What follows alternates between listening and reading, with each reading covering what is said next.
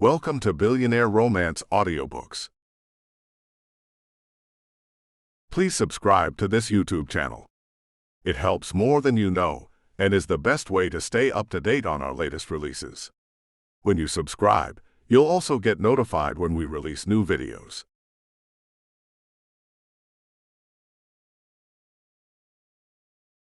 The Billionaire's Assistant. A Billionaire Romance Series. By Michelle Love. Narrated by Google Play Auto-Narrated Voice. Audio copyright 2024 BFA Publishing.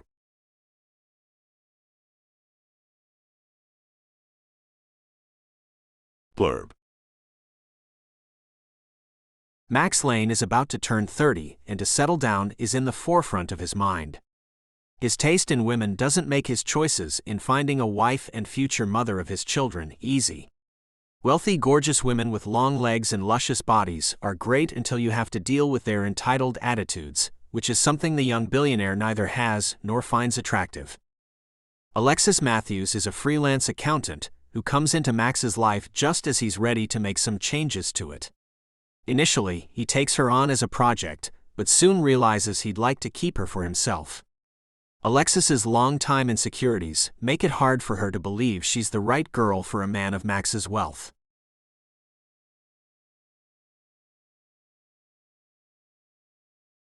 Secrets of Desire. Max.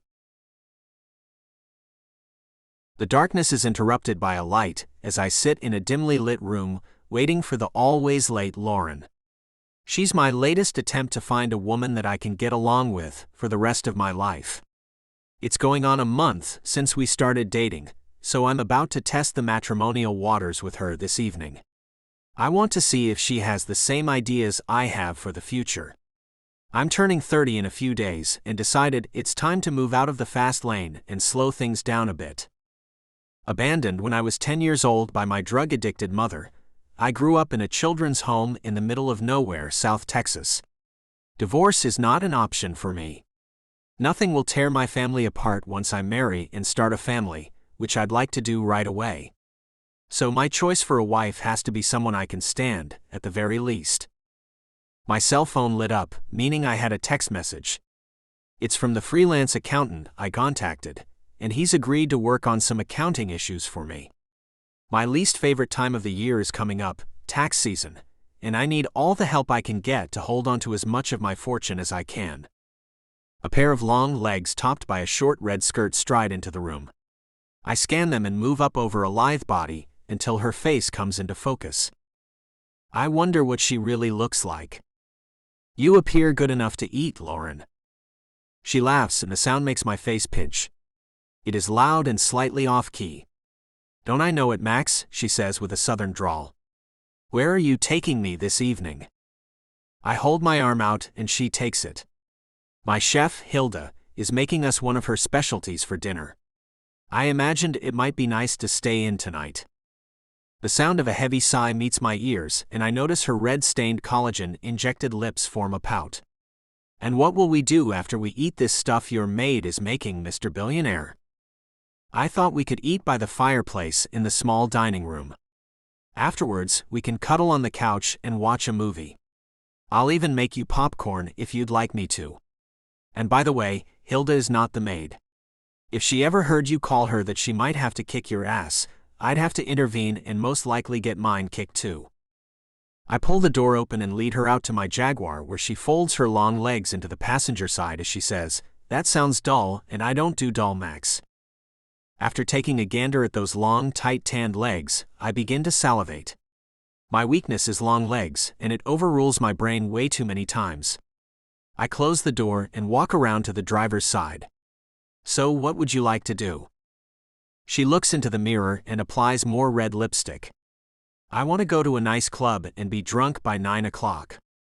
My hands grip the wheel so I won't grab her, and choke some personality into her. Oh, same as last night and the night before that. Her head swivels around, perfectly manicured eyebrows raise, creating wrinkles on her forehead. Oh my gosh, Max. She goes on as her hands fly around in front of her. So because you want to be a party pooper, I'm supposed to sit around your big old mansion and piss the night away too. Pausing to stare back in the mirror, she grabs some mascara and applies even more to her already thick as shit eyelashes. Well, just drop me off then. I can find another ride home. As great an idea as that is, I'm too much of a damn gentleman to do that to any woman. No, Lauren, I was just kidding. I want to go to the club too. I lie. Suddenly she wears a sweet smile and bats those monster lashes at me. Oh. You're silly. No, I'm an idiot. As I drive along, I decide to try out a little of what I had planned to talk to her about if she'd let me take her to my place. When do you think you'll be ready to have kids, Lauren? Whoa. Shit. Everything on her face just raised into something that looked like the proceeding of a shitstorm. Can I take my words back, please? With a thin finger wagging in my face, she screeches, "Oh no you don't, Mr. Moneybags. Even you won't be talking me into messing up this body. So that's why you wanted to take me to your place. Hear this loud and clear, Max. I don't want to have your children, nor anyone else's. Kids add years to a woman's body and face." I see. Her finger trails down my cheek. Though you and I would make some beautiful children, sweetheart. I can't do that to myself. Sorry to let you down. I smile at her and give her a wink. I don't feel let down at all. It is relief I'm experiencing the truth. She's not the one for me. As I glance over at her, I find that her skirt has slid up and her upper thigh is showing. She's good for a good time at least. Softly I run my hand over her exposed skin, only to have her slap it away. No. None of that. Now who's the party pooper? I ask.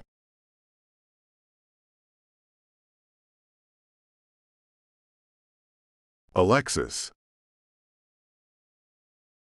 My head is beginning to ache as I stare at this demon of a spreadsheet. Something isn't right, and I can't figure it out.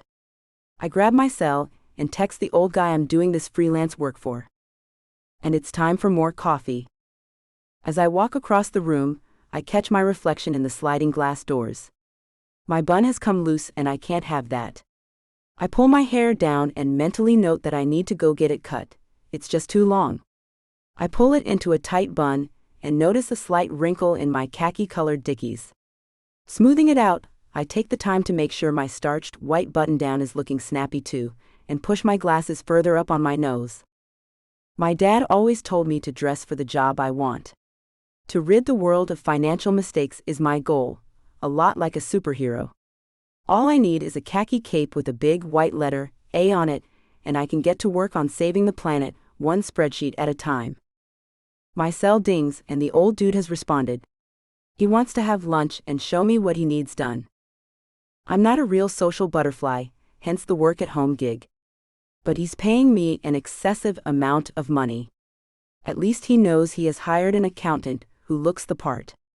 It should give him confidence in my abilities, I think, and perhaps he'll decide to keep me on long-term. The restaurant isn't too far from my apartment, so I hop on my bike and pedal on over. I have a car, but I prefer not to pollute the air as often as I can. Okay, I'm not really all that into saving the planet. My car is a pos. I chain my bike up in front of the restaurant, then smooth out my clothes again and notice a scuff on my penny loafer and bend down to wipe it off. My glasses fall off and a piece of broken cement puts a long scratch across one of the lenses. I can see enough to get by. If I'm close enough, I can see everything. Into the restaurant I go, tapping on the pouch I placed around my waist to carry my small laptop in. It's all the rage in Paris, I'm told. A long mirror's in the entryway, and I take a quick glance to be sure that I look good. Perfect. Just like any accountant in any fine office building, complete with a pocket pencil organizer. This man is sure to be impressed. A waiter comes towards me. "May I help you?" he asks. "I'm here to meet Mr. Lane." The man looks me up and down as he says, "Do you know his first name? Because Mr. Lane I'm thinking of, well, it's most likely not him." "Yes, of course. It's Max, I say, and the man's eyebrows move to the very tippy top of his balding head. Oh. Please follow me. I follow him and peer around, trying my best to focus on the surrounding fanciness. I pull my glasses out of my pocket and close one eye to look through the one good side. Stud alert, front and center. What a man. Broad shoulders and a suit that probably cost him a cool $1,000 or more. Dark waves of luscious hair that falls to his shoulders. Eyes the color of emeralds, oh be still my heart. I put the glasses back in my pocket protector and follow the waiter dude. Fantasy man is making me crazy. I need to find the old guy and get back into reality. The waiter stops and pulls out a chair for me. I smile and plop down as poised as possible. I blink to try to get my stupid broken eyes to focus. An arm with black sleeves reaches across the table and I shake a hand. It's a firm hand, it doesn't feel all wrinkly like I expected it to. Hello, Miss Matthews. I'm sorry, you surprised me. I thought you were going to be a man. Your first name is Alex. That voice is much too deep and sensual to belong to an old man. It's actually Alexis, but everyone calls me Alex. I broke my glasses a minute ago. Do you mind if I sit a little closer to you, so I can see you? I ask. Let me come to you, don't move. I watch him as he gets up and notice that he's tall. He sits down and scoots his chair close to mine and slowly he comes into focus. Oh my! It's the gorgeous man from before. Mr. Lane? I ask. He nods and smiles. Can you see me now? I nod back and am sure my face is making some awful half-smile, half-frown thing I've been told I do on occasions when I feel awkward, which is often. How nice to meet you, I say as I extend my hand to shake his, but pull it back as I realize we already did that. My elbow knocks the plate sitting on the table in front of me, and makes a loud clanking sound. My cheeks are most likely red, and I may be sprouting beads of sweat on my forehead. Mr. Lane laughs and places his hand on my shoulder. No need to be nervous with me, Alex, I assure you. His cell rings and he looks at it. He's so close I can see it too, and a picture of a gorgeous blonde woman fills the large screen. A slide of his finger sends the call to voicemail and I say, you can take the call. I don't mind. I never take calls when I'm with someone. It's rude, don't you think? He asks as he looks right into my eyes with those gorgeous green ones he has. She's kinda completely gorgeous. I'd hate for her to get mad at you. His laugh is deep, and it rattles my chest, he's so close to me. She kinda stays mad at me regardless, so no big deal. As far as gorgeous, I have no idea what she really looks like. She's had so much work done to her whole body that there's no way to tell. The idea anyone does that much to themselves is crazy to me. Wow, I say. He nods in agreement. So what's up with the spreadsheet, Alex? I lean back to unzip the pouch to remove my laptop and see the gorgeous man smiling like he's amused. So I say, I know it sometimes is considered odd, but I heard these things are really popular in other countries. He shakes his head and laughs, then finishes unzipping the pouch and reaches in to pull out my laptop. I'm sure they are, and I apologize if you thought I was finding humor in your, fanny pack, I think it's called. His hand touches my stomach as he gets the laptop out, and I nearly fall apart as it sends shockwaves through my entire body. He isn't even trying to be sensual, yet he can't help it, I guess. Thanks for helping me out there, I say as I grab the linen napkin to my side and use it to wipe my now definitely perspiring forehead. He places the computer on the table and leans towards me, his lips near my ear. Hot breath burns my ears, he says, Alex, are you always this nervous? Honesty resides in my head and I just say it, you're gorgeous, sir. Sir, he asks as he sits back in his chair, and thank the Lord his good looks blur in my messed up eyes. How old are you?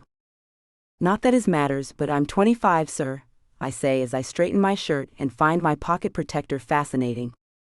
Don't call me sir, you can call me Max. You got a significant other, Alex, he asks and leans back in. I shake my head and find him smiling at me. Do you? He shakes his head and the smile fades. Tell me, Alex, what do you do for fun? I thought this was a business lunch, but it seems to have gone awry. Fun? Yes, fun, he says, then turns away from me. You say it like it's a 4-letter word. I read a lot, I say, inciting a chuckle from him. The menu in his hand tells me he's ready to order and get this lunch over with. He says, "Tell me what you normally eat for lunch." Before my brain can stop my mouth, I answer, PB&Js mostly. The slightest turn of his head shows me small wrinkles have formed on his forehead, and he says, "We used to eat those all the time for lunch when I was a kid growing up in the children's home." You grew up in a children's home? I ask with surprise. Did your parents die or something? Or something, he answers. He turns his whole body to me and leans in. How about we get out of this stuffy restaurant and go back to my place, and I'll have my chef make us up a batch of PB&Js with a couple glasses of milk? I find myself scratching at my neck as the starched collar rubs my skin, making it itch. I don't, I mumble and stumble with what to say. He frowns. Forget about it, you don't want to go. We'll eat here. You want a steak? Now I feel bad. The guy lost his parents and grew up in a home and just wants to eat a dang old sandwich, and I'm being dumb, so I say, no, I want to go. But I'm on my bike and would have to go home and get my car, which might not make it to where you live. Where is that, by the way? What's wrong with your car, he asks. I laugh. What's right with it is a shorter list than what's wrong. He smiles and my heart beats a little faster. I'll take you in my car. I'm sure your bike will be safe here. I shrug my shoulders and say, okay then, let's go get our peanut butter on. I hope you have grape jelly. He stands and takes my hand and I get up. My arm is quickly interlocked with his as he whispers, hang on to me so you don't trip on anything since you don't have your glasses. Thanks, I say, and find I have the weirdest sensation in my stomach.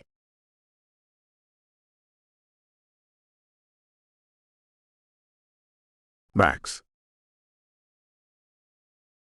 As we ride out to my place, the utterly clueless Alex keeps me laughing. She's the most interesting creature I've ever met.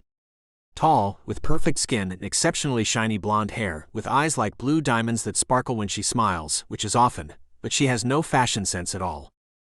That was some smancy restaurant, she says as she looks out the window. Do you eat there a lot? I find myself laughing. Smancy? Is that a word? Her eyes dart to mine and she blushes. I'm stupid, she says. Don't listen to me, I use a lot of dumb words. No, they're funny, I say. And the answer is yes, I do eat there often. So you find reading fun? She nods and looks around at the interior of my Jaguar. This car is really snazzy. I fight the urge to laugh at her crazy words again. I bet you'd find flying with me in my helicopter more fun than reading. Her eyebrows, which are badly in need of a good plucking, raise, and she says, You have a helicopter? Yeah, I got one last year. I devised a seat which extends out of the body of the helicopter, while keeping the occupant completely safe with a restraint system I designed. That's how I made my money. The military bought a bunch of them, and now it seems that anyone with a chopper wants one. Confusion fills her face. So you hang out of the helicopter while it's flying, and just why would someone do that? To shoot at things, I say, and pull up to the entry gate of my place. Alex looks at the large gate and nibbles at her bottom lip. That's a big gate, dude. Yeah, it's here to protect the even bigger house you'll see in a second, I say, and press the button to open it. This is a lot to keep clean, she says as we pull up to the mansion. Okay, that's not a thing I've ever been told before. Do you like it? I ask. She turns to me and smiles. It's a blur to me, Max.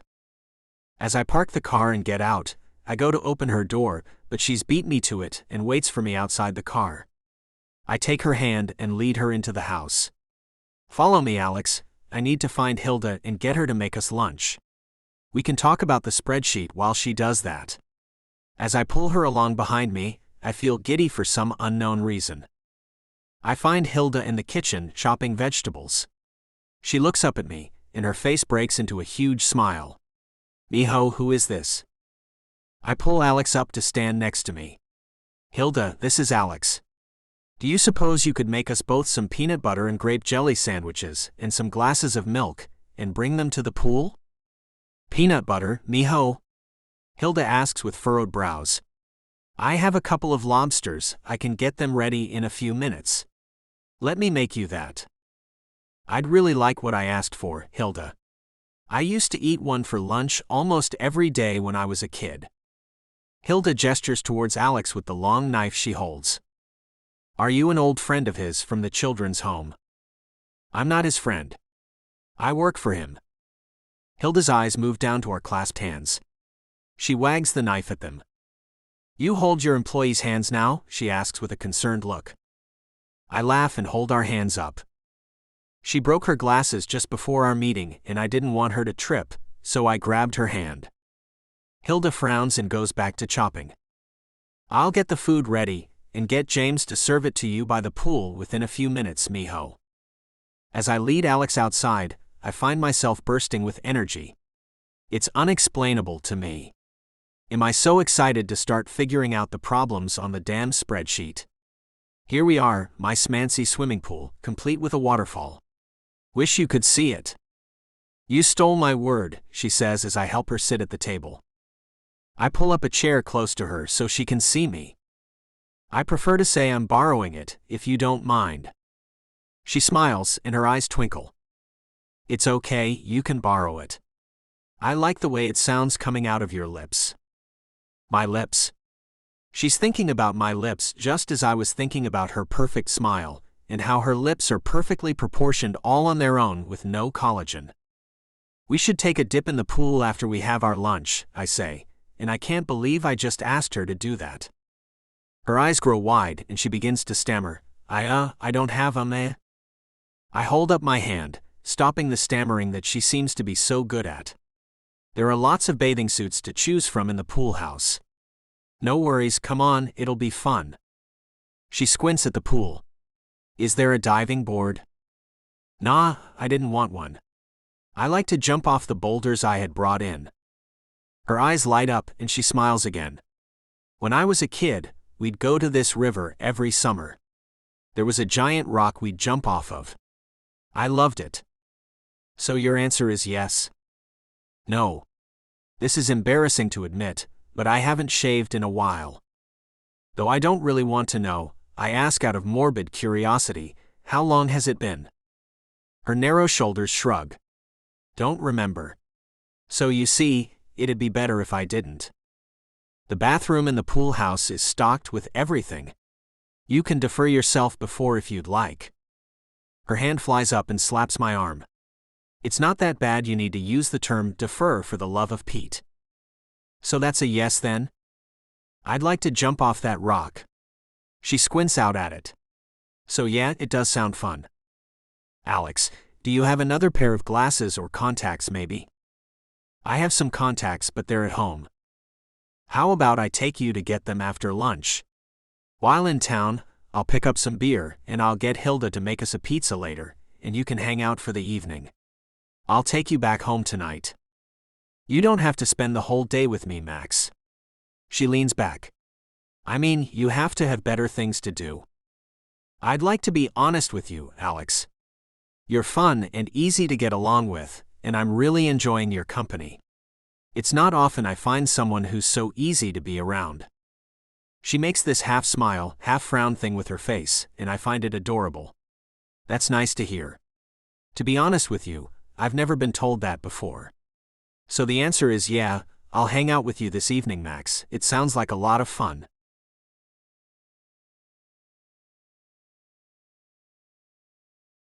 Alexis. A bright red convertible sits in the drive of Max's house. He took me to get my contacts, and we picked up some beer, and apparently he considers me funny and fun to be around. With my contacts in, I can see the mansion and it's awesome. Now that everything's not a big blur, may I say this place is beautiful? Thanks. I like it. He looks agitated as he parks and looks at me. That girl who called me earlier when we were in the restaurant is here. That's her car. She's quite the complainer, so don't get offended by anything that comes out of her fake mouth.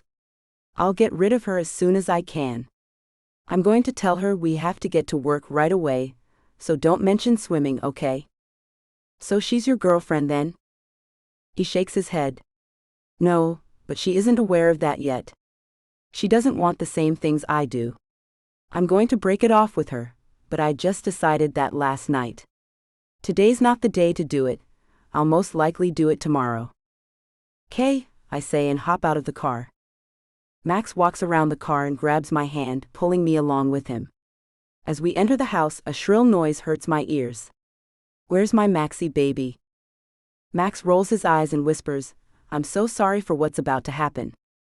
A tall, thinner than necessary creature comes into view as we enter the large living area. From far away she's gorgeous, but as we get closer I can see the obvious fake breasts, lips and cheek implants. Max lets my hand go and moves forward as she throws out one of her tentacle-like arms and wraps it around him in the most awkward hug I've ever seen. Her bony finger extends out at me as she asks, "Who are you?" I give her a smile and find myself happy to know Max is dumping her. He can do so much better. "Hi," I say, extending my hand to shake hers. "I'm Alex, I work for Max." She looks at me like I've thrown dog feces at her, so I drop my hand to my side as it's obvious she'll not be shaking it. The disgust for me infiltrates her voice as she says, "Okay, and what are you?" Max takes her by her very bony shoulders and looks her in the eye. "No, Lauren. I can't allow you to talk to her like that." The woman's eyes fall on me again. "It's a girl?" I roll my eyes instead of saying some snappy comeback. Max takes care of her though. She and I need to get to work. It may take us all night to figure out what the mistake is in this spreadsheet. One side of her lips move up as she says from the corner of her mouth, "A math nerd, I knew it. Does it have a girlfriend?" My eyebrows raise and I smile at her. "I'm not a lesbian, but thanks for assuming that, I'm flattered." Her attention turns back to Max as she strokes his cheek with a long red fingernail. "I'll stop by after the club tonight and slip into your bed." "Not tonight, Lauren. I have to work. I just told you that." Somehow she makes her bottom lip jut out more than it already does, which seems impossible. "Boo hiss, darlin', what shall I ever do with myself?" Wrapping his arm around her shoulders, he begins walking her to the door. "Tomorrow I'll pick you up for lunch so we can talk, okay?" Not watching them as the sight of him touching her makes my skin crawl, I hear her say, "That sounds like fun." He walks her out, and I find myself smiling evilly as I'm pretty sure the lunch won't be fun at all. I wonder if she'll shed actual tears or manufactured ones when he tells her it's over. The sound of him running up behind me makes me turn around, and he grabs my hand, making me run along with him out to the pool. "I'm sorry you had to deal with her," he says over his shoulder as he pulls me along. "She's a horrible person. Why did I ever entertain the thought she might be the right girl for me? Hell, she's not even pretty, long legs or not." I giggle at his rambling as he pulls up short, in front of an ornate wooden door near the pool. He opens the door and gestures for me to go in before him. "Marble floors?" I ask as I admire the gorgeous floor.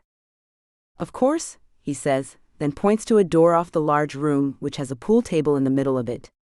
"Go in there and shave what you need to, then find yourself a bathing suit in one of the drawers. There's all sizes." He looks at me. "No big ones though. I only have up to a size 3, I think." My shoulders slump. "Man, I'm a size 5. A short burst of laughter comes out of his mouth.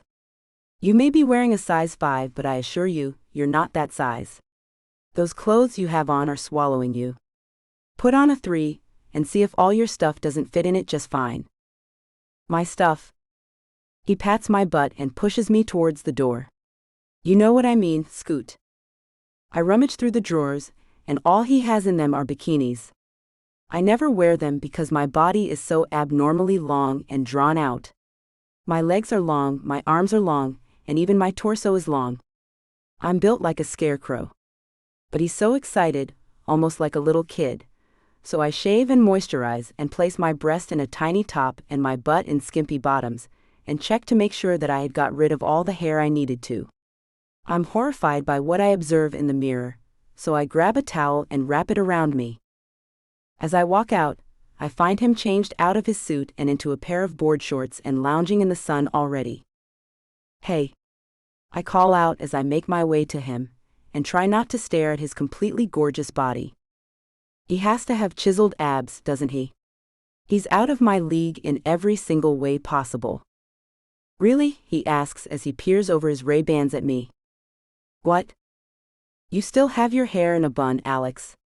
No one can have fun while wearing a bun. It rhymes, so it's a fact." He grabs something off the table next to him and tosses it to me. "Put those on, they're for you." I look down at what I've caught and see a pair of Ray-Bans in my hand. I don't feel comfortable wearing these, Max. I mean, I might break them, and I can't afford to replace them. "Why would you need to replace something I'm giving you? Just put them on, take that stupid bun out, and drop the towel so then we can swim." "Bossy much?" I mumble as I pull the pins from my hair, then put the glasses on and place my towel over the chair near me. What do I care what he thinks about my scarecrow body anyway? It's not like he's interested in me like that. He probably won't even look at me.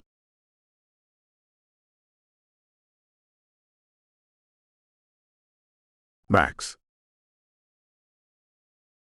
1 second, I'm looking at easily the most nerdy-looking girl I've ever laid eyes on, but she's sweet and funny, so she's growing on me. The next glance I take at her makes my mind stop. Time stands still as she shakes out her long, wavy, shiny blonde hair. The towel flies off her stunning body as she puts the sunglasses on, and she's drop-dead gorgeous. Not a bit of makeup on, and she's taking my breath away. "I want to take you on my yacht." The words come out of my mouth without me thinking of them. "You have a yacht?" she asks, but I can't form more words, so I just nod. She walks to the edge of the pool, and I can't stop looking at her legs. They're long, lean, tan. One toe she dips into the water, and my eyes move up her long legs to her perfectly butt. She turns around and waves at me, and her perky 100% natural breasts move slightly, and I want to bury my face in them. "You think she'll let me?" "Come on," she shouts. I grab the beer sitting next to me and chug it. I need to act cool, not like a teenage boy. Finally able to speak, I say, "I'm coming, Lexi." "Where'd that come from?" "Lexi?" she asks with a little laugh. Okay, she said I can call her that. Good, 'cause she ain't no Alex. Not anymore. I take her hand as I get to her and lead her around to the boulders. "You first," I say as I stop at the back of the rocks and gesture for her to walk up the stairs in front of me. She smiles and walks past me.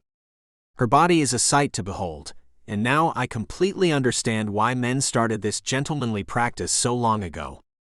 She turns and looks back at me as I've frozen at the bottom stair. "Come on, Max. I want to jump together. It's more fun when you do it that way." I shake my head to clear it and make the gears move again. As I get to the top, I grab her hand. "Okay, let's do this," I say, then jump. As I push my head up out of the water, her giggle hits my ears like magic bubbles, and I must be staring at her without realizing it because she splashes me in the face.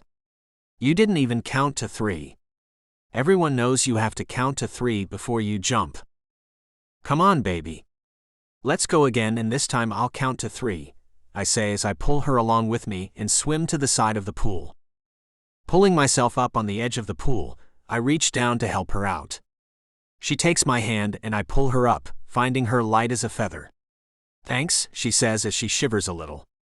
"Now this time we need to do cannonballs when we jump in."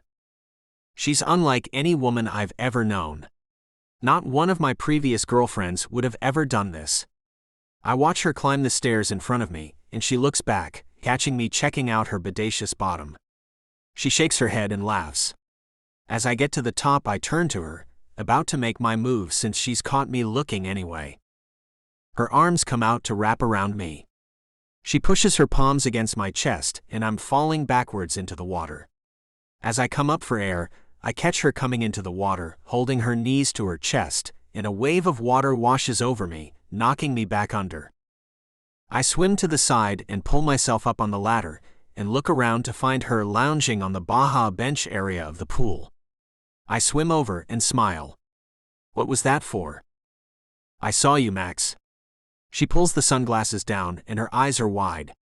I know I've got a wacky shape, and I hoped you wouldn't make me feel stupid for wearing this tiny thing my butt's hanging out of. Obviously, you were about to come up with a clever joke, so I pushed you in before I had to hear it. I was going to kiss her, and she thinks I was going to make fun of her. Now that's just really sad. As I slide up on the bench next to her, I ask, "Why do you think you have a wacky-shaped body, Lexi?" Her head tilts and she says, "Come on, I'm not blind. I'm shaped like some kind of scarecrow with floppy breast and a lumpy bottom." Her hand goes to her perfectly flat stomach and runs over it. And my big gut makes this an all-the-way round wacky body. What does she see when she looks in the mirror? I just stare at her and blink, as she's clearly nuts. Finally, I manage to say, "You should let me take you to my stylist. She can fix what little needs fixed. We can put you in the right-sized clothes, then I'll take you out, and you can watch the men fight like wild animals for your attention." With a snort, she laughs, and I have to laugh too, at the ridiculous sound. Right. Why do people think it's funny to be so mean? I know I'm unattractive. I get it, okay? I'm not kidding, I'm being absolutely serious, I say as I stand up and grab her hand, pulling her up. That's it. I'm taking you to her today, and I'm going to show you how completely gorgeous you can be. I pull her with me out of the pool as she protests, "You're crazy, Max. I don't have the money for that, and it's stupid anyway. I'm paying, and you're going to see a new you by the end of the day," I say as I open the door to the pool house and usher her inside. I grab a sundress out of the closet. I can't allow her to put those awful clothes back on. I kick out a pair of flip-flops that look to be her size and turn to her. "Put this on, and do not put your hair up in a damn bun. You need this, Lexi. You need to know what you're missing." "What about the spreadsheet?" she asks as I push her into the bathroom. "We should be working on that." "Tomorrow, I promise we'll do it tomorrow." "I'll let you do this, Max. You'll see you can't make a silk purse from a sow's ear," she says, and her eyes droop a little at the edges. "I'm a plain Jane with a horrible shape." "You're wrong. Now get dressed." How could such a beautiful girl think so little about herself?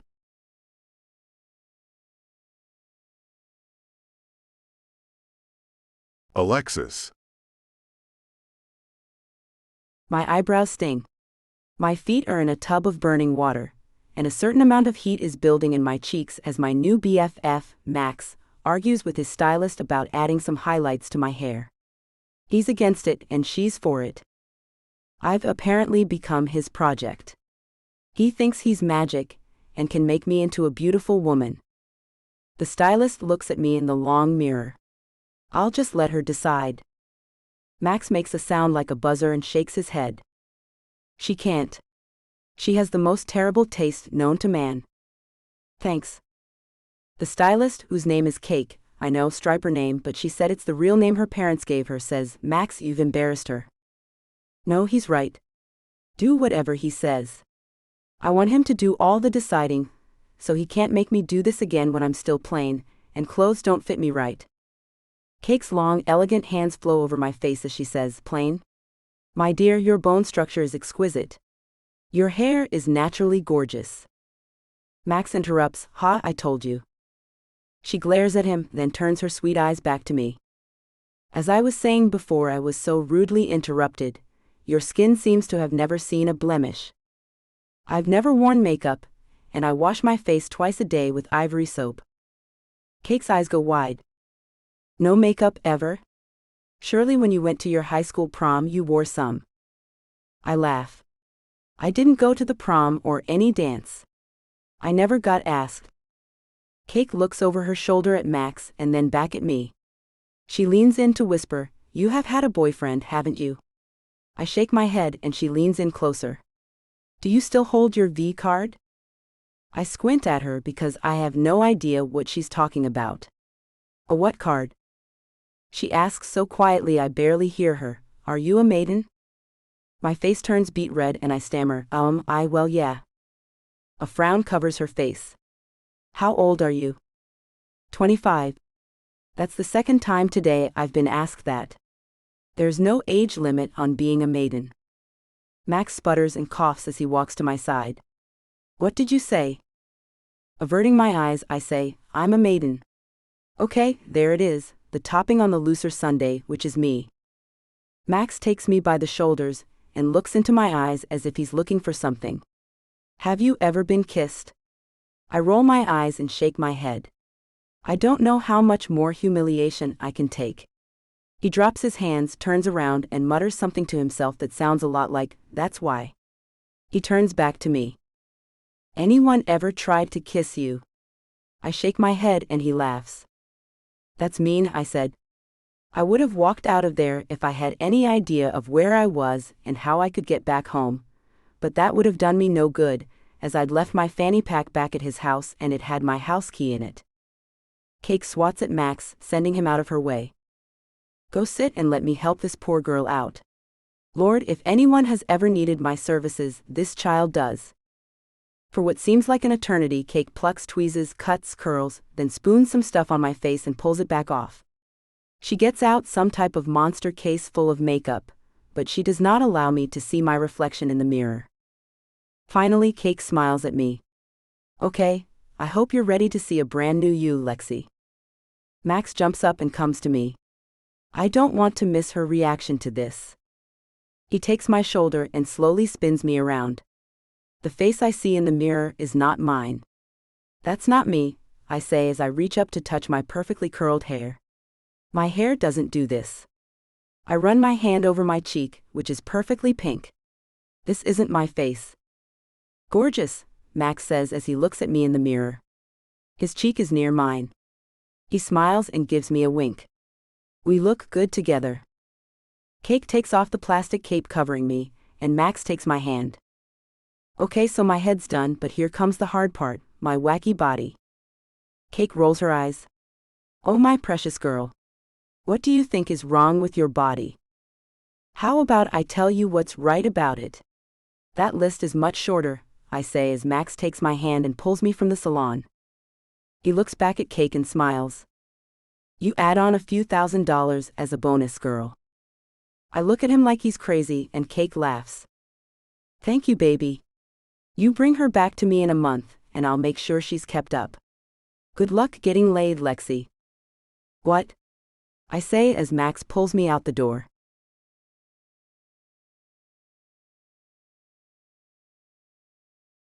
Max.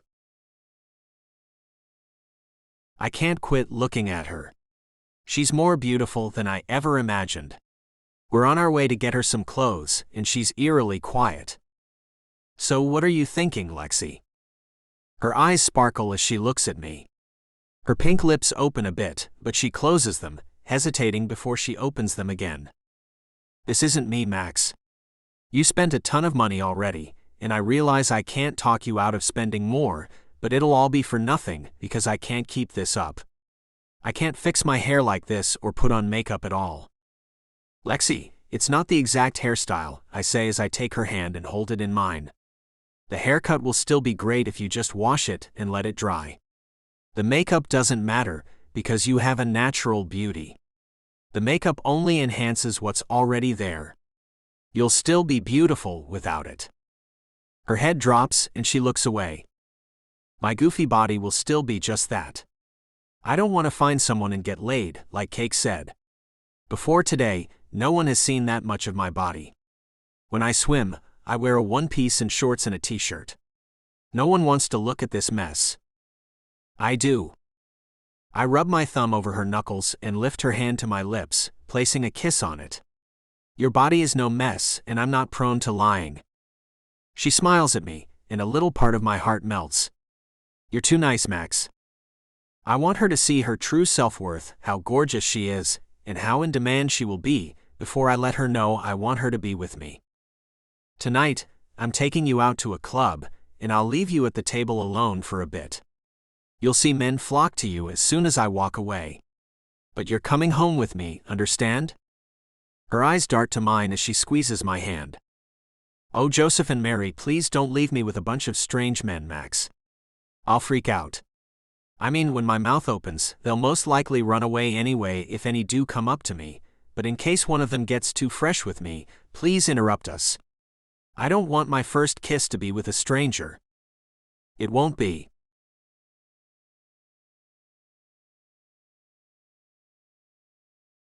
Alexis. So here I am in a dress that costs more than my car did.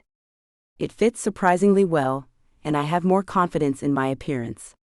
I sit at a small table in some spectacular club Max has taken me to, and he's left me alone to see if anyone takes a shot at me. Which I don't think's going to. Oh, who's this? Hi, I noticed you when you walked in, a tall and completely gorgeous man says. Another walks up next to him. I saw her first, Clint. He extends his hand, and I return the gesture. He takes my hand and kisses the top of it.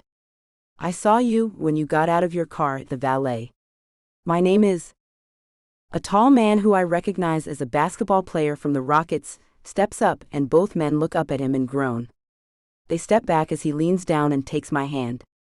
Hello, he says with a deep voice. I know who you are, I say, finding it unbelievable Max was right. Dance with me, he not so much asks as demands. I've never danced, except alone at home. That ding-dang Max didn't school me on this part. I allow the tall man who smells expensive to lead me to the dance floor. Though the music is fast, he holds me tight to him and moves so slowly that I don't have to worry about my dance moves after all. You smell nice. You didn't tell me your name, he says. Alex. He pulls back and looks me up and down. You are a woman, right? Yeah. His brows pull together. From birth? My real name is Alexis, but people call me Alex. Alexis, he says in a kinda groany voice. Can I call you that instead? Sure, I say as he pulls me back close to him and sways slowly to the fast-moving music. My eyes dart around the crowd to find Max. I'm getting nervous that this man will try to kiss me, and while what a story that would be, I don't know him and don't wish him to be my first kiss. I haven't found that guy yet, though if Max wasn't so out of my league, he'd be one I might choose. The song ends, and my hand is lifted to his mouth as he leaves a kiss on top. Want to get out of here? He asks as he runs his large hand around my waist and pulls me close. I search wildly for my protector and find him nowhere. Then my eyes land on the woman who was at Max's house earlier, and she's draped all over him. He throws me a wave. That rat feces is waving me off. My tall companion takes my lack of an answer as a yes, and moves me towards the exit. I glance back at Max, who shakes his head at me. I shrug because I don't have any idea of what to say or do.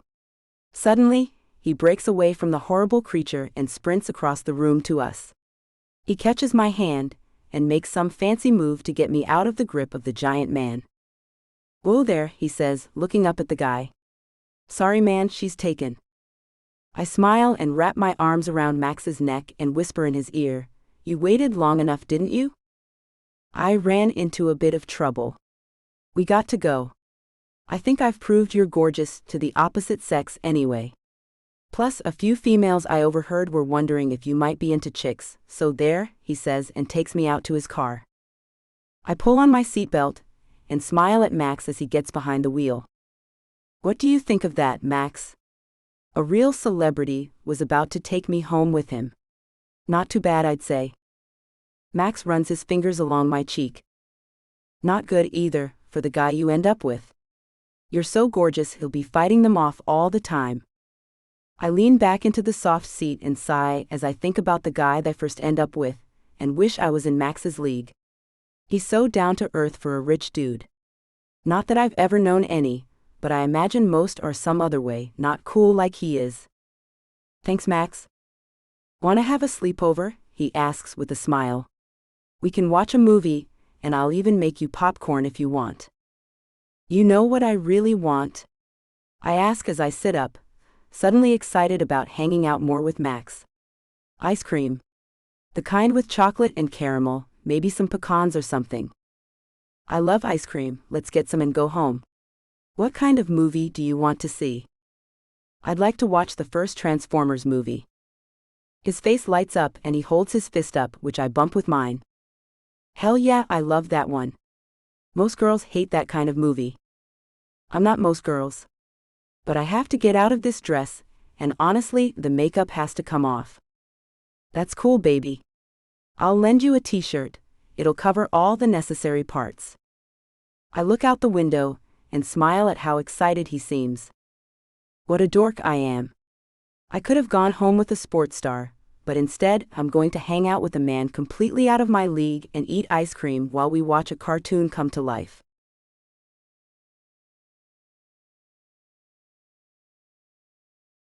Max. Even though she's washed away the makeup and slipped into one of my t-shirts, she's still got me captivated. She's holding my arm and laughing into my shoulder at the movie we're watching. I want to make a move to kiss her and let her know how I feel about her, but I can't believe I'm so afraid to. I don't want to scare her off. She's so insecure and I can see it in her face that she thinks I'm too good for her. She sees me as someone she can be herself with simply because I'm unattainable. But I'm completely attainable. The movie's over and this is my chance. I turn to her and take her hand in mine. Did you have fun today, Lexi? I did, she says as she leans her head on my shoulder. I'm tired. Do you want to show me to my bedroom? I want to show her to my bedroom. I get up and pull her up with me, not letting her hand go. We get to the stairs and I gesture for her to walk in front of me, but she looks at me and shakes her head. No sir, we walk together. You're not going to watch me climb stairs again. I snap my fingers and smile as I take each step with her. In the long hallway, I lead her down and go to the bedroom across the hall from mine. Here we are, Lexi. This is it, my last chance. I turn her back to the door and place my hand behind her neck, making her face tilt up to mine. Lexi, can I be your first kiss? Her hands move up to my chest, holding me back. Max, I'm not someone who takes things lightly. Who I give myself to is important to me. What if I told you I want us to start seeing each other? I find you fascinating and want to get to know you better. Don't you like me too? The blue of her eyes sparkles. Sure, I like you, but Max, we just met. I already know you better than any of the girls I've dated. You've probably let me in more than you have any other man. I run my finger over her lips and they quiver. Let me be your first kiss and let's see where that leads us, please. You're out of my league, Max. Besides, I'm no party girl. A tear glistens at the edge of her eye. I kiss the corner of her eye. I'm tired of party girls. I want to settle down, and you fit in perfectly with that. You and I are a great match. So, what do you say to give it a shot? Max, please, I'm not ready. I lean in and whisper, you are, Lexi. Then, I place my lips on her neck. She takes a deep breath as I glide my lips across her cheek and stop before I touch her lips with mine. Please say yes, Lexi. Her hands run up my arms and she slips her arms around my neck and says, yes. Thank you. As our lips touch, explosions occur throughout my entire body. A long piece of her hair I wrap my hand around and pull back so her mouth opens beneath mine. I taste the sweetness of her mouth. Her body loses all the tension it had carried, and she leans into me. Our hearts pound in unison. I want to scoop her up and take her to my bed, but I realize I can't. I manage to pull my mouth from hers, though it takes everything in me to do it. My forehead rests on hers as our ragged breaths mingle between our now very warm bodies. I'm certain I've found her, the mother of my children, and the other part of me.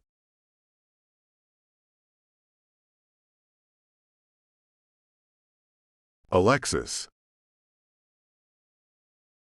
As I lay in the most comfortable bed I've ever slept in, my mind spins out of control. Max kissed me. It was like nothing like I had ever imagined. I wanted the kiss to go on forever. Something aches in my lower regions and leaves me feeling like I need more from him, but I can't go that far with him, not ever. I wonder if everyone's body burns as if it's on fire when they kiss. He wants to start dating.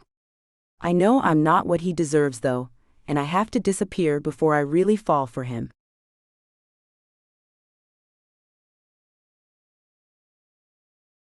Secrets of attraction. Alexis. Thunder rumbles in the distance as I walk the 3 dogs that I walk each day. Large, dark clouds are moving in, and I begin to make my way back to the van that I had bought to help me in a new career as a dog walker and mobile pet groomer. 6 months have passed since I kissed Max Lane, and while I found that I really liked him, I'll never be enough for him. He blew up my phone and camped out by my front door for about a month as I hid from him. I'm wearing a Mickey Mouse set of scrubs as I make my way back to the van to hopefully load the dogs up before the rain begins. 2 of the dogs are large, one a Great Dane, the other a Doberman. The third is a tiny Shih Tzu named Feisty. A loud clap of thunder sends the dogs pulling in 3 different directions at once. I struggle to hang on to all the leashes, but the Great Dane gets free and bolts away, going the opposite direction. Diggity dang dog, get back here. I yell out to the dog, but it runs like its tail's on fire. As I grab up the small dog, I pull the Doberman along with me and run to secure the animals in the van. I take off after the big dog, who's quickly fading from my sight. The tail end of the dog is all I see as the black and white behemoth disappears around the corner of the building which houses the restrooms. I come around the corner at full speed and run into a large, broad chest. A white shirt is all I see as I hear a man's voice say, "Whoa there. Did you lose this monster?" I glance down to find him holding the purple leash which had slipped from my hand. The Great Dane sits on her haunches next to his long legs. "Sorry," I say as I back away from him. My heart stops beating. It's him. Max. His arms go around me instantly and he whispers, "Lexi, my gosh. It's really you." The world tilts as his warm breath hits my neck. My body melts into his, and I never want him to let me go. But a voice comes from behind him, making him unwrap his arms, and he takes a step back, leaving me breathless. "Max, who's this, darling?" a tall blonde woman with too much makeup on asks as she places her hand on his shoulder. "An old friend," he answers as he keeps his eyes on mine. "How've you been?" I guess fine is the word I'm looking for." Max laughs. "Miss that stammering you're so good at." My entire body aches to go back into his arms, and go back to that night and that kiss. It seems my heart is already breaking, so I say, "I need to get back to the other dogs, so can you give me the leash?" His hand brushes mine in the exchange, and my body tingles. I peek up to find him licking his lips. "Lexi, let me walk you to your bike. I have a van now. I'm in the dog walking and grooming business. Thanks for offering, though." I pull at the dog and turn away from Max. After only a few steps, his hand catches my wrist, stopping my hasty retreat. "Lexi, please answer when I call," he whispers. Then out loud he says, "It was nice to see you. Don't be a stranger." I turn back to him, and a lump forms in my throat. I give him a nod, and a smile covers his handsome face. With a quick turn, I walk away as tears blur my vision. My heart races as I think about how hard it is to see him again, and how hard it will be to get him out of my mind again.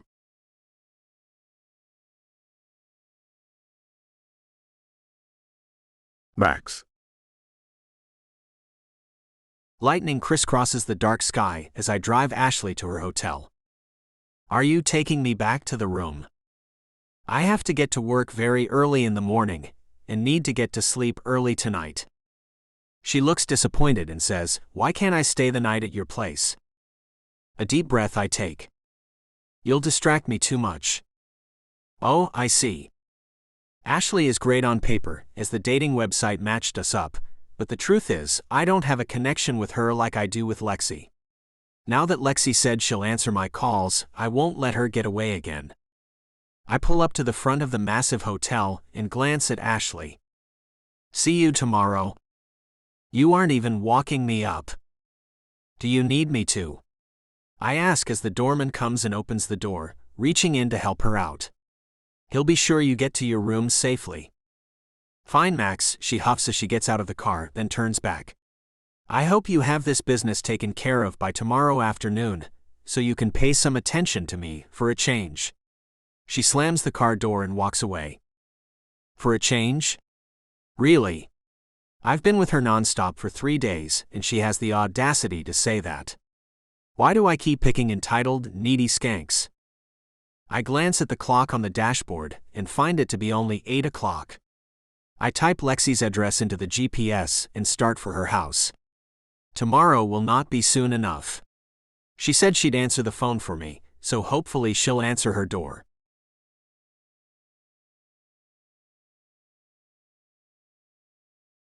Alexis.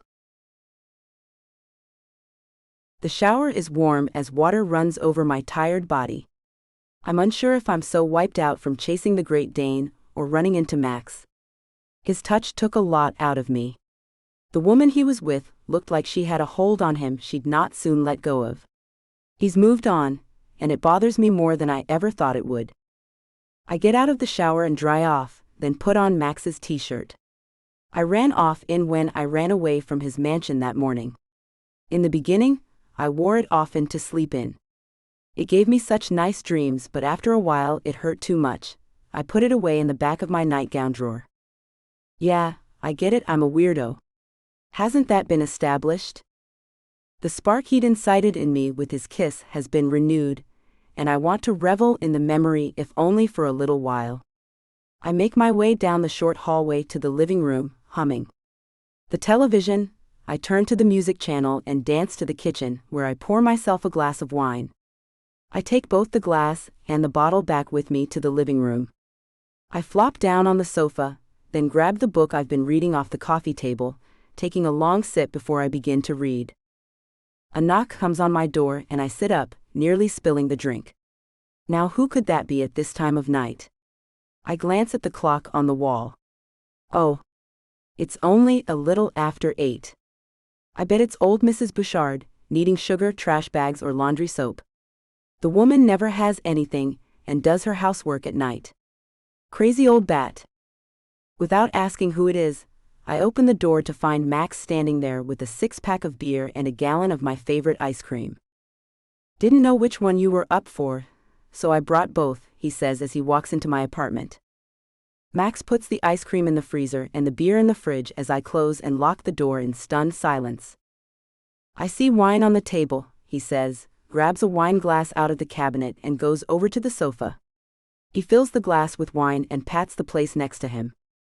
Come sit with me. Let's catch up. My words dripping with sarcasm, I say, please make yourself at home. I sit down, leaving plenty of room between us. Max gives me his $1 million smile and says, thank you, Lexi. Now tell me how you got into the dog walking business, and how that's going for you. I take a long drink from my wine glass and refill it to the very top. I wanted to make a change, so I did. Max watches me pick up the glass and take another long drink. After I'm done, he reaches up and takes the glass from my hand, setting it further away from me. He looks back at me and asks, nervous? Thirsty, I answer as I sit back. Who's the woman you were with at the park? The grin which comes over Max's face gives me a clue he's happy I asked. He leans in. Tell me, Lexi, are you wearing your contacts? Can you see me? I have them on, I can see you just fine, Max. So who was she?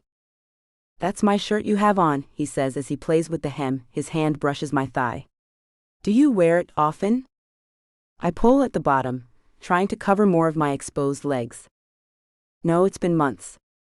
I didn't realize I was having company. Are you going to answer me, or not? Only one side of his lips raise in a crooked smile. What do you care who she is? I lean up and grab the glass again, taking another long drink before I place it back on the table and answer, I guess I don't. You can see whoever you want to, Max. Why you keep choosing the same type one don't understand, but it's not my business anyway. Max takes a drink of his wine and puts it down. I may ask her to marry me. My mouth drops open, and I jump up and begin pacing back and forth. Why? I ask as I throw my arms in the air. Why do you want to do that? I realize I don't know her and she didn't say anything mean to me like that last girl, but she's so. Well, you get what I'm saying. He laughs. There's that stammer I love so much. I glare at him. Tell me why you're in such a rush to get married. 3 days after you snuck out on me, I turned 30 years old, he says as he pats the place next to him, beckoning me to sit. I comply, but not as closely as he directed. Guess who I spent my birthday with, Lexi? I have no idea. Probably a bunch of models. Hilda, James, and the guy who cuts the grass. I drop my eyes as my heart aches. No one else? No one else, Lex. His hand moves over mine. I wanted you to be there. It's all I wished for the whole day. I called, texted, and begged you to come, if only as a friend, but you ignored me. Tears well up in my eyes. I'm so sorry, Max. I never thought I was hurting you. Of course it hurt, Lexi. His hand runs up my arm and around my shoulders as he pulls me to him. I lay my head on his broad chest. His lips touch the top of my head. Why would you think you're leaving without any reason why wouldn't hurt me? I'm nobody. A nerdy girl with no real future. I'm not anywhere near good enough for you, I say, then find my hand on his tight stomach. You're rich, built like a steel cage, and gorgeous, not to mention brilliant. He tightens his arm, hugging me closer. You're not a nerdy girl with no future. I think you're courageous. It seems you're quite the entrepreneur, doing the whole freelance accountant thing, which I still need if you care to help an old friend out, then starting your own pet thing. How come you're so nice to me? I ask as I run my hand over his abs. Why wouldn't I be? I find you gorgeous and funny as well as interesting. His hand runs through my hair. I'm tired of being alone. I want to start a family. Ashley wants similar things in life. Unfortunately, she's not ready to start a family. I think I might be able to talk her into it within a year or so, though. Do you love her? His silence answers my question. He finally says, love isn't everything, I suppose. The website I went to matched her and me up. We are somewhat compatible. She won't play in the swimming pool with me or ride in my helicopter, but she likes to shop, and I don't mind that. With his words, I pull away from him. Really? You have got to be kidding me.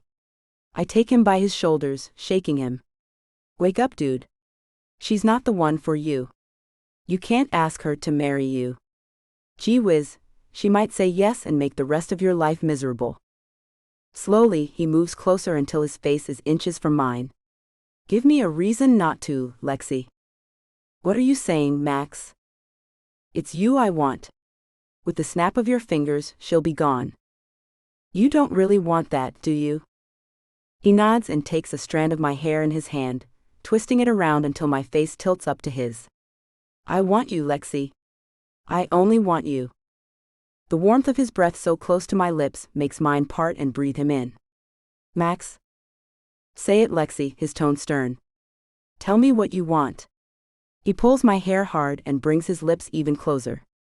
My arms go around him, but he keeps his lips just out of reach. I want you, Max. He pulls his mouth from mine and says, You have no idea how long I've wanted this. His forehead rests on mine. Max, I have no protection, we can't, There you go with that sensual stammering again. You're making me crazy with it. If we have to slow down, you'll need to quit talking or I won't be able to control myself. I'll shut up then, 'cause we have to slow way down. Lexi, I'm clean. I always use protection, and you're a maiden, so we can do this without protection, baby. I trust you, but there's more than one reason to use protection, Max. The other reason doesn't matter to me. I want the other reason, Lexi. His words stop me, and I drop my legs to the floor. Stop. I push against his chest, but he refuses to let me go. Why? With a low and stern voice I say, Let me go, Max. He walks until my back touches the wall. No, you can say what you have to say while I hold you. His lips touch my neck lightly. Go ahead, talk, baby, I'm listening. Kisses down my cheek, He trails to my neck as he runs his hands over my arms. I shiver with his touch. You're going way too fast, Max. He nips at my neck and my knees weaken.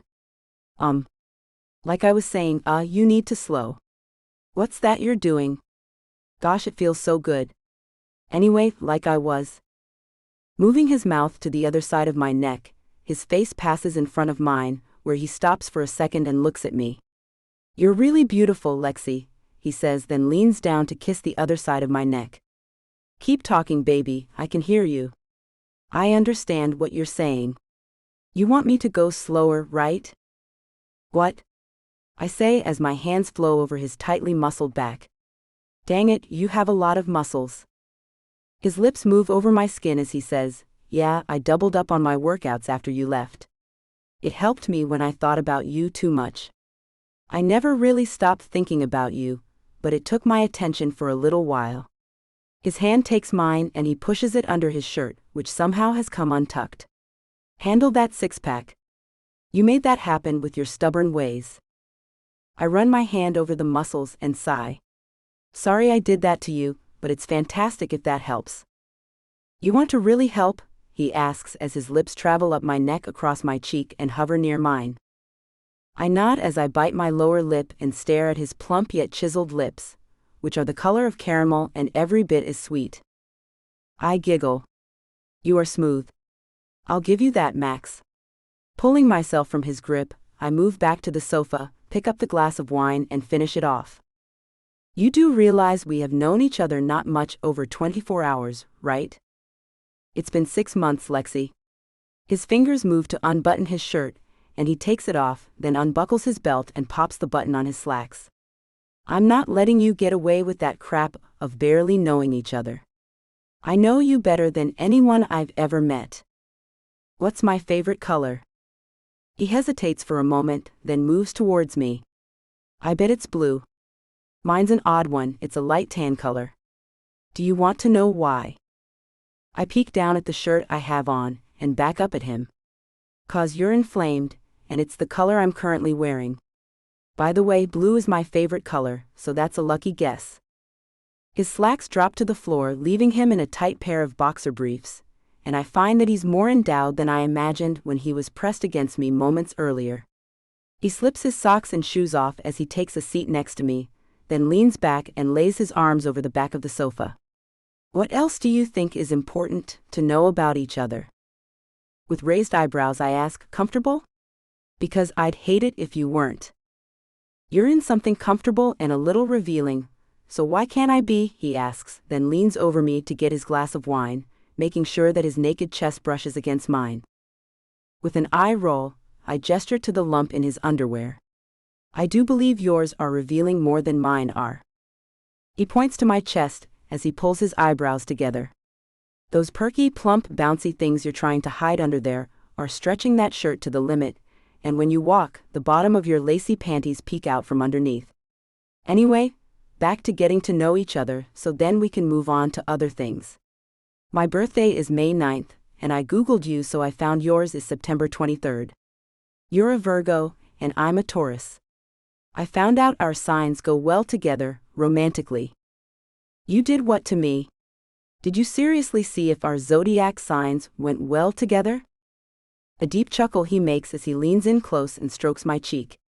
I googled you, and yes, I checked out if we were compatible. We are, so what else? If we're really going to do this thing, this dating thing which I've never done before, I say as I fill my wine glass up and take it as I sit back. I want to know everything there is about you. Why were you sent to live in a children's home? The sparkle in his eyes dims and he looks away. You sure you want to hear about that? It's not pretty. I take his chin in my hand and make him look at me.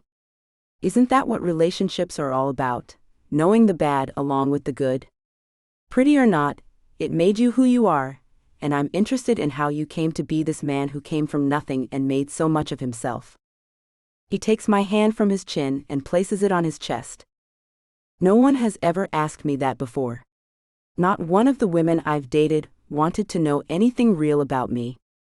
It's painfully obvious they care more about how I make money and how I plan to keep making it. I want to know everything about you. Your money terrifies me, to be honest. It's what makes me feel so inadequate. Well, that and your rocking body. A shy smile he gives me, and I add, and those devastating great looks.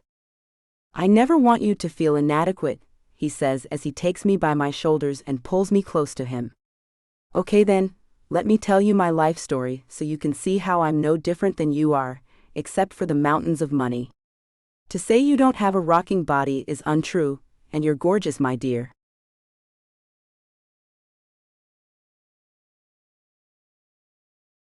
Max.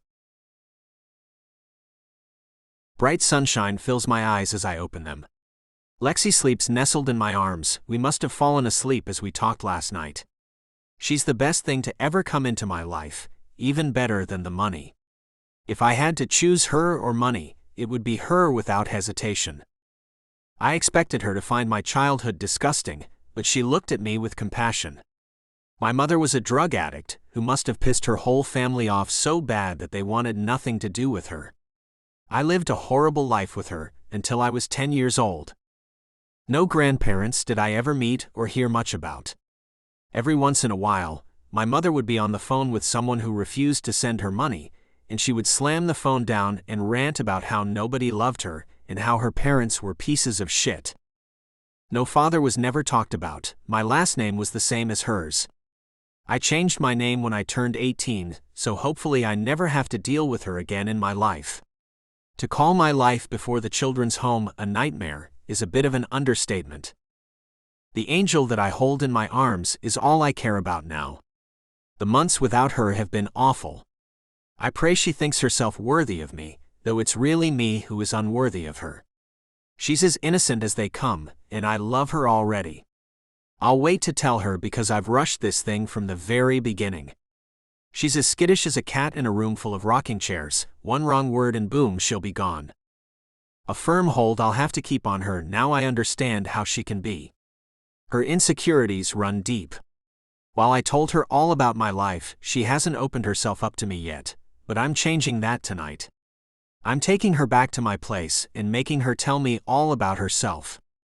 She held me off physically last night, and to tell the truth, I'm kinda glad she did. I want this to work with her, and I'll have to be patient. But crap, it's hard. Even now, I'm experiencing a familiar sensation in my lower regions as I hold her. I have to get out of here before I do something to send her running from me again. Plus, I have to send Ashley back to New York, and that should be handled delicately. I kiss the top of her head and gently roll away. She rolls towards where I was, and a slight smile curves her lips. Sleepy eyes open, and she says, "Are you leaving me this time?" I pull my slacks on and laugh. "Never, princess." She giggles and runs a hand through her long blonde locks. "Princess," she asks as she stretches. "You are full of sweet words. When will I see you again, Romeo?" I zip my slacks and lean over her. "Every day, I'm never letting you go, baby." Her arms extend and I move into them. "Max, you're so sweet. So I'll see you today then." A kiss I leave on her cheek. "You're so sweet. Are you doing some of your pet work today?" "Yeah, I walk those 3 dogs every day. I have 5 appointments to groom dogs. I'll be finished by 6. Are the dog walks the last thing you do?" I ask as I play with a strand of her gorgeous hair. She nods, and I want to return to bed but not sleep. "Can I come help you?" The smile she had blooms. "Be here by 5 and you can." I kiss her cheek and stand to find my shirt. "I'll be here, my sweet. After we walk the dogs, we can go to dinner, or would you rather eat at my place?" She looks up at me as she rolls onto her stomach. Her blue eyes call to me to stop buttoning my shirt and get back in that bed. "I like how you call that magnificent mansion your place. It's endearing. I'd love to go back there and eat one of Hilda's creations. If the woman can make a good peanut butter and jelly sandwich, she can probably make anything delicious. Tell her she doesn't have to go all out and smancy or anything like that." "Yes, ma'am." "Any favorites?" "Nope, I trust her choices." "Oh, one more thing, Romeo." "Anything, baby. I say, then she turns back to me and her face is very serious. Her fingers snap. Did you see that? I know full well what she means. I'll deal with that first thing this afternoon. She doesn't wake up until 10 in the mornings, and it takes her until noon to ready herself. So I'll go to her hotel to pick her up and take her back to my place to let her down easy, okay? She chews at her bottom lip with a nervous expression. Your place? Why? You don't think that's a good idea? There's a lot of beds at your place, Max. Lightly I touch her lips with my fingertip. You don't have to worry about that, Lexi. I'm not the cheating kind, and you and I are together, right? Is that what people call it, being together? I don't care what you call it. Are you and I exclusive? She rolls away from me and says, I've never even dated anyone else. So yeah, you and I are exclusive.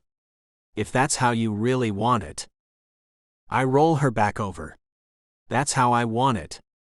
I press my lips to hers, then pull back before I get carried away. You have nothing to worry about. I'll be here before 5 this evening, and everything will be rosy from here on out. Smooth sailing, huh? My life's never went real smoothly. I hope it's something you can get used to, princess. The lack of a smile on her face makes me uneasy, and I should stay with her, but I have to go. I throw her a kiss and it works, she's smiling again. Bye, see you at 5. How can such a beautiful woman be so insecure?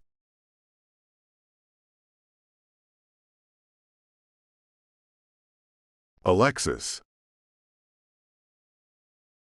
On my way to my first dog washing gig, I sing along with the radio. Last night with Max was the best time I've ever had with anyone, and we didn't do a thing but talk. There was little action, but I kept it pretty clean. I don't know how long I can hold out on the guy, but I'm shooting for a month at least. He's in such a rush to get married and have kids that I'm afraid he'll knock me up before I even get to know him. He told me about his childhood, and it was a heartbreaker. His mother had a terrible addiction, but she made the right decision when she sent him to live in a secure home. Even though his young life was hard, he turned out pretty well. It's a mystery to me why he keeps hooking up with these uppity women when he's so down to earth. He said he's telling Ashley, a woman he got hooked up with online, that he's no longer interested in her. I feel bad for her, but not so bad I'll pass up a shot with him. I've been an idiot. Leaving him in the first place was a mistake. I can see it all so clearly now. Wish I wasn't such an insecure whack job. It's now my mission in life to stop this nonsense and let me be me. Dork or not, Max likes me, so I need to stop worrying about what might happen one day and live this life. Maybe since I turned 26 last month, it has made me more mature and thinking of a future. I don't want to be alone forever, nor a maiden for that matter.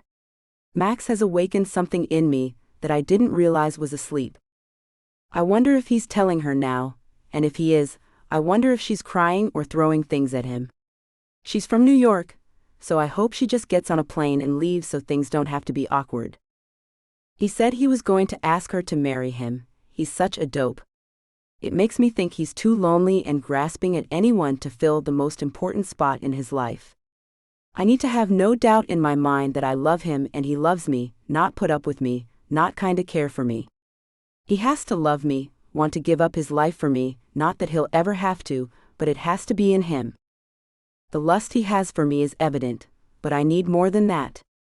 I want to tell him about what happened to me when I was in school. If he still likes me after that, then there's a chance we might grow something between us. I do care about him that much for sure. When he told me about his lonely birthday, I nearly lost it. It made my heart ache for him. I felt the same when he told me about his childhood, and how even though his mother did all those terrible things, he still loves her and prays for her all the time. He's a really good man. There's the lady whose dog I'm going to wash. Oh great, it's a sheepdog. This is going to set me back today.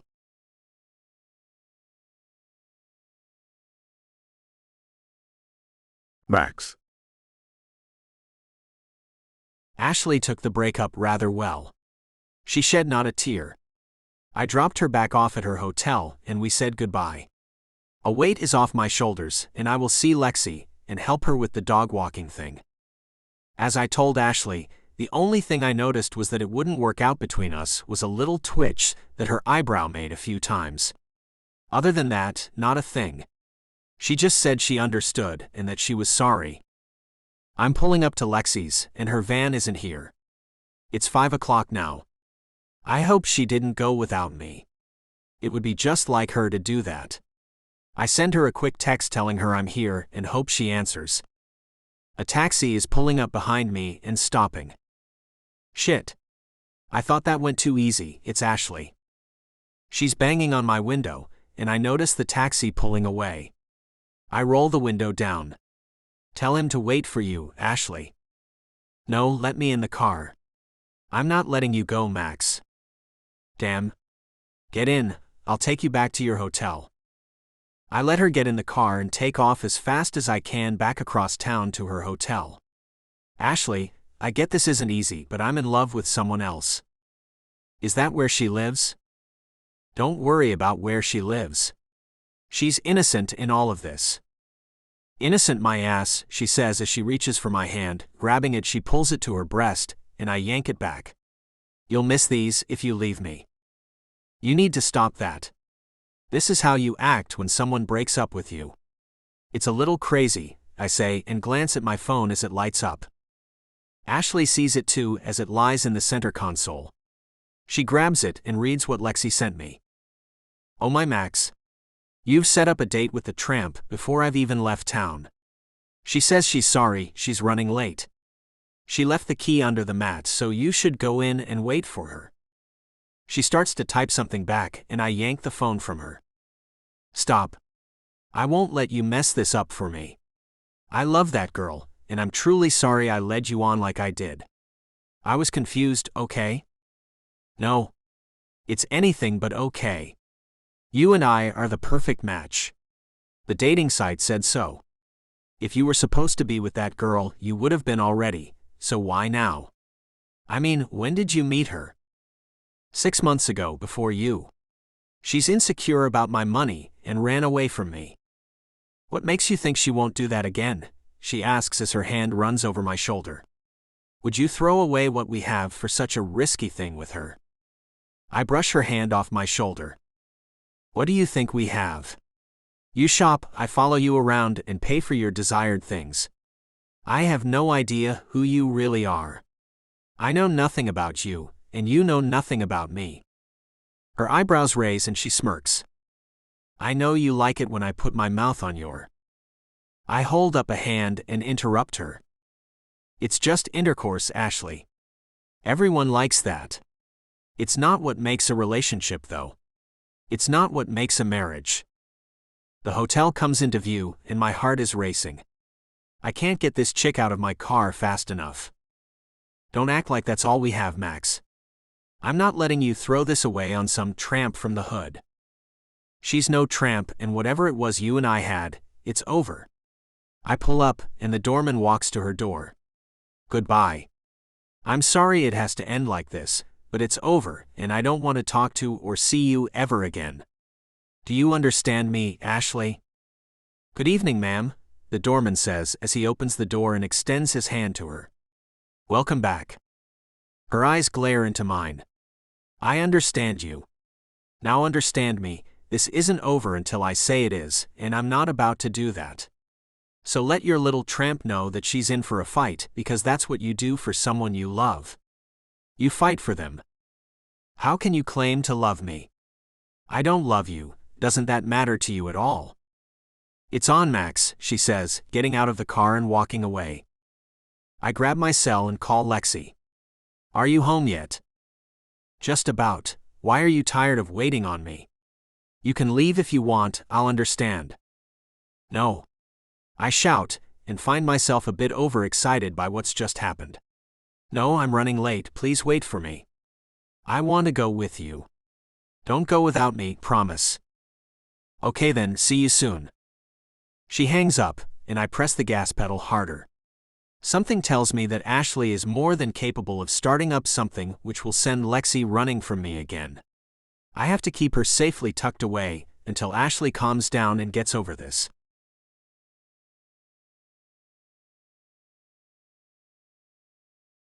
Alexis. As I pull up to the apartment to wait for Max, I peek in the mirror and see that I'm a wreck. I already have the dogs in the van, and I don't want to leave them in here while I get cleaned up. I run my hands through my ponytail and grab a wet wipe from the glove box, running it quickly over my face. His black Jaguar pulls up next to me and he gets out, looking completely gorgeous in blue jeans shirt and glasses. He looks like a ding-ding-dangle and I resemble something the cat drug in. He pops into the passenger seat. "Hey there, gorgeous." He leans over towards me. "Got a kiss for daddy?" I giggle and lean in so we can kiss, and stars fill my head as our lips touch. "Wanna tell me how it went?" He shakes his head and puts on his seatbelt.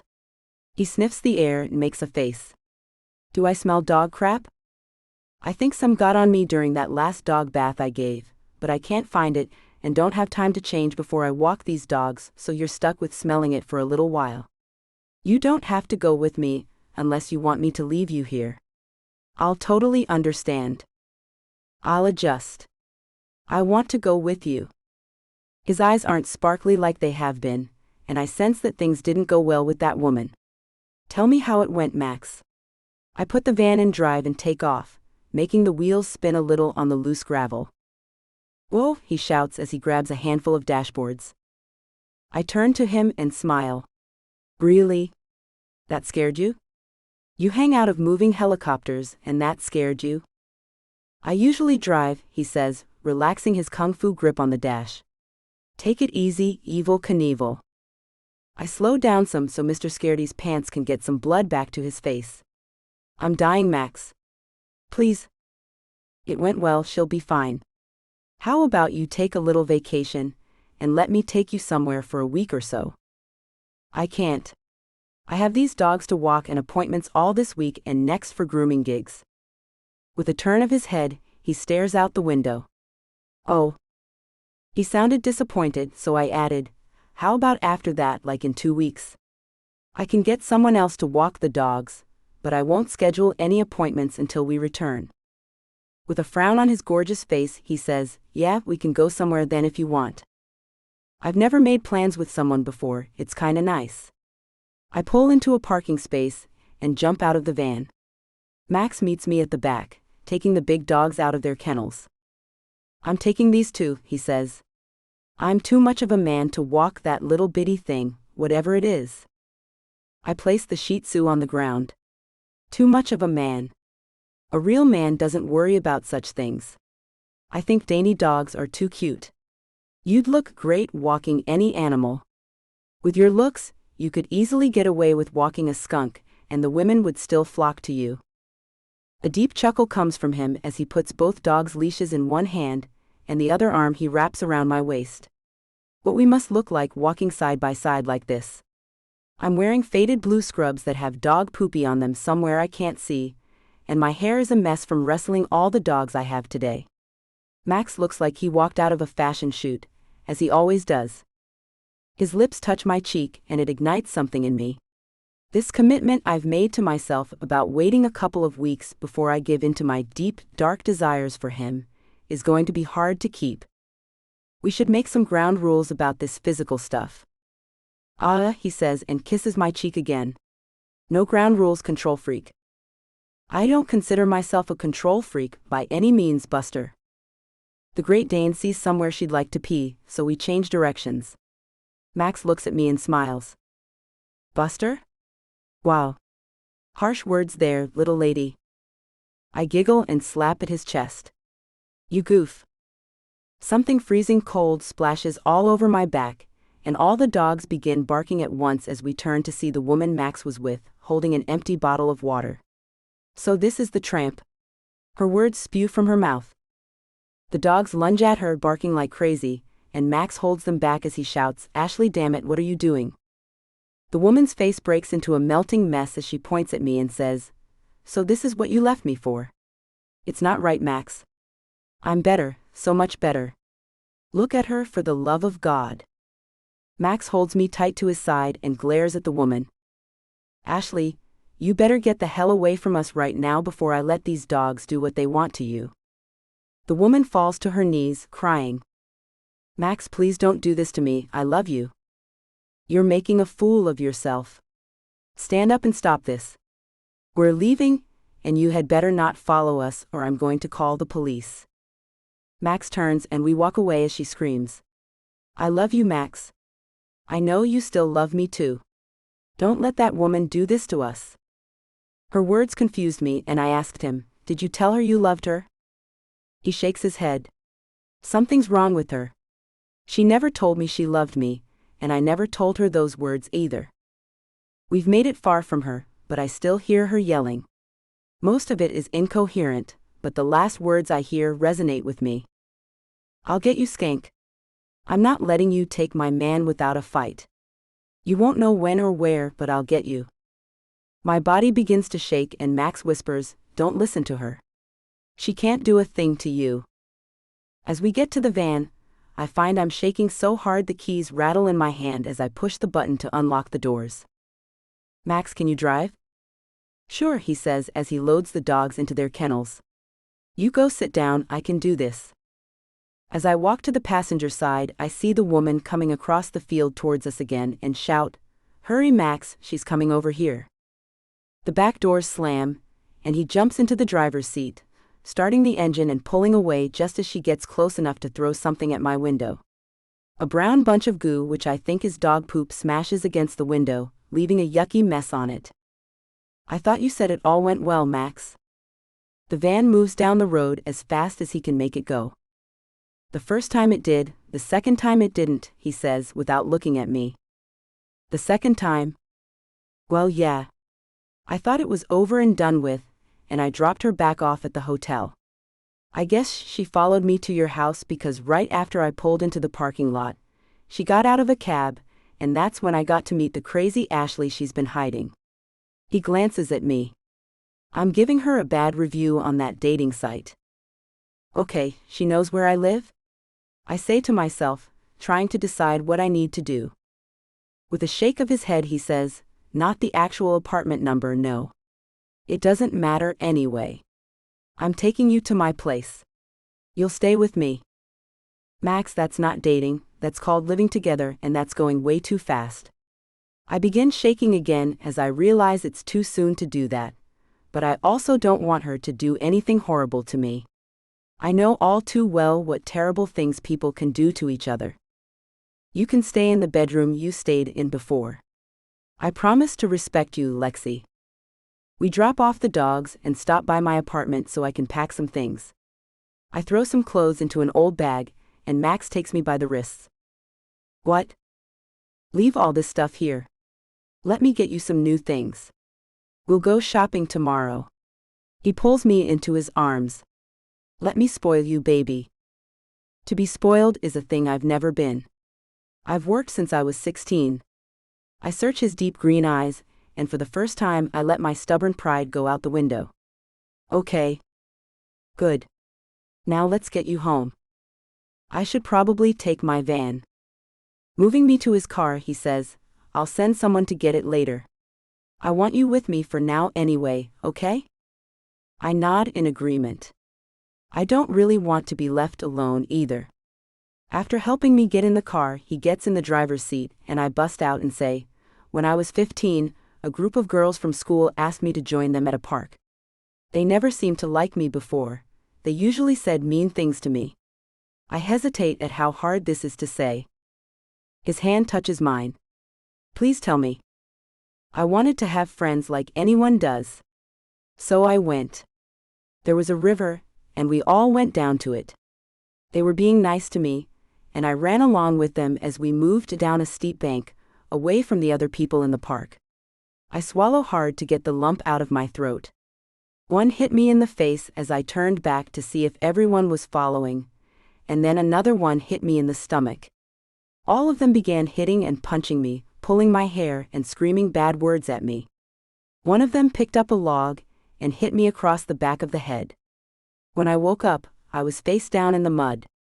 My glasses were gone and my clothes had been ripped off. I only had my underwear on. My body is shaking so badly that the words are coming out that way too. Tears flow down my cheeks as I remember the pain.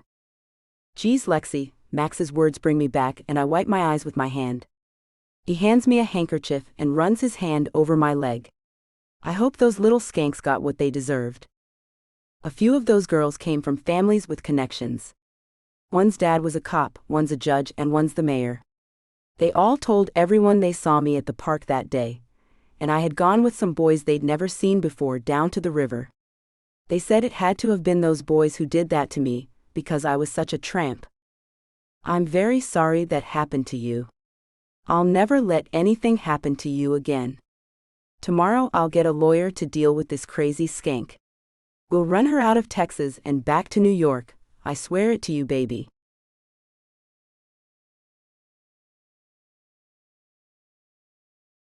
Max. The darkness fills the bedroom as I hold Lexi close to me. The story she told me makes me sick to my very core. I brought her to my bed to sleep tonight. I don't want her to be alone. How cruel some people can be is mind-numbing. I understand her so much better now. What she must have gone through, having to stay in a town and school where everyone thought her something that she wasn't. The bad things they said about her, and she was the victim. Now someone I brought into her life wants to harm her, and it's all my fault. I have to fix this. She wiggles in my arms and turns to me. Max, can I ask you for something? Anything, princess, I say as I kiss her head. I want to know what it is like, she says as she moves her body up mine. If something happens to me, I don't want to have never known. I kiss her cheek. Nothing is going to happen to you, I promise. You don't know that. Her hand runs over my stomach. Believe me, no one ever knows.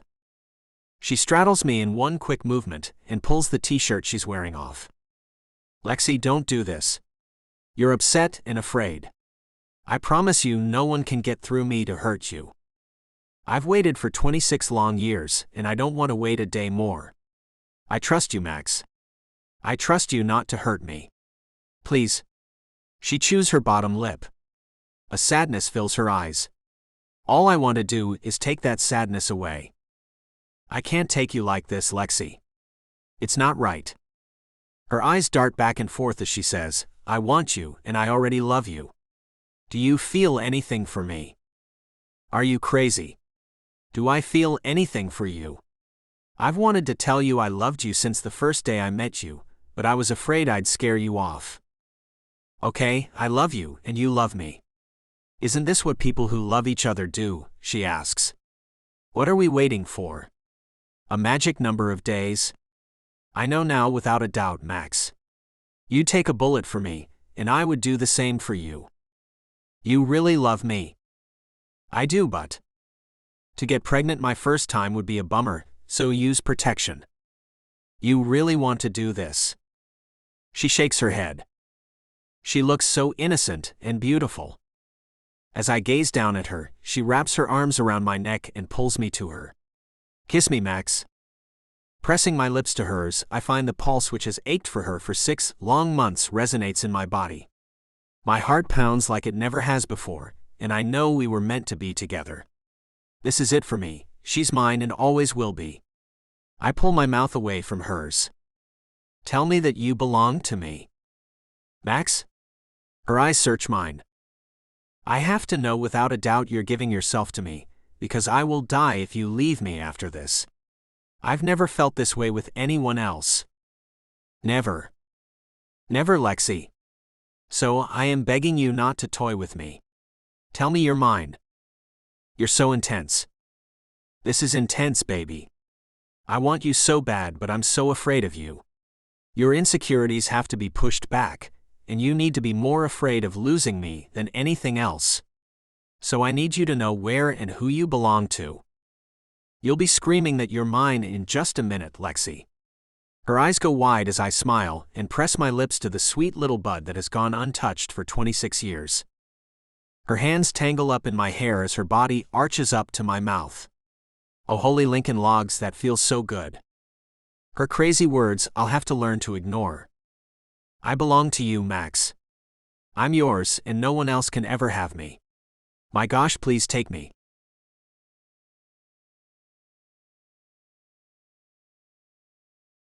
Alexis. I am exhausted, but I can't sleep. It finally happened, and my V-card has been turned in. This man is talented. Who knew that there were so many sensory organs in the human body? I mean, he gave me sensations I didn't even know existed. I wonder if it's like this with every man, or if he's especially gifted. I have to pee something fierce, so I wiggle out of his arms and trot slowly to the bathroom. Ouch. I hope this doesn't happen every time we do this. I'm walking like a penguin, for the love of Springer Spaniels. He's dead to the world, so I think I'll jump in the monster bathtub he has in here and soak a little while. Maybe that'll help me sleep. I need a towel, and it seems he hides them somewhere in this giant bathroom. I open a drawer, and there they are. Pulling one out, something falls. I have to hold it close to my face to see what it is, as I took my contacts out. It's some kind of paper. It's a picture, and now I'm about to throw up. That horrible, crazy woman took a picture of Max munching out on her vagina. It looks like she used a selfie stick to get the picture. Max is so busy that he didn't even look up to smile at the camera or anything. He just kept on munching. Oh, I have to puke. One last look I take at the sleeping Max. I can't stay with him now I've seen that. I'll have to go away this time. He'll beat my door down if I stay in Houston. My heart aches as I go out to my van and climb in. I look back only once at the magnificent mansion I'll never lay eyes on again. Bye, Max. I'll always love you.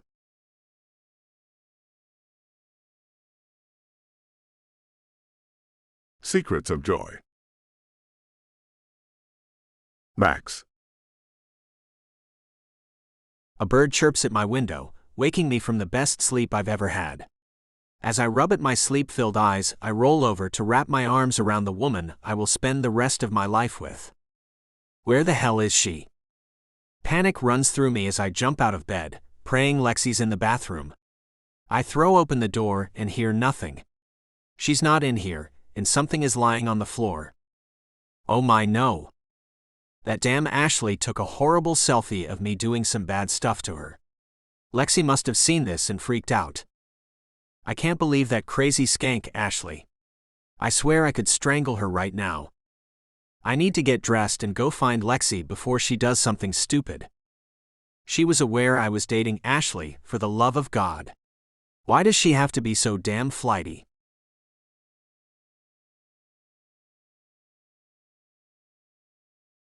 Alexis. Pink stains the sky as I pull into Logan's driveway in Dallas.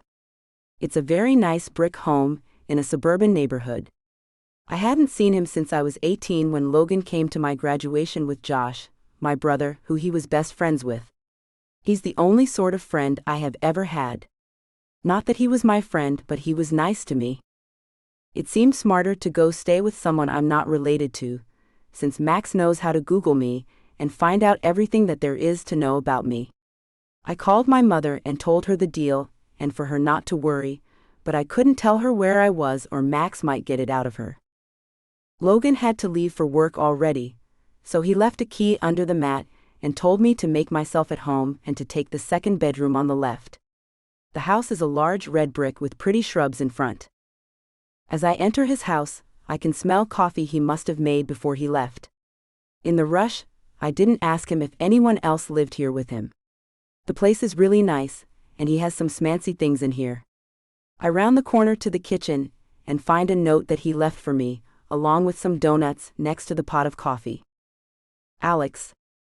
Make yourself at home. Don't bother looking for a job just yet. I may have something for you. Relax, and you can tell me all about what happened when I got home around 6. Don't cook, I'll bring something home for us to eat. I'm glad you came to me. Don't worry, everything will be fine.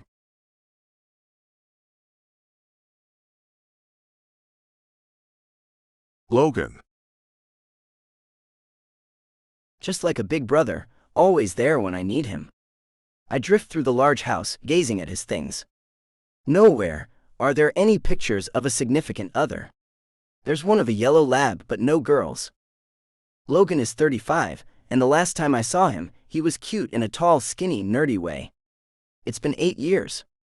I wonder how he looks now. I make my way down the hall until I find the second door on the left and open it to find a nice-sized bed in the middle of a good-sized room. A dark green blanket lies over the bed, and a couple of big fluffy pillows top it. I fall on the bed and roll over it. It's soft and comfy and begging me to sleep. I am exhausted after running from the mansion, throwing my things in the van, and driving 4 hours. A familiar scent wafts up to me, and I realize I still have on the t-shirt Max lent me to sleep in.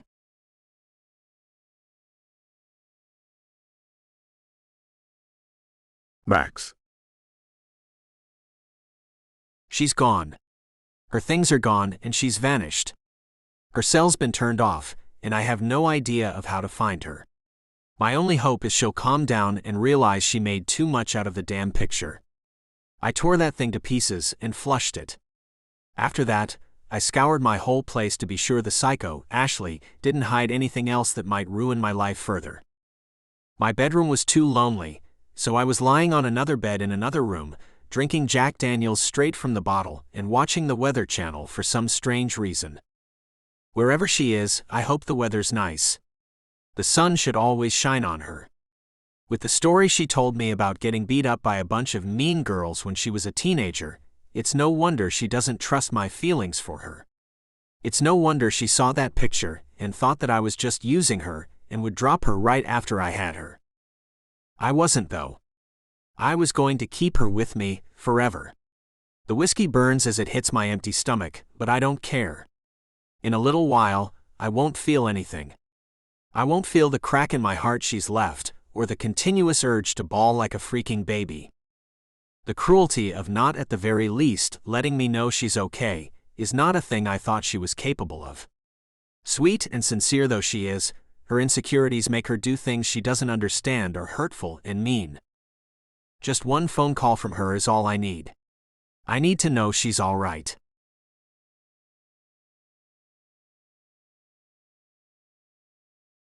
Alexis. Some tapping sound wakes me up, and I open my eyes and wonder where I am. Oh yeah, Logan's.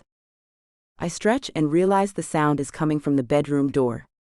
It must be Logan. Come in. The door opens and some man is standing there. Hey, little Alex.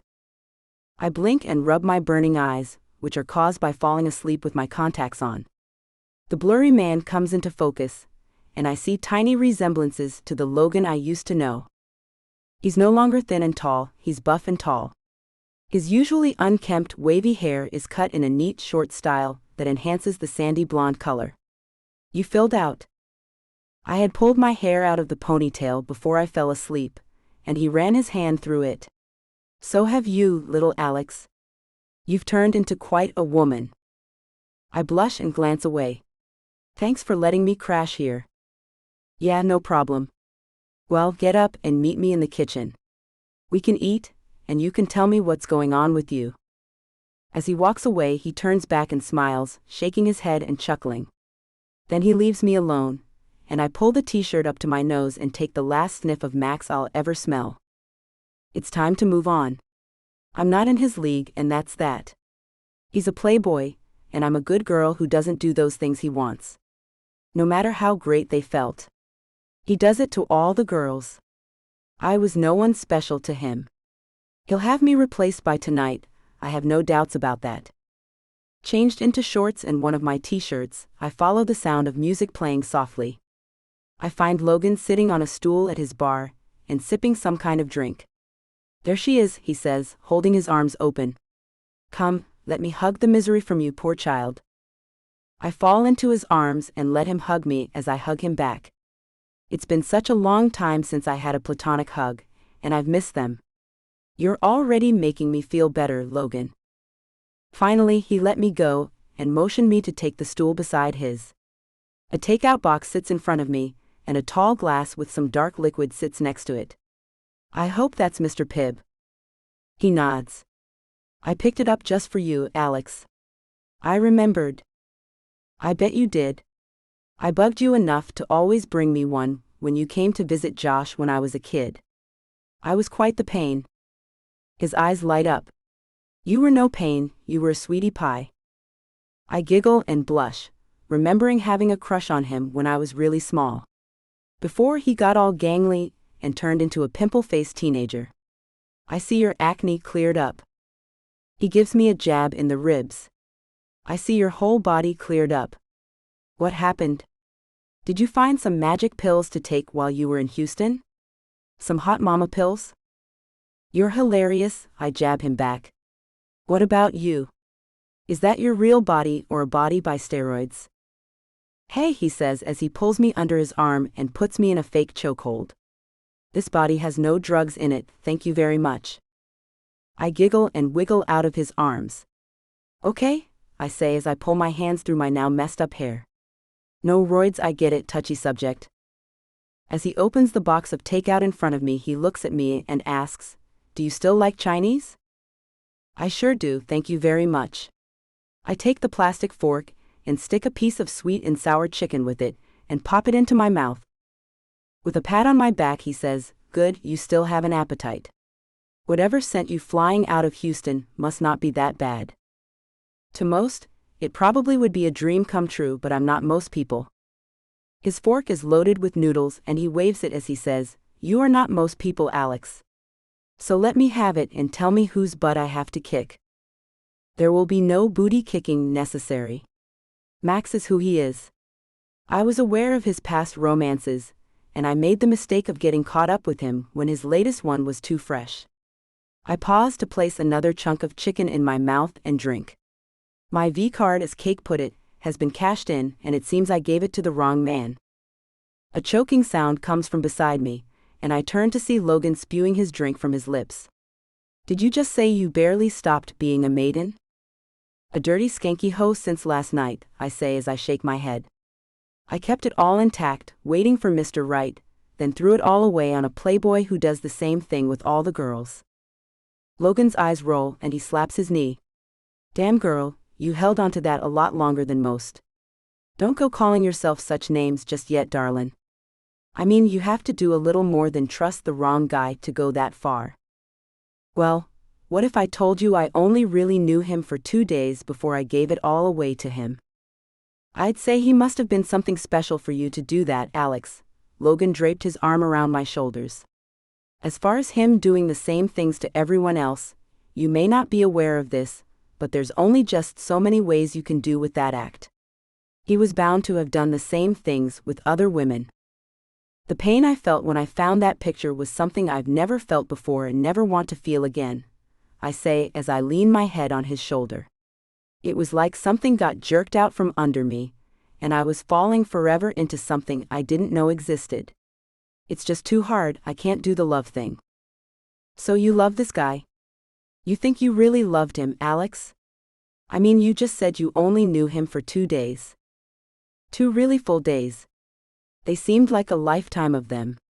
It was weird between us, but now I think it was just because he's an awesome player. He made me feel special to him, and he told me he loved me too. Tears are forming, and I have to stop them because I've already cried too much. Logan kisses the top of my head and hugs me. I'll help you get through this, little Alex. Come on, let's eat. Afterwards, we can take a swim in my pool. How'd you get to be rich, Logan? I ask as I cram more chicken in my mouth. My nerdy mind worked for me, and I developed software. I'm not rich though, just well off. He gulps his drink. Max is a billionaire, I say before I take a drink.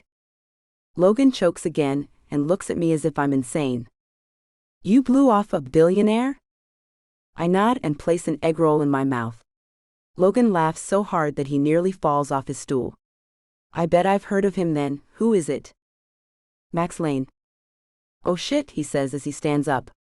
That man is so cool, and looks like a damn model, and you ran away from him. I bet he's done a bunch of girls, but a dude like him can. So you see why I couldn't be in a relationship with him. He wanted an actual relationship with you. He told you that? Logan asks with his eyebrows pulled way up. He did. He's looking uber hardcore for a wife and wants to have kids right away. I had to ask him to use protection so I wouldn't get pregnant, and he said he didn't care if I did, he wanted that. I sip my Mr. Pibb, as Logan stares at me with his mouth open. Wow. Wow. Is this guy crazy? I think about what he's asking me, but I really don't know the answer. He had a bad childhood, and I guess that's why he wants kids so badly. He's a really good guy. He is sweet, funny, attractive, and a great kisser. Logan's hand goes up. Whoa there, Alex. You'll have to stop right there because as much as I want to help you, I don't want to hear any of the gory details about your physical stuff, okay, girl? I nod and take another sip. Wanna go swimming now? Yep, let's change, and I'll give you a piggyback ride out to the pool just like old times, he says as he takes my hand and pulls me with him. A piggyback ride? I'm too big for that, I say with a laugh. He looks at me and says, no, you're not. I smile as I follow him and think how much better I'll feel soon. Now I have him to help me get over Max.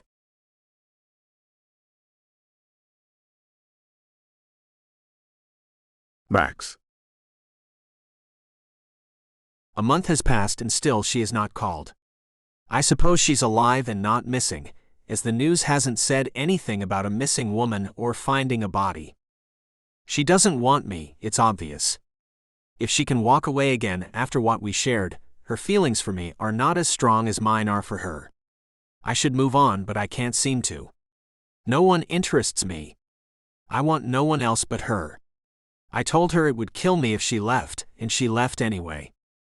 My only companion now is the bottle of Jack Daniels, which I constantly keep by my side. If I let it wear off, the pain may cut me deeper than it already has. No one wants me, my mother Lexi or anyone. Sure, those gold-digging skanks will take me. Put up with me, allow me to spend my money on them, but no one wants me, the injured boy who turned into a man. I need some air, and where better to find that than in my helicopter? Come on, Jack. Let's go for a ride. I grab my shades and cover my eyes as I make my way outside. Oops, it's dark already. How did that happen? Oh well, come on, Jack. We can still go. Riding at night along the coastline will be fun. It's just what the doctor ordered to get over a girl with insecurities and a habit of running away after mind-blowing kisses and life-altering lovemaking. Loud noise fills the air as I turn on the chopper, and quite frankly, it helps to drown out the constant thoughts I have of Lexi and her long legs, tight little butt, perky plump breasts and pink luscious lips, which have only ever been touched by mine. The lights of Galveston loom ahead, and I'll be over the water in no time. I look over at my only friend Jack and pick him up. I take a long tug from his dark bottle. That's much better. I was beginning to see her in my mind again, and that makes me want to cry. Oh, I must have missed something there. The water is underneath me now, and the moon shines over it, making a perfect path for me to follow. Hi Jack, glad to see you're still with me. You have no legs, otherwise you'd probably run too. 2 moons? How are there 2 of them? When did this happen? My friend Jack looks at me and I pick him up. Damn it, Jack, you're empty. I didn't bring another one. I'll have to turn back now. With a quick motion, I turn my chopper around and... Shit. I'm too close to the water. Oh, I'm screwed.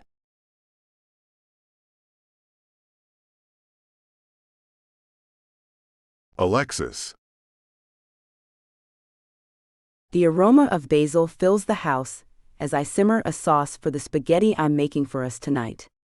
Logan gave me the job of his housekeeper and cook. So I've been staying in and finding recipes while I keep this big house clean. He's really saved the day for me, and I only think about Max on days that end in Y, so that's better. Who am I kidding? It's been a month and he still fills my thoughts all day, every day. I'm such a sad case, I even sleep in his t-shirt almost every night. I'm a pathetic loser. The sound of the door opening brings me out of my funk, and I find Logan with one hand full of flowers, a bottle of wine in the other, and a huge grin on his face. Guess who got a raise? I jump up and down as I clap. Me? He rolls his hazel eyes at me. No, me. You bought flowers for yourself? I ask as he hands them to me, and I turn to grab a vase for them. His hand grabs my arm as he pulls me back and into his arms. They're for you, Alex. His lips are close to mine, and I can barely breathe. I belong to Max. What are you doing, Logan? His tongue flows over his bottom lip. I'm tired of pretending I don't want you, Alex. As I try in vain to wiggle out of his arms, I say, Oh, Logan, you don't really mean that. His arms hold me tightly to him. Today, I walked into my boss's office and told him he had to give me a raise if he wanted to keep me. And I told him I didn't want a tiny raise, I wanted a big one, because I need to buy a certain woman a ring sometime soon, and she deserves a big one. Logan, I had no idea. You haven't made any moves on me at all. He interrupts me. You, my sweet little innocent, do not know when someone is making a move on you. I have been, but you're oblivious to them. Maybe that's because I belong to someone else. Logan, I can't. How can I? Oh, gee whiz, Logan. Alex, don't get all flustered now. I know it's only been a month, but we've known each other for a damn long time. But Max, Logan? What about him and me, and how I made promises to him? He pulls at my chin to make me look at him. If you were going back to him, I think you would have gone already. Even if I never go back, which I'm not, I made promises about never letting another man touch me in places, and I plan on keeping them. My gosh, you're precious, he says as he holds me tighter and moves his hand from my chin to my head, pushing it against his broad chest. Are you to never love again? Do you think he would even want that? I know dang good and well he'd want that. But am I being a fool? I pull my head back to look at Logan, to really look at him. His eyes are kind and his face is chiseled in some areas while soft in others. He's nice to look at, though nowhere near as gorgeous as Max. Nobody other than Max has been as nice as he is to me. Would it be so bad never to love again? When I saw that picture, it tore me apart inside. I'm naive, I admit, but not a fool. If I allow myself to fall again, that kind of pain will happen at some time. Logan finally releases me but keeps my hand in his. Let's open this wine and talk about life, love, and all that goes with that. You know how I want you. I don't just want to be intimate with you, I want the whole package. Since I'm such a good friend to your brother and your whole family, really, I don't want to actually have intimacy with you until we're married. Okay, what is up with attractive men wanting to marry me or knock me up? So you want to marry me? I ask as he pours us some wine. I pull my hand from him so I can go stir the sauce. He's at my back with his arms around me again, leaning his face on my shoulder. It's not how I wanted to ask you, but I want you to be my wife, Alex. How long have you thought about this? For the last 2 weeks, I've thought of nothing else. You're a great homemaker and cook, and your laugh makes my heart beat so much harder than I ever knew it could.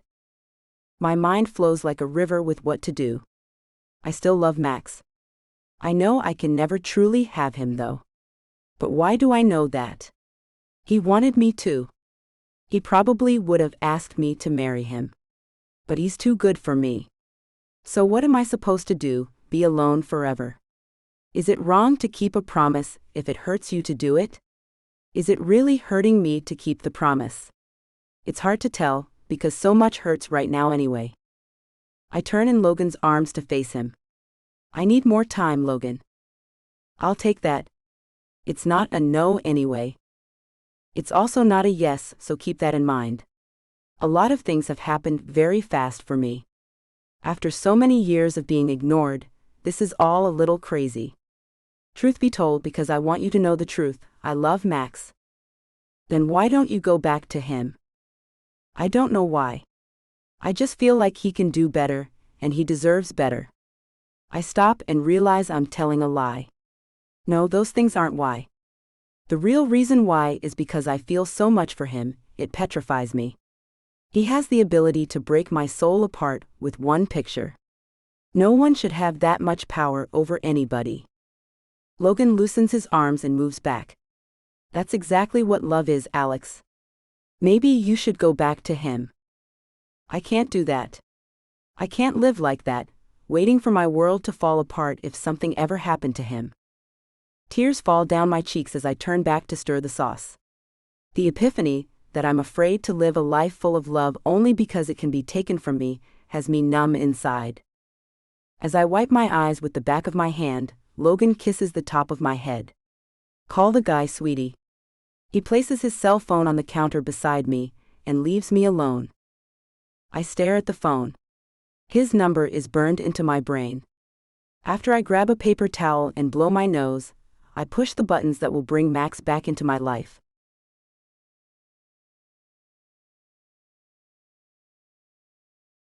Max.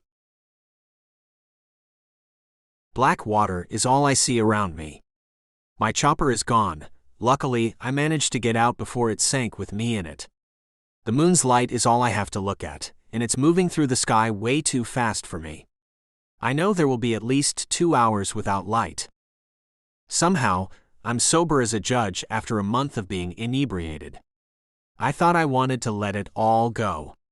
Several times I felt if death came for me I'd go willingly, for what is left for me.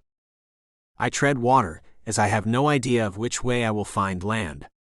I just have to wait, and hope the current doesn't take me too far away from where my chopper went down. The Coast Guard can find that with their tracking devices.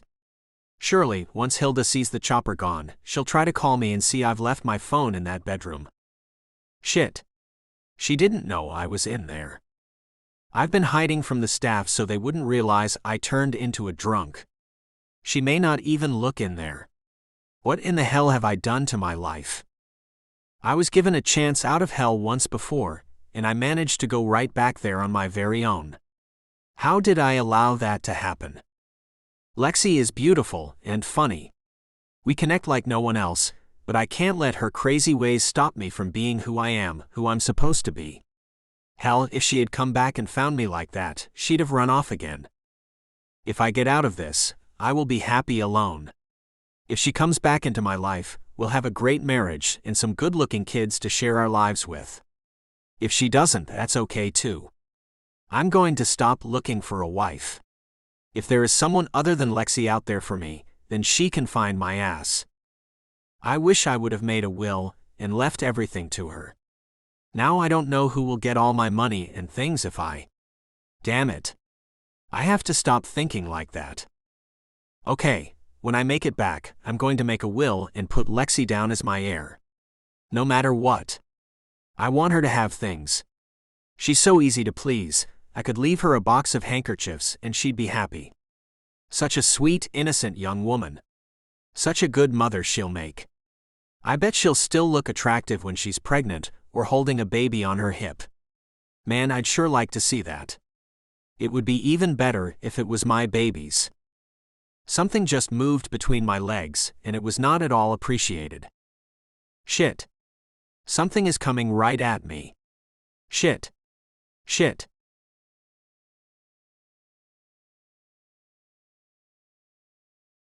Alexis. The phone rang until it went to voicemail, and I left a message asking him to call me back at that number, but he never did. I left a text, but he ignored that too. I know that man always has his phone on him. He's done with me. He told me it would kill him if I left him, and I guess it killed what he felt for me. After waiting the entire night and all day today, I think it has sunk in that he will not give me any more chances to break his heart. I went too far for too long this time, and he can't take any more, that's obvious. Logan is being so nice to me. He should be home any minute now, and I'm going to give him what he wants. It was stupid to think I could live without love or companionship. Logan's a good man, and already like a part of our family. Why wouldn't I give him a shot since Max doesn't want me anymore? His car pulls into the driveway. I can see it from the window, as I sit on the sofa and try to wrap my head around the reality Max no longer wants me. The wine isn't helping, maybe Logan can. "Hey sweet thing," he says as he enters the door. "How was your day?" I rise and take him the glass of wine I'd poured for him, in anticipation of his arrival, and how I plan on letting him know I'm ready to move on. My day was thankfully uneventful. How was yours? I slip the glass into his hand as I take the keys from him, and toss them into the little basket I put on a small table by the door just for that purpose. Mine was good. He takes my hand and leads me to sit on the sofa. "Come and tell me how the talk went." He didn't answer me. I know I broke his heart and he's done with me. "I'm sorry, pumpkin." "Don't be," I say as I lean into him. "I'm done with that. It's the past and you're right here. A good-looking, charming, well-off man who seems to like me. Do you know I had a crush on you when I was 10 and you were 19? A smile creeps across his lips, which are a very light red and pleasingly plump. "We're even then because I have a crush on you now. I don't want to marry you just yet, Logan, but I don't want that to stop us from seeing if we have what it takes to get along for the long haul." I move my body up his, and stay close enough for him to kiss me if he wants to.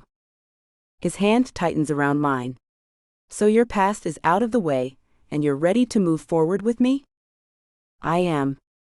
He bites at his bottom lip as he looks at mine. I wait for my heart to start pounding, but it doesn't. The electric current never starts, but his lips touch mine and it's not so bad. They're soft on mine as he pulls me closer to him, pulling me onto his lap where he cradles my body as his tongue pushes through my lips and into my mouth. He tastes like chocolate, but there's no fireworks.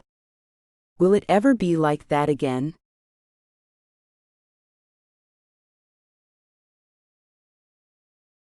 Max. The sun is finally coming up. Some monster fish, most likely a shark, tormented me for quite some time last night. I managed to punch it a couple of times, but it went away. No land can I see, and the idea of being able to continue to tread water until someone finds me is falling apart. So with the rising sun, I know where the east is, meaning I must swim away from the rising sun. Hopefully, I will find something. I'd settle for a floating trash island at this point. Anything to get me out of this damn salty water.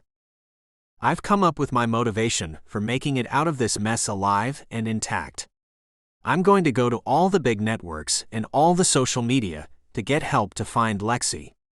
I mean, what's the use of having mountains of money if you can't use it to buy some help?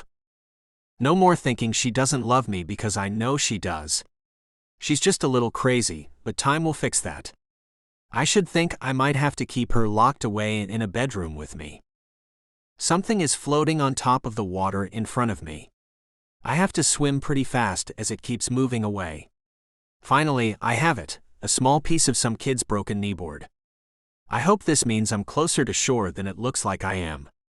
Finally, I can just hang on to this and let my legs and arms rest. Thank you, God. It isn't even noon, and the sun is beating down on me.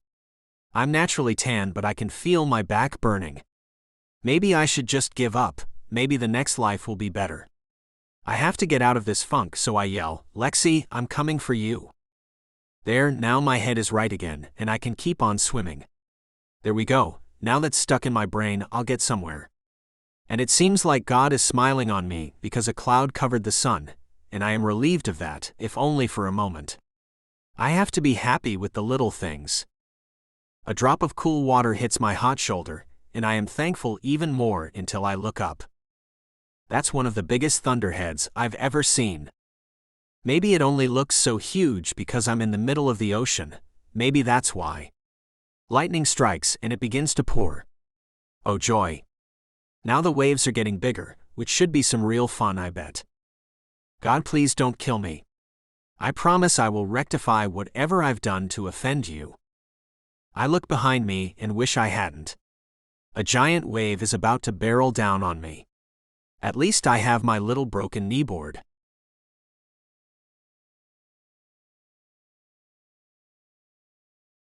Alexis.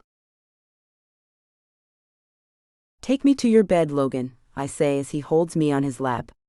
His kiss is just not doing enough. Maybe if we have our clothes off, that will help me feel a little bit excited. I mean, there needs to be some excitement when two people will be married and doing this a lot. If the spark isn't there, why waste the time, right? My V-card has been cashed in anyway, why not? Alex, that's not really how I wanted to go about this, he says, but he's getting up and carrying me back to his bedroom, so I guess he's finding himself all right with the idea. I'm doing this for you, baby. I giggle and lay my head against his chest. Thanks, you're a doll. As he lays me down on his bed, his eyes go dark, and I see desire glimmering in them. I smile and he takes off my shirt, then runs his hand over me.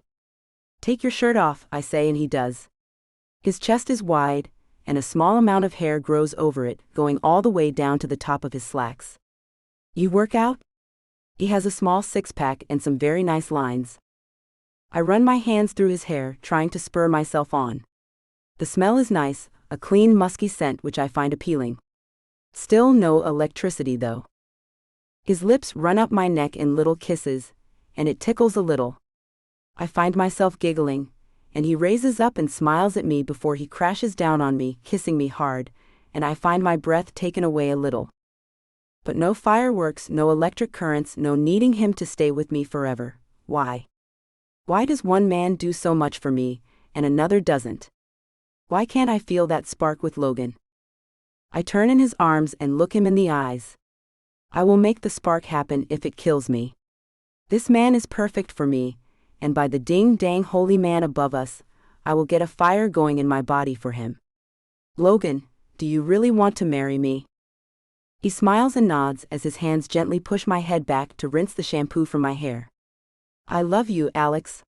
I would have told you that before we were intimate, but you rushed that a little. I want to marry you and have children with you. Maybe we can even get a dog. The perfect family, I whispered, thinking of Max and how that's all he wanted too, and I ran from him. As we snuggled on his bed and watched television, we ate the pizza he ordered and drank beer. One of his t-shirts I had put on, as he lounges in his boxers. Not the right kind, the baggy ones. Logan has a great body, and he's adorable. He is the sweetest man on earth, and he wants me to be his wife. Tell me why that isn't enough for me. I make up my mind. I am done with this crazy, what-if stuff I have going on in my head. This is a great guy, and I ain't getting any younger. So I just bust out and say, let's get pregnant. Logan laughs and looks at me like I'm Looney Tunes. I'm okay, he says. Is that what you want me to say? Because I thought you understood what I was talking about a while ago. I want to marry you and have babies with you. No, I know. I'm just letting you know that I'm on board with that and stuff.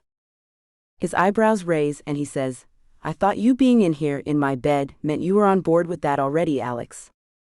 Maybe this is wrong, maybe we don't communicate well. I haven't even told him I love him. Do I love him?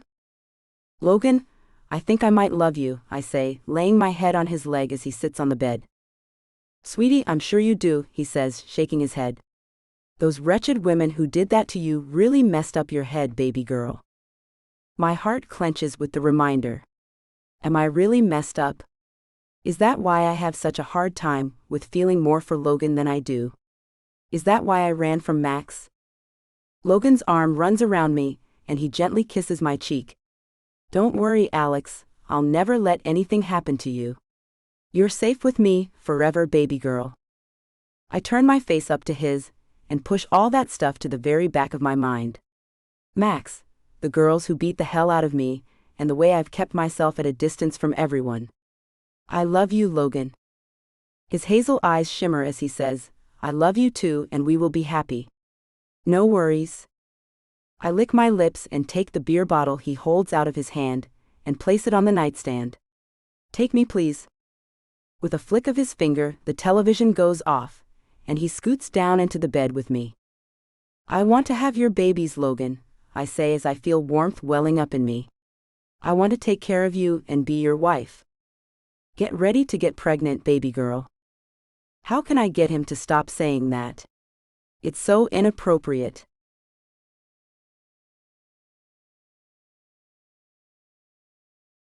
Max. Somehow I made it through the storm, and it's safe to say I feel ready to leave this world. After being tossed and turned from the bottom to the top of the Gulf of Mexico, I can say with no hesitation that I hate this planet and am ready to get off it. If Lexi is the one for me, she'll see me on the other side or in another life sometime. I can't hold on any longer. No planes or helicopters have come to look for me. This is the most alone I've ever been, and I've been alone a lot in my life. I have to wonder, why me? What did I do so wrong? Why did this have to happen to me? Oh yeah, my good buddy Jack, that's why. What a jerk that damn guy is. In the next life he's out, definitely out. But Lexi can be there if she wants. Not my mother. Oh, that was horrible, never her again. Maybe wherever Lexi is right now, she's thinking of me. It would be nice if she was thinking about me when I move on out of this world. She's probably somewhere doing something silly, like cleaning cat boxes for a living or catfish noodling. If I had the strength, I'd laugh, but that's all gone now. Think of me, Lexi. Please never forget me. I loved you more than you will ever know.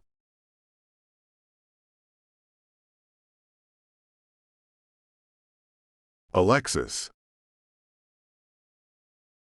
The lights are all off, only a candle makes a dim glow across the room from us. Logan climbs up my body like a jaguar. His eyes are intense, and his muscles bulge as he grabs my neck and pulls my mouth to his. His kiss is hard and insistent. My mouth opens, inviting him in, and he moves in with such force that I find it captivating. Not electric, but not as dull as before. Am I really going to do this? Gently, he touches me, and the difference between the hard kiss and gentle touch is captivating. I arch slightly, and for some dag-nabbed reason Max's name just ran through my head. No. I'm not going to let that stop me.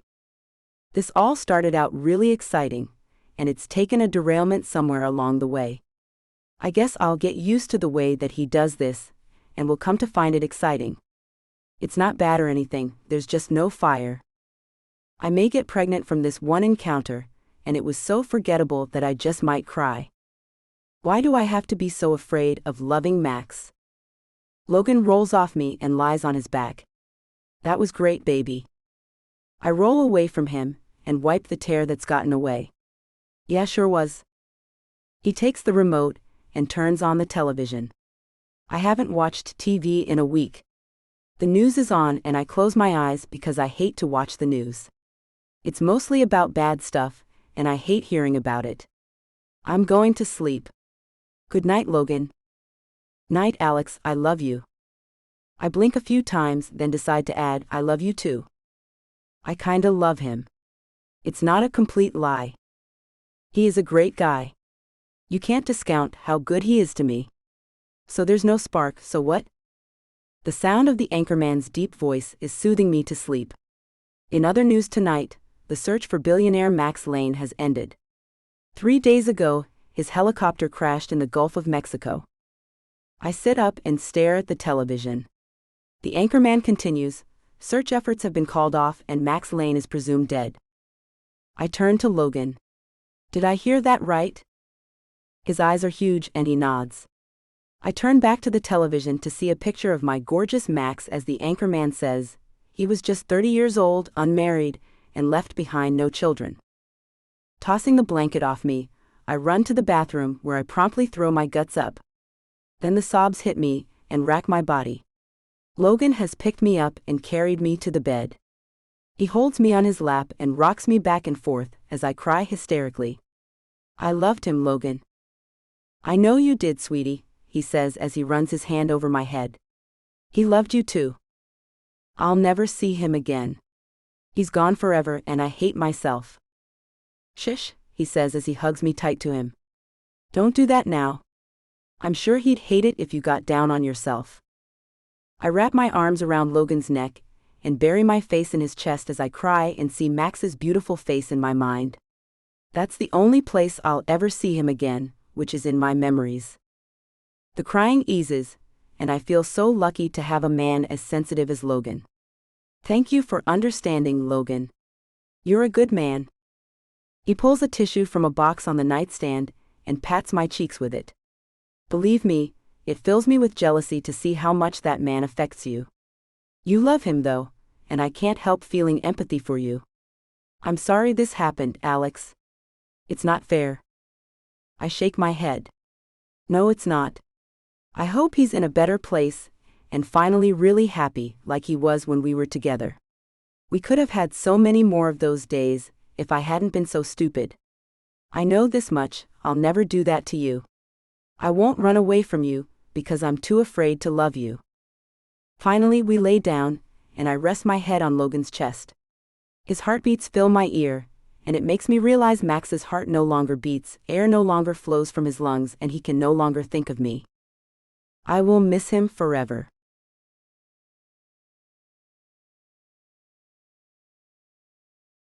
Secrets of Love. Max. The sun's light shimmers on the water's surface. Somehow, I made it through another night in the water. My little broken kneeboard has proved to be a miraculous flotation device. Though I have no hope of making it out of this alive, it's keeping me from going as quickly as I thought I would. As I lay my head on the kneeboard and let my body dangle, I knew it must be getting near my time to go, because I heard a humming sound. Perhaps it's angels coming to take me. My eyes are still closed, and I have no energy to open them. I think I hear voices. The water stirs near me, and something bumps into me as people shout in some language I don't understand. I'm being pulled from the water, but my eyelids won't open. Some man says something in what sounds like it might be French, but I don't know what he says. A towel is wrapped around me, and I'm laid on a hard surface as the boat speeds through the water. The people all talk excitedly. I assume it's about me and my present condition. The sweetest voice comes close to my ear and says with a thick French accent, "My name is Kate, and I will make sure you are taken care of." A hand runs softly over my cheek, which is badly sunburned. "You will be all right, my prince." Her voice is like that of an angel, and I fight to open my eyes. Though blurry, I can see a halo of red with a pale face in the middle that seems to be looking at me. "Hi," I croak. "Mama," the angel says. "Water quickly, he's awake." The angel looks back at me, and I can focus better. "Kate?" I ask. No, my prince," she says. "You must rest, no talking for now." Someone hands her a bottle of water, and she pours some on a white cloth and puts it in my mouth. I suck it greedily from the cloth, and she pulls it back. "No, not so fast, you will get sick. Easy with it." She pours the cool water more on the cloth and gently touches it to my face. It feels so damn good I close my eyes again. I'm not sure if I'm being rescued and will live, or if this is my ride to heaven.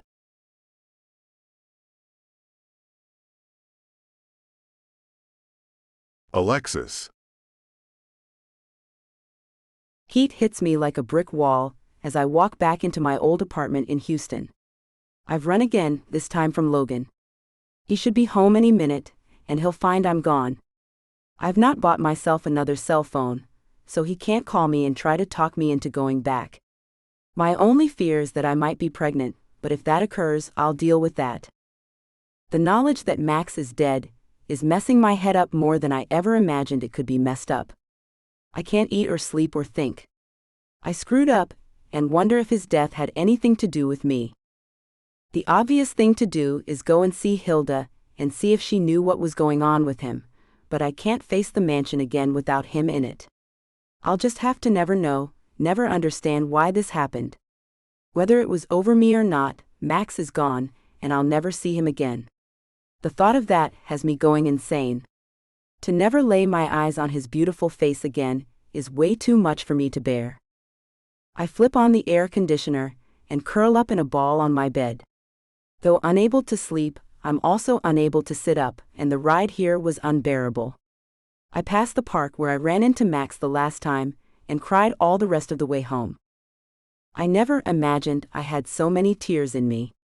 Maybe in a few days, I'll be able to get up, and maybe I'll go back to dog walking. Maybe I'll just lie here until I feel better, though I can't imagine that is ever going to happen.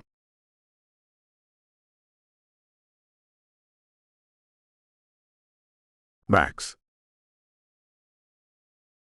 My angel got into the ambulance with me and directed them on how to handle me. Gently, please. He's been through so much, she says. If I had the energy to smile, I would. She's so sweet, and has talked to me in her little sweet voice the whole way to the shore. A woman, who I guess is her mother, says something to her in French, and she answers, "Ya mama, I am going to ride with him to the hospital. Come there as soon as you can." She's coming with me. She doesn't even know me. I must look horrible, and this sweet girl is coming with me. The paramedics placed me on something hard, and her small hand held mine until they put me in the back of the ambulance. The absence of her touch makes me sad, but then I hear her voice again. "I am here, my prince. You stay with me, please." She is here, and I can't help but think everything will be all right. I get hooked up to some things and feel a pinch on the top of one of my hands. Warmth spreads through me, and amazingly, I am feeling much better. Someone leans close to me and asks, "Can you tell me your name, sir?" It takes every ounce of my little strength to say, "Max Lane." "Max Lane? The Max Lane?" he asks. I manage a nod, and the man says, "Call it in, we found him." They have been looking. I thought no one cared. I thought no one was looking for me. A wet cloth touches my face, and the paramedic says, "We have to get you looking a little more presentable, Mr. Lane. There is sure to be media at the hospital. We've all been looking for you for days. Is there anyone special you'd like us to inform of your recovery before it goes public?" I shake my head weakly and find I can easily open my eyes. Finally, I see the face of the angel I've been hearing. She's gorgeous. Long red hair hangs around a porcelain face with huge green eyes and pink lips. My eyes roam down as far as they can while strapped to this thing, and there they are, long legs. Yes. I hope she's not taken. I smile a little at her and wonder what she thinks of me. She looks at me and smiles back. "You will be better soon, my prince." Her prince, how sweet. I had a princess once, and she ran from me. Maybe this one won't. Kate, right? I ask. She nods and winks at me. "And you are Max. It's nice to meet you." Yeah, my name sounds good coming off her lips. "You'll stay with me, right, Kate?" "I will," she says. "Until you tell me to go. I will watch over you until you are cared for properly." "That's nice of you," I say. "I was sent to you, Max." Her eyes go a little glassy. "This morning, I awoke with an urgent need to ride on our yacht. Daddy did not want to go, but I insisted. So you see, I was sent to find you, and I will stay with you until you no longer wish me to." "You're my angel," I say and close my eyes. The knowledge that she is watching over me relieves me, and I can finally rest peacefully. The ambulance pulls to a stop, and the paramedic says, "There are already a lot of reporters here, Mr. Lane. Don't attempt to speak, or they'll never quit asking you questions, and we need to get you into the emergency room. Okay?" I nod, and they move me out. My angel stays with me, walking close by my head. She leans close and says, "Do not be afraid, Max. I will be by your side the whole time." I gaze at her in awe, until a flash from a camera blinds me momentarily. There are reporters everywhere, and the paramedics push through them as they shout questions at me. I don't answer as I was instructed to, and my angel keeps her eyes locked on mine until we get inside. "You are doing well, Max," she says. It occurs to me that this whole thing may have been a blessing in disguise. Lexi doesn't want me, so why care anymore? Maybe this is my real soulmate. Stranger things have been known to happen.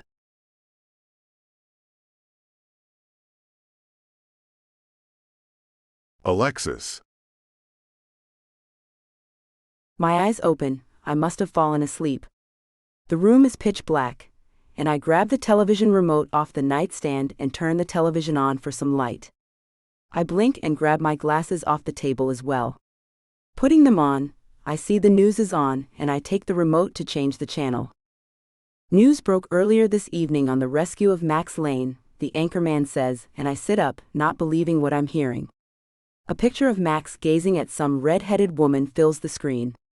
Max Lane has been found alive and is in an undisclosed hospital in Florida.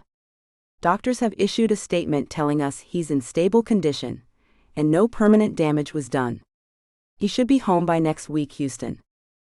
The anchor woman beside him says, I wonder who the mystery beauty is he's looking at so lovingly. So do I mumbled to myself. My body feels numb with a weird emotional whiplash. Max is alive. I move like lightning to find my computer and try to find out what hospital he's in. Then it occurs to me that Hilda may be a better source than that. He had to have informed her. I grabbed my keys and headed to the mansion. My heart beat like a drum in my chest, and I felt giddy. Max is alive. Who was that woman? I can't help thinking about how he was looking at her. But after days in the ocean, he had to be happy to see anyone. Right? Before I knew it, I made it to the gate and I pushed the button. Hilda answers, hello? Hilda, it's me, Lexi. Can I come to talk to you? The gates open and I drive in. I park and rush to the door where she's already waiting. He's alive. I shout. She holds her arms out to me, and we hug and cry. He is, she says. Miho is alive. She takes my hand and pulls me inside. He'll be home in a few days, he told me earlier. I follow her into the kitchen, where she sits me on a bar stool. She pours us both a glass of champagne, and we clank our long-stemmed glasses. To Max's speedy recovery, I say. We each take a drink, and then I see a frown on her face. I should tell you something. What? I ask as I place my glass on the bar. Max is bringing a woman home with him, she says, and my world falls apart again. I sit in stunned silence. He's alive, but he's already found another woman. Do you know who she is? Hilda takes another drink. She is the one who recused him. Her family is from France, and she made them take the yacht out this morning. She felt compelled to go out, and when they found Max, she saw it as her duty to stay with him and make sure he's taken care of. But he's bringing her back here? I pick up my glass and chug it. Hilda refills it as she says, he calls her his angel, and I dare say I heard love in his voice, dear. Who wouldn't immediately fall in love with a beautiful woman who saved their lives, right? She shrugs and I take another drink, then say, the important thing is that he's alive and will be well soon. I look at her. Right? That's the most important thing. With a nod she says, your leaving him again turned him into a dark person, you should know that. The stool next to mine she takes. So many cases of Jack Daniels he drank. He thought he hid it from us well, but he didn't. The night he took the helicopter, I ran out to the pad. As soon as I heard it, I tried to stop him. So he was drunk? I ask. Yes, very drunk. He took off before I could reach him. I called his cell phone to try to get him to come back, but he never answered it. Then he never came home, and I called the police. My leaving had everything to do with that then, I say as I gaze at the bubbles in my drink. I was right. Don't blame yourself, sweetheart, Hilda says as she pats my back. He didn't have to take it so damn hard. But he did. I look at her. Did he date at all after I left? Her head shakes, and my heart breaks into 1,000 pieces as I realize he didn't go right out and find himself another woman to play with in his bed like I thought he would. I am sorry you ran from him. He's a good man, Lexi. This woman who saved him, he may be bringing her home, but if you showed up, I bet he would fall right back in love with you. I almost killed him, Hilda. I don't think I'm good for him, I say as it hits me that I am not the right one for him. He has the ability to tear me in half with one photo, and I have the ability to get rid of him. Our relationship is not a healthy one. I smile at Hilda and get up. She looks at me with a sad expression. You will come see him when he gets home, won't you? She asks. I don't think it's a good idea. I walk away and turn back. I do want you to let him know I cared enough to come here, and if it wouldn't hurt us both so much, I would come visit him. Tears cloud my vision as I walk out of the mansion, leaving it behind me for the third time. The ride back to my apartment seems to take forever, and as I pull into my parking spot, I notice Logan's car and he's sitting behind the steering wheel.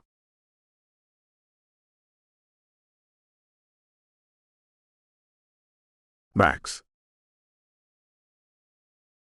Finally, I'm on my way home. I hired a private jet to take Kate and her mother and father back to Houston with me. My angel sits next to me, holding my hand in hers. She's 23 and her family is beyond rich. Her father has more money than I do. This girl is sweet though. Not like those other rich tramps. Though young, she has more class than any of the others, and she looks at me like she adores me. Already, she adores me, and eagerly answered yes when I asked her and her family to join me at my place for a week. They're on an extended vacation. She's already asked me to go back to France with them to visit their home, which I have said yes to.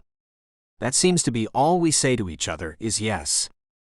The jet is landing, and my heart is pounding. I never thought I'd see my home again.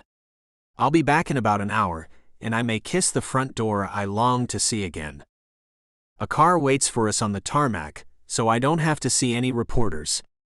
My face was plastered all over the papers, and I'm sure my exes have all seen my angel and how I was staring at her.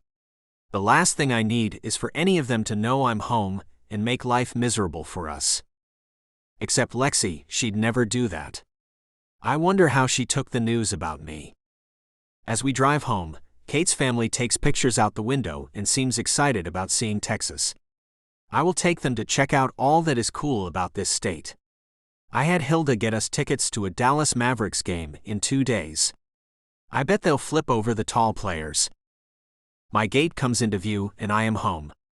I smile at Kate and she squeezes my hand. My prince is home again. I am so happy for you, she says. I tweak her tiny nose and smile. Thank you for saving me, Angel. As we pull up, I see Hilda waiting, and now she's jumping up and down and running out to me. She seems to be happy I made it.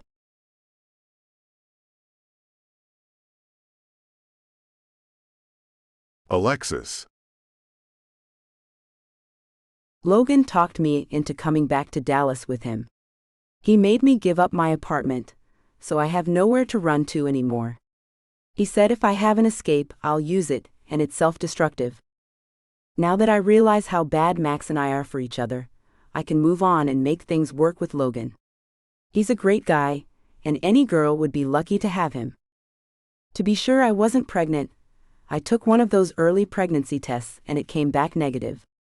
I told Logan I was not ready to get pregnant after all. It was dumb of me to do that in the first place.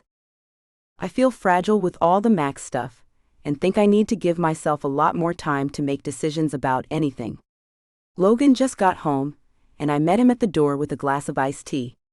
He handed me his keys, and I dropped them in the basket. I handed him his drink and kissed his cheek. It's a nice little ritual we have. How was your day? He asks me. Fine, and yours? I ask. Another little ritual of ours. Fine, he answers. What's for dinner? I made roasted chicken and potatoes, I say, and make my way to the kitchen to see how it's coming as he sits down to watch the evening news. I can barely hear the television as I pull the chicken out of the oven. A man's voice says, "Billionaire Max Lane has made it home to Houston." In tow was the woman who found him and her parents. It seems like Mr. Lane found him an angel through his ordeal. How can one man be so lucky? I peek around the corner to see a picture someone snapped of them getting into a black limo. Max's arm is tight around the redhead, and they both smile like crazy people. I left him. I ran from him. And I almost made him die. I turn back to stab a fork into the potatoes to see if they're done. Logan's cell phone rings. Hello, he says. Okay. Hang on a sec. Logan comes into the kitchen and holds the phone out to me. It's for me? I ask. Is it Mom? With a shake of his head he says, it's Max. My heart stops and my knees give out. I sit down at the table and hyperventilate. Logan touches my shoulder and I look at him. What should I do? Talk to him, Alex. What do you think? He places the phone in my shaking hand and I say, Max? Hi, Lexi. His voice is soft and sweet and makes me melt instantly. Hi, I say as tears fill my eyes. I'm glad to see you made it. I was devastated when I thought you were. I stop, I can't say a word. Yeah, I figured you'd be, he says. I found my cell and saw you'd called the same night I took off in the chopper. Weird, huh? Yeah, weird. My heart is in my throat, and I'm having the hardest time even thinking. Hilda told me you came over the night I was found. Thanks for doing that, Lex. It was nice of you, he says, clearing his throat. Who's the guy who answered the phone? You noticed that, did you? I ask with a smile. I did, he says. So you've moved on then? I hesitate because while it seems like I have, I'm just not sure. I think it is best we both do. I saw a picture of you and that demonic lady, and it hurt me so bad. I pause. Then you fell into a drunken stupor and nearly destroyed yourself over me. So you think we're bad for each other? He asks. My heart pounds and my mouth goes dry. It seems like he's giving me the chance to try it out with him again. He has that woman there, but still he asks me this. Yeah, Max, I think we can hurt each other to a degree that's unhealthy. If I asked you to come back, would you? He asks, and now I know he would dump that chic for me, which makes me think I might be crazy for turning away from him again. Don't you care for that girl? I ask. Well, yeah, but I need to be sure you and I don't have a shot in hell before I take that step. If that makes any difference to you, Lexi, I haven't yet. I haven't kissed her, or asked her to be with me or anything like that. What if I told you I have been with this guy? Logan is his name, by the way. Like that, Max? I say. I mean, I promised you I'd never let anyone else have me like you did, and I didn't keep that promise. Does that change how you feel? Moments of silence go by before he says, I can't say I'm not hurt because I am. It took you 26 years to let someone that close to you. I thought what we had was special, and you ran off and jumped into bed with another man. Why'd you do that, Lex? After I saw the picture of you doing what you had just done to me to that girl, I felt used. I felt like what we had just done was ugly, and you did it with that whack job, so it wasn't special to you at all, I say, then feel terrible for telling him that. Was I really special to you, Max? I'm sorry you saw that. I wish I had never done that. Truth be told, I wish I had never laid my hands on another woman before you. When I made love to you, it was like the first time. It's never been that special, I promise you. Thank you, that makes me feel somewhat better, I say. But you never answered my question. Does that change how you feel about me? No, I can live with that, he says. My heart wants to say that I will go back to him, but my mind says we have too much power over each other's lives to do that. That's nice to hear, it really is. We just have too much power to hurt one another, Max, so my answer is no. Move forward with that girl. She's not a crazy wacko who's mean, is she? No, she's really sweet. I'm sure you'd like her, he says. Lexi, are you sure about your answer? A pain fills my heart, and if this much pain can come from a conversation over the phone, then what other kinds of pain can he put me through? I'm sure, Max, I should go now. I'm really happy you're alive and well. If this is the girl for you, I wish you both all the best. Good luck with your guy too, Lexi. I wish you all the best too. He pauses, then says, hey, just so you know, I was going to put out a search for your butt. I'm not just calling because I found your missed call, or Hilda said you came over. I was going to find you, no matter what, and see if you wanted to give this thing a shot again. Wow. Am I insane? I glance back to see if Logan is anywhere near me, but thankfully he's giving me privacy. He's a doll like that. Max, that's good to hear, and if we weren't so dangerous for each other, I'd say yes in a heartbeat, but we are. I still love you though, so don't ever think I don't. I love you too, Lexi. Are you sure about this? He asks again. You're trying to wear me down, aren't you? I ask with a giggle. Maybe, he says. It's damn good to hear your voice. Do me a favor and stammer something for me, I miss that. Or maybe you could say some of those funny words for me, you know, something like smancy? I laugh and say, I don't know. Something like that, you silly goose. It's pretty close, he says. Hey, I have to know because it's something I thought a lot about when I was drifting in the ocean. What kind of crazy job do you have now? Suddenly I realized I didn't really have one, but I said, I clean houses. So you're not a professional catfish noodler? Man, I got that one wrong, he laughs. What in the cornbread heck is that, Max? I ask. Cornbread heck. Good one, Lexi. He laughs. Man, I miss you, girl. I miss him too, and how much fun we had. I find myself peeking back over my shoulder, to be sure Logan is nowhere around. Maybe we could still be friends. You know, just talk to each other every now and again. His laugh dies down. That sounds nice, but I think it would drive me mad. I really love you. He really loves me. Me too, I say. I suppose it would be too hard. But I'm going to get a new cell phone, and I'll send you a text so you'll have my new number. After what happened to you, I always want you to be able to contact me if you want to. If you do find yourself wanting to talk to someone about anything, the accident, your mother, life when you were young, I want you to feel free to call me. Good, do that, he says. Also, don't hesitate to ask me for anything, I mean anything. I don't ever want you to go without a thing. Promise me. I'll never ask him for anything but say, okay, I promise, Mr. Generous Pants. He laughs again. Ah, you remembered. So I guess I'll look forward to your text and wish you a good life, Lexi. Okay, you have one too. Bye now, I say and end the call. I search out Logan and find him outside sitting by the pool tugging on a beer. How'd that go, Alex? Good, I say and hand him back his phone. I'm going to get my own phone tomorrow. After what happened to him, I want him to have my number. He may need someone to talk to now and again about his ordeal, you know? And you would do that for him? He asks with a frown.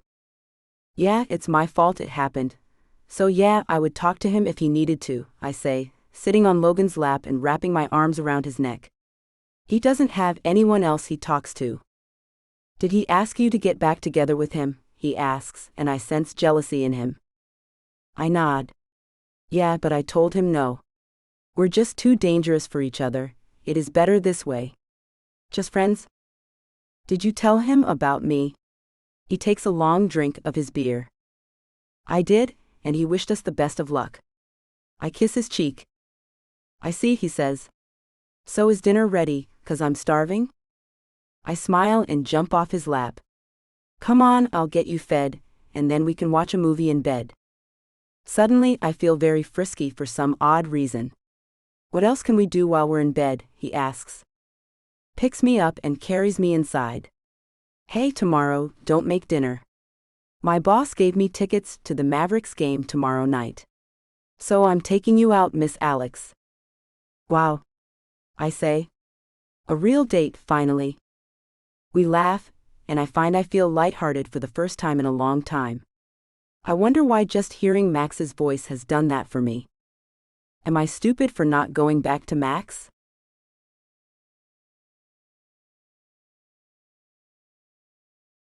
Max.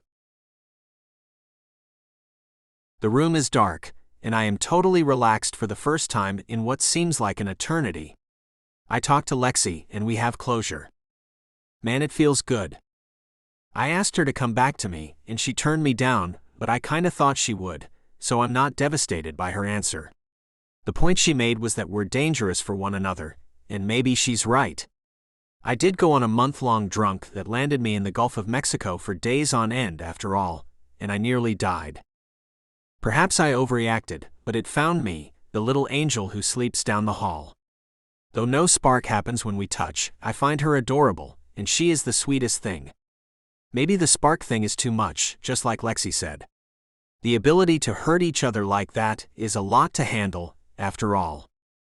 We're jetting off to Dallas tomorrow, the four of us. I'll move much slower with this one. There's no rush. There's no reason to think she's going to run off if I take my time and get to know her. She is young, maybe too young, and I'm not sure how innocent she is, but she seems like she is. I'd hate to hurt her after all she's done for me. That French accent is adorable. But the truth is, I don't find her seductive, just cute and adorable. Is seductive something you need to think about for a girlfriend? I think I'll Google that and see what the masses have to say on the subject.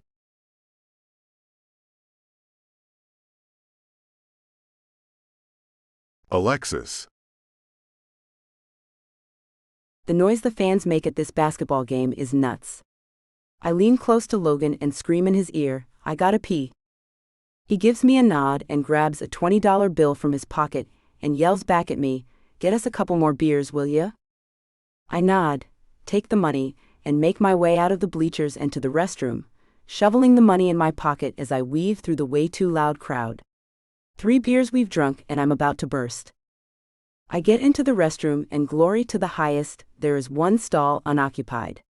The relief I feel as I let all that beer back out is phenomenal. I wash my hands, run my fingers through my hair and apply a little pink lipstick. I can't do my makeup like Cake did, but I'm figuring it out. And curling my hair wasn't that hard to figure out, so I am managing to look a lot better than my nerdy days. With a slight skip, I leave the women's restroom to go to the long line at the beer stand to refill my bladder with the golden liquid. I look down as I leave the area to fiddle with the cell phone in my back pocket, ensuring I didn't drop it in the toilet. Boom. I ran into someone. "Sorry, I wasn't looking," I hear and look up to find I'm smack up against Max's broad chest. "Lexi?" "Max?" I shout. His arms run around me, and he pulls me to the side and my back hits the wall. His lips are on mine before I know what's happening, but I love it and feel like flying. I throw my arms around him. It's not enough, I'm not close enough, so I wrap my legs around his waist and he melts into me while we kiss. "Take that shit outside," a man says. Max's mouth leaves mine and I almost cry. "Come with me," he says, taking my hand and leading me away from the crowd. I don't care where he takes me as long as he takes me. I move with him, our bodies touch constantly. A door opens, and we're alone in a small room. He turns back to me, his eyes dark, and I bite at my lip, then his lips are back on mine. Our arms are wrapped around each other, and I fear I may burst if I don't get my body closer to his. His lips leave mine and move down my cheek to my neck where he bites at me and sucks at my flesh. My knees give out and he holds me tight. His words are like embers in my ear, "I want you." I pull back and look at him. My hands press against his cheeks. "I never thought I'd see you again." My heart beats like never before. My body cries for his and I can't stop it. "I'm yours." "I love you," Max says in my ear as we fall and land on the cold floor in a heap.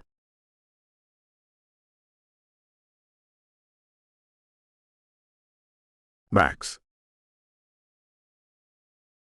The room is dark, and the noise from the people and the basketball game can be heard.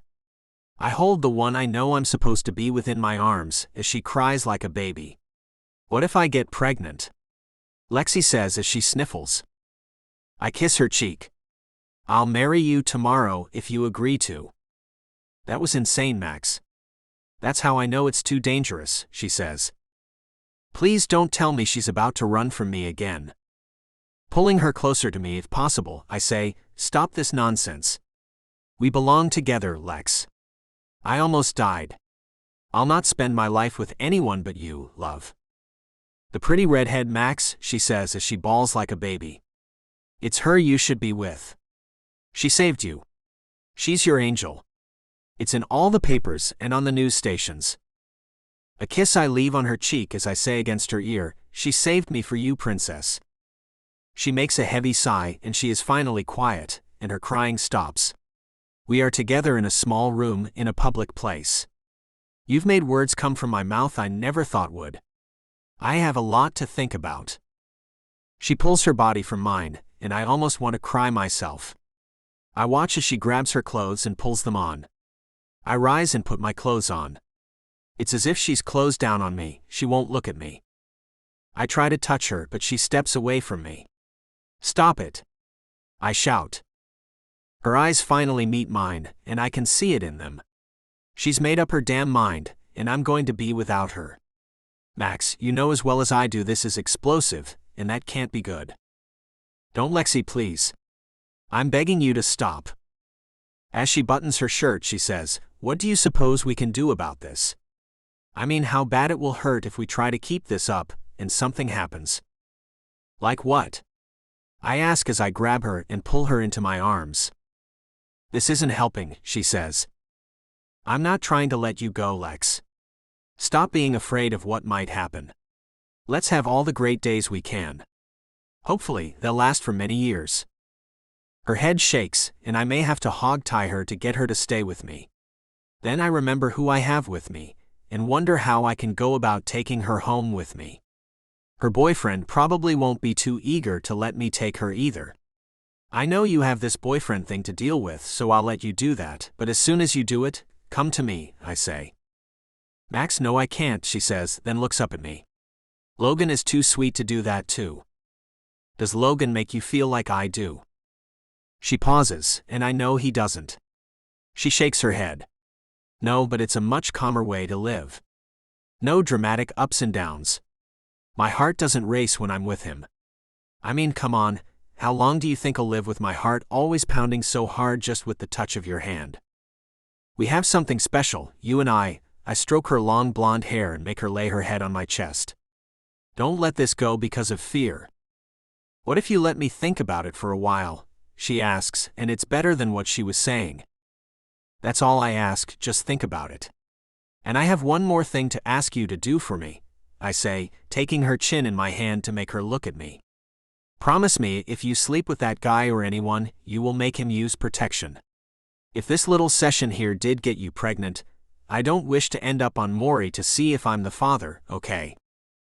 She nods. What if I do get pregnant from what we just did?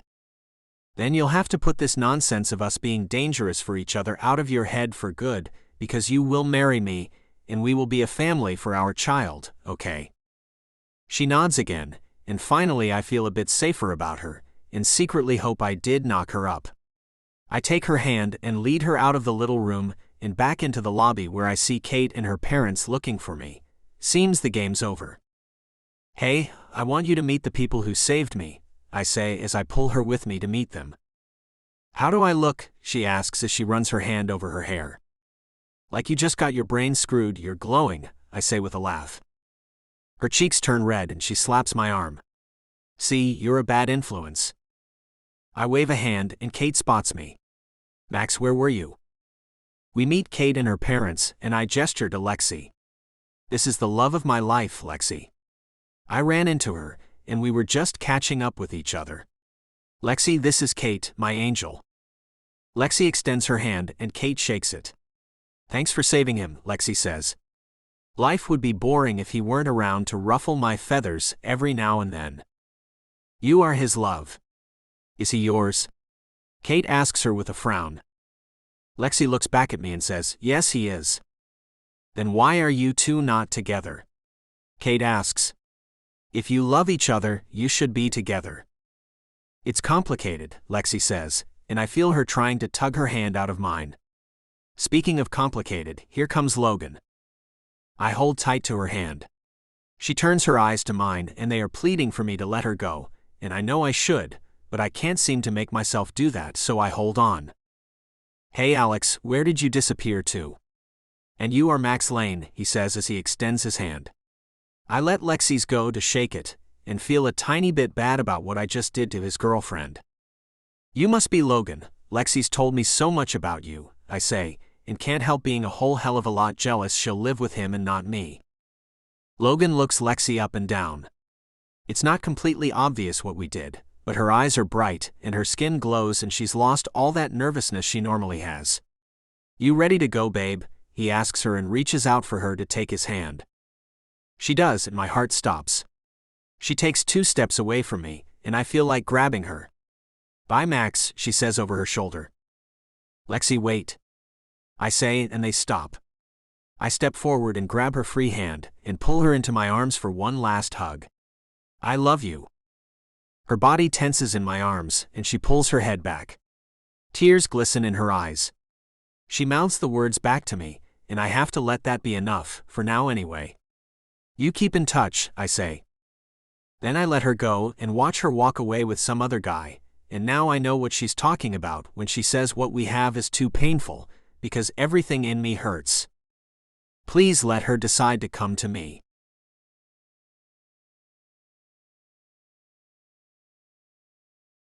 Alexis.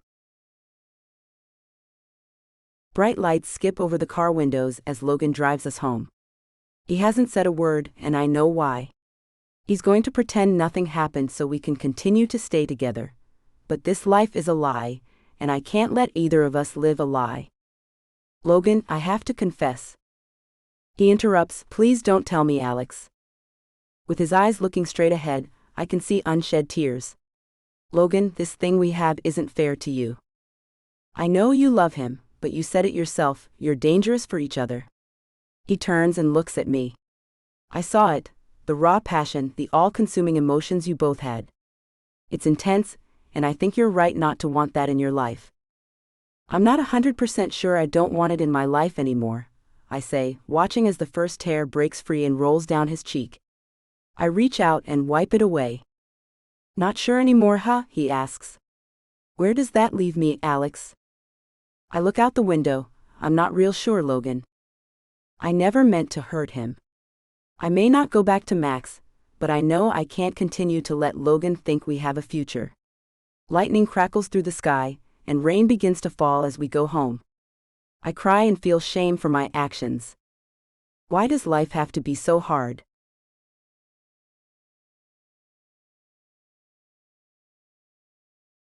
Secrets of Temptation. Alexis. It's been a month since I moved out of Logan's nice house and into a crummy apartment in Dallas, but things are looking up, and I'm moving in with a guy that I first work with a lot.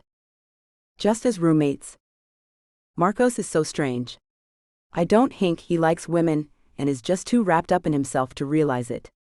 The guy spends more time on his appearance than any female I've ever known. We met at a modeling gig. Oh yeah, I'm a model now.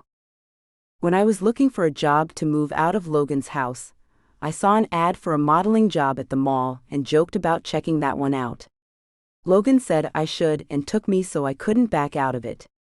They hired me on the spot and kept me busy last month. Logan was upset that I broke it off with him, but he lucked out at the modeling interview as he started talking to one of the women there and they hooked up. The worst part is that I felt no jealousy. I mean, what's wrong with me? Logan is the nicest guy ever, and I felt nothing deep for him. Friendship is about all I felt. I'm an idiot, that's for sure. So I'm in my van and driving back to Houston. That's where Marcos has what he calls a to-die-for apartment.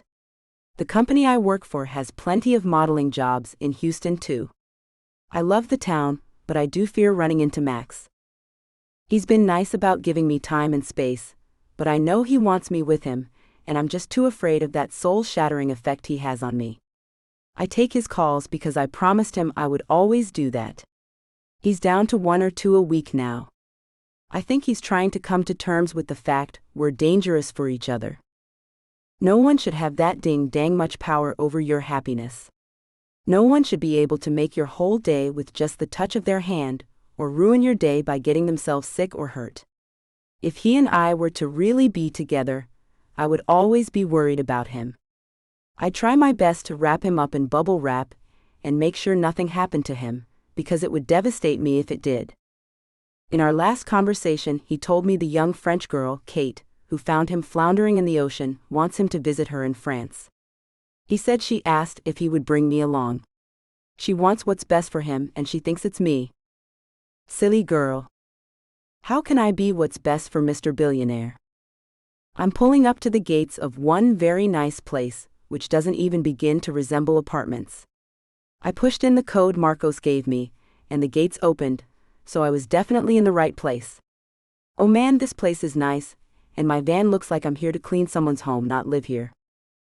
I really should get a nicer car.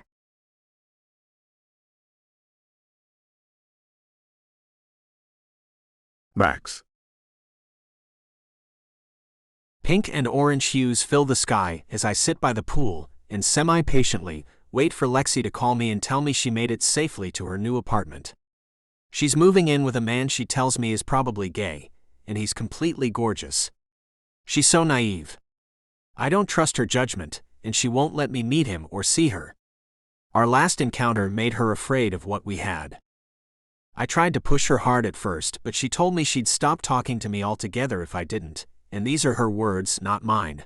Put my panties in the icebox so I could chill out already.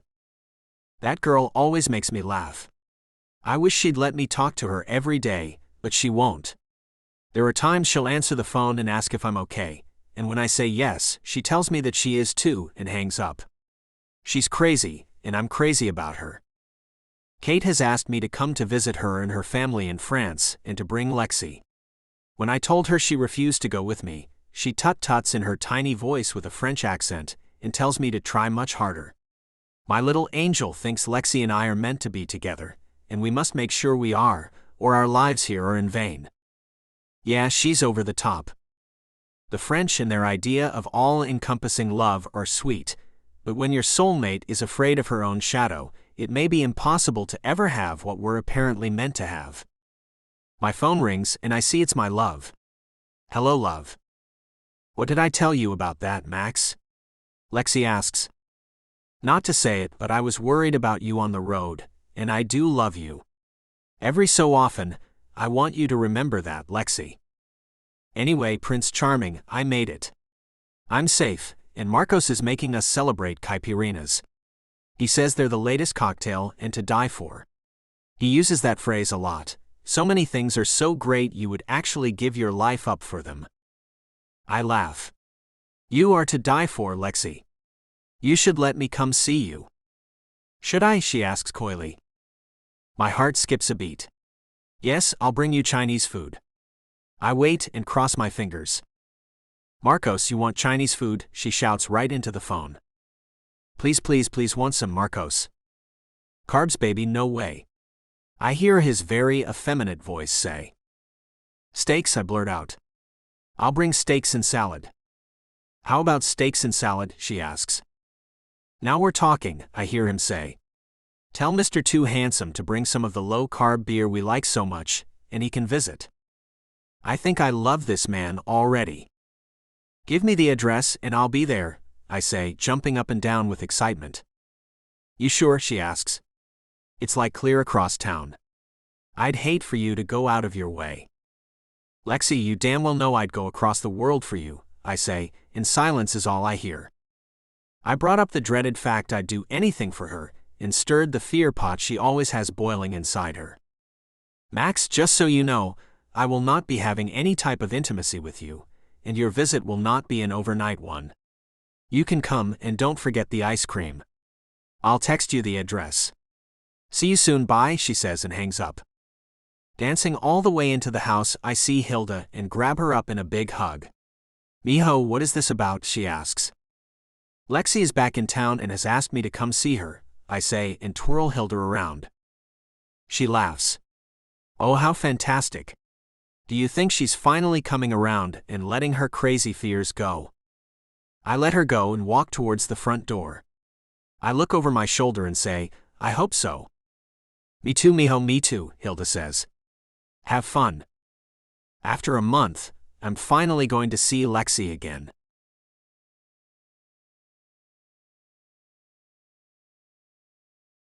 Alexis.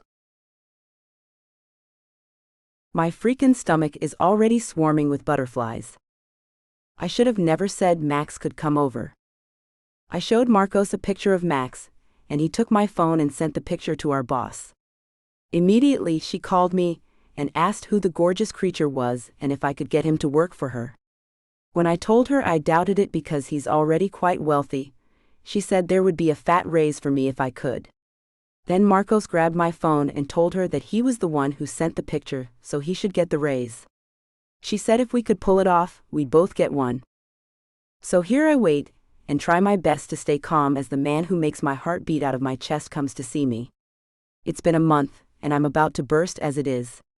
With him around, I might give in to him, but I managed to escape getting pregnant from our crazy storeroom encounter, and don't wish to tempt fate anymore. Marcos comes and sits next to me on the sofa.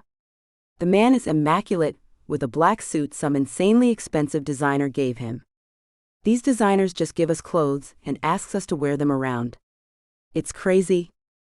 When I got here this afternoon, I was wearing shorts and a t-shirt, but he made me change into clothes that he had picked out. I had on a tight red dress and some heels to match. He says they cost a lot of money, and I should take very good care of them. Then the man did my hair and makeup. He even spritzed me with some fantastic smelling perfume. I told him Max was going to come unglued, and he said that's just what we needed him to do. I feel a little bad for doing this to Max, but Marcos demands it.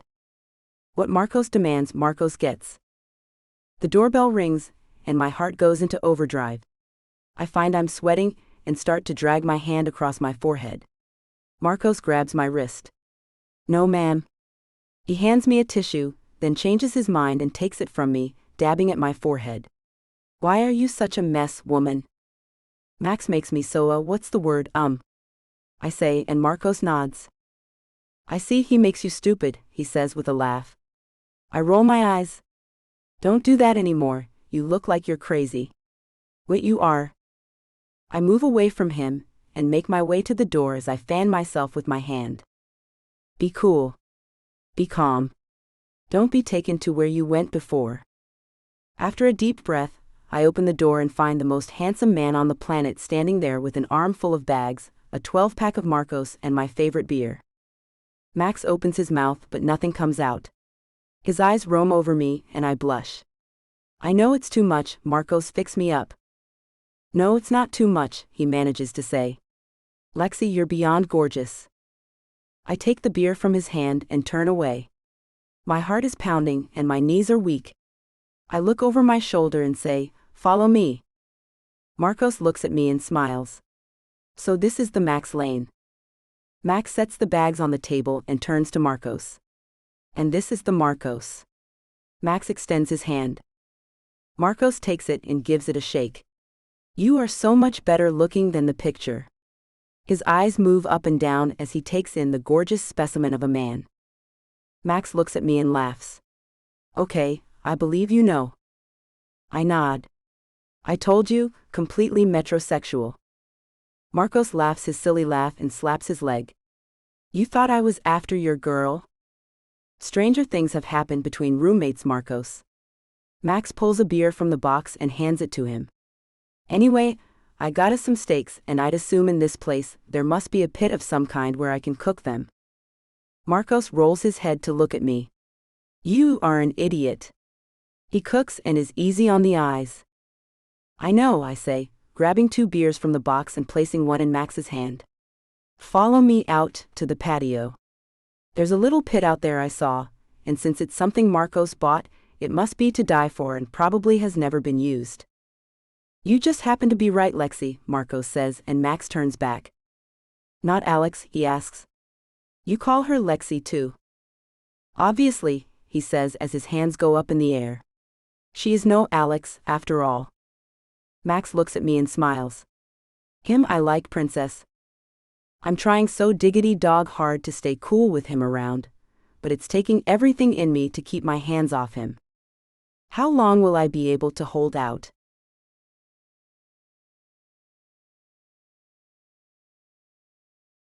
Max. I have no idea how long I can keep my hands off this gorgeous woman. I'm trying to play it cool so maybe she can stop thinking we're way too passionate about each other and that it isn't healthy. My plan is to keep my hands to myself and hopefully she'll come to me. This is by far the hardest thing I've ever done. She looks like a goddess in her tight red dress. Her hair is curled to perfection, and her makeup looks like it was professionally done. So I ask, "Did you learn how to use the curling iron and makeup case?" "No," Marco says. She's stubborn and too impatient to take the time to do it right. I fixed her up. The thought of him raking his hands through her hair and running them over her face kinda makes me mad, but one look at him and I'm over it. He is very much about himself. A model too, he looks every bit the part. Perfect hair and body, dresses impeccably, and holds himself so much better than regular guys. You did a great job, but you did have a fantastic canvas to start with. I know, this woman has so much natural beauty, well it's just not fair, he says as his hands move about. Lexi opens the fancy little pit on the patio and says, "Can we talk about something more important than my looks for the love of Pete's dog?" We both laugh and I move to stand behind her and nearly put my arms around her small waist, then stop myself and take a step back. "So how do you guys like your steaks?" I ask. "Rare," they both answer in unison. "Me too, so this shouldn't take long at all." "Lexi, wanna help me in the kitchen?" I ask. She nods and leads me to the kitchen. She looks through the cabinets, finds the spices and a bowl for the salad, and tosses 3 potatoes in the microwave. My eyes follow her, and I realize I'm doing nothing but gazing at her. If she catches me, she'll be upset, so I set to work on the steaks. "The drive was good, Lex?" "Yeah, no big deal." She places some spices down on the counter for me to choose from. Her arm brushes mine as she does, and a fire rips right through me. I say as she moves away from me to make the salad. "So, what are your plans other than work?" "That's all the plans I have for now, Max." Her long blonde curls bounce around her narrow shoulders as she pushes them back. This dang hair is so long and always in my way when I don't have it up. "It looks really beautiful like that," I say, rub some spices into the meat. "So I've been told," she says, and I see out of the corner of her eye that she turns to look at me. "Sorry, I should say thank you." "That's okay, Lex," I say without looking at her. "I guess with this new modeling thing, you get told nice things all the time." "Yeah, it was hard to get used to, but after my first monster paycheck, I threw my distaste for it out the window." She pauses. "Which reminds me that I need to trade in that ugly van. It looks like poopy parked in this nice place, plus it's getting embarrassing pulling up to shoots in it. Do you know where I can get the best deal, Max?" "Yeah. I'll give you a car." "I know a guy, let me take care of it, Lex." "I want to pay for it myself, Max," she says sternly. "Man, Lexi, you may want to pull your panties off and put them in the freezer so you can chill out," I say, throwing her quirky remark back at her. "What does that even mean, Max?" I turn to her and act as if I'm about to grab her, but I turn to wash my hands at the last second. "Mind turning the water on for me, babe? I need to wash my hands." She has to lean over me to do it. Her perky breasts rub against my chest and send fire through my veins. I hear her take in a sharp breath, so I'm pretty sure she felt it too. Quickly she moves back, grabs a paper towel and dabs at her forehead. "Is it hot in here?" she asks. I play it cool. "Nah, not to me, princess."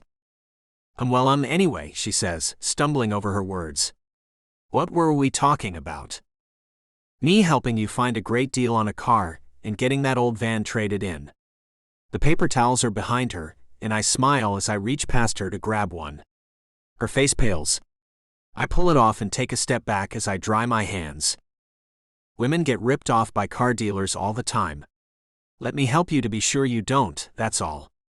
Plus, I buy so many cars from this guy, and he'll give me a great deal on something nice for you. How much do you have to spend?" She shakes her head and then looks at me with wide eyes. Oh my, I guess." "There's that stammering I love so much," I say, turning away to grab the platter of steaks and walking away from her. Just as I get to the glass patio door, I turn around and catch her with her head tilted, and her face goes red. She was checking me out.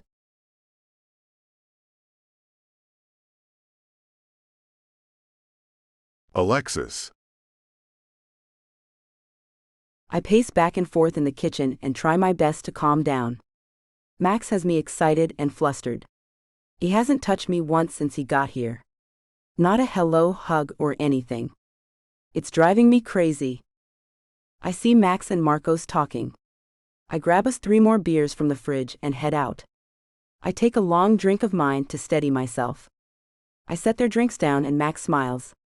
Hey babe, can you find me something I can turn the steaks with? I turn around and go right back inside. I catch the men laughing and have no idea why. I go back outside with a large fork and they abruptly stop laughing. What's so funny? I ask. Your man is, Marcos says. I frown. You know better than to call him that, Marcos. I take a seat and give him a glare. I don't mind being called that, Max says. I rather like it. Marcos's phone rings and he looks at the screen. It's our boss. I'll take this inside. I watch him walk away and then I look at Max. He turns and comes to sit next to me. So anyway, Marcos will take you to your shoot tomorrow, so give me your keys and find the title to that thing. I'll take it tomorrow, and you'll have a new car by the time you get back home. I can only spend about $5,000, so don't go crazy. Get whatever you can for the van, tell the man I have $5,000 in cash and see what you can come up with. Will do, princess. Max sits back and looks out as the sun sets. I watched the sunset 3 times when I was lost. Each time I thought of you. I thought about how I had to hang on, so I could watch at least one more of them with you. It kept me going through the long nights. Tears automatically fill my eyes, and I take his hand in mine and hold it to my heart. A few spill over my cheeks, and I let them as I remember the pain I felt when I thought him dead. To be sitting here with him is a miracle. I know I don't tell you often enough, but I do love you, Max. His eyes glisten with tears. I know you do, Lexi. I love you so much. I draw his hand up to my lips and kiss the palm of his hand. He takes in a sharp breath, and I say without thinking, tell you you'll spend the night with me. I'll do whatever it is you want. You should know that by now, he says, pulling our hands to his lips and leaving a kiss on top of mine. What have I started?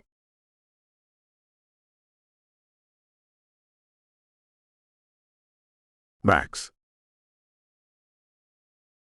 I'm shaking, I'm so happy. Lexi asked me to stay the night with her and told me she loved me.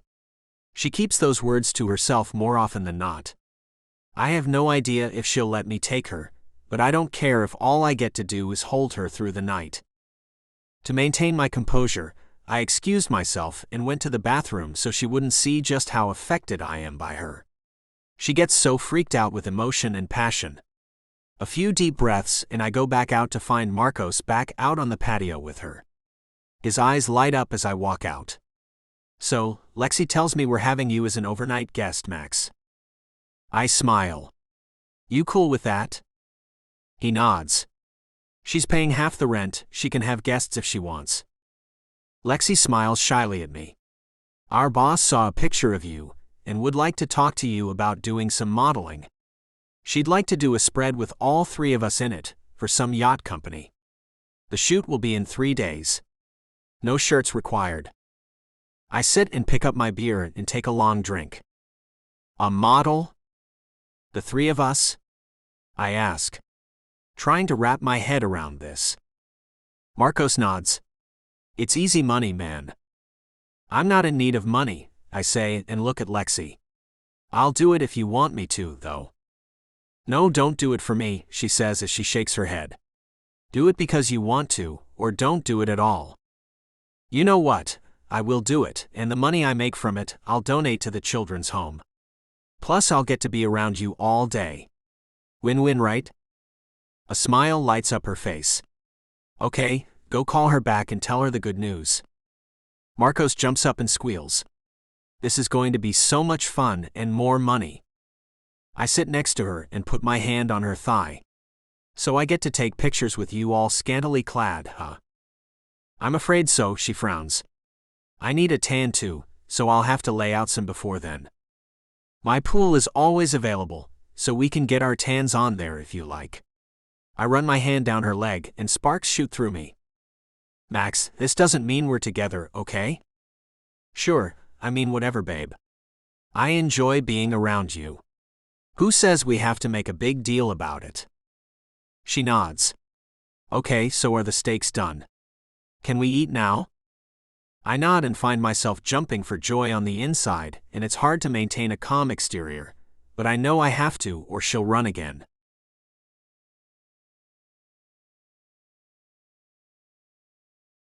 Alexis. My bedroom is awesome. Marcos has the best taste in absolutely everything. I've put on Max's t-shirt I haven't slept in since I went to Logan's. He's in the bathroom, and I'm so nervous that I'm shaking and trying so hard to stop. I'm not sure about this at all, but I blurted out the invitation and it seemed rude to take it back. So here I am stuck with the most attractive guy I've ever seen. Even I know that didn't make any sense. Hey baby, Max says as he comes into my bedroom wearing only his tight black briefs. He looks like a Greek god, although I doubt they wore those things. Are you ready to snuggle? Snuggle? That's it? If you are, I say, and finally get my body to stop shaking. I take in a deep breath as he climbs under the blanket, and his arm goes over me as I lay on my side, looking at him. Max? Yes, princess. Maybe we can take things slow, huh? Whatever you want. His hand runs over my arm, leaving a tingle in its path. Last time was crazy. I don't suppose you brought any protection. I say, and realize I just asked him to make me his without even thinking about it. He shakes his head. I got rid of it all. I'm not thinking about being with anyone but you, and with you I don't need it. But, I say, then his finger touches my lips. Shish, Lexi, it's all going to be all right. I promise you, he says, then his soft lips touch mine and my arms wrap around him, pulling him closer to me. Warmth flows through me. High kiss is sending me to that place it always does, and I think only about him and how good he makes me feel. Only Max can take me to this place, so close to heaven. I run my hands up and down his muscled back. Oh Max, I love you. Hot lips touch my ear and warm breath flows over it. I love you too, Lexi.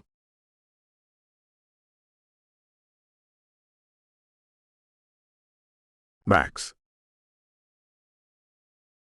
I lie awake and gaze at Lexi as she sleeps soundly.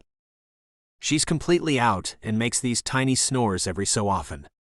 I find it adorable, and hope she decides that we can spend many more nights together. I hold her in my arms, so hopefully if she does do something crazy like try to run off on me again, I'll feel her, and as long as I can kiss her, I can change her mind. I pray that her fleeing days are over, because there's just no way she'd never want to do what we just did again.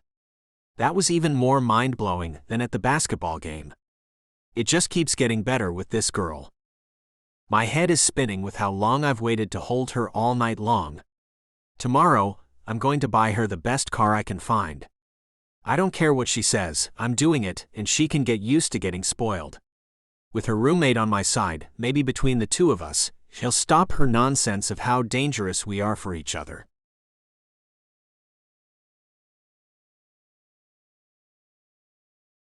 Alexis.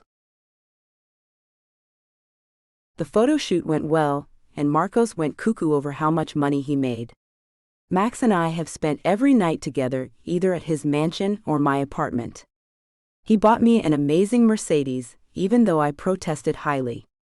I do love the ding-dang thing though, so I forgave him for buying it for me. Although I have no desire to run from Max, I still feel like what we have is too much.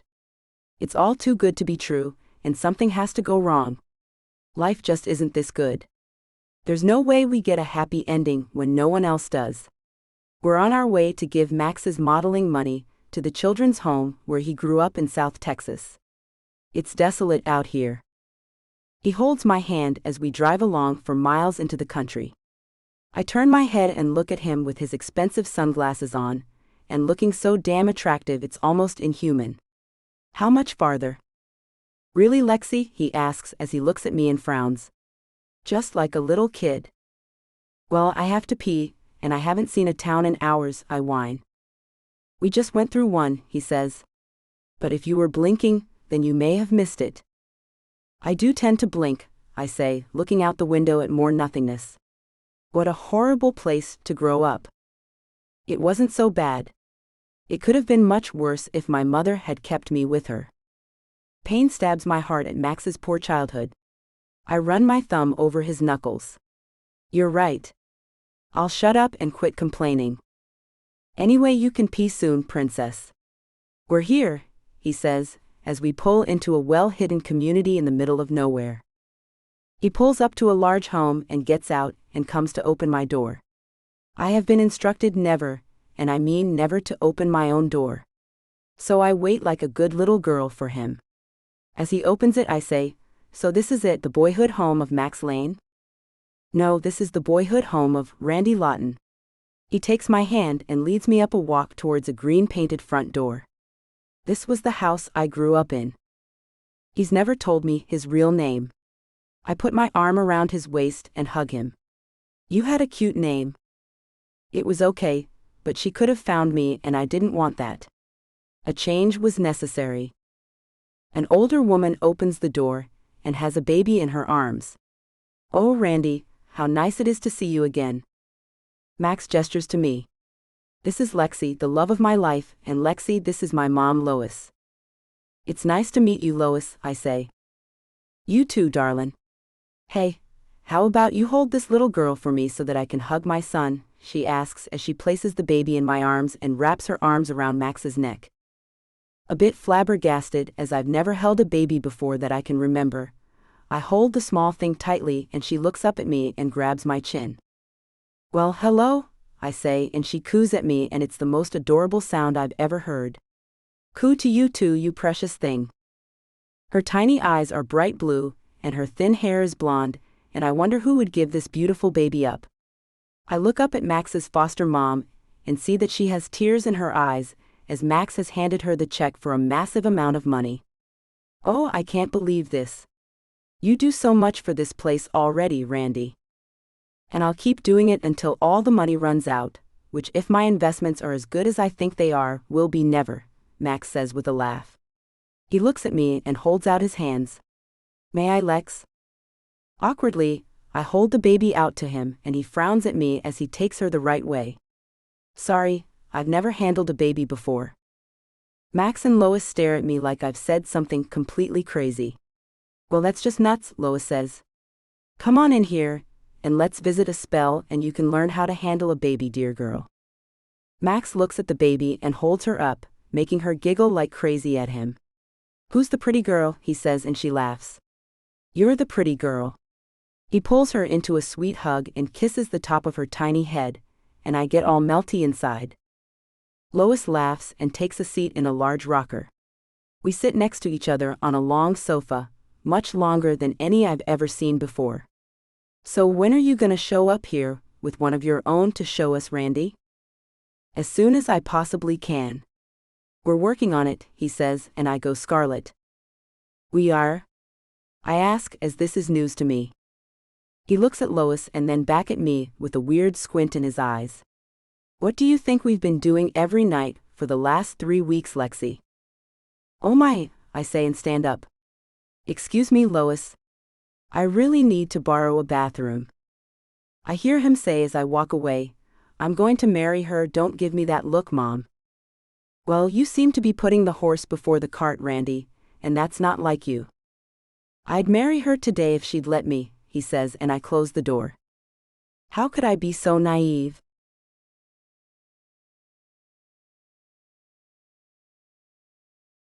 Max. I'm home alone as Lexi is pissed at me. She thinks I was secretly trying to get her pregnant.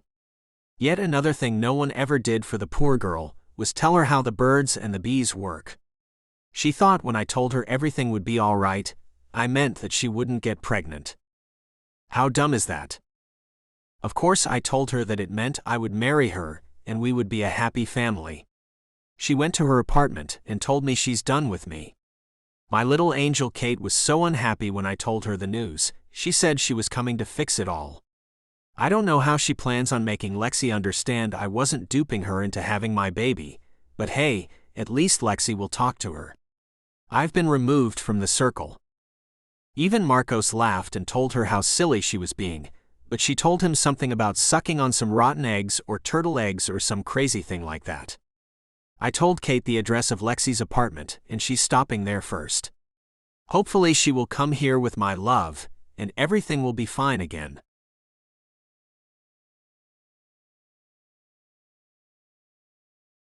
Alexis.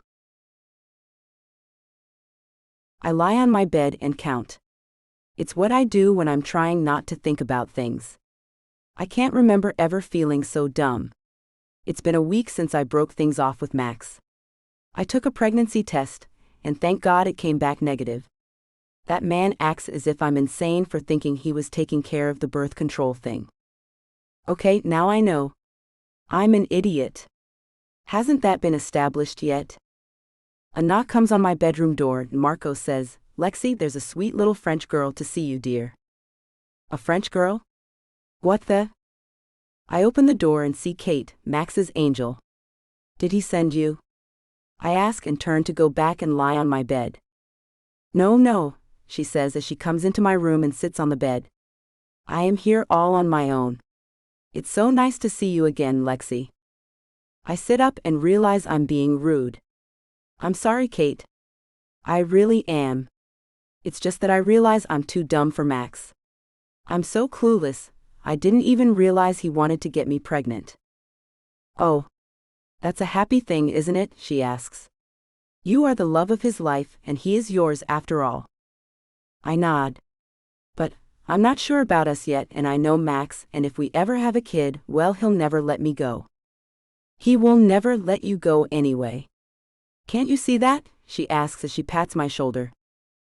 There's not much he can do about that if I refuse to see him, but a kid, now that changes everything, I say, falling back on a mountain of pillows. I would readily have his children, Kate says, and I sit back up. You love him, don't you? I ask. She nods. Oui, I do, and to be frank with you, if you don't want him, I'd like to ask permission from you to pursue him. It is you who holds his heart after all. It is only you who can release it to another. I knew it. I say as I get up and pace around my room. I knew you wanted him. So what? She says and stands too. You do not want him, and he's a special man. Most would cherish him, the good man he is. You run from him and his love. You leave him for wanting only to build a family with you. You cut off your own nose to spite your face. If that's how you want to live your life, then you are bad for him. No matter how you two were meant to be together or not. And you will take him? I stop my pacing and ask. You will make him happy? Oui, I will try. I know I can do better by him than you have, she says and flounces down on the chair in my room. Never would I let him go, not ever. It rips me apart as she crams in my face how I'm no good for him. My ways are mean, and he deserves better. He does deserve an angel, and I can't be one for him. You know what? You're right, Kate. I give his heart over to you. I'm not good for him. Would you really do that, Lexi? She asks. Perhaps you'd like more time to think before you give away someone so precious. Perhaps you're making a decision that may be bad for you both. I shake my head. Nope, I think it's the right one. You are his little angel. I'm sure he can be happy with you. I'm sure you'd love to spoil him and he you. Yeah, go take him, he's yours. Her blue eyes dance as she makes her way to the door. Poor woman, so many insecurities. Great beauty such as yours should flow through every part of you. Whoever hurt you did a great injustice to this world, to destroy a person who was supposed to be a great woman, full of compassion and love, and a zest for life itself. Yeah, well, some did, and they took it away along with my pride, I say and lie back. She closes the door behind her and gives me a sad look. Bye, Lexi. I hope you get better one day.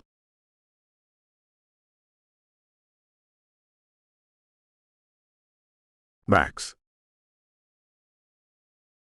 The doorbell rings, and my heart races as I make my way to the door. I pray Kate has Lexi with her. I open the door to see Kate, alone. You couldn't talk any sense into her, I say, reaching out to hug my little angel. She is broken, Max. I do not know what will fix the poor woman, she says, and I lead her into the house. I told her I was going to pursue you, and she told me to go ahead and do it. Really? I ask. She just let me go just like that? After all we shared with each other, after all we've been through together, she'd just hand me over? I ask as I throw my hands in the air.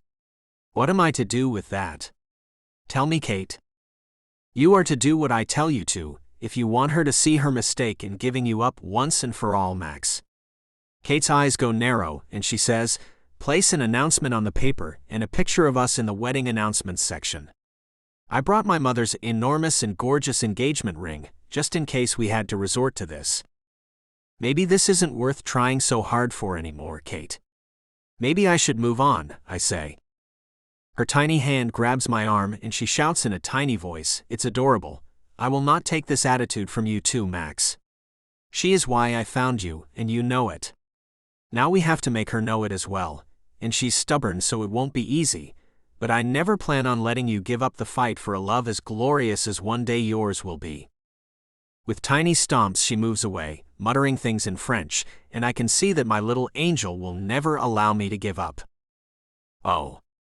What hell will I have to go through for this woman to stop being so crazy, and just let me love her already?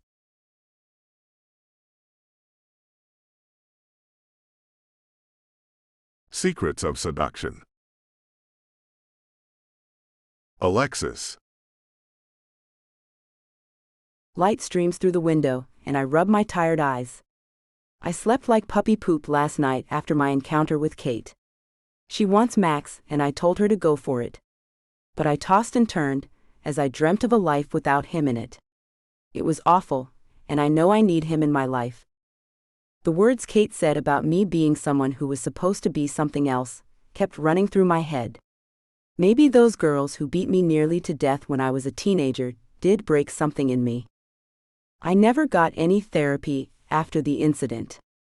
When my parents didn't press any charges, no one seemed to think about the fact it might be something I needed. Now I think I might need some, so I think I'll find a therapist today and go see Max. I can't lose him. I need to keep him around until I fix what's wrong with me. I roll out of bed, and a banging comes on my bedroom door. Oh my Lexi, you have to see this. Marco screeches. Moving quickly, I open the door and the newspaper is in my face. Max and Kate are on the front page, and she's holding up a monster engagement ring.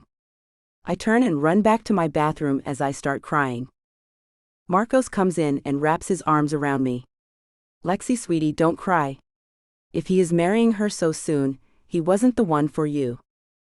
I was going to go see him today, I say as I feel a bit of nausea welling up in me. I'm going to get therapy so I can stop being so crazy. What a great idea, Marcos says, getting a wet washcloth and tapping it all over my face. After your horrible experience, you really should. I love him so much, I say as I fall apart and cry on Marcos's shoulder. Perhaps there's still a chance for you too, he says. I shake my head as I sob, knowing I did this. I told her to take him, and she did. And he let her.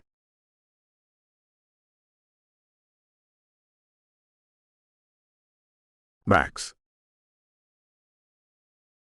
My stomach aches with what Kate had me do.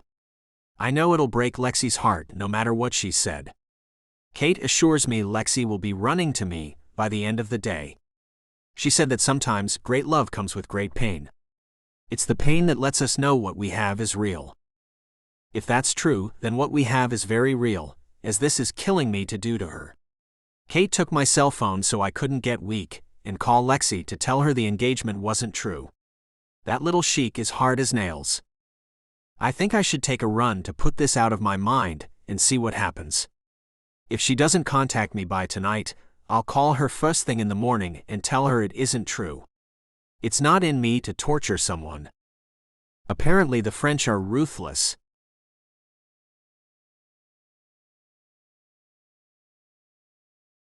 Alexis. I lie in my bed and cry as Marcos leaves for a shoot I can't bring myself to go to. I cried all day yesterday when I saw the news, and this morning I woke up crying again. It's crazy how awful I feel.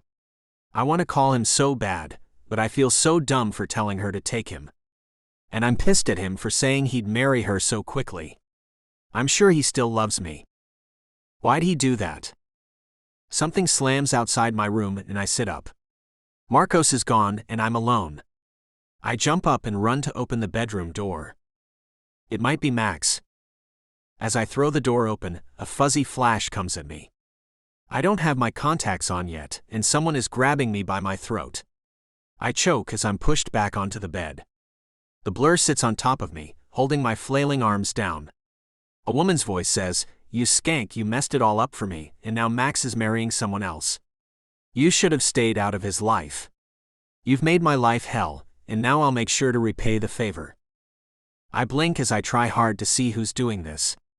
Then she leans in, and I find I can no longer struggle with no air coming into my lungs. I can see her. It's Ashley Sinclair.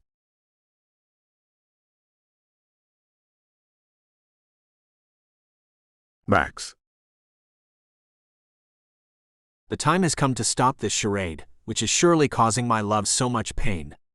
Lexi never called, so I know she's hurting, and Kate's scam didn't work. I found Kate and got my cell phone back. She apologized for her plan not working and told me I should give it a few days, but I couldn't do that. I called her number, and it rang. Now it's going to voicemail, so she isn't going to answer me. Okay, then I guess I'll leave her a text telling her it's not true, and then call her in a little while. Maybe she'll call me then. A man can hope.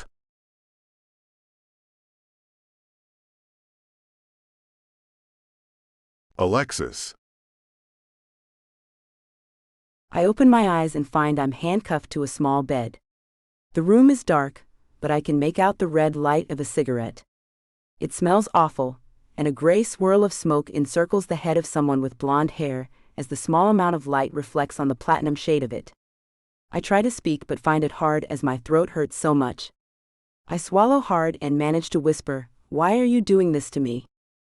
Her laugh is low and sounds more like a growl. "Miss Matthews, you should know why. You ruined my life. I told you I'd get you, and you wouldn't know when or where." The crazy woman still holds a grudge. "Ashley, I don't have him either, so why do this? I would have had him securely in my possession if you hadn't shown up in that park that day. And you could have left him alone. You did see he was with a woman after all." "He loves me," I say, remembering he's marrying Kate. "Well, he did love me, but I messed that all up. Believe me, I'm being punished enough. I'll decide when that's happened, Miss Matthews." She takes another puff, and the red light brightens. "You shouldn't smoke, it can harm you," I say. "I'm not worried about that, nor should you be," she says, taking another hit. "That isn't how you'll die, don't worry. I'm trying to figure out just how I'll make that happen. I just about choked you to death, but changed my mind at the last moment and decided that would be too easy." "Let me guess," I say. "You want to see me suffer." "That I do," she says and stands up, moving closer to me. "So you hate cigarettes?" "Don't even think about it, Ashley," I say as I try my best to remain calm. "You're not a bad person, I know you aren't. Think about things before you hurt me, please think about things." She pauses and laughs like a maniac. "Think? That's all I've done is think. I thought about you and my Max messing around. I've thought about you and my Max laughing together about me, and how you both made such a fool of me. We never did that. I swear it to you, Ashley." I hear a knocking sound, and Ashley turns and runs out of the room. I see light as she runs out the door, and think I may be in some type of hotel suite. Maybe if she leaves, I can make a lot of noise and someone will come see what it's about.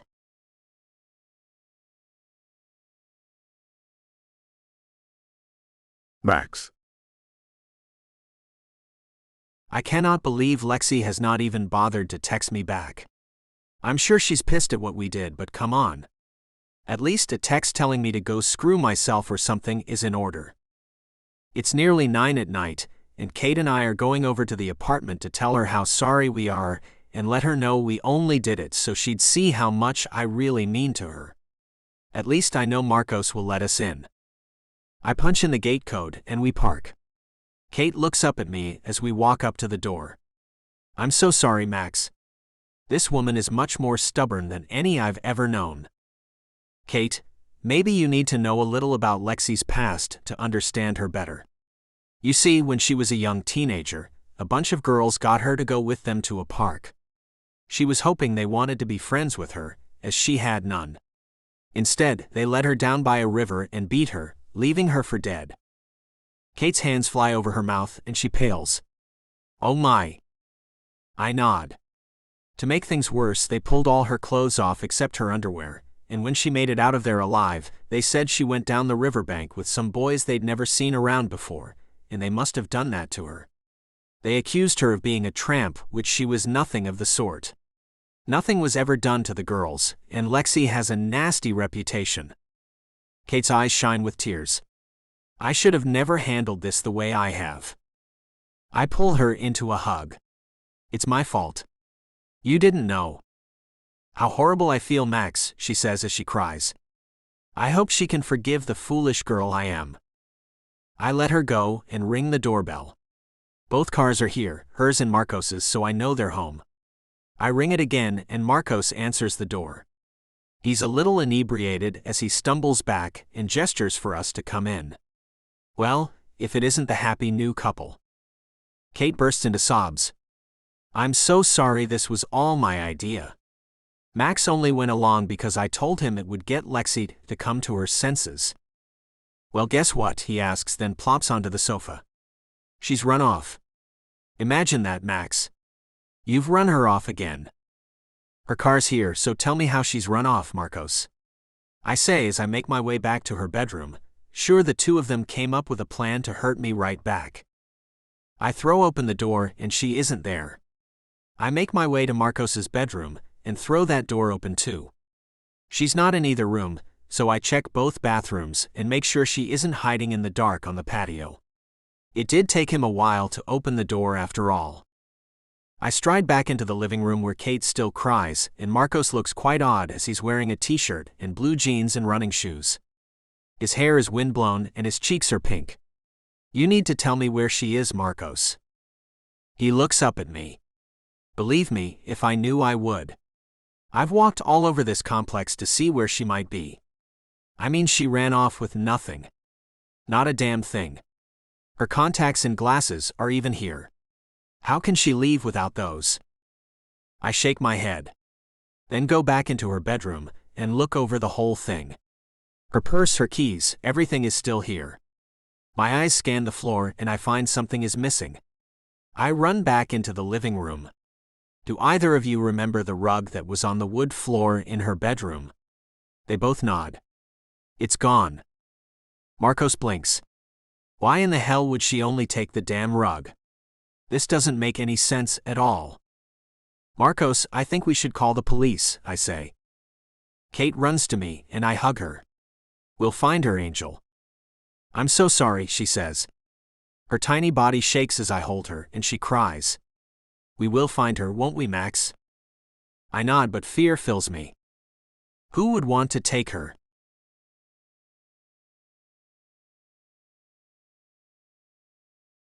Alexis. Time passes, and I have no idea how long I've been here. Ashley looks in on me every so often. Once she said, "You're not dead yet?" I guess she thinks she'll starve me to death, or I'll die from dehydration because she hasn't brought me a thing. She put a bucket by the bed for me to use the restroom, and added a small chain so I could just reach it. I wonder if anyone has realized I haven't run off this time. If they have, I wonder how long it took them before they came to that conclusion. My idiot ways may prove to be my demise.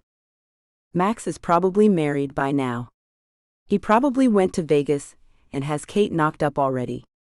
Marcos is so self-absorbed that it's doubtful that he thinks much about my absence. He probably thinks I'm upset. But my car is there and all my things are there, so with a bit of checking things out, he should come to the conclusion I'm missing, not gone on my own. For the love of Benji, even my contacts and glasses will still be sitting on the table next to my bed. unless Ashley made it look like I left. I have no idea what she did once I passed out. She could have staged the whole thing like I left on my own. She may be clever enough to have done that. Then no one will ever come looking for me. I wonder if Marcos told Max. If he did, I wonder if Max even cares. I've made very bad decisions. When I do make the right one to get some help to unscrew my screwed up brain, this happens and makes it all a little too late. That's the story of my life. Poor Alex, always a day late on everything. When those girls in high school asked me to go with them to the park, my first instinct was they were up to no good. I even hesitated before I agreed. My instincts grew as we got closer to the park, and the girls began to get quiet. As we went down the riverbank, they were so quiet, I had to look back to see if they were even still with me. I had a bad feeling then and should have run. I remember thinking I should just run. Something wasn't right, I could feel it, but I was 1 second too late for that idea, and the hitting began before I made that decision, which would have saved me from what they did. The door opens and Ashley walks in. "Ashley, please," I whisper as I have no strength to speak any louder than that. "I'll never tell a soul, I swear, just let me go." "It's been 5 days," she says. "How are you still alive? Most people die after 3 days with no water." "Please, Ashley, let me go. I promise I'll say I went away on my own. I do that from time to time, everyone will believe me." "Maybe this bit of news will send you out of this world," she says as she leans over me. "Maybe if you knew that Max got married to that little French tramp yesterday, maybe that would make you forget about living anymore. You'll never have him now? He doesn't believe in divorce." Tears spring up and flow over my cheeks. I try not to sob. I don't wish to give her any satisfaction, but it comes out of me anyway. The thought he'll never be mine fills me with a hopelessness I've never felt. She's right, I don't see why I need to hang on. I'll be alone the rest of my life if I live. Who wants that? Max told me that he doesn't believe in divorce, and once he's married, that's it. He's married Kate, and now I'm utterly alone in this world. Ashley leaves me again, and I know I have no reason to hold on to this life. I've held on for 5 days with no food or water, constantly thinking that maybe if I went to Max before he married Kate and kissed him, he'd change his mind and marry me instead. He's married, and life as I've come to know it is over. Completely over.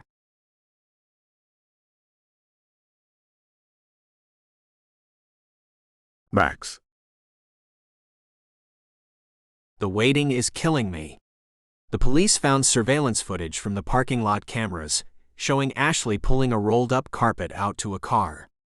She had a hell of a time shoving it into the back seat before she closed the door and drove off. They're pretty sure that Lexi was rolled up in it. An officer told us the chances Lexi's alive are slim. The car was rented under another name, and no one seems to know where Ashley is. Lexi's parents and even Logan have come to Houston to join the search for her. Though numb in places, I'm in so much physical pain. It feels at times like I'm having a heart attack, and yesterday, I was taken to the emergency room where they said I had a severe anxiety attack and gave me some pills to chill me out. I'm a zombie who still feels a lot of pain. I've paid for ads all over the local channels and have billboards with her picture on them, and offered a $2 million reward for her recovery, dead or alive. We all want to know, even if it's the worst news possible. Logan and Lexi's 3 older brothers, Josh, Luke, and Ryan, as well as her parents, Matilda and John, are staying here at my mansion. They protested, but I told them I'd have it no other way. When we find her, I want her to see just how people love her. Just like when I was lost in the ocean, I cling to hope. It's been 7 days, and the police are telling us this is the last day they'll search.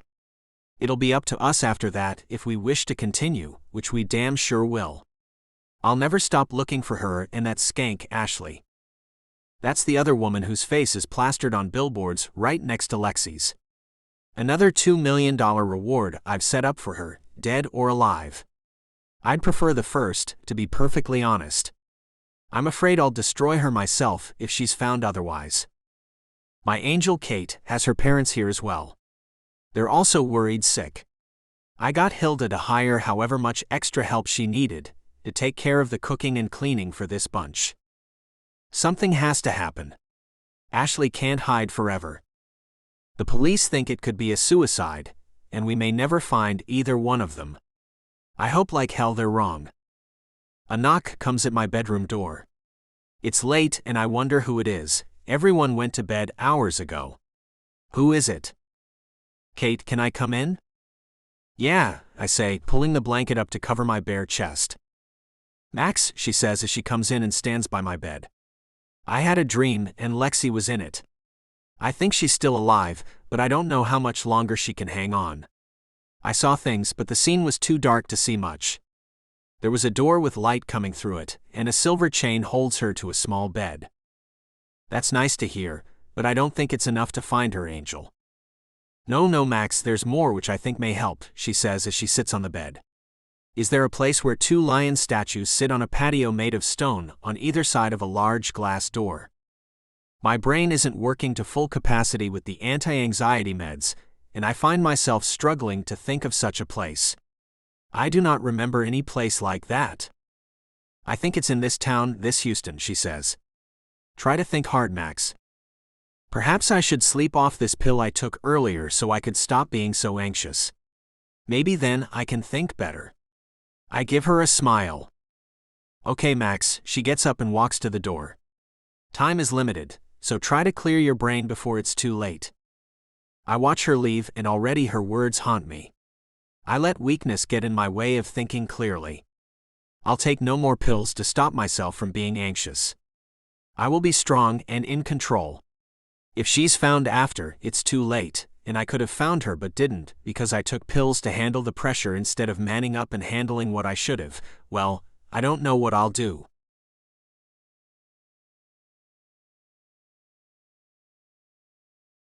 Alexis. My eyes open as I wake from the sweetest dream. Max and I were holding hands as we lay on lounge chairs by his swimming pool. 3 children, 2 boys and a girl, played in the water. Light shimmered over the water, and their laughter filled the air. I'm crying because it's all a dream. It can never come true. I don't have the strength to even lift my body from the bed. I haven't used the bathroom in forever, so I know my body is shutting down. Somehow I'm not afraid. Maybe because I don't have the strength, or maybe because the pain of this life is nearly over. The pain of feeling so much for another person, it hurts to think of losing them. The pain of the memories that never go away. It's all going to slip away as I do. My mother keeps flowing in and out of my head. She's crying and telling me to hang on, they're coming. I know they aren't, so it doesn't really give me any hope. I bet they think I've run off and think I'll call or show up soon. Surprise, I'm not. A knocking sound comes from behind the door. It's far away though. Muffled shouts ring out. Some man's voice is repeatedly yelling Ashley's name as the pounding at the door continues. A loud bang makes me jump. I'm surprised I could even do that anymore. What the hell was that? I hear banging and loud voices. The sound of something cracking and the voices shouting my name. I try to say anything, but I'm too weak. There's no spit left to swallow to clear my dry throat. I close my eyes and shout in my head that I am here. The sweetest voice in the world flows over my ears. She's behind this bookcase, a light, sweet French voice says. Kate. They've found me, but my love is married to her now, and I'll be all alone in this horrible world. Lord, if you're going to take me, do it now, please, before I see his face again and my heart breaks even more than it already has. I do not have the strength to keep my eyes open, yet a white light begins to glow, and I feel light as a feather as it grows larger. Then a flash of white-hot pain runs through me, and it all goes black.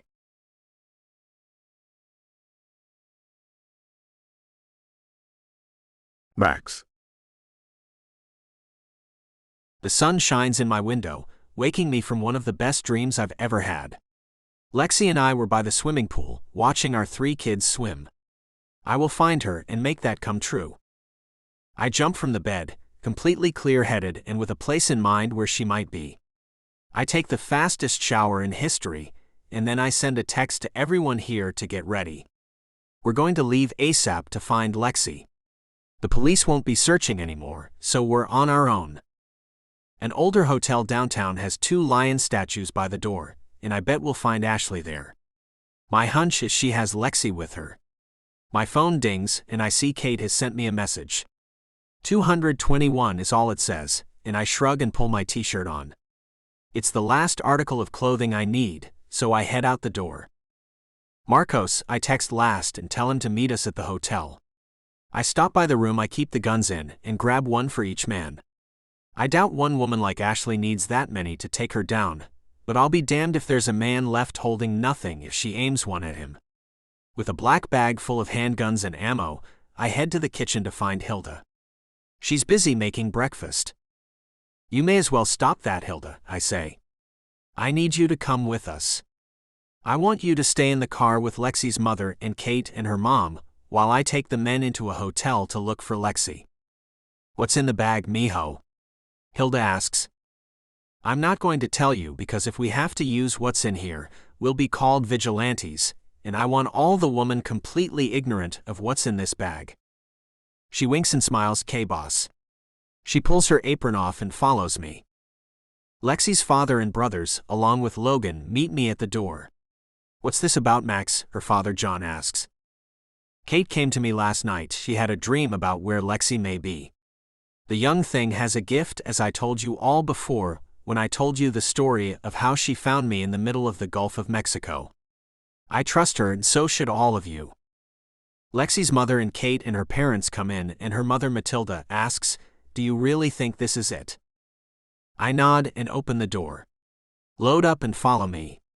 Kate, will you please ride with me? We should talk before we go storming the place. She nods, and we all walk out to our cars. I say over my shoulder, I want no one to go inside until I give each one of the men something. If we have to do anything illegal, I want the woman to have no part in it. I turn to look at Hilda and toss her a set of keys to my Suburban. You take the moms with you, please. I'll send Kate to you before we go in. And stay in the car, don't get out until I send someone to get you. She catches the keys and nods. This way, ladies. Our convoy leaves the driveway, and I feel amazingly calm, yet completely aware. I look at Kate as we pull out of the gate. This number you sent me, what do you think it means? Maybe the room number, she shakes her head. I can't be sure, but it's there over and over, like it means something. Okay, so maybe I ask the desk clerk who's in that room. I say, then shake my head. They can't tell me. Perhaps I can. After all, I look so innocent and am a foreigner. I find many people tell me more than they would others, she says, and she has a point. I'd rather you not be involved, Kate, I say as I glance at her. She's so small and fragile, like a china doll. I can help. More than anyone else, you should know that, my prince, she says, reminding me of what she called me when she found me floating in the ocean, before she knew my name. I can't help but grab her hand and kiss it. My little angel. I must put my trust in you. Okay, you'll find out the name in your most excellent of ways, then come tell me, and I'll see if I think it might be an alias Ashley would use. With a plan set, I find myself focused and ready to find my love. I see Marcos as we pull into the side parking garage. I didn't want to use the valet service, and hoped that Kate could gain entrance undetected. She makes her way towards the front door, and I see her pause as she looks at the lion statues and nods her adorable little blonde head. I smile instantly as I know this is it. Okay, men, I say as they crowd around my car. I open the black bag. Take one each, make sure you put a clip in it, and shove it in the back of your jeans and pull your shirt out to cover it. As soon as Kate lets me know the name of who's in room number 221, we may be on our way to it to find our Lexi, or Alex, or Alexis, whatever each of you call her. Marcos takes the first one, and I find myself surprised. Marcos, do you know how to shoot a gun? He smiles. I grew up in Houston, bro. Okay, no said, I say, and run my eyes up and down his jeans and t-shirt ensemble, which is so unlike the model he is. You okay, man? You haven't been keeping up the normal appearance. Hell no, I'm not okay, Max, he says in a high voice. My roomie and best friend is missing. I'm a wreck, dude. I haven't been able to sleep, eat, or do my workouts without bursting into tears. This situation is hurting me. I see Logan look away. How about you, Logan? I ask. How are you holding up? He clears his throat. Best I can, I guess. I just need to see her, no matter what, you know? The glisten in his eyes tells me so much about what she meant to him. Her brother Josh gives him a slug in the arm. We'll find her alive, Logan. No worries, man. Lexi's brother Ryan, the one she told me she was the closest in age to and the closest to, says, Alex is alive, I guarantee it. I'd feel it if she were gone.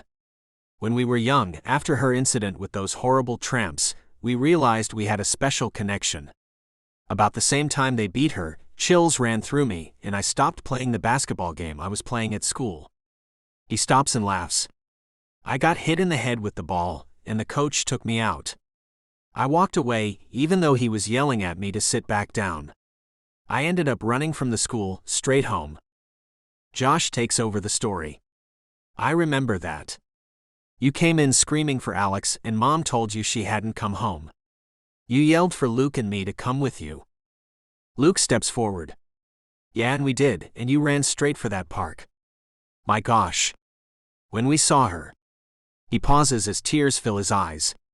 My baby sister, all covered in mud, and only in her. All three brothers look at each other and say at the same time, big white panties. They all chuckle slightly.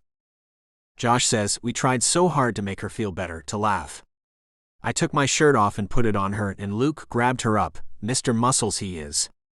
He carried her home, and she couldn't speak. She was so far away it seemed no words could get to her. I take in a deep breath as I listen to her brothers describe the aftermath of her horror. Soft footsteps come up behind me, and I turn to see my angel. The name of the woman in room 221 is Mrs. Randy Lawton. I have to lean on my car as I hear my real name. How did Ashley know that? It's her, it's Ashley. I say, and have to fight to keep my mind right and my heart beating at the right speed. My love is up there and I have to save her. Let's roll, men. I'm coming too, Kate says as she follows me. Her father and I both say, no. We all halt the procession and look at the tiny young woman. She smiles. I will go with you or sneak up later, but I will go. I frown. You stay behind me at all times. I never want to see you, do you understand me, Kate? You stay hidden behind me. Oui, I do, my prince, she says, grabbing one of my belt loops. I am your shadow. I look at her father and he shrugs and says something in French, to which Kate replies, that is so right, Papa. What Kate wants, Kate gets. Marco smiles. Hey, me too. Kate looks back at the men. This hotel is old. There are no security cameras. There are a few fake ones, but no real ones. I placed a rag I found between one of the outside doors, so we could gain access without being seen. Follow us. I look back at her and smile. A bright one you are. That I am, and I will prove more useful, just you wait. We make our way through the side door, and take the stairs up to the second floor. Room 221 is at the end, and we move in. I knock hard and yell, Ashley, let me in. I hear shuffling, and everyone starts yelling her name as we all bang on the door and the walls. A gunshot rings out from inside, and we all stop and look at each other. In an instant we all step back as Luke, who's a massive man, takes a few steps back and then runs to the door. The wood frame splinters, and with one more hit, it opens. Ashley is on the floor, her body halfway behind the sofa. I walk over to find she's shot herself in the head. Averting my eyes, I yell, Lexi. We all yell out for her over and over, but there's no response. I fear we'll find her dead, and have to push that away so I can keep thinking straight. Kate picks up a set of small keys off a bookcase and says, she's behind this bookcase. Luke has it moved before we know it, and there's a door. Let me, I say and grab the knob. As I twist it in my hand, I pray that she's alive. Light from this room fills the small room, and I see her lying still on a small bed. She's not moving.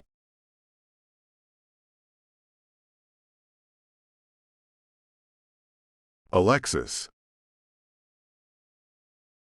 The sound of a steady beep wakes me from the soundest sleep I've ever had. I try to take a breath and find it hard. I feel something in my mouth and try to touch it, but my hands are held by something. I try to open my eyes, and it takes every ounce of energy I have to accomplish such a small feat. Get the nurse? She's waking up. It's Max. A dark blur leans over me and he laughs. Hey there, sleepyhead, he says softly. You be still, and the nurse will be here in a minute to get all this stuff off you. You've been asleep for a few days, princess. A few days. What's happened to me? My mind is in a fog, and then I remember. Ashley. Max strokes my cheek. I've missed you so much, Lexi. Wait. Isn't he married to Kate? His warm lips touch my forehead and warmth flows through me. He moves away. I'll be right here, princess. Don't worry. A white blur moves over me. Let us get this respirator off you, Miss Matthews. The thing in my mouth is pulled, and I start to gag as she pulls it out. Geez. Did that thing go to my toes, or what? The top of the bed moves up after she takes the thing out, and she places my glasses on my face and I see a room full of people. My parents and brothers, Marcos with his arm around Kate and her parents and Logan. Then my eyes fall on Max and I find I'm crying. My mother rushes forward and embraces me. Oh, my baby. I've been so worried. She kisses my cheek, then moves back to let my dad hug me. Then the procession of hugs from each one in the room begins. Max is the only one left and tears fall down his cheeks. He's shaking as he moves towards me. His arms wrap around me like fireworks are going off in my chest. The beeping sound increases in speed, and I realize it's my heart beating on some machine. Everyone in the room laughs, and Mom says, I guess she likes him a little bit. I love you, Max whispers in my ear. I swallow hard and find my throat hurts badly. I lick my lips and whisper, I love you too. He seems like he never wants to let me go, and I wish he didn't have to, but I hear a door open and a man says, So my patient has finally decided to wake up? Max reluctantly lets me go, and as he pulls away from me, I see the tears are still flowing down his devastatingly handsome face. My eyes run to his left hand and I see no wedding ring. Maybe he isn't married. I look at Kate's left hand, and no ring is on it either. Also, there's the fact Marcos is wrapped around her like a blanket. What's happened? The man who came in must be my doctor. He holds the door open as he says, Okay, I must examine Miss Matthews now, so you all will have to wait out in the waiting room. They all wave as they file out. Max is last, and he looks back at me. I'll be right out here, princess. I nod and try to smile, but my lips are so chapped that it hurts to move them. The doctor and nurse hover over me. The nurse smiles. You're one very lucky young woman, Lexi. Most people can't live 8 days without water or food. Wow, I say. I'm stronger than I thought. The doctor chuckles. You certainly are strong. Now let's get you all better, and you'll be physically strong before you know it. I hope so, I say. I feel as weak as a kitten. The nurse puts a bag of clear liquid up on an IV stand. It's going to take some time to get you back on your feet, but we will. Don't you worry about that. You sure do have a lot of people who care about you. I do, don't I? I didn't realize that before. The nurse gives me a wink. That man of yours is some hot number, isn't he? He's not mine, I say. He married someone else. She shakes her head. I don't know why you'd think that. He's not, and he's never left your side since he came with you in the ambulance. He's the most devoted man I've ever seen. That Ashley woman told me he'd married. Is she in jail? I ask. The doctor and nurse look at each other, and then the doctor says, She committed suicide when your family found her. So she's dead? I ask and find myself filled with relief and sadness at the same time. I'm sorry it ended that way. She was a tortured soul, and I hope she's found peace now. You're a very forgiving person, Lexi, the nurse says. I wouldn't wish her anything good, if she did to me what she did to you. To hold hate in your heart is to let her win.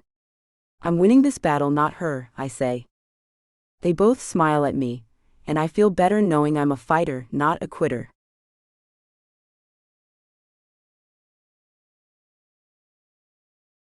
Max.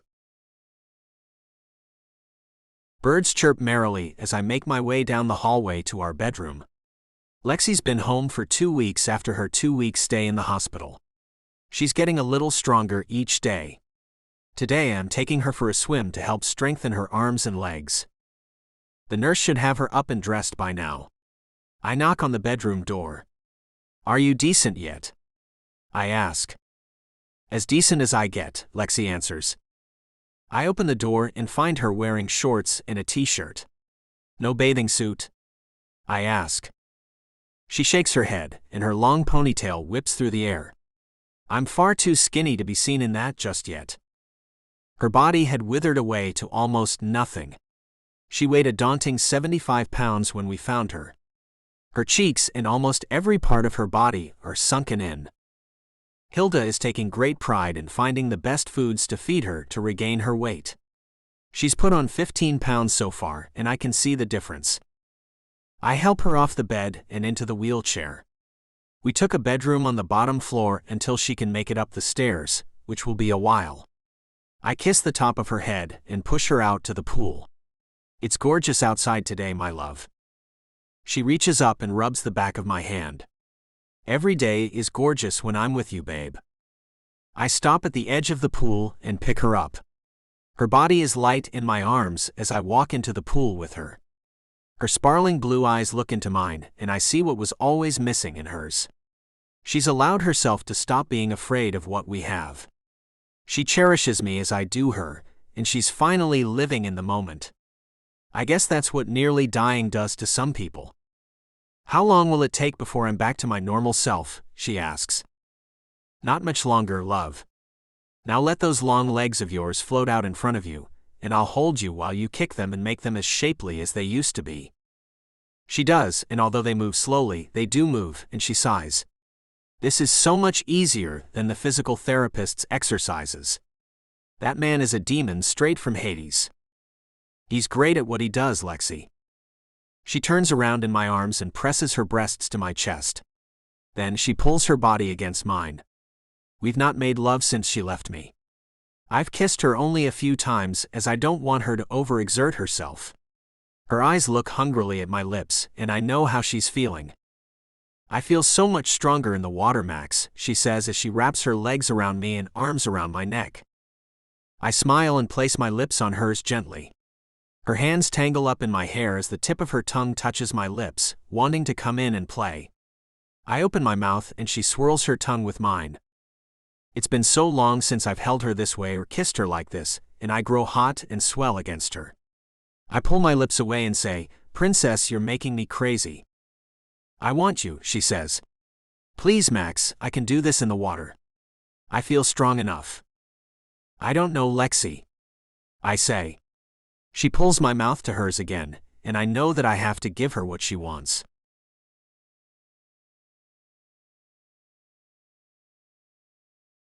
Alexis. The click-clack of shoes on the cement makes me open my eyes and look over his shoulder. Hilda walks out the door and shields her eyes from the sun. "Max," he calls out.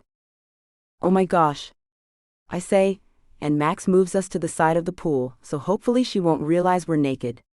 He hides me behind him. "Hilda," he says, with a high pitch to his normally deep voice. "What's up?" She stops a little ways from us, and I notice her eyes looking past us at something. I look back to see my shirt and shorts floating, and a short way from them is Max's board shorts. "Busted." "Oh," she says. I'm sorry, I guess."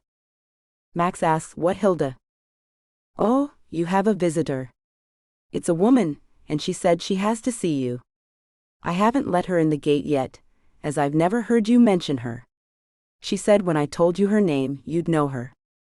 "What is it?" he asks, clearly irritated. "Sissy Lawton," she says, and Max's body tenses all over. "My mother," he says under his breath. "Let her in." Hilda walks away as he moves around, gathering our clothes. He isn't talking at all. I know he never wanted to see her again. Max, are you okay? He shakes his head. Here, let me put these on for you. He pulls my shorts on and my wet shirt over my head, then puts his on. He carries me to my wheelchair, and in silence he takes me to our bedroom. Max, you seem shocked. I know where this will lead, and it won't be good, Lexi. My heart breaks for him, and I can't help but feel that things are about to change. Maybe our life together will never be roses and rainbows.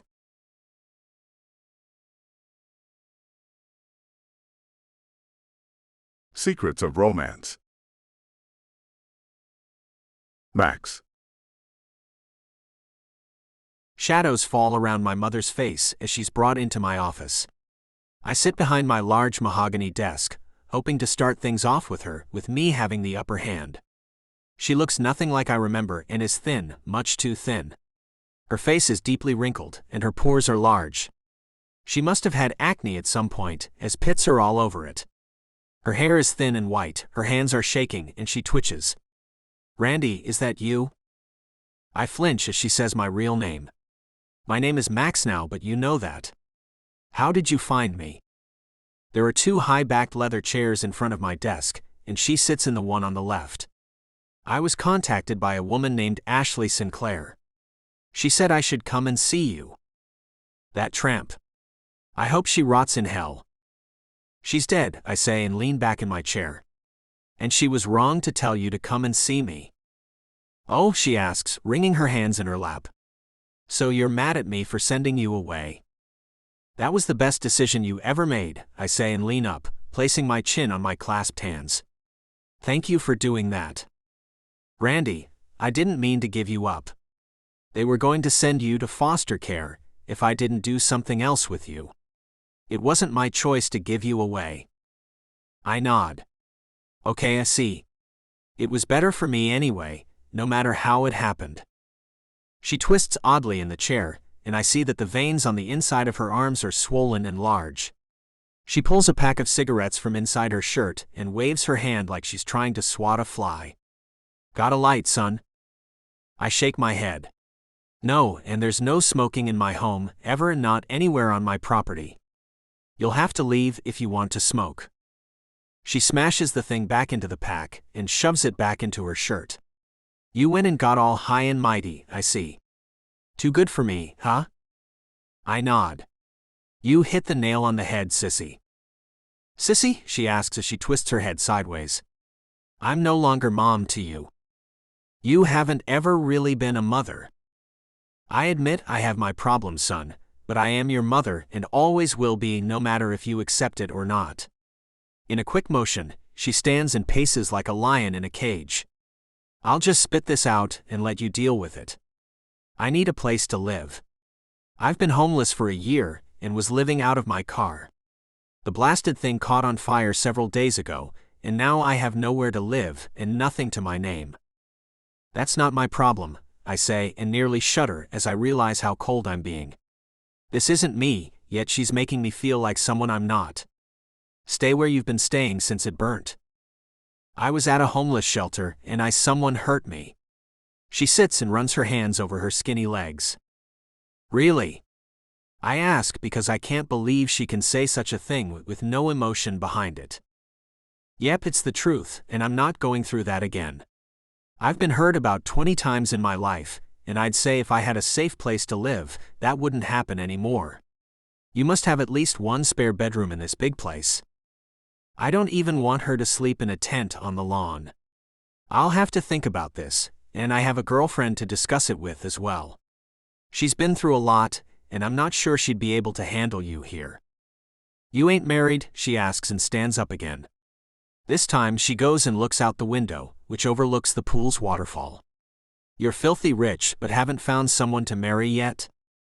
I'm going to marry this woman. She's very weak right now, but once she's better, we'll get married and start a family. She turns abruptly. I'd love to get to spoil my grandkids, Randy. If you let me stay, I can help with them. The idea of her around my children is horrifying. That's probably a bad idea, sissy. In slow motion, she begins to fall to the floor, seemingly melting into it. Lying out on it, she starts to cry. It's a weak and pitiful sound. Though I stay in my chair, it's taking everything in me not to go grab her up and make her stop. I look away as she continues. She murmurs, "I may as well end with my life." My hand forms a fist and I slam it on my desk. "Damn it, woman, what do you expect from me?" She continues to lay on the floor and whimper like a beaten dog. "Nothing, I guess. This world isn't for me. I'll leave." I wait for her to get up and do what she said, but she lies there and sniffles and makes me feel like a jerk. "Get up, you can stay tonight and we'll see what happens." With a miraculous recovery, she springs up and wipes her eyes. I don't see any tears, but she wipes at her eyes like there were some. "I'll help out around here, Randy. I can cook and clean." I hold up my hand. I have an excellent chef and staff to keep this place looking like it does. I will not be employing you. So you said all your things burned, so I assume you only have what you're wearing. She nods and keeps on wiping at her eyes, which have no tears and are not red-rimmed from any crying. "It'd be real nice if you maybe could get me a few things from the Goodwill store." I roll my eyes. "I can do better than that. Come with me. I'll show you to a room you can sleep in tonight, and I'll grab a dress and some undergarments from Hilda. She's my chef and she runs this place. Don't ever talk down to her." "I'd never talk down to anyone, Randy." As I walk past her, she grabs my arm and walks next to me. "I don't have a snotty bone in my body, son. I'll show you. I'll fit right in and I won't give you no reason to throw me out, I promise." Pain stabs at my heart at how I'm reacting to her. We'll see.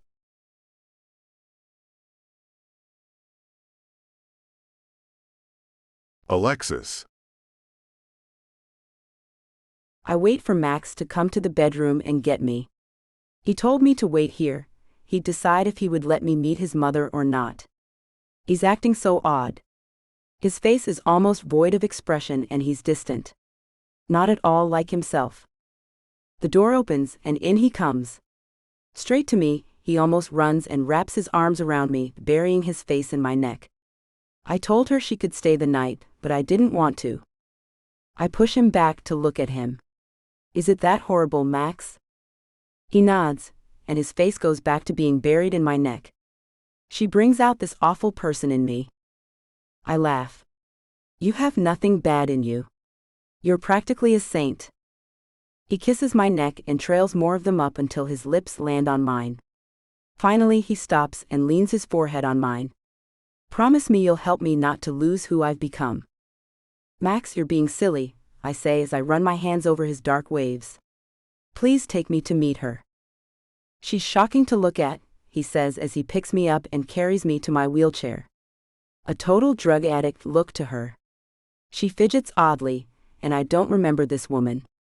My mother had soft blonde hair and dark blue eyes.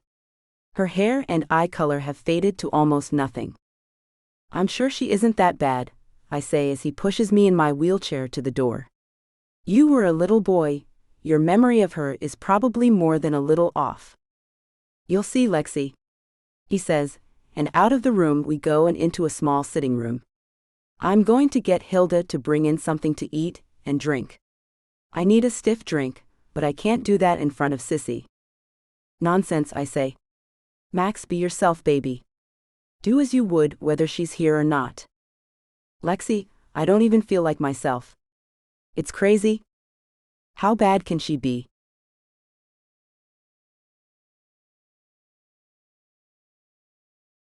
Max. Hilda hands me a shot of something and instructs me to drink it. "It'll calm your nerves, mijo. I swear I've never seen you like this. This woman can no longer hurt you, remember that." I nod and find myself holding out the shot glass for a refill. "Uno mas." Hilda squints her eyes at me and refills the little glass.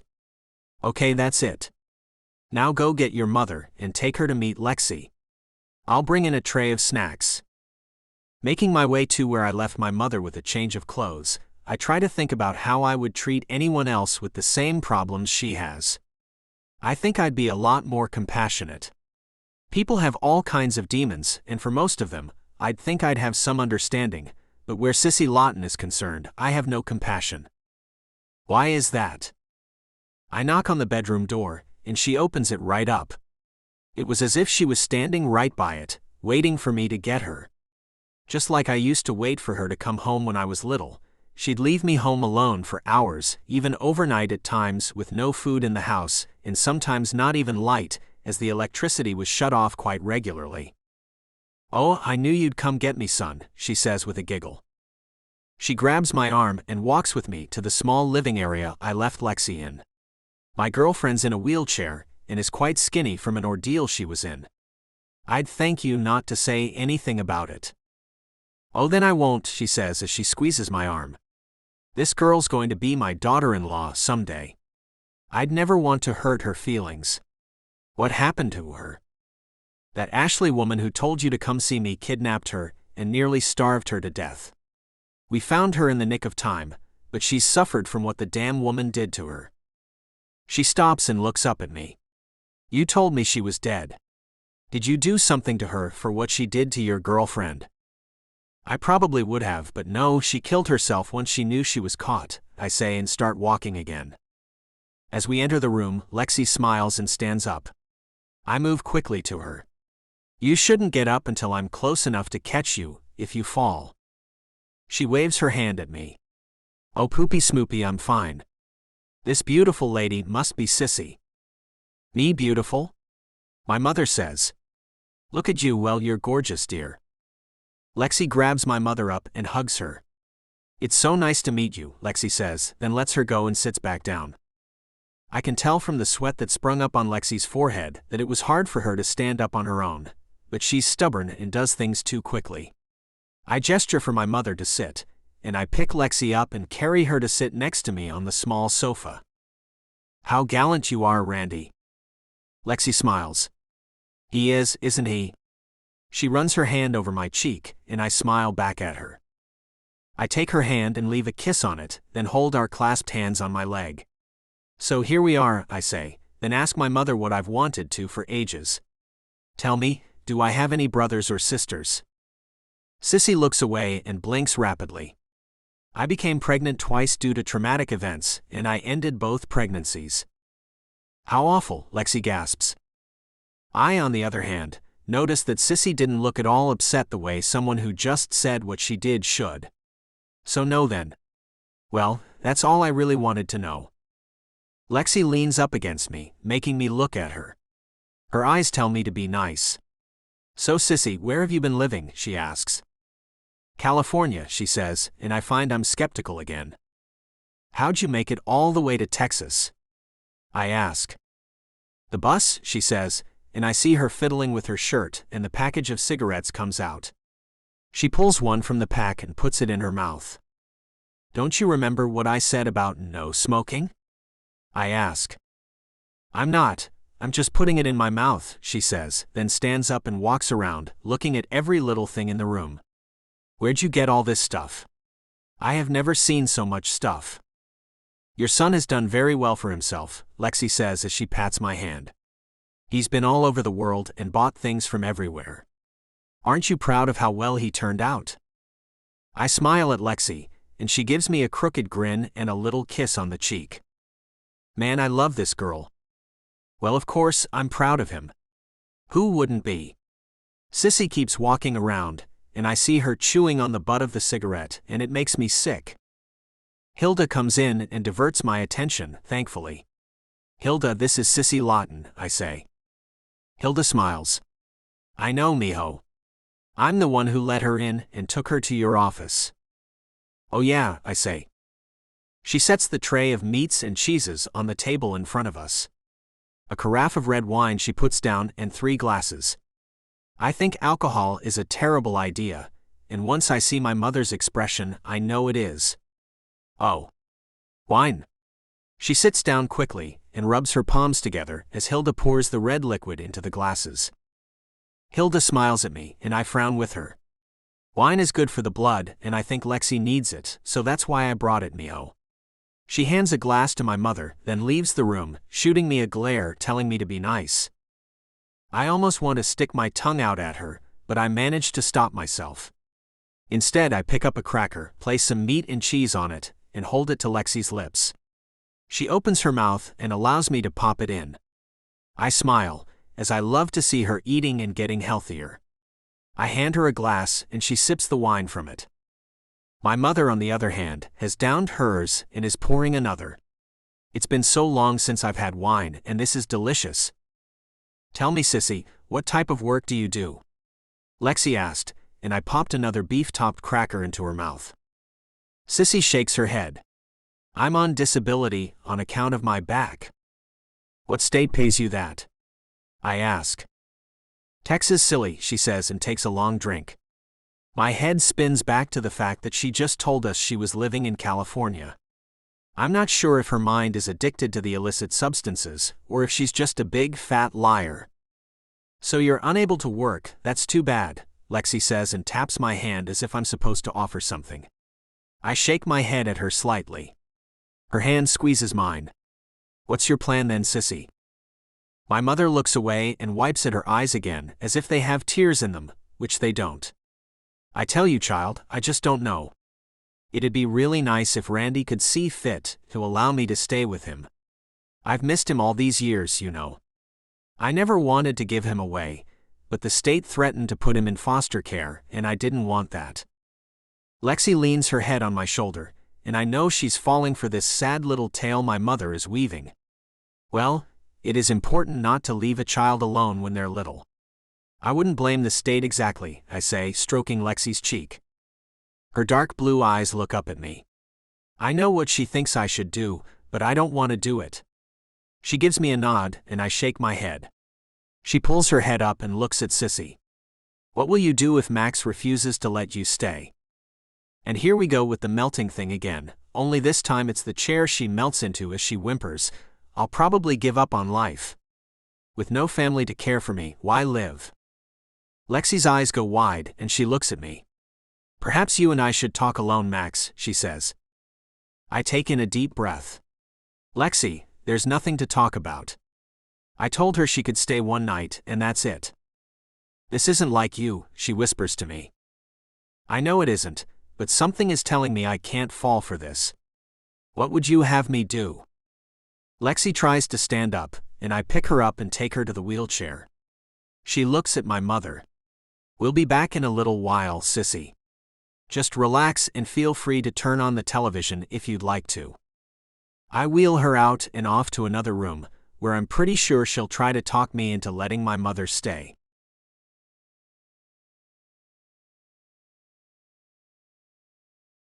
Alexis. Max picks me up and sets me on his lap as he sits on a sofa in his office. I run my hand over his cheek and bring a smile to his lips. There's that smile I love to see, I say. I bring my lips to his and kiss him. His arms wrap around me, and our bodies seem to pull together like magnets. My heart swells with the love I have for him. After my experience, I've let the fear of loving him so fiercely go, and cling to it for every moment I can experience it. I pull my mouth from his, finding I feel weak, so I lay my head on his wide chest. I don't want to do it, Lex. He kisses the top of my head. This place is huge and she'd not be in your way, I say as I run my fingers over his stomach. She makes me hate myself, he says as he runs his hand along my back. I gaze up into his dark green eyes. She doesn't have the power to do that, Max. He bites at his bottom lip and moves his hand to my neck, pulls me into him, and drops his lips on mine again. I turn on his lap, sitting facing him, and feel him getting stimulated. I run my arms around his neck and tangle my hands in his hair. His hands tangle in mine as his kiss grows hungrier. Oh, Max, you're driving me crazy. Slowly he softened his mouth and trailed gentle kisses up over my chest and throat, landing softly on my lips. Damn it, I love you so much, Lexi. His eyes search mine and I smile at him. No one can change you into something you're not. I place a kiss on his lips. You're a good man, and I have faith you'll do the right thing by that woman. His arms tighten around me as he makes a low groan. What you do to me is unbelievable. Trailing kisses down his neck, my lips move over his warm skin as I say, "You know what I want you to do to me, Max?" "I do, and don't think you're strong enough to do that twice in one day, not yet anyway." He eases his body down on mine and moves to the side to face me. "I love you, Lexi." I smile. "I love you too, Max."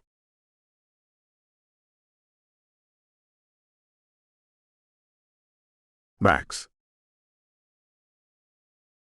Just as life is getting to the good part, Lexi loves me and wants to have my children, so that's getting to where I wanted things to be. Then my mother had to show up and want to be a mother to me. She's never been one, so this is new. Lexi and I told her she could stay, and I set her up in a suite in the other wing of the mansion.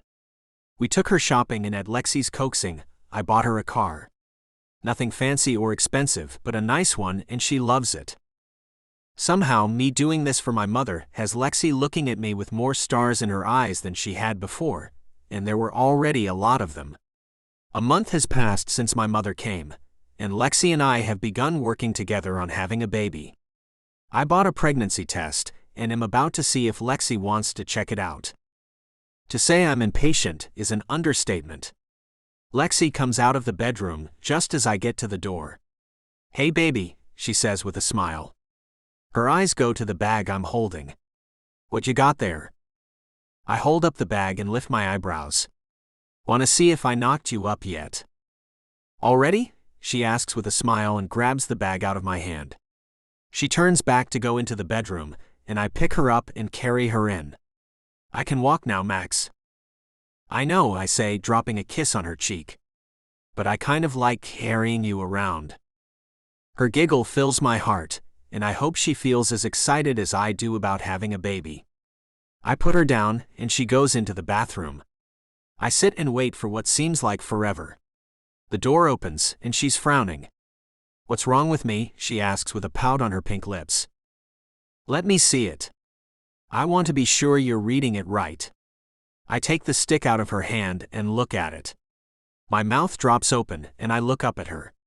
"You little flirt." She loses the fake frown and has the biggest smile I've ever seen on her. "I fooled ya." I grab her and twirl her around. "You've made me so happy. You're gonna be a daddy." Her arms are tight around my neck. I finally stop twirling and sit on the edge of my bed, keeping her in my lap. "I love you, Lexi. Now, will you consider marrying me?" "I'll think about it," she says with a grin. "But I don't want some over-the-top thing. Just something small and only family there." "Whatever you want, that's how it'll be," I say, moving her off my lap so I can get something I've been dying to give her. "Wait right here." Taking a black box from my top dresser drawer, I return and get on one knee. Lexi's eyes are already getting glassy. I open the box, and the light hits the enormous diamond engagement ring I bought back before I took Lexi to the children's home and introduced her to my house mother. I was going to propose to her there, in front of Mom, but she got pissed at me, and I felt she'd tell me no, so I didn't do it then. "Alexis Matthews, will you do me the great honor of becoming my wife forever and always?" Tears flow over her pink cheeks, and her lips quiver. "Yes," she says, and my heart overflows with joy. She extends her left hand, and I place the ring on her finger. I had to have it adjusted since she lost so much weight, but it fits perfectly. I pull her up into my arms, and she breaks into sobs and takes me on the damn emotional journey with her. "This is so amazing, Max. We've both almost died, and I was such an idiotic person, and I thought I'd never see you again, but I did, and we made up, and you didn't marry Kate like I thought you did." She pauses, and I think she might stop her rambling. Then her mouth lands on mine, and she's kissing me. I kiss her back as our tears mingle on one another's cheeks. Then she pulls her mouth away from mine. "Let's go tell Marcos and Kate," she says. I let her go and grab a couple of tissues off the nightstand. "Damn it, girl, you got me crying too." She laughs, and I have to laugh too. "We're going to be a real family, you and I can't believe it," she says, breaking into sobs again.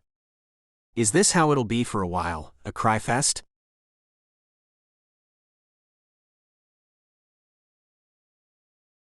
Alexis. The air is warm as we walk back into the mansion after going to see Marcos and Kate and telling them our good news. They shared theirs with us as our angel Kate is pregnant too. They're jetting off to Vegas to get married, then off to Paris to do it over there too. Max holds me close to him as we make our way to the kitchen to tell our news to Hilda. As we round the corner, we see Sissy in the kitchen and Hilda's frowning at her. Sissy, are you sure you're feeling okay? I am. Stop asking me that, Sissy says as she grabs a bag of frozen peas from the freezer and holds it to her left arm. What's happened? I ask as I break away from Max and go to Sissy. I take her arm and move the bag to find a bloody spot along a very swollen and blue vein. Sissy, what happened? She jerks her arm from me and places the bag back on the injury. Nothing, I can handle this. Hey. Watch how you talk to her, Max says with a stern tone. I shoot him a look. I hope he realizes he means to be more compassionate with her.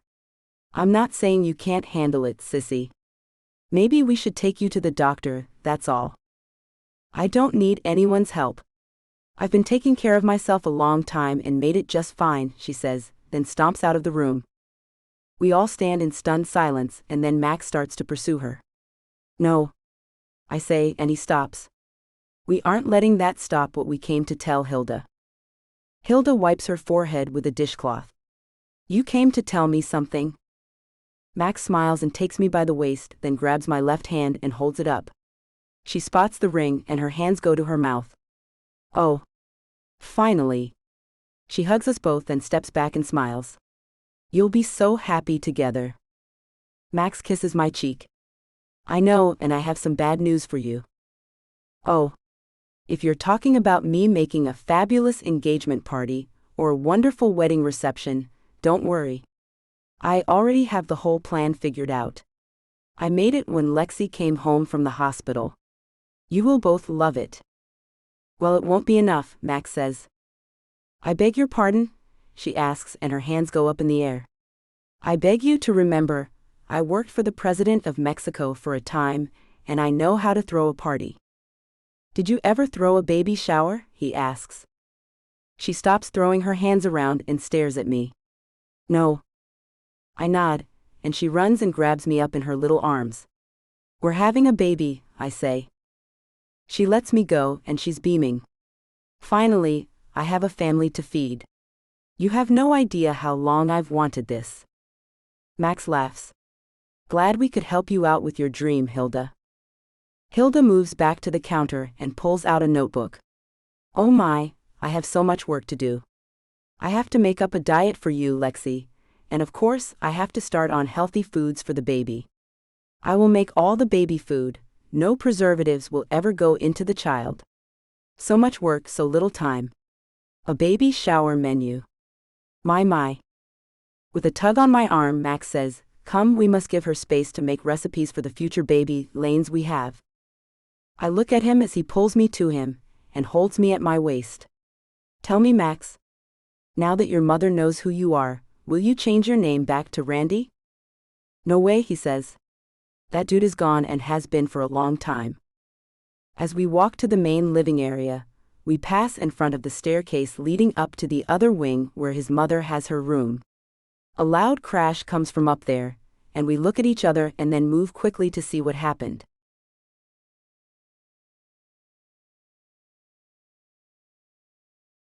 Max.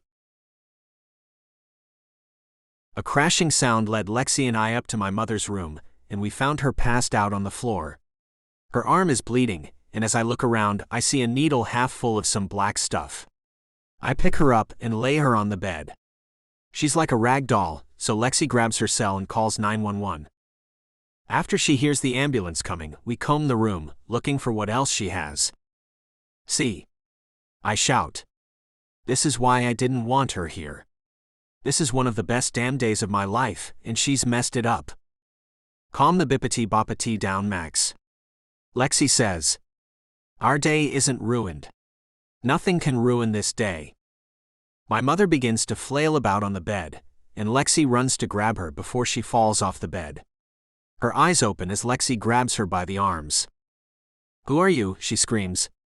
"Get the hell away from me."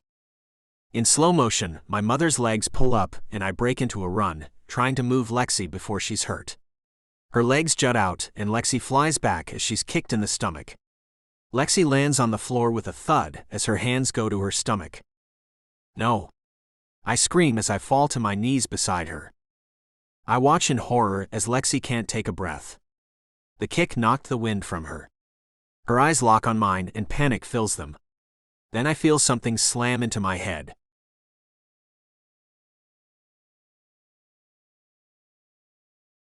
Alexis. Beeping machines filled the air around me as Max, Sissy, and I were all taken to the hospital. Sissy had busted Max's head open when she hit him with a lamp. I began bleeding from her kick to my stomach, and probably lost the tiny fetus that had just begun to grow inside me. Oh yeah, and apparently Sissy is back on heroin. I really regret saying nothing could ruin this day, because I couldn't have been more wrong. Sissy wails as she lies in the bed on the other side of the curtain from mine.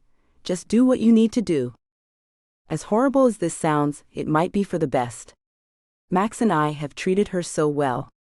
He's given her everything, and in hindsight, her own credit card may have been a mistake. Heck, her own car was one, that's for sure. I got him to take her in, give her that car, and I even got him to give her a credit card. I'm so ding-dang naive. The doctor who stitched up Max's head pulled the curtain between us back, and I looked at Max as he rubbed his hand over the back of his head. I stood up and went to see how it came out. I found that they had to shave a small patch of his gorgeous hair. Don't worry, you're still devastating. His hand goes to my stomach and moves over it. And you? The doctor puts his hand on Max's shoulder. We're about to give her a pregnancy test, we'll have those results shortly. I don't want you to worry, no matter what the results are. There's no reason Lexi can't get pregnant again, if she did lose the baby. I kiss Max's cheek and a nurse takes me by my arm. Come with me and let's get some urine and find that out for you. I wave at Max as I'm led away. His frown makes my heart ache. The nurse gestures to a door. I know the drill, I say, walking into the small bathroom. A small cup sits on the counter, and when I go to fill it up, I see that everything looks normal, which is a good sign in my opinion. I look up and say a little prayer, then wash my hands and go back to Max. He's sitting up, sipping on a clear, bubbly liquid. His mother still moans on the other side of where I was. The doctor walks out of her little cubicle and frowns. I need to discuss something about his mother with Max. I'll give you privacy then, I say. Max shakes his head. No, you come here and we'll decide things together. See the ring on her finger, Doc? She's about to be my wife, and we do everything together. The doctor nods and I stand by Max. Your mother needs to be placed in a rehabilitation program. We have a few here in Houston, but to be honest, there are better ones out of state. Would you consider placing her in one? I don't want to take her back to our place, that's for damn sure, Max says. I look at him, and his face is pinched in a way I've never seen before. Out of state means we'd most likely not be able to see her very often. Don't you think having family around would be better for her? I ask. The doctor looks at me. She's bad off, Lexi. Frankly, I'm surprised you want anything else to do with the woman after what she did to you. Me too, Max says and squeezes my arm. How much more does she need to do before you realize she's a lost cause? I'm shocked at how Max talks about his flesh and blood. Max, that's your mother. His head shakes. She's not anyone I want in my life. I sure as hell won't have her around our children. To say I feel great sadness at his words is an understatement. No one is a lost cause. That woman brought you into this world and she has problems. It's a family's job to help each other in life. I hope you can come to find some type of love for her in your heart, Max. Send her to one of the out-of-state programs. The best one you can find, Max says as he looks at the doctor. His eyes turn back to mine. That's all I'm going to do for her for now. If they can fix her, then we'll see, but that's all for now, Lexi. The nurse comes in and the smile on her face tells us the news is good. She gives us a thumbs up and Max laughs. So we're still good? She's still pregnant, the nurse says. She hands me a piece of paper. You'll need to follow these steps for the next few days. Stay off your feet and things like that. No intimacy for a week. Her eyes go to Max's and I blush. Okay, he says. Tell her. I slap his arm and go deeper red. Max. Everyone laughs but me. Damn man, embarrassing me like that.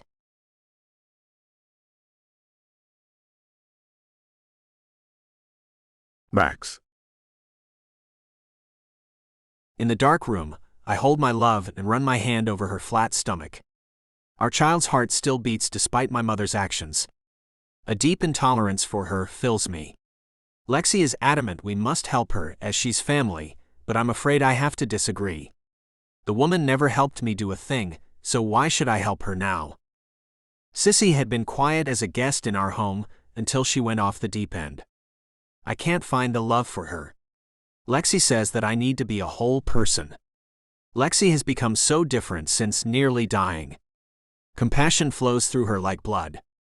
This is awful to admit, but I find it annoying. I want Lexi to agree with me that Sissy is not someone we should want in our lives or our children's lives. Not only am I embarrassed by her, but she's downright dangerous to have around us. How much damage could she do to our children? If we'd lost the baby, I doubt I could have found it in me to even send her to rehab. Let the state care for her or whatever, just like she did me. My heart pounds as I think about losing what I've wanted since the day I met Lexi. That woman could have taken that from me, along with the childhood she stole. No, I don't see ever letting her back into our lives, no matter what Lexi thinks. She didn't have to live that life, I did. She'll never understand that kind of neglect and what it does to a person.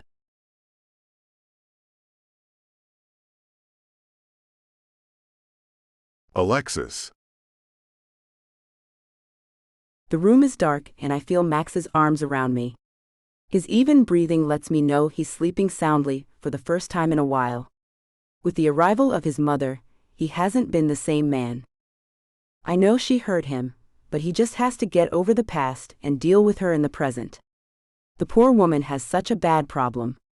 It rips at my heart to see any person in such a state, but the mother of my true love, well, it's a lot to bear. The woman will be this child's grandmother. How could I not be compassionate about her?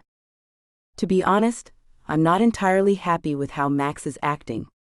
It's not like him, and he told me initially not to let him become something he isn't. How am I to stop him, though? I've no control over how he acts or thinks. The task he set for me is not one I can accomplish. It's too much to ask of another person, in my opinion. I pray that Sissy finds the help she needs at the rehab facility he sent her to in Washington. Perhaps if she can get better, he'll see fit to let her be a part of his family. The fact he thinks he can pick and choose his blood relatives is something I find more than a little upsetting. What if one or more of our children have problems with an illicit substance in the future? Would he go so far as to disown them? Help them no more? It's hard to think he'd ever be that man, but he's showing me he could. We finally got to a place where we were uber happy and excited about our future. How come life can't be easy for the two of us? Other people fall in love with ease, like Marcos and Kate. They fell in love, and instantly everything fell into place for them. She is pregnant now, and they are already married. Life is moving so much easier and faster for them than for us. Maybe we aren't meant to be together. It's obviously too late to change that now, but will our lives always be so difficult? The good Lord knows I've struggled with this thought for far too long. I run my hand over my stomach, and the seesaw in my brain shuts down. We're having a baby, so none of that matters anymore. We will be a family, no matter how hard the road is. We've taken off on it, and there's no turning back now or ever. It's a foregone conclusion that Max and I will marry soon, and all the doubts will be laid to rest once and for all. This man doesn't believe in divorce, and to be honest, I don't either. I love the man with all my heart, and will deal with all that comes with him, for our family's sake.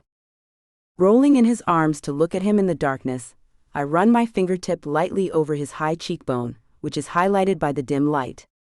He's such a beautiful man, and I am more than lucky to have him love me. My hand flows to his chiseled chest, and I place it over his heart, feeling his heartbeat. It's slow and steady, and I know it beats for me and this child I'm carrying. He looks so peaceful as he sleeps, unlike his expression after his mother's incident. At one time, I was afraid he was going to strangle the woman. His caramel-colored lips beckon me to kiss them, and I leave a gentle kiss on them. He wraps his arm tighter around me. His breath is warm on my face, and my heartbeat increases as I begin to ache for him. What this man does to me is unreal. I know we can't do anything physical, and turn to stop my libido from overacting. I simply can't look at him and not want him, it's impossible. He pulls me into him and snuggles into my back, his face buried in my neck. He's making me crazy. I wiggle away from him as he grasps at me. It's too much to take, and I need a drink of water or something to calm myself down. Blasted gorgeous man. I go to the bathroom to wash my hot face, and try to bring my heat down to a dull roar. As I run a cool washcloth over my face, I notice the ache in my lower regions is not going away. A cold shower. I guess it will take a while to stop this nonsense. I turn on nothing but cold water and pull my nightgown over my head, then drop my panties on the floor. No. The ache and wetness aren't what I thought. There's something bad going on. The baby.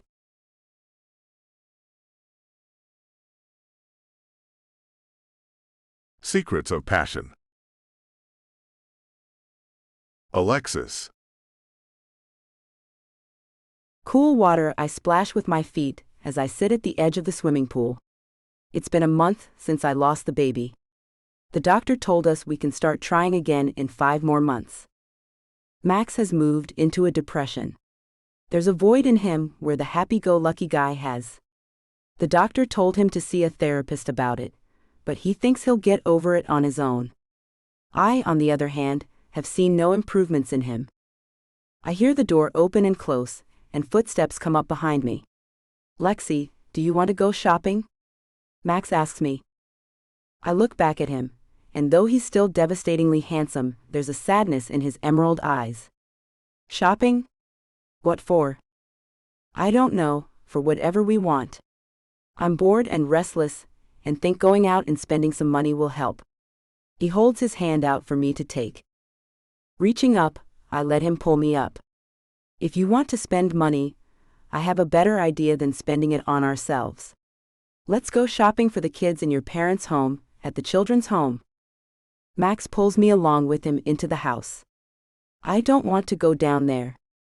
There's that baby there, and it'll make me even sadder about our loss. Okay, I say as I run my arm around his waist and pull him close. Then let's buy some dog products like food and shampoos and stuff like that, and take them to the animal shelter.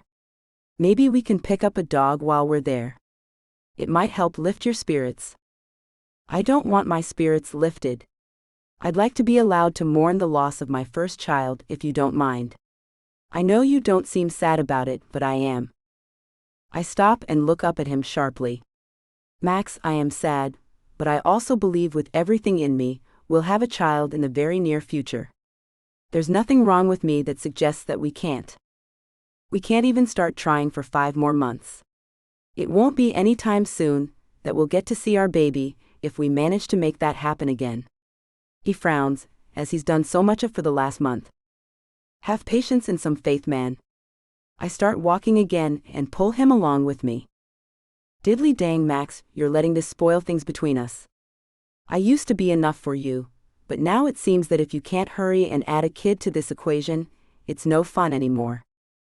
He stops and pulls me back into his strong arms, a place I haven't been in much lately. His breath is warm on top of my head. Lexi, I'm sorry. I really am.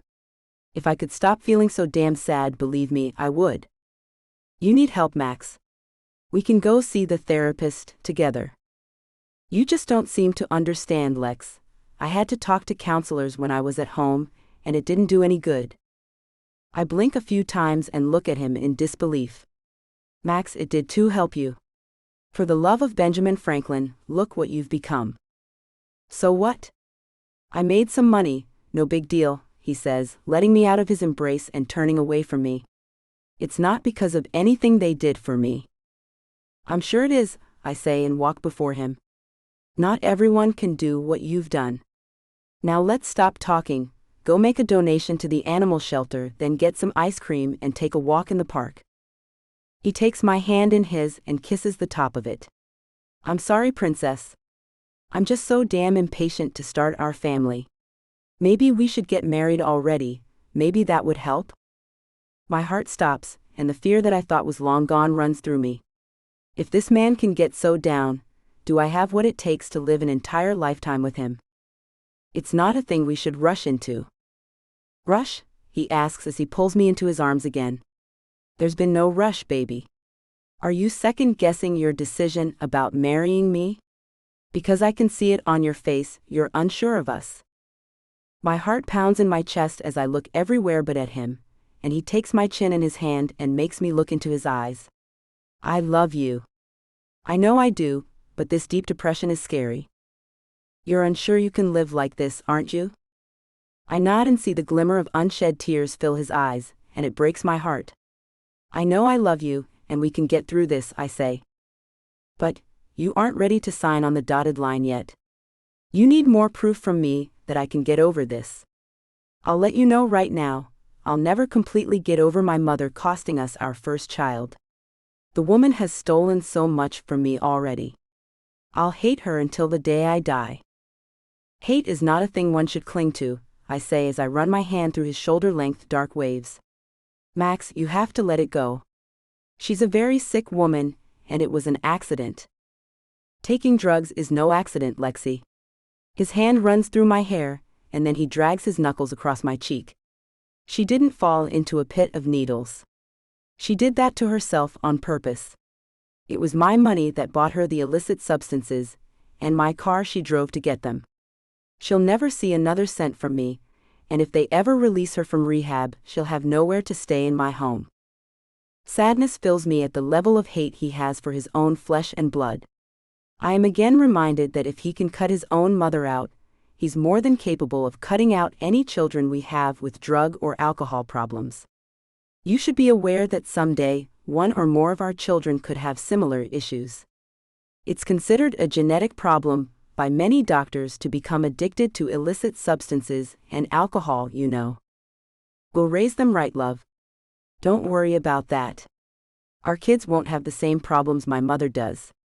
He pulls out of my arms and takes my hand. I'm through talking. Let's go spend some money. I allow him to lead me to the car, but my mind feels numb with everything he's told me.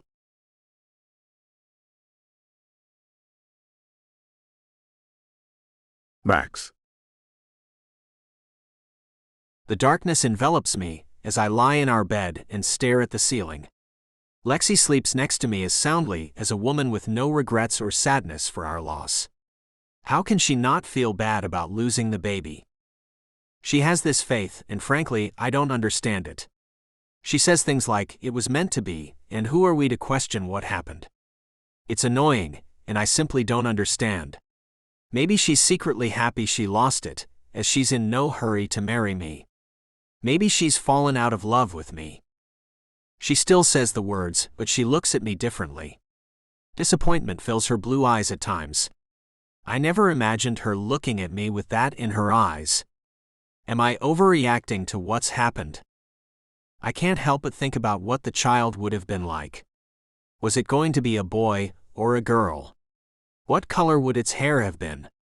How tall would he or she have gotten? Would it have Lexi's silly way of using random words, or would it have been more like me? Questions like that pop into my head at all hours of the day and night. To have the joy of finding out we're having a child to the low depths of losing one within a few hours is not an easy thing to get over. That's exactly what everyone expects from me, to get over it and move on like it never happened. How am I supposed to do that? To make matters worse, we have to wait before trying to make another baby. We decided it was best for Lexi not to start taking birth control pills, so we could get right back at it after the 6-month mark was met. So I've been using protection, and it bothers me to use it with her. That in itself makes no sense to me, as I've used them for years and it didn't seem to bother me at all. With Lexi though, it makes me mad. Not at her but at life in general and my mother. That woman infuriates me. She has the nerve to call my cell phone and want to talk to me. I ignore the calls, but once Lexi sees that she's called, she calls her back and talks to her as if she's done no wrong. I find I'm pissed and get out of bed and go for a walk through the halls, something I've done a lot over the last 2 months. We have 4 more months to wait until we can try again for her to get pregnant. I've waited 32 years to become a father, and now I know I'll see 33 before I see a child of mine be born. If then. To have so much money, it's stupid, and not having the one thing I crave so badly is infuriating. There's no magic procedure or pill that can make Lexi's body healthy enough to get pregnant more quickly. How can science not have come up with something like that yet? I hear soft footsteps behind me and turn to find Lexi coming to me. She holds her arms out, and I open mine and fold my arms around her. Come back to bed, Max. I'll rub your back or run my fingers through your hair until you fall asleep. She's the sweetest thing in the world, and she deserves so much better than what she's had dealt to her. I kiss the top of her head, pick her up into my arms, and carry her back to bed. Her head lies on my chest, and she runs her fingers over my collarbone. I'm sorry I woke you up. I can feel it when you leave the bed, but don't apologize. I thought a lot about how you're feeling, and I think I haven't been compassionate enough to you. While I have faith that everything will be fine, I should be there for you more than I have been. I lay her down on the bed and gaze at her. She's beautiful, and I hate that it makes my heart ache so badly because of what's happened to her. Not just losing the baby, but being kidnapped and starved nearly to death, and being beaten by those awful girls when she was in high school. Her plight hasn't been easy, and she still has faith. If only I could be more like her. Thank you for understanding, Princess. I love you so much, and it hurts not to get to feel you the way I want to. I lie down and put my arm around her, pulling her up to lie on my chest. Her breath is warm on my skin. I run my hand over her soft skin and kiss her forehead. She turns her face up to mine and places her soft lips gently against mine. I kiss her, and she moves her body on top of mine. The silkiness of her nightgown rubs against my bare chest. Her kiss deepens, and she tangles her hands in my hair.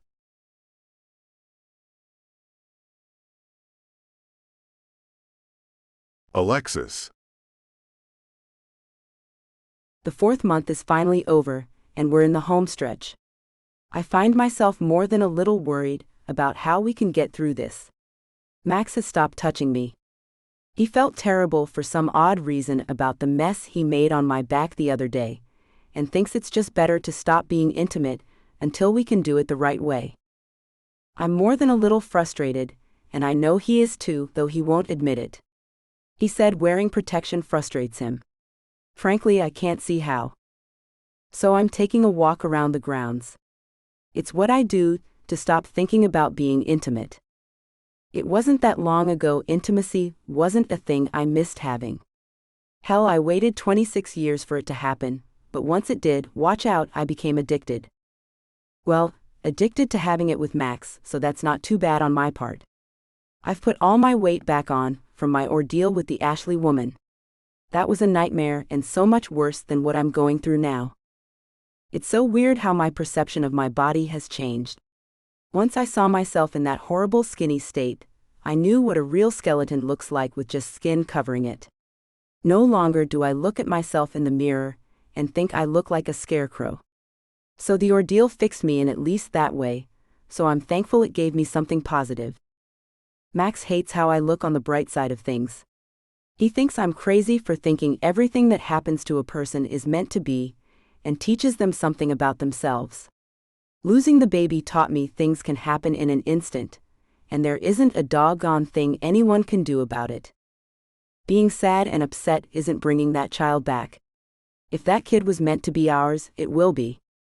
I'm certain of it. I make my way back to the mansion and see Max standing by the back gate, looking around for me, I suppose. Where the hell have you been, Lexi? I laugh as I walk up to him and see the scowl on his handsome face. Walking, Dad, is that okay with you? You shouldn't do that all alone. You could get bit by a rattlesnake or a copperhead or a coral snake, he lectures as he takes my hand in his and leads me back to the house. Oh my Max. Are you telling me you have that many snakes around here?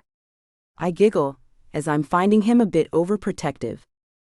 Just tell me when you're going to take a walk, and I'll come with you. He pulls me along into the house. I need to go pick up my new helicopter, and I'd like it if you'd come with me. Really? I ask and stop. But what about my fear of heights? His laugh is deep. You'll get over it. The butterflies in my stomach tell me that won't be as easy as he thinks. Max, really, I'm scared. I know, he says as he pulls on my hand and makes me walk with him through the huge mansion and out the front door. I see a car waiting, and James is in the driver's seat. How about I drive you? You can drive the helicopter home, and I'll drive the car back. That's a much better idea. Then James doesn't have to drive, and that'll be really nice of me, I think. You know, save James the problem of doing it. Nah, I want you to come with me up in the air, he says with a smile and opens the back door of the black Cadillac. Nice try though, Lex. I can't help but remember the last time Max took a ride in a helicopter. He ended up in the Gulf of Mexico. That doesn't sound like fun to me. I get in the car and Max slides in beside me. Let me see how, oh my, it's I. His lips touch mine and shut me up. He pulls back and smiles. There's that stammering I love so much. I take his hand and press it to my rapidly beating heart. Feel that? He gives my breast a squeeze. I sure do, but that's out of the question right now, Lex. I slap his shoulder.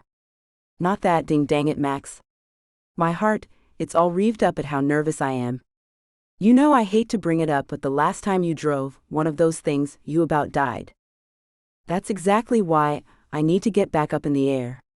It's like falling off a horse, you have to get right back on. I've waited a long time to get this chopper done.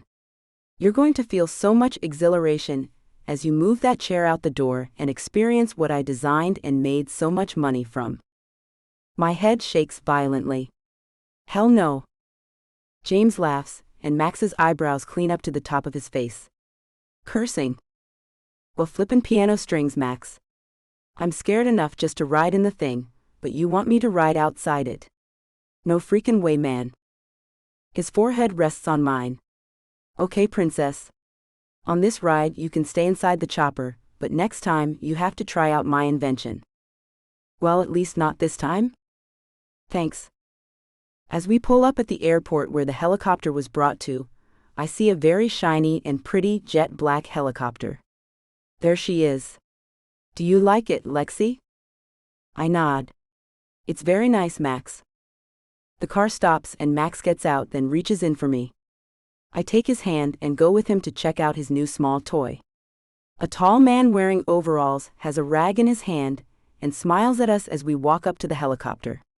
You have been waiting a while for this thing, huh, Mr. Lane? I have, and am dying to get behind that stick, Mr. Jones. Max squeezes my hand with his excitement. Is this your wife? The man asks. No. I say, maybe a little too quickly, earning me a frown from Max. Not yet, anyway, I add to soften the blow he apparently felt. Max holds up my hand, which sports the monster rock he gave me. She said yes when I asked her, but won't settle on a date just yet. I guess she's still on the fence about me. I blush and look away. The man doesn't need to be telling our private business to a stranger, for the sake of Pete. I'm sure she'll find no one better than you to marry, Mr. Lane. I hope not, Max says and puts his arm around my shoulders. She's the love of my life, after all. With a smile, I look up at him. As you are mine, Max. I'll marry you one day, you'll see. His eyes brighten and he laughs. We have the chopper, let's go to Vegas and get hitched today. Seems the bottom has dropped out from under me. Max? We. He frowns. Okay, just kidding anyway, kinda. The tension mounts as he places me in the contraption, buckles me in, and puts some headphones on me. He gives me a thumbs up sign, and I give it back to him. I don't know if everything is all hunky-dory or not, as I feel tightly secured but so insecure that it's hard to tell if I'm safe or not. Max climbs in the driver's seat or whatever it's called in a helicopter and straps himself in. Headphones go over his ears, and he gives the Mr. Jones man a thumbs up and starts the thing up. Even with the headphones on, it is very loud. I grip each side of the seat as tightly as I can, while trying very hard not to puke. Nervous? Max asks me, and I hear it in my headphones. I nod and squeeze my eyes shut. Maybe if I don't look good, I'll feel better. He taps my shoulder and I open my eyes. Don't be afraid, Lexi. I promise you it'll all be fine. I give him a weak smile and he moves the stick thing. We come up off the ground, and my stomach is in my throat. I swallow hard to get it to go back where it belongs, and I swear it just laughed at me and stayed lodged in my throat. I wonder if anyone has ever died of a heart attack while going on their first ride in a helicopter. I'll probably be the first.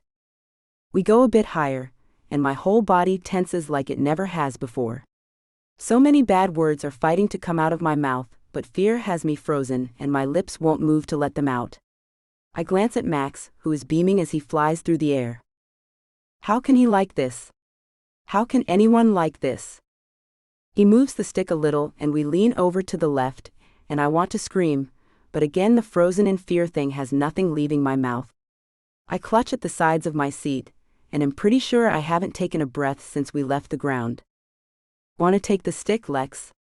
I manage to shake my head a bit. Ah, come on, princess, take the stick. Just hold it. His hand pries mine from the kung fu grip I have on the chair, and he places it on the little stick, and I wrap my fingers around it and try very hard not to shake and destroy us both. I look up at him with terror in my eyes. His smile melts me a little, and he runs his hand through my hair, which is blowing around a bit with the wind.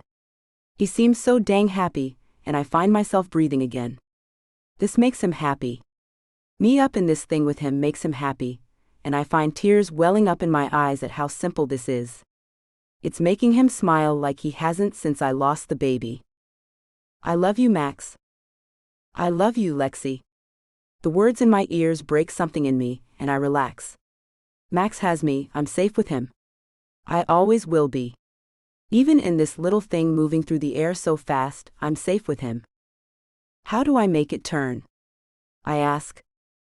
With a touch of his hand, he moves mine and we go a little bit right, leaning to my side, and I turn and look out my window. It's really far down to the ground and I get dizzy. Then I feel his hand on my shoulder and blink, and then I look back down at how cool everything looks from up here. It's cool, isn't it, baby? He asks. I look back at him and smile. It really is. I'll take it from here, princess, great job. You're sweet, I say, kiss my fingertips, and then touch his tan cheek. He takes my hand and kisses my fingertips. Heat flows through me, and I wish like hell he'd make me his when we get out of the sky. I wonder if I told him we could go to Vegas and get married right now if he would do it then.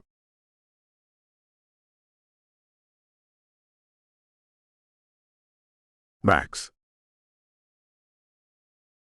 The air flows around us as I take the chopper home. The landing pad is just underneath us, and I land and find I'm more excited than I've been in what seems like forever. Lexi finally got into it, and she had fun. I knew she would. The girl is making me crazy with this waiting to marry me shit.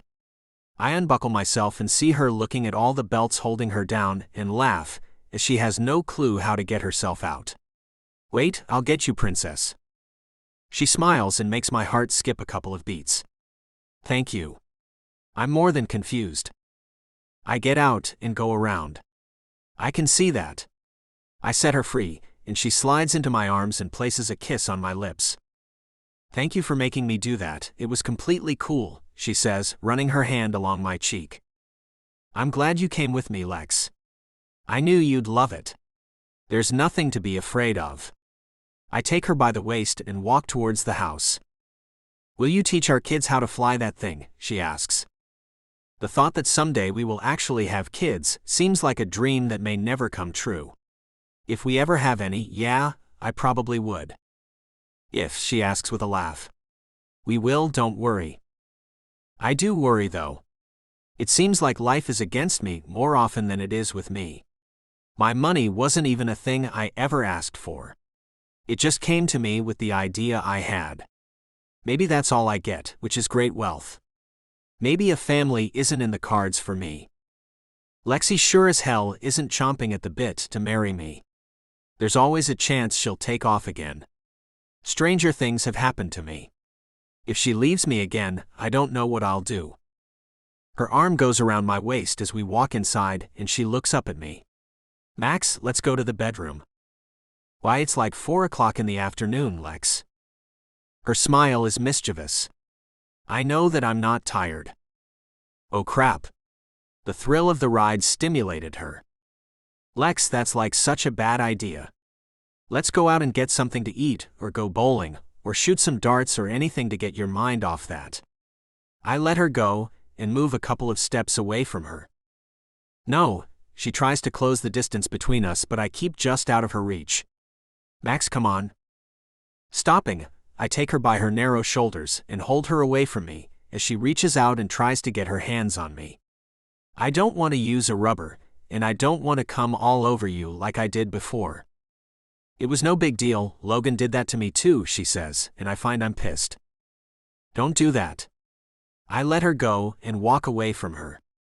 Don't you ever tell me what you did with him. You made promises to me and didn't keep them.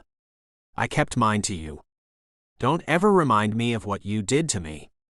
I nearly killed myself over you, and you were over there with another man. Max, she looks at me with her mouth open. I have to know one thing, Lexi. This has eaten at me for a long time. Did you ever tell him you'd have his baby?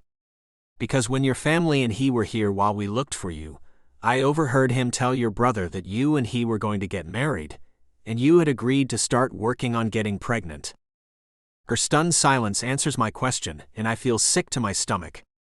Max, I don't know why I agreed to that, but it was a mistake, and thank God it didn't happen. But you did that with him. You made love to him and hoped to have his child. I turn back and look at her. How could you do that to me? Max, this is so out of left field for you. She comes towards me and reaches out for me, but I don't let her touch me. I thought this was all behind us. I thought you forgave me. All we've both been through made me realize how much I love you and no one else. Please stop this. You shouldn't have brought it up, Lexi. Now all I can see is the two of you spending the days and nights together as I drifted in the damn ocean and fought off sharks and nearly drowned as a storm sent waves from hell crashing down on me. It wasn't even good, Max. The intimacy was without the spark we have, she says, and now I'm seeing red. With a flick of my wrist, I toss over the end table I'm standing next to, and it flies through the room. How could you have stayed there with him, engaging in something that obviously meant nothing to you, while I lay drinking myself into oblivion over you? Tears poured from her eyes. Max, stop. I don't know, and I can't change the past. Stop crying. I yell. Just stop crying. It's me who should be doing that, not you. It's not you that hurt. It's not you who lay alone and stayed true to what we'd agreed to. It was going to be me and you exclusively, but you lied and left me and tore me in two. I walk away from her and leave her standing in the room alone. Where are you going? She yells. Without looking back at her, I say, away, let you see what it feels like for a change. When will you be back? Her words are broken as she gasps from crying. Tell you what, Lex, I'll surprise you like you did me. I didn't get to know, so neither do you. Let's see how you like it. This is cruel and not like you. I turn and look back at her. And what you did wasn't. I was a mess, Max. You know that. Fear ruled me, she says and moves a few steps towards me. Yet you told another man you'd marry him and have his children, then you went off and left him too. You refused to marry me though you've said you would. How am I supposed to believe a word you say? I'm not a liar, I've been a fool, but I'm no liar. I do love you, and the truth is this depression you've gone into since I lost the baby is scary to me. You didn't lose the baby, my mother the one to be blamed for what happened. I have a right to be depressed over that. You did lie to me, so don't act like it wasn't a lie. If you didn't intend on staying with me, why did you say you would? I look her in the eyes and wait for her answer. I don't know. She walks over and falls on the sofa and starts really bawling, and instead of feeling bad or sorry, I feel nothing and turn and walk out the door.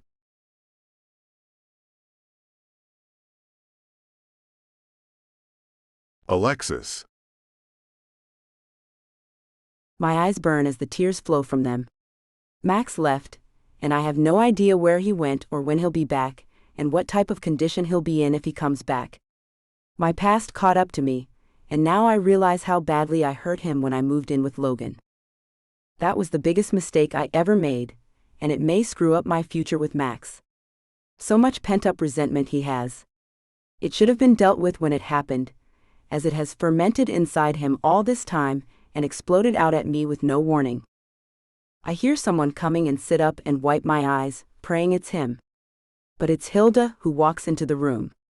Her eyes go wide as she sees the state I'm in. Lexi, what's wrong? Max left me, I say and break into sobs again. Her arms go around me as she hugs me tightly. Why? Because I had planned to marry that man Logan, and have children with him. You did? She asks and tightens her arms around me. Why on earth would you tell Max about that? He never needed to know that, mija. It wasn't me who told him. He said he overheard Logan tell my brother that. I don't know why he waited so long to ask me if it was true, but when he did, I had to tell him it was, and he exploded. I wipe my eyes with the back of my hand. Do you think what we have is over, Hilda? She lets me out of her arms and hands me a towel from her apron pocket. I dry my eyes and wipe my nose as she says, I have no idea. The man went to a dark place when you left him. He hasn't been the same since you lost the baby, that's for sure. I don't know what I'll do if he breaks things off with me. It seems losing the baby was the worst thing that could have ever happened to us. So many bad things have happened already.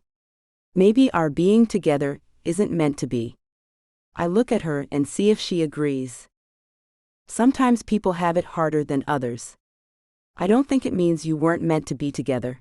It just means you should try a little harder than others have to. Max needed to get that off his chest. You did hurt him, and that should be acknowledged. She pats my back.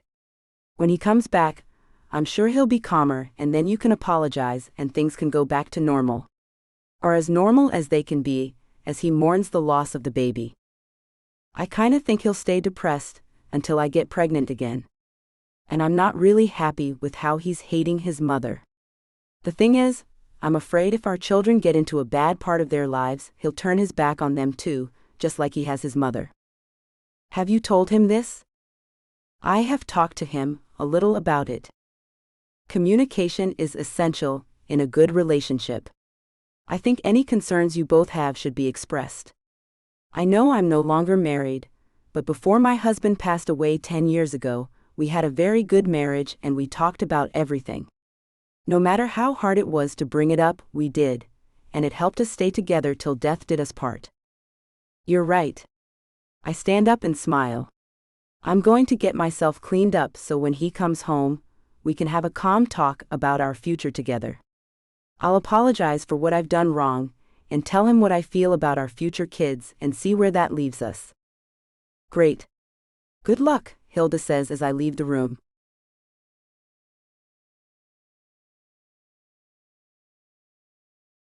Max.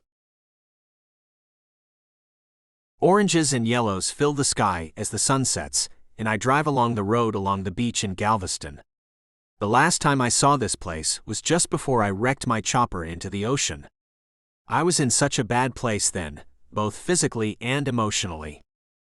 I thought I'd gotten past that, but after my outburst, it's pretty obvious I haven't. The love I have for Lexi doesn't seem to be enough to get over all she's done to hurt me. I've made excuses for her behavior, but it still affected me more than I realized. Tossing furniture around and yelling isn't something I do. Making women cry isn't a thing I do either. It's time to really think about the future and look at the reality of our relationship. Point 1. Lexi will not commit to a date to get married, yet she will commit to getting pregnant, and that makes no damn sense. The next point is she still feels like a flight risk. How am I to live with the constant thought in the back of my head that she'll leave me again? I feel at some point, especially when Sissy gets released from rehab, that Lexi will shove it down my throat how I need to let her live with us, and I don't ever want that. I never want to see the woman again, much less allow her to live with us. All these things are adding up to a whole lot of this isn't working for me. The lingering resentments of how bad she hurt me are just too much to live with. I turn around and head back home. It's time to end this. The ride back takes less time than I had anticipated, and I'm feeling nervous at how Lexi will take my news. I'm tired of the crying and just want this over and done with. A light from the television shines underneath the bedroom door, so I'm sure Lexi is in there. I take in a deep breath and muster up the courage to do what I have to do to get my life moving again. Her head turns as I open the door, and I see her chest move up and down. She no doubt breathes a sigh of relief as I'm back. She gets out of bed and walks towards me. "I owe you an apology," she says as she stops in front of me. "I hurt you, and I never really gave you the apology you deserved. I truly am sorry, and if I could go back in time, I would change everything." "Thank you," I say, but I find it hard not to pull her into my arms and hug her. But I can't do that. "You and I need to talk," she says and turns and goes back to sit on the bed. I follow her and sit a little bit away from her. "We do need to talk, Lex." Her eyes dart to mine, and I don't think she sees what's coming. "You go first." I nod. "Lex, this isn't working out." Her eyes go wide and glassy. "What?" "This thing we have isn't working out. I foresee a future of you shoving my mother down my throat. Although you say you'll get pregnant, you won't walk down the aisle with me, and that's more than a little upsetting to me, as you've run off on me twice. I feel as if I'm putting a lot of stock into a ship that can sail away without me at any moment." "I'm not planning on leaving," she says. I hold up my hand, stopping her. "You didn't plan on doing it before, from what you told me. I'm afraid you saying it doesn't make me feel any more secure about it.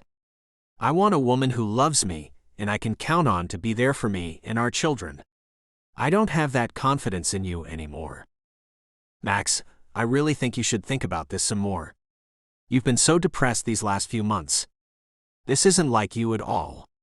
Her bottom lip begins to quiver. "No, this isn't like me. I haven't been myself in so damn long I've forgotten who I really am." I lean back on the headboard.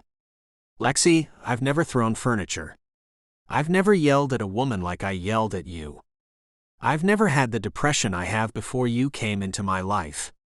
I love you, I know that much, but maybe it's like you said a long time ago, we're bad for each other."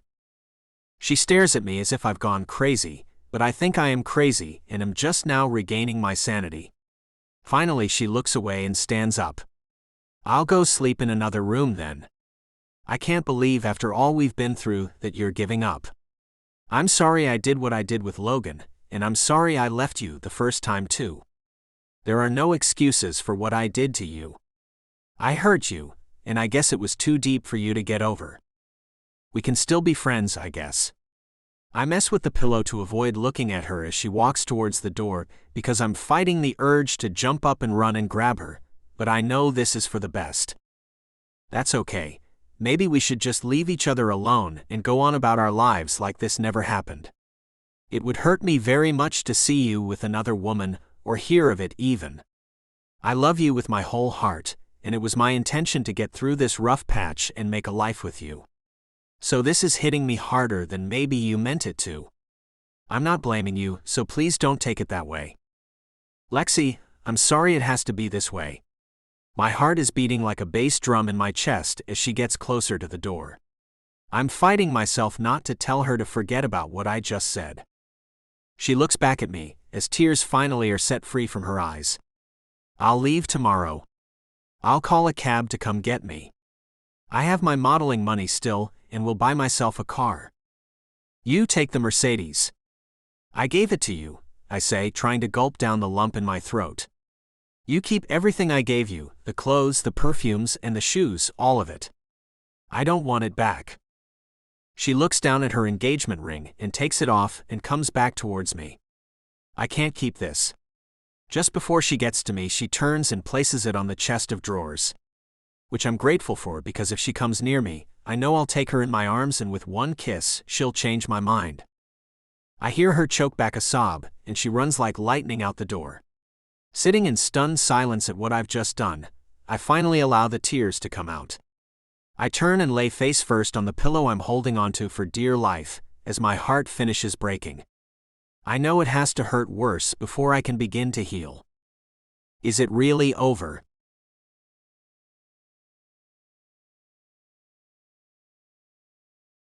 Secrets of Bliss. Alexis.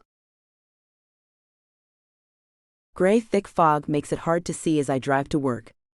I'm doing a photo shoot at the mall in Dallas. It's been 4 lonely months since I left Houston and Max. I'll get to see Marcos today, but I'm sure it'll make me even more depressed than I already am. He and Kate had their baby girl, and he's sure to inundate me with her pictures. I'm happy for them, don't get me wrong, but why can't it be that easy for Max and me? I suppose I should stop thinking in terms like that.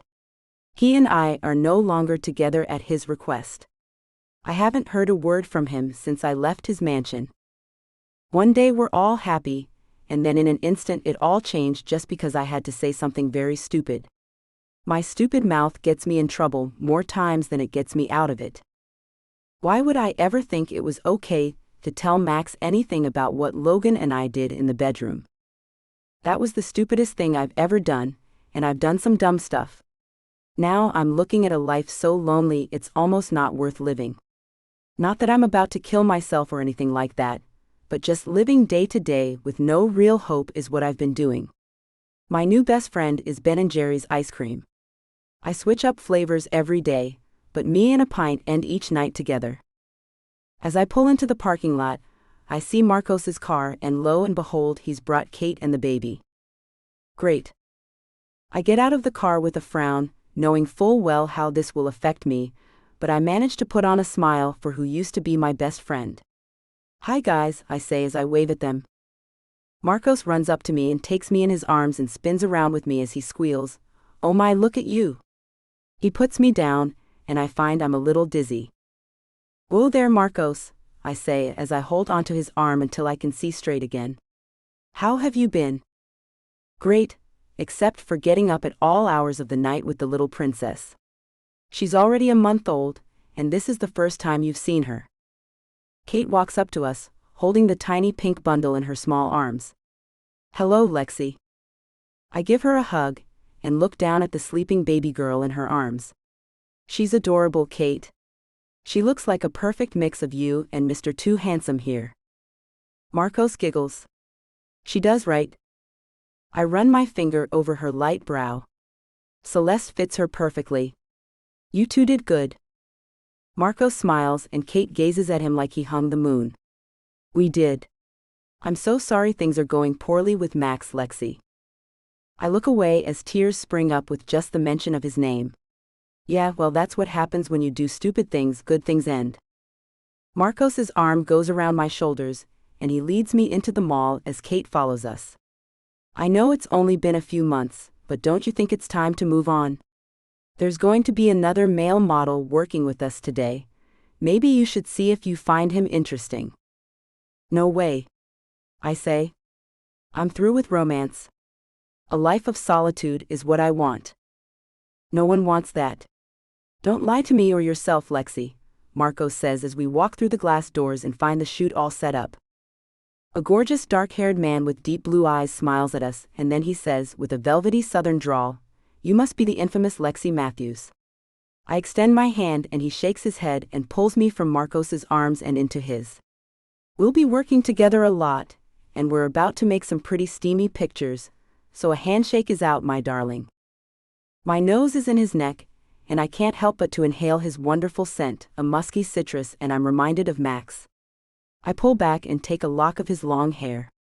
Your hair is prettier than mine, I say, and he laughs.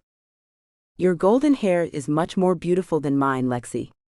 His arm goes around my waist as he leads me to the makeup chair, and I see an old acquaintance. Cake, is that you? I ask in amazement. It is, darlin'. How have you been? She asks as I pull away from the man whose name I don't even know yet. I hug her and say, I've been better, but I feel much better seeing you again. I've come a long way since the day you showed me who I really am. You sure have, honey. She leans in and whispers, You've given up your V-card, I heard. I nod and blush. He told you? Yes, he did, and I couldn't have heard better news. He came to see me last week and told me about this job. He told me the bad news too. Sorry about the baby and your loss, Lexi. My heart beats fast, as I hate to think about that at all, what could have been if it weren't for the accident. Thank you, I say and brush away the one tear that got away from me. Cake hugs me again, and I feel I'm about to burst into a flood of tears until the new male model pulls me from her embrace. No, we can't have any tears. Let's talk about other things like how gorgeous the three of us look together. My name is Ross Stevens, by the way. He helps me to sit in the tall chair. I've seen your previous work, and I had to be a part of it since your return. Marco sits in the chair next to mine, and his stylist drapes a cape over him to begin his transformation into super hot Marcos. Ross contacted me last week and asked if we'd be interested in this shoot. I might have neglected to tell you that part, Lex. I glance over at him, as Cake rubs some magic potion all over my face. You did, didn't you? Ross has already been in hair and makeup, and he stands behind me. I can see him in the mirror, and I can't help but study his magnificent features. His chiseled features have soft edges around his jawline. His dark chestnut brown hair falls in a sheet of cascading waves on either side of his tan face. He bears a slight resemblance to Max, and I wonder if that's why Marcos accepted this gig and asked me to join in. The three of us, Max, Marcos, and I, had a lot of fun when we did the shoots together before I was kidnapped. Maybe he wants something similar to that to happen again, but I'm not interested in Ross, and that won't happen. I can't let it happen. It hurts too badly, and I never want to feel like this again. I'd like it to stop hurting now, but I've come to the realization that it's a pipe dream, and it'll probably always hurt. As Cake lines my eyes with a dark black eyeliner, Ross looks at me in the mirror. Your eyes are so gorgeous, Lexi. I look at his and say, I think yours are a deeper blue than mine are. We'll make a great-looking couple on camera, you and I. His hand touches my shoulder. Marcos chimes in, You aren't a couple, Ross. We are a threesome, remember? Gosh, Marcos, don't say it like that, I say and give him a stern look. We're just all going to be in the pictures together. Nothing creepy is going on, so stop talking like it is, you diddly dang boy. Ross's eyebrows raise slightly. Diddly dang, huh? Marcos laughs. You'll get used to her silly way of saying things. She's a riot at times. The cape comes off me swiftly, followed by my Marcos's, and we stand up and follow the costume director to our dressing rooms. It's a book cover shoot, and I'm about to get considerably undressed. After changing into the underwear set, I come back out, and a woman pulls at the garments to fit me the way they want them to.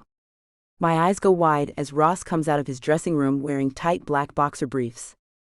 I nod and ask, Is that all you, Ross? He smiles. It is, thanks for noticing. My eyes go to Marcos as he comes out in a thong, his tight butt cheeks making their debut to the world. Nice butt, Marcos, I say and find I'm blushing. Ross laughs. Get that blushing under control, Lexi. You're supposed to be the alpha female, and we are your willing partners in this scene.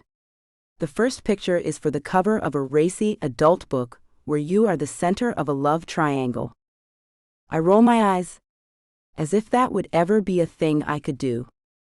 I hope the camera can catch me in a way that looks real, because that's so far from a thing I'd ever do. Ross winks at me. So you're a one-man type of woman then? I'm a no-man type of woman, I say, and follow them to the set. Ross looks back at me. You turned lesbian? I giggle. No, silly. I'm just done with relationships, that's all. Marcos looks at Ross. It's a long story with a sad ending. Let's not go there right now. Maybe when we have drinks later this evening after the shoot's over, she can tell you her horrific love story. Ross looks back at me. Horrific, huh? Well, maybe you'll get through things faster with my help. I'm kind of irresistible, as you'll soon find out. I'm sure you are, but please don't waste your time on me, Ross.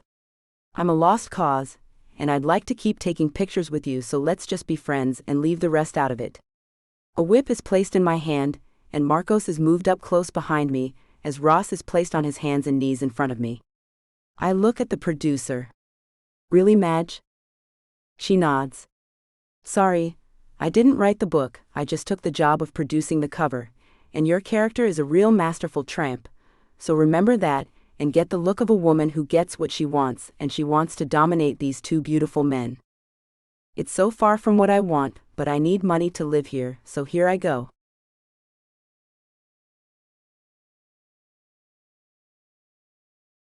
Max.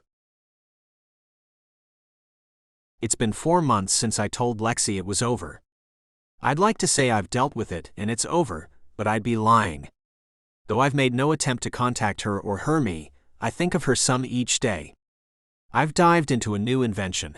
It's a glass treatment to make normal glass bulletproof in a much less expensive way than it has been done. Germany is interested more than anyone else at this point. I'll be going to Germany once it's perfected.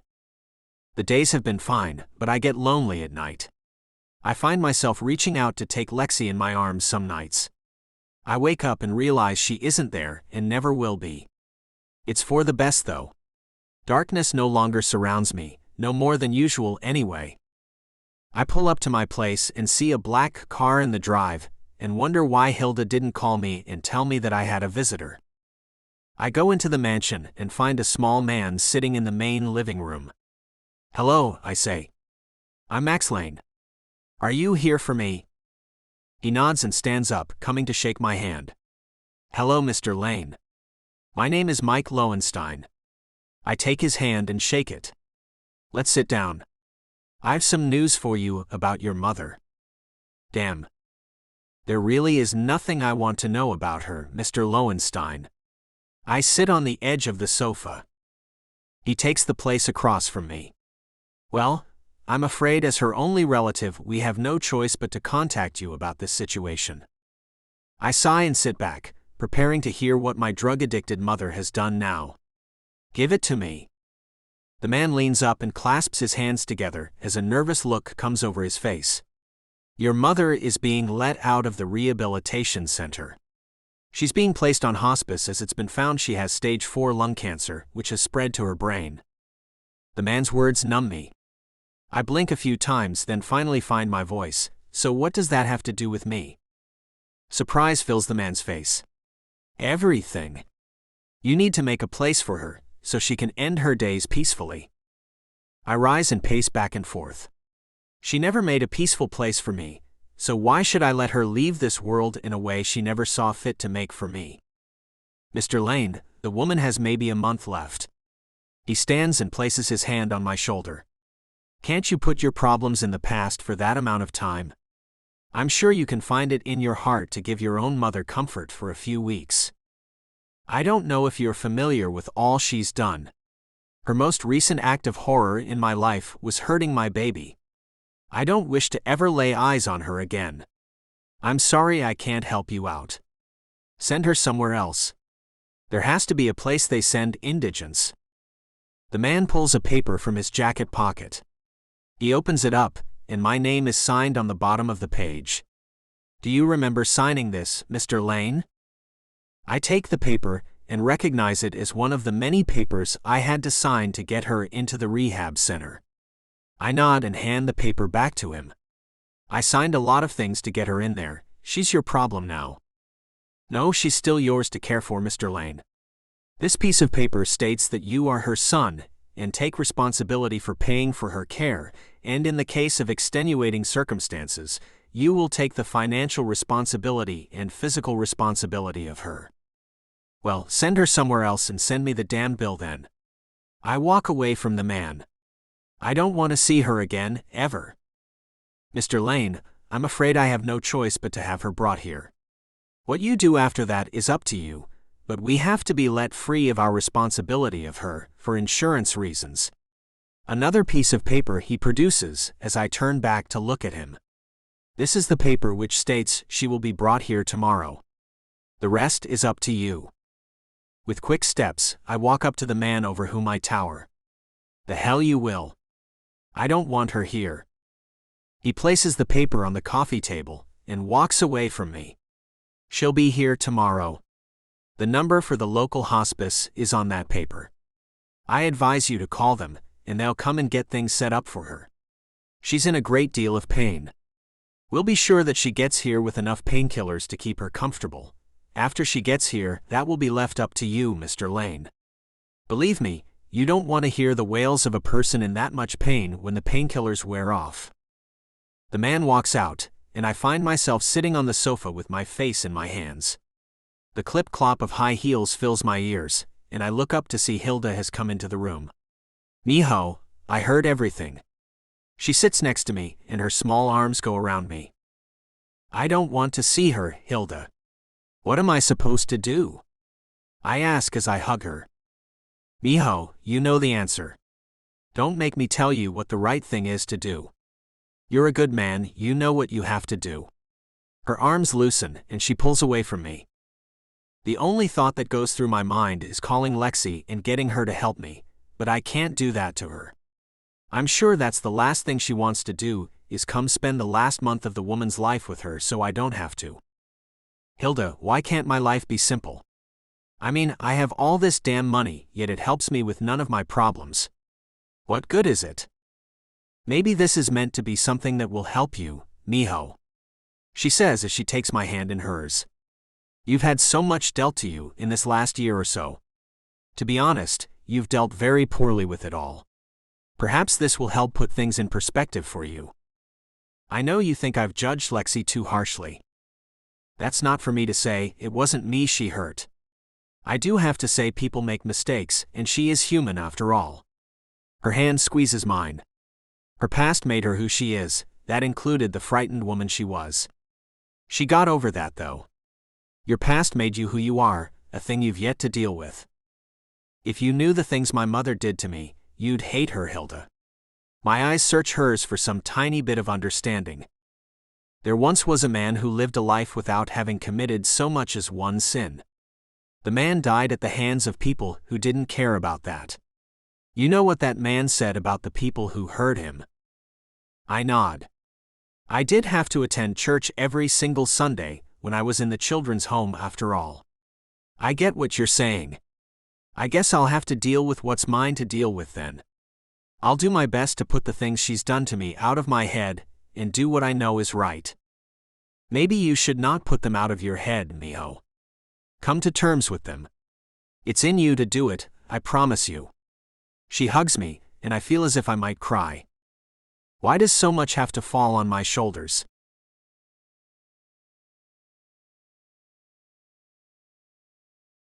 Alexis. Ross's breath is on my neck, as his face is only centimeters away from it. Marcos's bare chest is against my back, and I am feeling very warm as my hand lingers on Ross's tightly muscled back. A bright light fills my eyes several times before the photographer says, "Great. I got just the shot I was looking for." I relax and the men back away from me, and I take in a much-needed deep breath. Ross's eyes catch mine as he pulls his head away from my neck. "I love the smell of your hair, Lexi." "It's whatever Cake uses to make my hair shiny," I say and take the thin robe a young girl hands me. Kate doesn't come to the shoots anymore. She told us she finds it too hard to see her husband all over me. I can't say I blame her. The producer Madge comes up to us. I have to get things ready for a bedroom shoot. There'll be even less for you to wear, Lexi. So you three may as well go get some lunch and be back here in 2 hours. She turns and starts to walk away. Hey! I shout, stopping her retreat, which I find she's making hastily. What in the cornbread heck does that mean, Madge? I mean, I'm wearing next to nothing as it is. Slowly she turns back around. So then you get it, right? I shake my head. No, I don't. Tell me in some plain words. You'll be wearing a thong, as will the guys, and nothing else. She turns and takes off again. I will not. I shout. Madge keeps walking as the young girl who handed me the robe hands me a paper with my signature at the bottom of it. She said to give you this. You can keep it. It's a copy of the contract you signed to do these book covers. Ross and Marcos look over my shoulder as I look over the paper and see the words. Some scenes will be done in the nude or nearly nude by all parties. By signing this contract, you agree to these conditions. I turn to Marcos. Did you see this on your contract? He nods and then Ross says, I thought you knew, Lexi. Didn't you read yours before you signed it? Obviously not. I'd never agree to this. I say, then step away from them. Marcos reaches out and grabs my arm. Look, get dressed, let's all go grab something to eat and we can talk about this. It's really not a big deal, Lex. It's not your knockers that'll be on the cover of a book for eternity, Marcos. Ross smiles, and I find that I'd like to punch him in his perfect face. Get dressed, Lexi. It'll be fine. Our asses are already on the covers of several of these books, and you don't hear us crying over it. I stomp off to get dressed, and wonder what the heck I can do to get out of this. I pull on a white t-shirt and my blue jeans, and slip on a pair of flip-flops and go out to find the guys waiting on me. They each take one of my hands, and pull me along to go eat in the mall where our studio is located. I catch a glimpse of the bed that's getting red satin sheets put on it. This is bad, guys. What will they do to me if I refuse? I ask as they tug me along with them. Lexi, we've been doing these covers for the last 3 weeks and have been super close, so what's the big deal? Ross asks. Marcos gestures to a table in the food court. You two go sit down, and I'll grab us some salads and water. Lexi, you should get over this thing. You know you're not going to refuse to do this, and mess yourself up over something as trivial as your breast. Ross takes me to the booth Marcos pointed us towards, and I slide in as he slides in next to me. I look up just as a couple of young women walk by us, then stop and back up. One of them smiles and says, OMG. It's you guys, the people on the cover of the books we're reading. She looks at her friend, and they both do a jumping thing, then one of them pulls a paper and pen out of her purse. Please sign this for us. No one will ever believe we saw you. You're kidding, right? I ask as Marcos comes up with the food. The women turn and look at him, and do a little scream thing. You're here too. I knew you three really had a thing going. I told you so, Jenny. No, we don't, I say and find Ross signing his name on the paper. Who do we make this to? He asks. I shake my head. Don't sign that. No one knows our names. The tall girl wearing green says, sure we do. I googled all 3 of you. You are gorgeous. Alexis, we've both been wondering about what happened to the first guy in the pictures with you and Marcos. You did a lot of things together, then he just vanished. His name was Max something or other. Marcos smiles and says, his name is Max Lane and he doesn't want to be a model anymore. He's a billionaire, and never needed to do it anyway. I kick him under the table. Stop giving them so much information. The girl in the yellow t-shirt frowns. I'm really sorry you think we're being so intrusive. I promise we don't know anything more than what is already out there about you, Alexis. Right down to the kidnapping. I was unaware people knew of that, I say. Ross puts his arm around my shoulders and hugs me. It was on the news, sweetheart. Everyone knows everything about all of us. He moves the paper to me and hands me the pen. Here, you sign in the middle of mine and Marcos's names, just like you're in the middle in all the pictures. So, you are all together. How does your wife fit in? One of the women asks Marcos. He laughs. We aren't really together. It's just pictures. I'm a happily married first-time father, and these two are single. The women look at me and Ross, as he still has his arm around me. One asks, do you think you two will ever get together for real? I mean, you look great together and the pictures show you have a lot of chemistry. Ross gives my shoulders a squeeze. If she'd have me, I would love to start seeing Lexi. Ross, please? I shrug his arm off me. What have I told you about that? The woman in green gives me the craziest look. You mean you don't want to hook up with this gorgeous man? I don't want to hook up with anyone, not that it's any of your business. Ross is a fantastic man, don't get me wrong. Any woman would be lucky to have him. I work with two of the best men I know, but I don't want to be in a relationship. Love isn't what I want in my life. It's only served to mess it up. I sign my name under Ross's and push the paper to Marcos. He grabs the pen, signs the paper, and hands it back to the girl in yellow. She smiles. Would it be possible for us to get a selfie with you three? I shake my head, but Ross has my hand and is pulling me out of the booth as Marcos gets up. I find I'm in the middle of them, and they both kiss my cheeks. The two girls stand in front of us and take a selfie. Fantastic. I can see this going viral. Thanks, they say as they walk away. Can we eat now? I ask as I slide back into the booth. Marcos smiles at me. You really should give Ross a chance, Lex. Ross takes a forkful of salad and leans his shoulder against mine. You really should. I'm not quite the nympho I play on book covers. I'm sure you'd be disappointed in me, Ross, I say, then go ahead and tell him the truth. Plus, I'm still hung up on Max and I'd go back to him with a snap of his fingers. Really? Marcos asks. After all that's happened, you'd go back? I nod.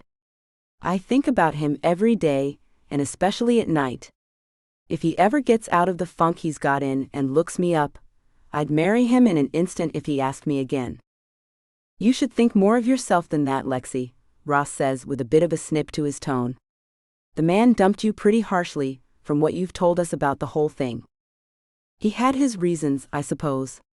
His childhood was rough, and after all I pulled, he was right to have done it. I just hope one day, he can really forgive me for my stupidity. See, that's why I don't want my body on the cover of a book. He might see it and think a whole lot less of me. Ross smiles and says, Look, Marcos and I can stand behind you about this. I'm sure you'll have to go topless and wear whatever she tells you to, but we can keep the goods out of sight. I look up at him and smile at him. That's why I like working with you two. You always have my back. Marcos grabs up the empty salad bowls and takes them to the trash. Come on, let's get back and get naked, so to speak, and get this shoot done so I can go home and play with my baby girl. I allow the men to take my hands, and we walk back to a place where I know I'll be uncomfortable. At least I have friends to help me get through it all.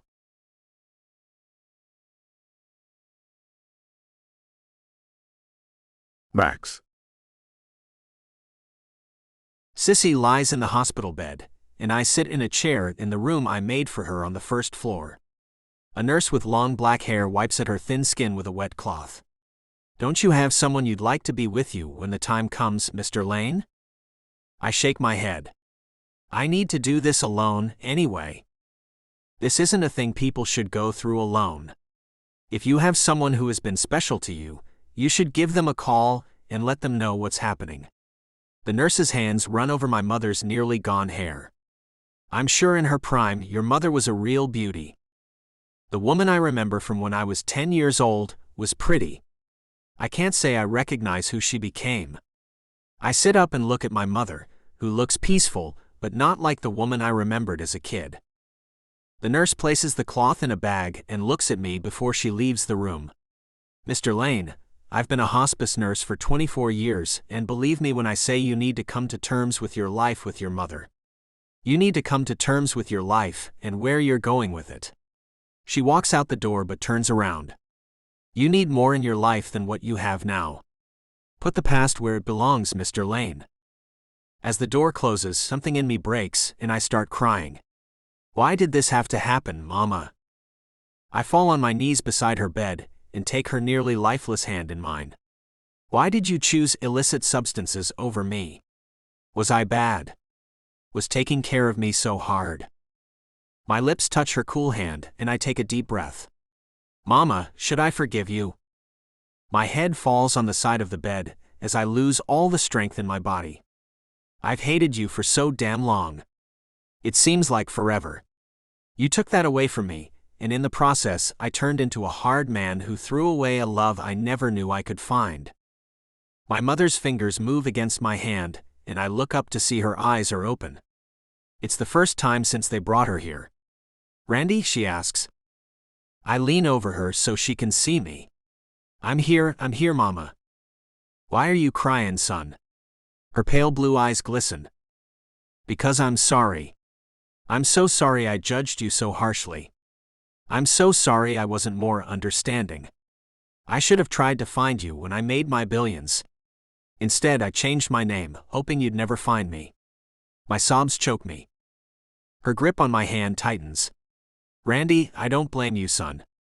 I did awful things in my life, and the most awful things I did were to you. I hope the good Lord will forgive me for what I've done to you. But if he doesn't, and I have to face the devil, then I deserve whatever punishment I get. I love you, son, and what I did was wrong. If I could go back to the first time I ever took a drug, I'd make sure I walked away from that person who offered it to me. And I heard you asking if you were bad, and the answer is no. You were a wonderful blessing, and I didn't deserve you. My body shakes with the words she's telling me. Mom, you deserve to go to heaven, don't think you don't. This isn't all your fault. I left you all alone in this world, and I had plenty of money to help you many years ago. With my help you might be fine right now, but I turned my back on you. With a weak shake of her head she says, don't you do that to yourself, son. I made my bed, and now I have to lie in it. None of this is your fault. Where is that beautiful girl who was here last time? I sent her away, I say with a whimper. She was right about me, and I sent her away. What do you mean, she asks. She was worried about marrying me, and having children with me, because of how I've been about you. You know, turning my back on you not once, but twice. She had feared I might do the same thing to our children if they ever found themselves with an addiction or something like that.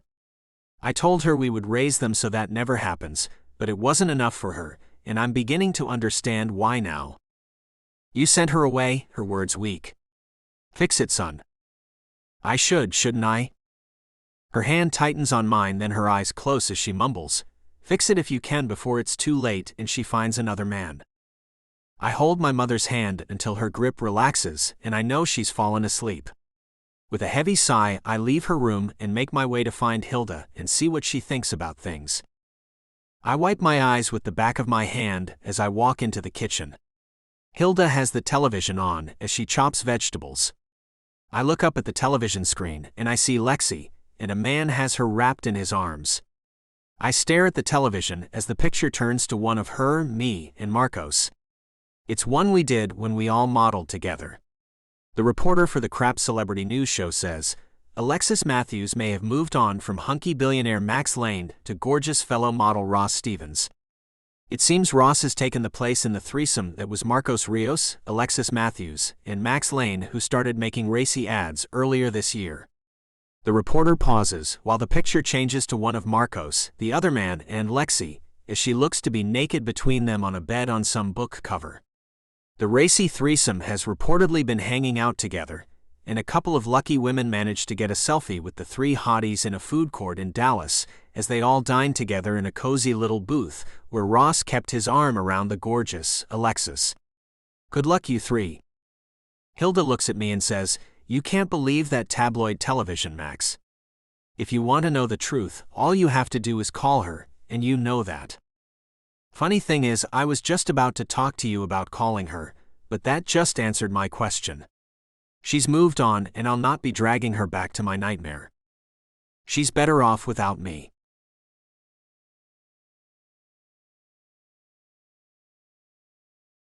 Alexis. Red is the color I see as I watch the latest edition of the show that lies about celebrities. Ross and Marcos watch in horror with me.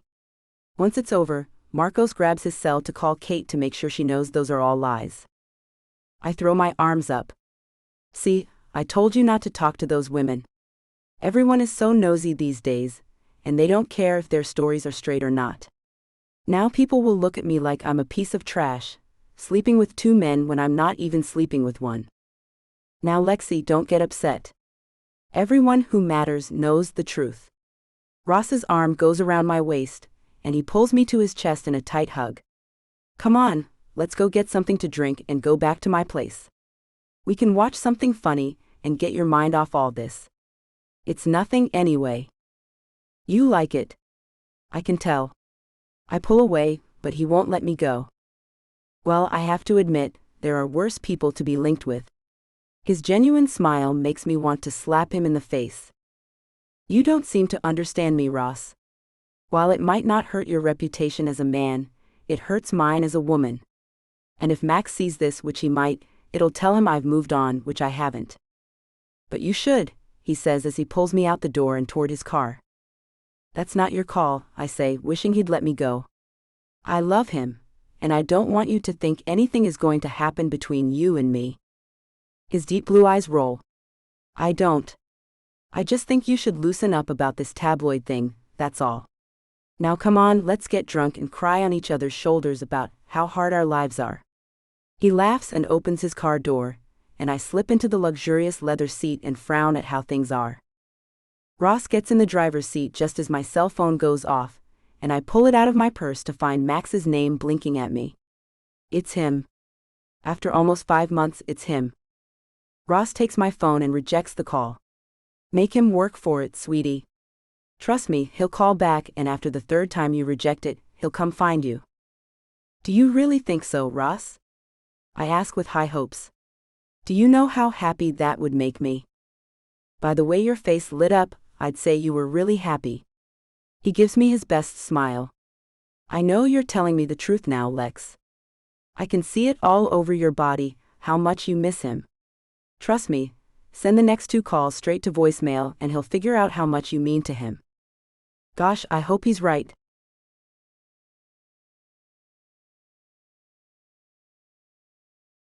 Max.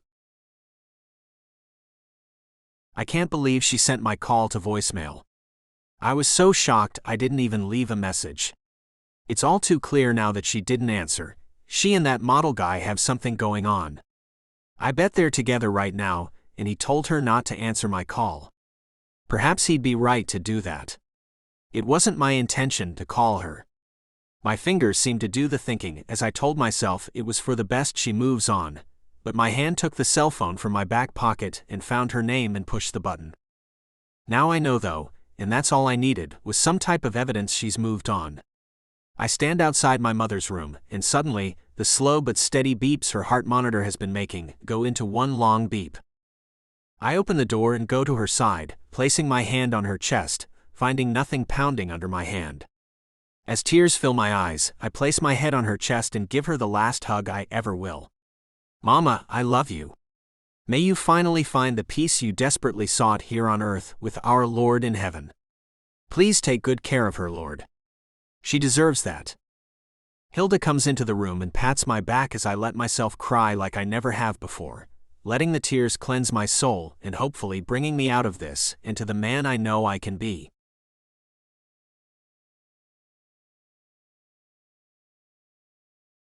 Alexis. Ross and I drink some silly drink he made us with vodka and cherries. We sit on his sofa, watching a very old Saturday Night Live episode with Chevy Chase, and laugh like hyenas. A light emits from my cell phone, which sits on the coffee table in front of me. Ross picks it up and rejects the call. Oh, look at that. It's only been 3 hours since the first call, and already another.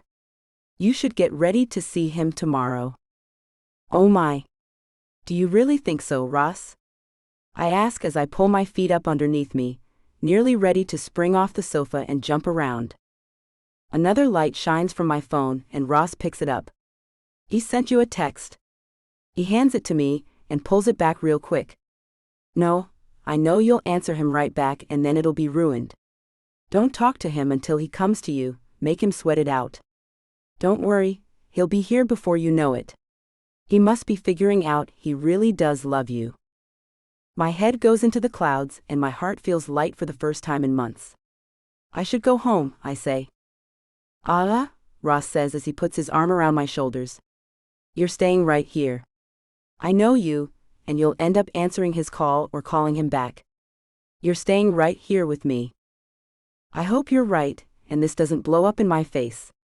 I lean back and fight the urge to grab my phone from him.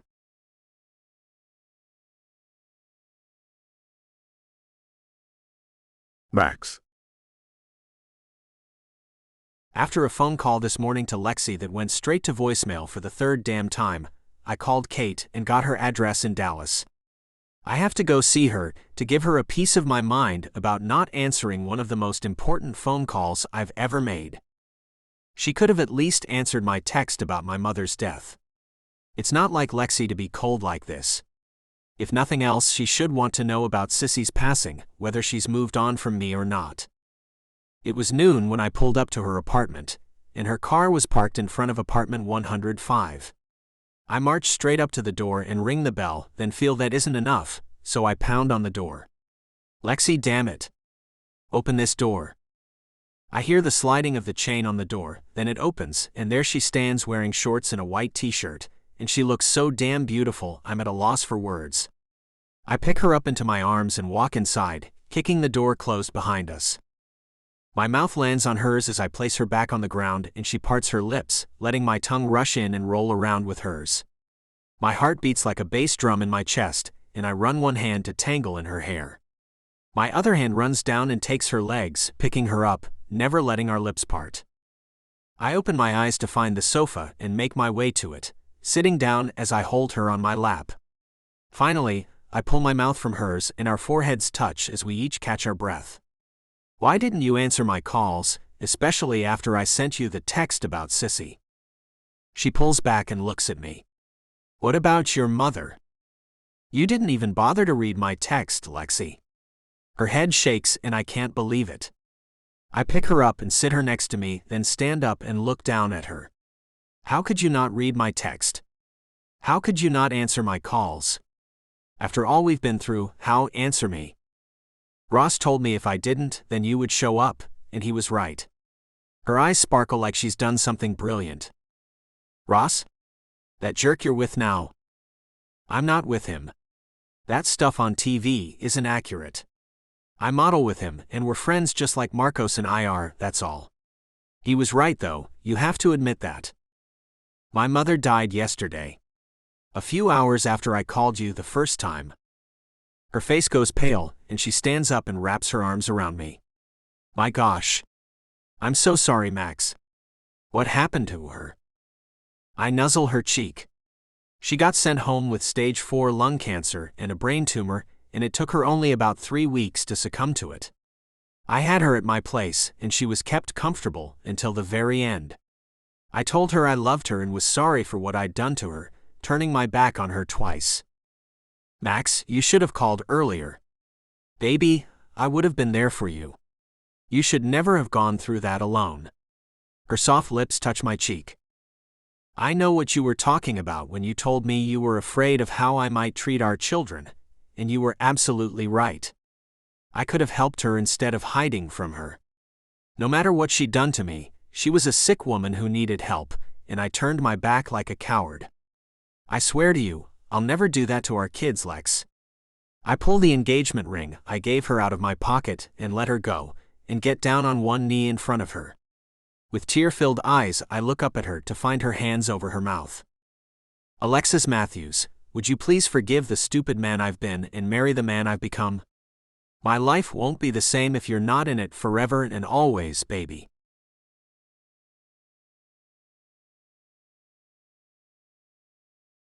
Alexis. Max kneels before me with the engagement ring in his shaking hands, and I look down at the most beautiful man in the world, and have to wonder if this is only because he's lost the only person in this world who was blood to him, and aches to have his own children so badly he'd come running to me to get them mere hours after his mother's death. I'm a sure thing in his mind. But is that all I want in my life, is to be the wife of a billionaire and mother to his children?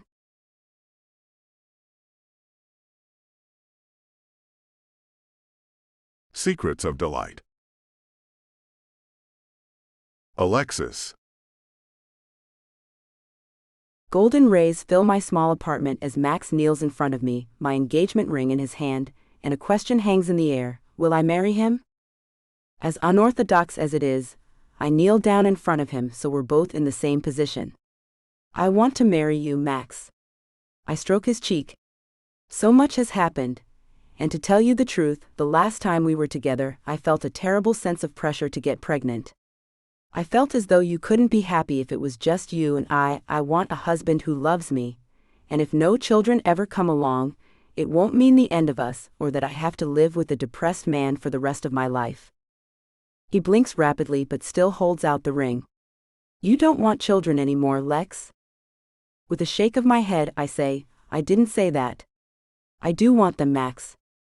I just don't want to be with a man who makes that the most important thing in our relationship.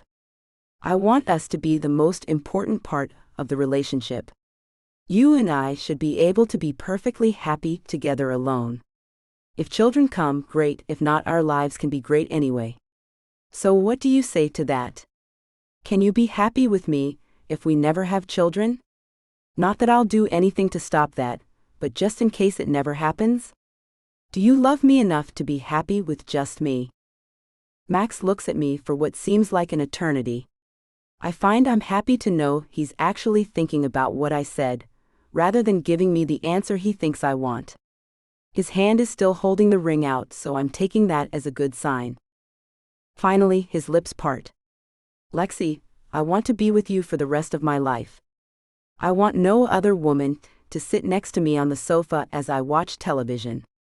I want no other woman in my bed, and I want no other woman to be in the rocking chair next to mine as we watch the sunset when we're 80 years old. I only see you in my life. So the answer is, yes, I can be happy with just you if no children ever come to us. My heart pounds and my eyes fill with tears. Then my answer to you is also a yes, Max. I'd love to be your wife forever and always. My hand shakes as I hold it out for him to slide the ring on my finger where it's felt the absence of it for far too long. He pulls me into his strong arms and hugs me tight.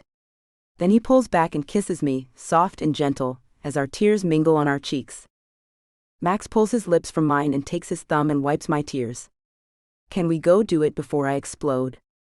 I've missed you so damn much, all I can think about is getting you into bed. You're going to hate this, but no. I say, and I'm really unhappy that we can't, but I have work to do. I have to be at the studio in an hour to do a shoot with Marcos and Ross. It should take about 4 hours, then we can do that. You can come to the shoot, it'll be fun. Damn it, girl, quit that job. You don't need to make money. I have plenty if you'll recall, he says with a smile and stands up, taking me with him. I lean into him, loving how we fit together, and part of me wants to make the call, but the other part of me knows it'll hurt both Marcos and Ross if I do. I have to, for Marcos and Ross. I look up at him. I'll only finish out this book cover contract and then I'll quit, I promise. His dark green eyes move over every inch of my face. I love you. I've waited this long, I can wait a few more hours. I give him a smile and kiss his cheek. I love you, I knew you'd understand. Do you want to surprise Kate? He pulls me down to sit next to him on the sofa. She knows I'm here. She's the one who gave me your address. Really? I ask as I run my hand over his tight abs, and wish I didn't have to be anywhere else but right here. Well, get her on the phone, and tell her to go to the studio with Marcos so you can hang out with her while we take the pictures and you can play with their baby. Holding a baby might be a bad idea, he says with a slight frown. I pull my head back to look him in the eyes. Max, you have to face things, stop hiding from them. We lost a baby, but that doesn't mean the world ended. Our friends have a child, and we should want to get to know her. Kate is our little guardian angel, anyway. I lay my head on his broad chest. To tell you the truth, I've not allowed myself to even hold their baby. It's time I moved on with life as well. You aren't the only one who wishes that accident never happened. His lips touched the top of my head. You're right, let's move on and start this thing all over again for the last time. I'm not letting you go again, and I hope you don't let me go either. Till death do us part, Max, I say with a laugh, but I know I have to mean it this time.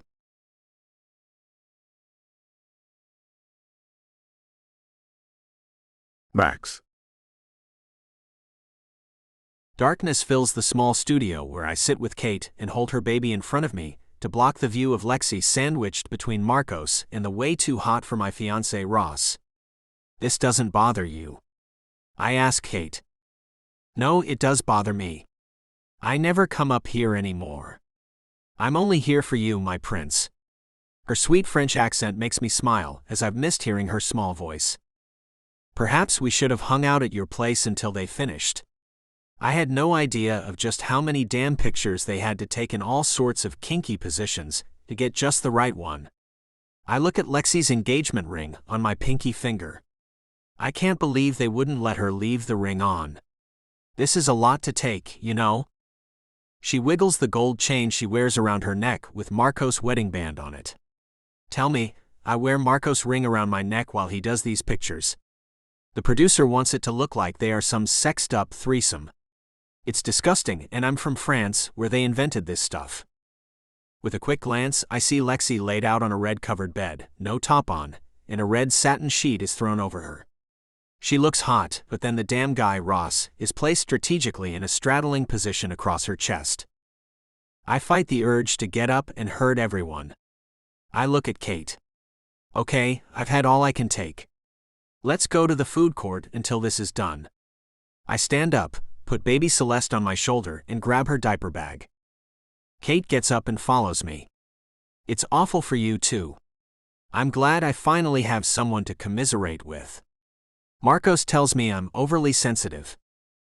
As we make our way out, the photographer Devin notices me and stops taking pictures. Max, damn it man, where have you been? I was sitting back there in the dark, trying not to hurt anyone, but that's quickly getting away from me, so we're going to be in the food court until this is over. He laughs. No, I meant where have you been in the last several months, you dope? It's a long story and has a lot of ugly twists, I say, holding the door open for Kate to walk out of. After the shoot, let's go for drinks, I want to catch up with you, he says. I give him a nod, though all I want to do is leave here and get Lexi back to her tiny apartment and devour her. After she's had a nice long shower to rid her of Ross and Marcos' germs, that is. Kate looks up at me as we walk down the corridor to the main walkway in the mall. So, how about we look in at the jewelry stores and pick out a set of wedding bands for you and Lexi? That's a great idea, and I hope it'll get the image of her in those terrible positions out of my head, I say, as we make our way to the first jewelry store. Celeste begins to wiggle on my shoulder, and I pull her back to give her the once-over and see what's bothering her. Her eyes are bright blue like Kate's, and her hair is nearly the same color as Marcos. She's a doll, and I'm happy to say she's not upsetting me one bit. She's gnawing at her hand, so I reach down into the side of her diaper bag and pull out the bottle that's waiting there for her lunch. I cradle her in my arm and pop the nipple in her tiny mouth, where she sucks at it hungrily. Ah, was baby Celeste hungry? I ask as though she's going to answer me. Kate laughs. Marcos would have already handed her to me. He's not comfortable handling her yet. I hope he'll get better at it as she grows larger. He says she's too tiny right now. In the home I grew up in, there always seemed to be new babies coming in and moving out. They'd get adopted pretty quickly. Still, we had a steady stream, and our house parents made everyone help out. At one time, there were 10 kids from 3 months to 18 years old living at that house. How did the house parents deal with that many children, Max? Kate asks. I shrug and say, I can't tell you. All I know is we all had chores and responsibilities to the other kids, and we were expected to uphold them, and for some reason we all did. No questions, no griping, no arguing like you see kids do nowadays with their parents. Kate's eyes light up as she spots a set of wedding rings. Her small, slender finger points at a couple of wedding bands, and then she looks at my pinky finger, where Lexi's ring is. That metal looks like the metal of her ring. The sales clerk makes her way to us. Well, hello there. I see you're looking at our most expensive set. May I see the ring your fiancé is talking about? I hold up my finger. This is it, but this isn't my fiancé. This is my little guardian angel, and she's helping me find a set of wedding rings to match the ring I gave my fiancé. Dollar signs light up the clerk's eyes as she sees the engagement ring made of rhodium. She licks her lips and says, "That is a very expensive engagement ring, sir. So I naturally assume you'd like wedding bands to match, and this set right here is a gorgeous combination. Not too flashy, but obviously fabulous." I look at Kate. What do you think? Lexi will love them, I think. I know she wouldn't want anything flashy, and the engagement ring already has that one large diamond and the little ones around it. A nice simple wedding band would accent it nicely, and I believe she'd love it. But should you wait for her to be sure of that, Max? I glance at the saleslady, and she makes a frown. I tell you what, sir, I can make you a fantastic deal if you want to buy them right now. If she doesn't like them, we can buy them back from you, but I'm almost positive she'll love them. She quickly pulls them out of the case and holds the smaller one up. Can I see her engagement ring? My pinky I hold out, and she takes the ring from my finger and holds it up to the other ring. Look at that, I say. They're the same size. The saleslady takes out the men's ring, and I move the baby to my other arm and hold her bottle with my chin as she slips the ring onto my ring finger, and it fits perfectly. Imagine that. Both rings will fit you both perfectly, no need to wait for them to be fitted. That is fantastic, no? I look at Kate and smile. It looks like she's picked up your accent, Angel. The women both laugh, and I look at the ring on my finger. I've waited a long time to see a wedding ring on this finger, and I tell you what, I think this is just the one I could stand to look at for the rest of my life, I say, then look at the eagerly awaiting woman who chomps at the bit in front of me. I'll take them. She nearly jumps for joy, as this has to be the highest commission piece in the whole jewelry store. And to think I came in on my day off because the other saleslady called in sick. The lady pulls the ring back off my finger and places Lexi's engagement ring back on my pinky. Kate. I need to grab my wallet, I say, gesturing to the baby. She takes her from me, and the baby looks back at me like I just handed her off to a stranger. I smile as Kate frowns. You've stolen her from me already, you handsome devil. I tickle the baby's chin. I'll get you right back in just a minute, pumpkin. The saleslady smiles at me. Do you have children? I shake my head. Not yet, but I hope we have some soon. You're a natural, she says. I wish my son's father was a quarter of the man you are. He took off a year ago, and hasn't been seen since. A real winner I picked. A single mother you are then? I ask. She nods, puts the rings in the black boxes, and puts them in a bag. Yeah, it's not always easy to keep a roof over our heads or food on the table, but I manage. This commission will set me up pretty well for a while. The woman goes to run my credit card, and I take the opportunity to look in my pocket and see how much cash I have. I'm not usually one to carry very much cash, but I did load up hoping I could talk Lexi into running off to Vegas to get married, which I see now she won't be able to do. I find two $1,000 bills and take them out and fold them together so they look like hundreds. As the woman comes back to me, she hands me a pen and the paper to sign. Another bunch of papers she places in the bag as she explains, these are your warranties and things. Plus I added the agreement to buy the rings back if you aren't satisfied. Thank you, I really appreciate your help.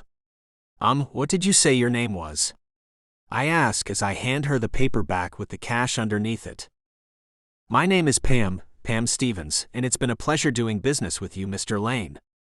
You too, Pam. I pick up the bag and give her a smile, then take the baby back from Kate and start to walk towards the food court. "Oh wait," Pam calls out. "You accidentally put some cash with the receipt." With a wag of my finger, I look back. "That's for you, Pam. A tip for all your help. Have a great day." I keep walking and notice Kate peeking back. She laughs. "You should see her face, Max." "It made her happy?"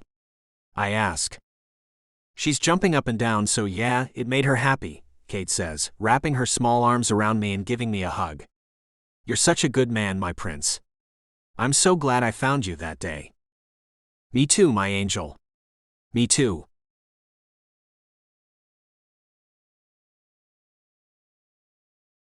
Alexis. Quiet chatter fills the large restaurant we all went to after the shoot.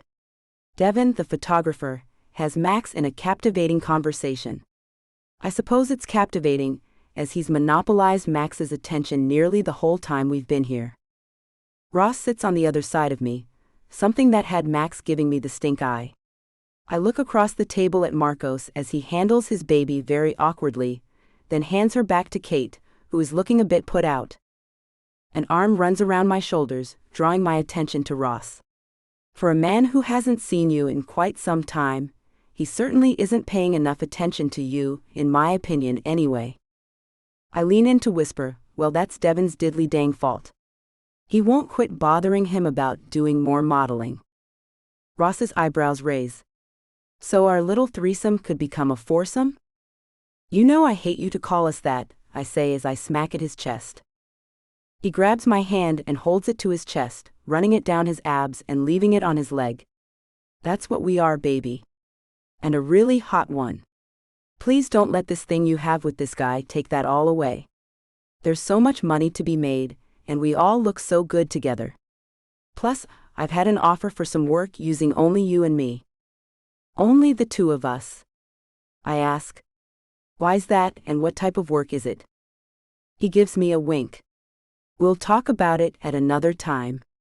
I want you all to myself when I tell you the details.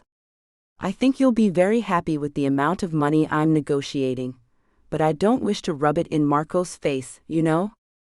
I nod and sit back, taking my hand off his leg. Ross has been a little free to touch me. I understand, since we've been spending several hours a day in various intimate positions. But he has to stop, or Max will get furious, and I want us all to get along. Max doesn't want me to continue modeling. He said he understands my commitment to the book cover deal, but after that, he thinks I should put this behind me. Once we're married, which I think will be soon, all that money he has will be mine too, at least that's what he said. I sit back and look over at Max's back. A tug on my hand has me looking back at Ross. "Is that what you want? To be taken care of? I thought you liked being an independent woman." I look at my hand as he has it clasped in his, tightly. "Ross, I want to be married to him, not a career." "Why can't you have both?" he asks with a devilish grin. "He lives in Houston, and the work we do is here. I won't be sending him home alone." "Do you mean to tell me that a man worth over $1 billion can't buy himself another palatial estate in the area around Dallas, Lexi?" He pulls me close to him and whispers, "Don't give in all the way. Men can grow bored if their woman hands them everything they think they want. Make him meet you halfway, and don't quit your career just yet." He makes sense, and he was right that after 3 times of not answering Max's call, he came to find me. But the bad part was that I wasn't there for him as his mother was dying, and that's a real bad thing. But he did show up and ask me to marry him again, so that's a point on Ross's side. A tap on my shoulder brings me out of the Ross cocoon, and Max frowns at me. "Are you about ready to go, Lexi? It's been a long day for me, love." I nod. "Of course." Max stands up and pulls my chair out and takes my hand, lifting me up. "Did you tell your friends our good news?" he asks. "Yeah, I did. We all talk a lot while they stage us." I laugh and look at Ross. Ross smiles and says, "We call it pillow talk." Marcos kind of cringes as Kate shoots him a look that could kill. "You never told me that, Marcos." Marcos looks across the table at Ross. Do you have to tell every little thing, bro? Marcos looks at me. We need to get him a girlfriend, so he can understand what it means to be in a relationship. Max pulls me to him, his arm wrapping tightly around my waist. Okay then. See you guys later. We walk around the table, and he looks at Kate. You want to get the bag out of the diaper bag for me? She reaches in and pulls out a bag from a jewelry store. Here, take pictures. I want to see her face. Max smiles at her and we leave the restaurant. I look up at him as we leave into the dark evening. What's that? When we get back to your place, I'll show you, but you can't have it until it's time, he says as he opens the car door for me. I slide into the luxurious leather seat of his Jag and lean back into it. He gets in the driver's side, and I smile. I miss this car. He takes my hand and kisses it. I missed you. As we pull out of the parking lot and head towards my apartment, I ask, Max, do you think you'd like to get a nice place here and we could live here so I could keep on doing what I am now? His gorgeous face looks confused. You don't want to go back to Houston? Well, it's just that I have a great thing going on here and Marcos and Kate are living here now. It would be nice, and I'd have something to keep me occupied too, just like you have your things going on. Is one of those things to keep you occupied, Ross? He asks with a not-so-undetectable sarcasm in his deep, velvety voice. Now don't go getting all jealous on me, Romeo, I say as I bring our clasped hands up and give his a kiss. Jealous? I'm not real sure you see that dude like I do. He salivates over you, Lex. His eyes meet mine. You're about to be my wife. I can't very well let some guy drool all over you now, can I? I roll my eyes. That's just his demeanor. He knows I love you with everything in me, Max. He wouldn't try anything with me. I'm not sure he really has to, the way you're all over each other during the shoots.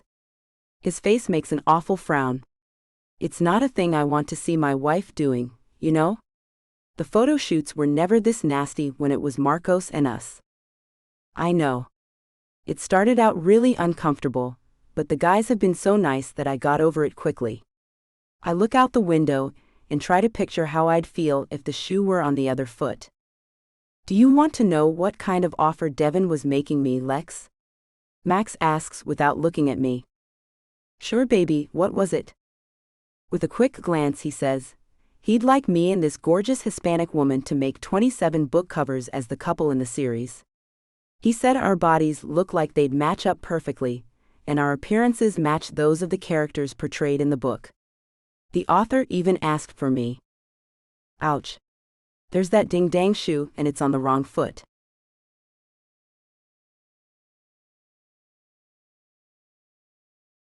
Max. Lexi vetoed the modeling gig Devin offered me. I have to admit, I'm relieved. It's not something I wanted to do at all. All I can think about is getting Lexi in my arms, and she needs to be naked. I wait in her small bed that is not nearly comfortable enough to sleep in for more than tonight. She's in the shower. I couldn't take smelling the cologne that's all over her. Somehow, I have to talk her out of wanting to do any more modeling after this horrible book cover thing is done. I hear the water go off, and seconds later there she is, standing in the doorway in nothing but a white towel. Good, you're still awake. I was afraid you might fall asleep. Not that I'd blame you, you've had one long day and on the heels of your mother's death no less. I want nothing more than to hold you again, Lexi. You realize it's been months since we've been together, right? Her smile captivates me, but I quickly lose focus on her face as she drops her towel and walks slowly towards me. I do realize that, Max. Damn it, Lexi. I'm sitting up in the bed with my back against the headboard, and she comes to me and straddles me. Her deep blue eyes are mesmerizing, and I can't stop staring into them. Kiss me, Max. Soft kisses she leaves across my chest as she leans up and wraps her arms around me, pulling me down to lie on her. I love you, Max. I whisper in her ear, I love you, Lexi. I feel as if I have to be crushing her and try to roll off her, but she holds me tight. Don't move, not yet. I just want to feel you like this for a little while longer. I didn't feel the real weight of how long it's been until now. Her words make me feel awful, because it was me who sent her away. I'm so sorry, Lexi. I promise I'll never do that to you again. And neither will I. No matter what, we're sticking together like we should have from the start, she says, then kisses me sweetly, and I know home is wherever she is. Do you want to see the wedding rings I bought today? Okay, you can get off me now because heck yes I do. I roll off and she sits up. Grabbing the bag from the nightstand, I open it and take out the 2 black boxes. I hand hers to her, and I open mine and put the ring on my finger. It's so crazy, I say as she puts hers on and looks up at me, surprised it fits. Both rings fit perfectly, like it's meant to be. I wish I could keep it on. I don't want to take it off, Max. She looks at her hand and its rings, then back at me. Can you take tomorrow off? I ask and cross my fingers she'll say yes. Why? She asks with a smile. So we can go to Vegas, why else? I give her my best smile. She hesitates and then throws her arms around me.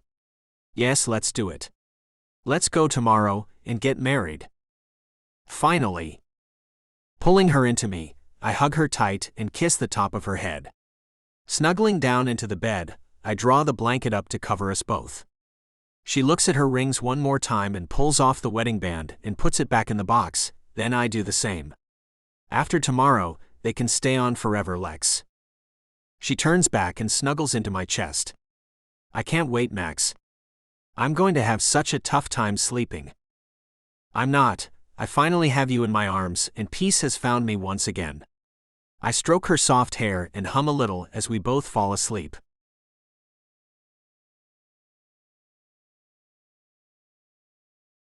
Alexis. Madge was completely ticked off that I told her I was taking a 4-day weekend to get married and have a little bit of a honeymoon. She told me I was not holding up my end of the contract, and I told her I didn't give 2 flips about it. My soon-to-be husband could buy me out of that easily, and if she wanted me to return after the 4 days to finish, I would, or she could find someone else. It didn't matter to me at all. She caved and said she'd see me on Tuesday. I sit next to Max on his private jet as we cruise at a high altitude to Las Vegas. My stomach is a little jittery as I think about becoming his wife and all that entails.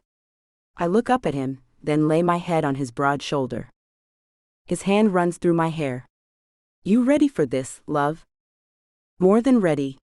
I want us to be married like yesterday, Max. His soft lips brush the top of my head as his hand takes mine and squeezes it. Me too. I find myself thinking about how long we've been together, with all the stupid things in between. I'm thinking how much could have been avoided if we had gotten married in the beginning. How dull is that, Max? Then there wouldn't be any ups and downs, and I think every couple should experience them, don't you? I ask. He laughs, and his chest vibrates, and I remember how much I love this feeling. Okay, whatever you say, princess. I guess you didn't mind all the near-death stuff, but I kind of did. I laugh. You're so sensitive. Near-death, you call it. I call those experiences life-changing. I know it brought me to a whole new level of understanding, and I think it did a lot for you too. I never told you this, but your newfound love for all things and acceptance of the most horrific things I found to be annoying. He ends his insult with a sweet kiss to my cheek. Wow. Annoying, huh? I look at him and find him smiling. I don't anymore, Lex. His lips touch mine and take all the ire out of me. As he pulls his lips from mine, I ask, do you suppose a day will come when your kiss doesn't make me forget everything but you? I hope not, he says with a laugh. Yours does the same for me. You don't know how hard I fought not to run to you when I told you to leave. I knew if you kissed me I would change my mind. In hindsight, I wish you had. The pilot comes on the speaker. Please fasten your seatbelts, you two, because we're here. OMG. I say and find I'm so giddy. Max gives me that monster great smile he has, and it's time.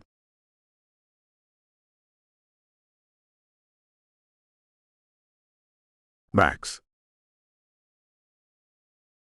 I'm waiting in our hotel room for Lexi to change into the dress that we picked out, and it's making me crazy how long she's taking. I had my tux on an hour ago. I should have taken her to get her hair and makeup done, but she wouldn't allow it, stating I needed to look at a version of the real her, not something someone created on her face. The door cracks open a bit, and I spot her, then she almost shuts it again, but I jump up and run to grab it. Just come out here and let me take a look at you. I know you're being hard on yourself, like you always are. She lets the door go so I can pull it open.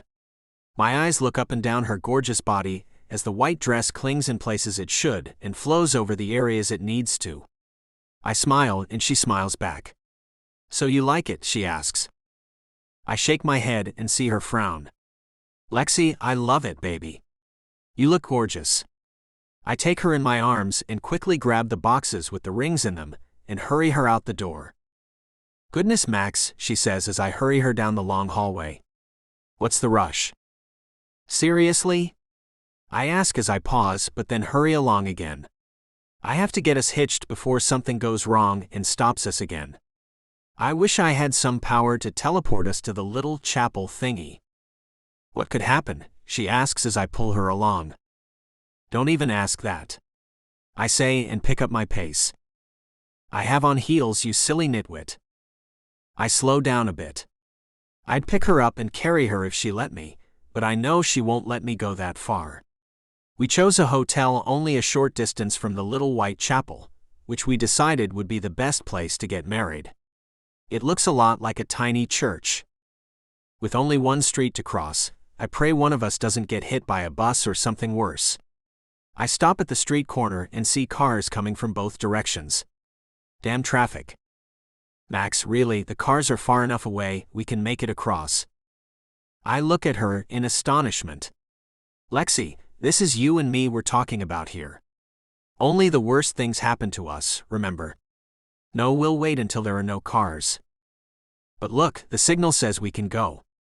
She points up at the sign that tells us we can walk. Look at those cars waiting at the red light. They could take off at any time, and that would be just our luck. No, we wait until there are no threats. I look nervously around to be sure there are no other hidden dangers lurking around to mess this up. My cell phone rings and I take it out of my pocket. Who is that? She asks. Hilda, I say as I answer. Hello, Hilda. No, not yet. We're waiting to cross the street. I'll call you when we're married, I promise. You have her nervous too, Max. Calm the diddly-do down, Mr. Fraidy Cat. Finally, I see cars, but they're far away. I look at Lexi and decide I can take no chances, so I scoop her up and walk quickly across the street as she pounds at my chest and yells, "Put me down." Once safely across, I do as she demands and take her hand and hurry to go inside the chapel. As we enter the small thing, I close the door behind us and say, "Safe." Lexi smooths out her dress as an older woman approaches us with a sweet smile. I suppose you two want to get married. I nod and say, we do. How long will it take? Well, it'll be a bit. The minister just stepped out for lunch. You can wait, or come back in about an hour or so. The woman looks so sweet, and I have to fight the urge to strangle her. I take Lexi's hand and hold it to my heart. But the sign says, open 24 hours. We are, darling, but the man was starving. He's been really busy today. I have some champagne if you care to wait. She gestures for us to follow her, and I look at Lexi. I guess we wait, or should we go on to the next one? I ask. Let's wait. I like the way this one looks, she says. So I lead her to where the lady has gone, and we sit on one of the pews as she pours us something to drink, and we wait. My heart is pounding, and I drink the awful tasting stuff down in one long gulp. How much longer do you think? I ask the lady, who smiles. I'll get you the papers to fill out so as soon as he gets here, he can get started, okay? She walks away and I get up and pace back and forth, then decide that's a dangerous thing to do. I could fall and break my leg, get a blood clot and die. Lexi is so damn calm, and I can't see how she must be hiding her fears. Don't worry, Lexi, everything will be fine. Duh, I know, she says with a laugh. Come on, Max. Chillax a little. I know you don't want me to say anything to tempt fate, but we're here already. We made it. I pat the pocket with the ring boxes in it, and pull them out to look at them, to be sure they're in there, and that hasn't been messed up. As I open the boxes, I blink to be sure I'm seeing what I'm seeing. Look, Lex. I hold the boxes out for her to inspect. Yes, Max, the rings are safe and sound. Her hand touches mine and she closes both lids, and then her lips touch mine. It all goes quiet in my head, and my arms wrap around her. Lost in her sweet kiss, I finally calm down. Someone clears their throat behind me, and I reluctantly pull my mouth from hers and turn to find a short, old man. He's holding a Bible and has a smile on his round face. Looks like you two are in a hurry to get married. You have no idea how long we've waited and how much we've been through, I say. The story is long and there are way too many sad parts.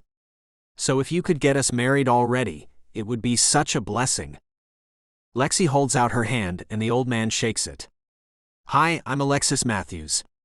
This mess is Max Lane, and you might think he's a little crazy, and you'd be right, but he's my crazy, so if it'll make him happy, can you do your best to hurry? Don't leave anything out though. I want the full deal. We're only doing this once, so I do want it to be memorable. The lady hands Lexi a bouquet of flowers and I smack my head as I forgot to get her some myself, and that's such a terrible thing to have done. Sorry, Lex, I forgot about flowers. The lady smiles. They're part of the package, don't sweat it, kid. We have rings too if you forgot those. I pull out the boxes and hand mine to Lexi. No, I have them. So are you ready? The man asks as he makes his way to a little stand and stands behind it. Take your places here in front of me, and let's see if we can't get you two hitched. My knees feel weak as I take Lexi's hand and walk up to the man with her. I look at her, and then back at the man, then at the lady, and I can't believe it's happening. It's finally happening.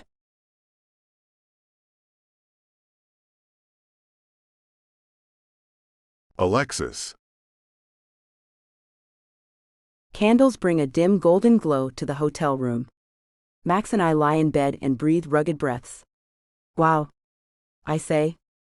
Who knew just getting married could make it so much better? Me, Max says and turns to look at me. I knew, Mrs. Lane. I knew all along. His hand runs up and down my arm as I look into his deep emerald green eyes. I take a chunk of his long dark hair and twist it with my finger. The silkiness of it is a thing I love. So you're a smarty pants, I see. I'm not sorry we waited, Max. We know each other much better than the first time you asked me to marry you. It feels right now, don't you think? Damn right it feels right. You are too delicious, Lexi. I need another taste of you, Max says as his eyes grow dark with desire, and I find I'm desiring him just as much. He kisses me slowly down my neck. I giggle and ask, is this how it will always be? Like we can't get enough of each other? That would be great, but I doubt it, so we should enjoy it while it lasts. I turn over and lie my head on his large bicep, and he wraps his body around mine in a protective semicircle.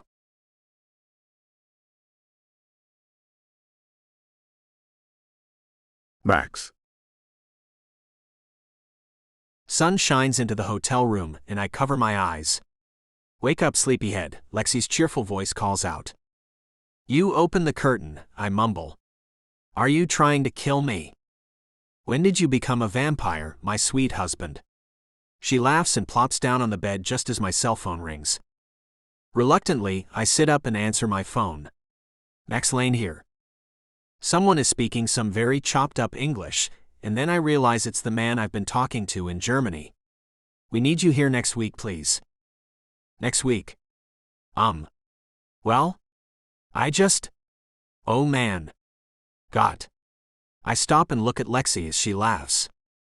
Wow. My stammering rubbed off on you. She smiles, gets up, and makes her way to the bathroom. What you try to say, Mr. Lane, the man says. I got married yesterday. Next week is a bit soon. I can't get my wife a passport that quickly. I mean, I may be able to, but she has things to do. I don't want to leave her so soon. I sit up and pull the sheet up as my mind spins on how to handle this. We need you here to help us with the process. It won't take long, a week to a month. A week to a month without Lexi. Damn it. I'll see what I can do and get with you early next week. Perhaps I can make it by the end of next week, I say, and I already hate that I have to do this. Okay, the man says, then hangs up. Lexi comes out of the bathroom, wearing nothing but a smile. Come, let's take a shower, then go do some sightseeing or take in a show or gamble, though I doubt I'm any good at it. I get up and go scoop her up and take her to the giant shower, and try to think of how I'm going to tell her that I have to leave the country for a week to a month. Her lips touch mine and take all the thoughts from my head. This can be dealt with after our few days of honeymoon time. What could it hurt to wait to tell her?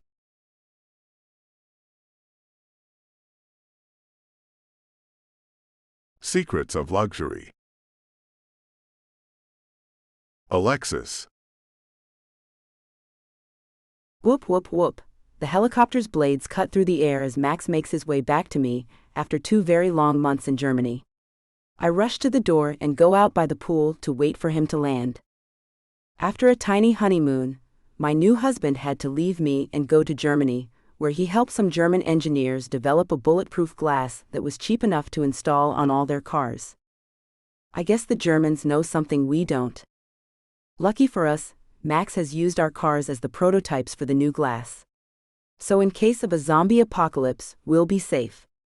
Fingers crossed. I'm officially out of the modeling business.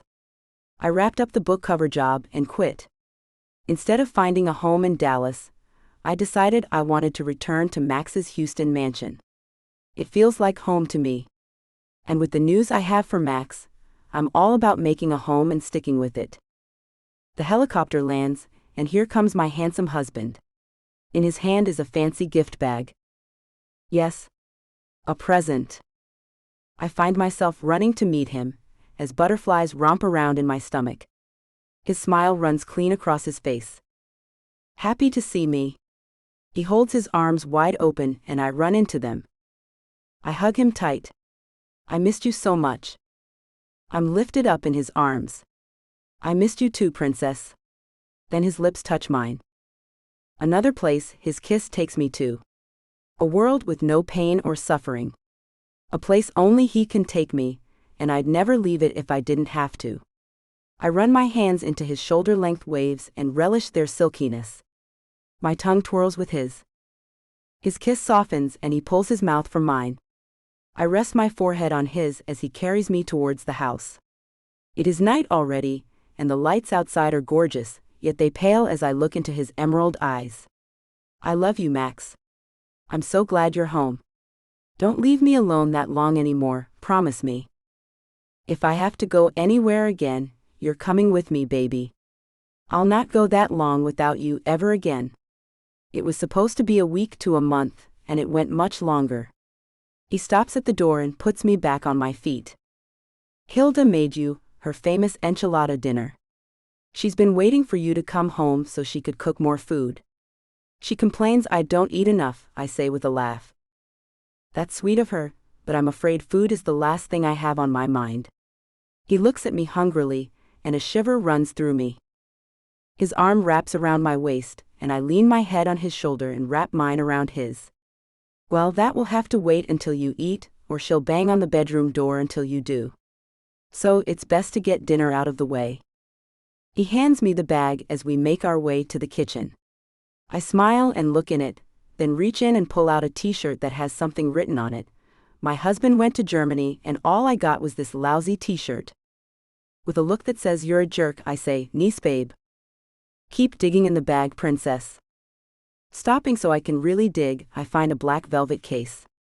I open it to find a large diamond necklace with intermittent sapphires, a matching set of earrings, a bracelet, and a ring. My eyes must be sparkling as I look back at Max. Max, this is beautiful. What did this cost? He shakes his head. You're never allowed to ask me that question, princess. I have some gorgeous gowns I bought you in the helicopter. This set will go amazingly with the dark blue one I found. You went shopping for me while you were over there, supposedly working? He moves us along again.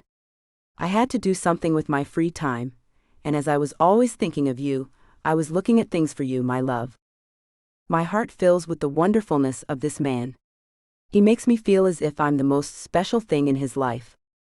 Hilda's face lights up when she sees him. Miho. She runs and grabs him, hugging him. We all missed you so much. The smile on his face lets me know he really loves this woman. I missed you all too. I hear you've made me my favorite meal. I sure did. I have it all, the queso and the guacamole plus my homemade chips. Her eyes go to me and she smiles, then she looks back at Max. And I made a tres leches cake just to celebrate your return. With a laugh he says, you spoil me, Hilda. No, you deserve it, mijo. Follow me to the small dining room I've prepared you to. I know you missed each other, and I wanted to create a wonderful experience for you. Even I was unaware that she'd done anything this special. We follow her to one of the small dining rooms, and I see she's outdone herself. It's prettier than any 5-star restaurant. The chandelier is dimly lit, as there are so many candles I can't count them all. They fill the room with a golden glow, and large vases of beautiful flowers sit around. The air smells rich with their aroma. You've been busy, I say as I look around the room and then back at her. This is gorgeous. Thank you so much. Max squeezes me and kisses the top of my head, then says, Hilda, this is so nice. I can't thank you enough for how well you treat us. You're a saint, and we'd never make it without you. I see her eyes going glassy and she waves at us. Go sit and I'll serve you. There's some wine on the table. She looks at me and winks.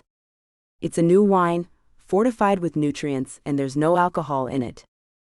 Max pulls the chair out for me and I sit down. He looks back at Hilda. No alcohol? Is it any good? Her eyebrows raise. Have I ever served you something that wasn't? Max sits down and looks as if he's been scolded. No, ma'am. I didn't mean to imply that. I'll drink it, I'm sure I'll love it. He takes my hand in his and holds it on top of the table. Hilda hurries out of the room, and he leans over and kisses me again. My head is spinning, and I find I'm not hungry in the least, and all I really want is for him to take me to our bedroom and never let me out of it. He pulls away and says, Have I told you how beautiful you look tonight? I shake my head and run my hand over the lacy white top, which shows a black silk camisole underneath it. I have on a tight black skirt and some sky-high black heels. My hair is pulled back in a high ponytail, with curls spiraling down my back. What can I say? I had a lot of time today to get ready to see my husband and got bored and made myself kind of spectacular for his return. He has on a tight black t-shirt that shows off every muscle of his torso, and tight blue jeans and running shoes. His dark waves hang around his tanned face, and I find myself getting worked up and I have to chill and get this food down so Hilda's work hasn't been for nothing. Anyway, tell me how the flight went and the food, how was that? I ask, trying to get my head out of naughty time and back to dinner time. Really? He asks as he reaches out and strokes my cheek, making me lean into his touch. Please Max, go easy on me, baby. It's been too long, and if you knew what just seeing you was doing to me, you'd try harder not to entice me. We need to show Hilda how much we appreciate her hard work, don't we? We do. Hilda walks back in with some chips and the dips, and thankfully Max releases my hand and says, Thank you, Hilda. I can't wait to dig in. Enjoy, you too. I'll be back in just a little while with the main course. She hurries off again. Max dips a chip in the cheesy dip and holds it to my mouth. I open it and take a bite. It's good, I say. I must be looking at him with my mouth hanging open, because he takes a napkin and dabs at my lips, then pushes at my chin and my mouth closes. Did I surprise you? He asks, as he dips another chip in the guacamole. I nod and he puts that chip up to my mouth, and I take the bite. He leans in, and instead of kissing my lips, he kisses my neck and nips at it as I chew and swallow. I'm not sure how I will get through this dinner, and on to the dessert if he's going to keep this up. He trails up to my lips with soft kisses, leaving a kiss on them, then pulls back and picks up my wine glass. He touches it to my lips, and I take a drink. The sound of someone clearing their throat makes me push at him, and he reluctantly pulls back. "Sorry, Hilda," he says as his eyes never leave mine. "I really miss my wife." His wife. I wonder if it will ever not make something inside me quiver when he says those words. I am Max Lane, Billionaire's wife. Hilda puts the plates down and smiles. "I know, mijo. Young love is so sweet. Now eat as much as you want. You won't upset me if you have more on your mind than my food. Then I'll bring dessert. I made the cake special for you, so I want you to take at least a bite." "I will, Hilda. And I assure you, I am enjoying what you've made us very much," he says as he smiles at me. I blush and look down at the plate of delicious food. I'm more than ready to dig in if Max continues to show me this much attention. A forkful of enchilada he picks up and asks, "How about you feed me and I'll feed you?" I nod and know he's going to make me even warmer than I already am, but damn it, I just can't tell him no. Stabbing at a bite of enchilada, I take it and place it on his lips as he places his on mine, and we both take the bite, watch each other chew it and then swallow. I reach for my glass to take a drink, but he gently grabs my hand and picks it up and gives me a drink.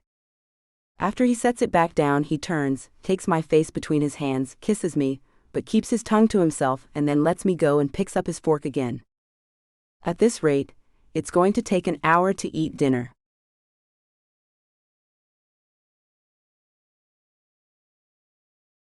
Max. Lexi glows like I've never seen her do before. I'm not sure if it's the lighting, as there are a lot of candles, or if she really did miss me that much. I know I missed her. The damn thing went on for far too long, and I'll never be away from her that long again. We finally finished dinner, and all I wanted to do was drag her to the bedroom, strip off her clothes, and take her 9 ways to Sunday. Hilda comes in the room holding a platter with the cake which I don't even want on it. I smile because she's worked so hard on this meal, and I feel terrible for not paying more attention to it. She exchanges a glance with Lexi, and I find myself feeling anxious. "What's that about?" I ask Hilda. Her eyebrows go up, and she looks innocently at me. "What?" "I don't know what you're talking about." She places the platter on the table in front of me like it's my birthday, and I'm about to blow out some candles, which there are none of on the cake. "I don't think I can eat the whole thing, Hilda," I say, then notice something on the top and look at the cake. One word is written in orange across the white icing: "Congratulations." I looked back at Hilda. "Thanks. I guess this new glass is kind of a big deal." Lexi takes my hand and smiles. "That's not what she means." "Oh, the marriage," I say, and look back at Hilda. "Yeah, I guess you haven't been able to tell me that." "Thanks, Hilda." Lexi pulls at my hand, and I look back at her. "That's not what she means either." "Well, just spit it out then, because I'm clueless," I say as I look at Hilda. Her hands go to her cheeks. "Oh. I guess it would be better if he had the card." She reaches into her apron pocket, pulls out a yellow envelope, and hands it to me. I open it, find a card with a picture of a couple holding hands, and smile at Lexi. "Do you know what this is about?" She just smiles. "Open the card." When I open the card, everything goes blank in my head except for the words on the white page: "You're going to be a father." My mouth falls open, and I look at Lexi. "Really?" She nods, and I have her up in my arms, twirling her around as I laugh like a crazy man. "I'm going to be a father." I stop and hold her back. "How long have you known this, you little sneak?" "A whole month," she says. "It's been killing me not to tell you when we talked on the phone every day. I'm 2 months, you knocked me up on our little honeymoon, you devil." I hug her, then hug Hilda. "You kept it a secret too, huh?" "Of course, we knew you'd be over the moon, and we both wanted to see your face." "I love you, mijo." Lexi smiles at Hilda. "I had to tell someone, and I knew Hilda would be the best one to confide in." She's kept me so well fed, only the best foods have passed through these lips since she found out. Hilda smiles and says, "Well, I'll leave you two alone. I'll clean up after you're done." I take a bite of the cake and look at Lexi. "Want some?" She shakes her head. "I'm stuffed." "It was delicious, Hilda. Thanks so much." "You are very welcome. It was a joy to make it all." She turns to leave. "You can clean up now," I say as I pick Lexi up, surprising her. "I'm taking my wife to bed." Lexi giggles, and Hilda laughs as I make my way out of the room and to the staircase leading up to our bedroom. I nuzzle Lexi's neck as I walk up the stairs. "I can't believe you kept that a secret for a whole month. I had to see your face when you found out, and it was priceless. I'm glad I waited." Her lips touch my neck, and I'm about to come undone. I move my face to catch her lips and have to stop as I feel dizzy. Letting her down, I walk, moving her backwards until she hits the bedroom door. Her hands run over my back, and mine run through her hair, pulling the ponytail out. Her hair falls, and I moan at the softness of the curls. My hand runs down the door until I find the knob and twist it, putting my arm around her to make sure she doesn't fall when I open it. Picking her back up into my arms, I never let our mouths part. I open my eyes for a second to make sure I'm going towards the bed, and see the decor of the room has been changed. I pull my mouth away as Lexi groans and takes my face in her hands. "Don't stop." My head swivels as I look around the bedroom, which used to have dark accents but is now bright and cheery, and I kind of hate it. "You did this." "Yeah, but you can see all the pretty stuff I added later." She pulls my face to hers but then stops and looks at me. "Put me down. I have to pee right now." I put her down, and she dashes off to the bathroom. There are dozens of little throw pillows on the bed, each covered with a flowery comforter. Tossing them off as I take my shoes off, I see the television is gone and wonder why she'd take that out. Yellow curtains hang on the windows. I pull my shirt off as I walk over to one to see if the dark wooden blinds are still on the windows, and I see they are. That's all I used to have on the windows. I don't really like curtains, they look cheap. I unbutton and drop my jeans to the floor and shimmy out of my underwear. The light I turn off so I don't have to be distracted with my bedroom's new look. I have to remember this is our bedroom now, not just mine. But crap. It's not just hers either. Hopefully, we can come to a compromise. I pull back the comforter and find some bright yellow sheets that glow a little in the darkness. With a shake of my head, I laugh. The girl is clueless about style. Light falls into the room as she opens the bathroom door, and I can already see her smile. A smile finds me, and I see she's ditched her clothes and made her way to me. Who cares about what the hell is covering the bed and windows anyway?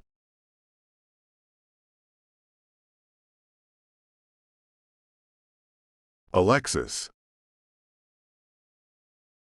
Max's eyes smolder as he watches me come into the dark bedroom. He looks completely gorgeous as he lies back on the pillow, and the yellow sheets contrast with his tan skin, making him appear to glow a little. I knew he'd look great in them. Stopping at the end of the bed, I take his foot in my hand and massage it, then kiss the top of it. He wiggles his foot. "What the hell are you doing? Get up here, girl." "I was going to kiss every last inch of you," I say as I wait to see if he wants me to do that. His head shakes. "Nope, get up here. I want your body all over mine and vice versa. You can kiss me all over later on." Crawling up the bed, I make my way to him, and can't help staring into his dark green eyes.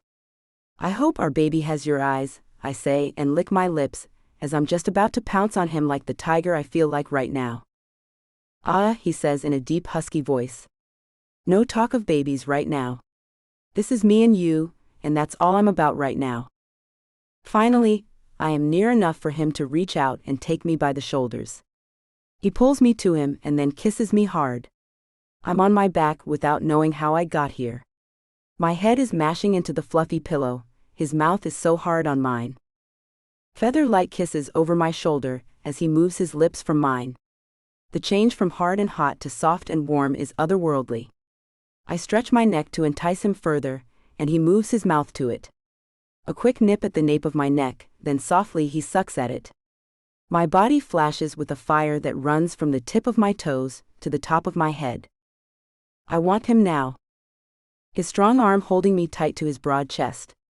His heart beats beneath my ear, and I find I've missed the sound more than I realized. My Max is home, and life couldn't be better.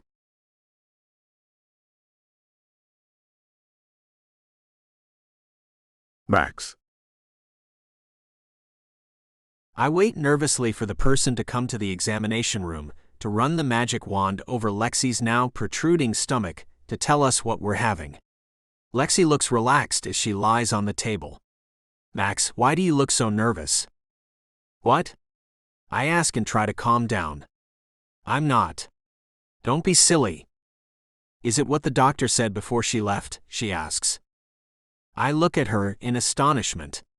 Lex, she listened to your tummy and said she'd be right back and ran out of the room. Don't you feel the least bit uncomfortable about her actions? She shrugs. Maybe she needed to pee. It happens to me all the time. Literally, I won't have any urge to pee at all. Then in an instant, boom. I gotta go. I shake my head and laugh. She's not pregnant, sweetheart. So she's a woman and some women have to pee a lot. She wrinkles her nose. Let's stop discussing our doctor's bathroom business. It's kind of gross. So anyway, you can tell me now. What do you really want, a boy or a girl? No way, you know damn good, and well, I don't care. As long as our baby's healthy, that's all that matters to me. I run my hand over her large belly. It's going to be a big baby, that's for sure. You're getting big so fast. It must be all the healthy food Hilda's feeding you. I don't wish to discuss my weight, she says and waves her hand around.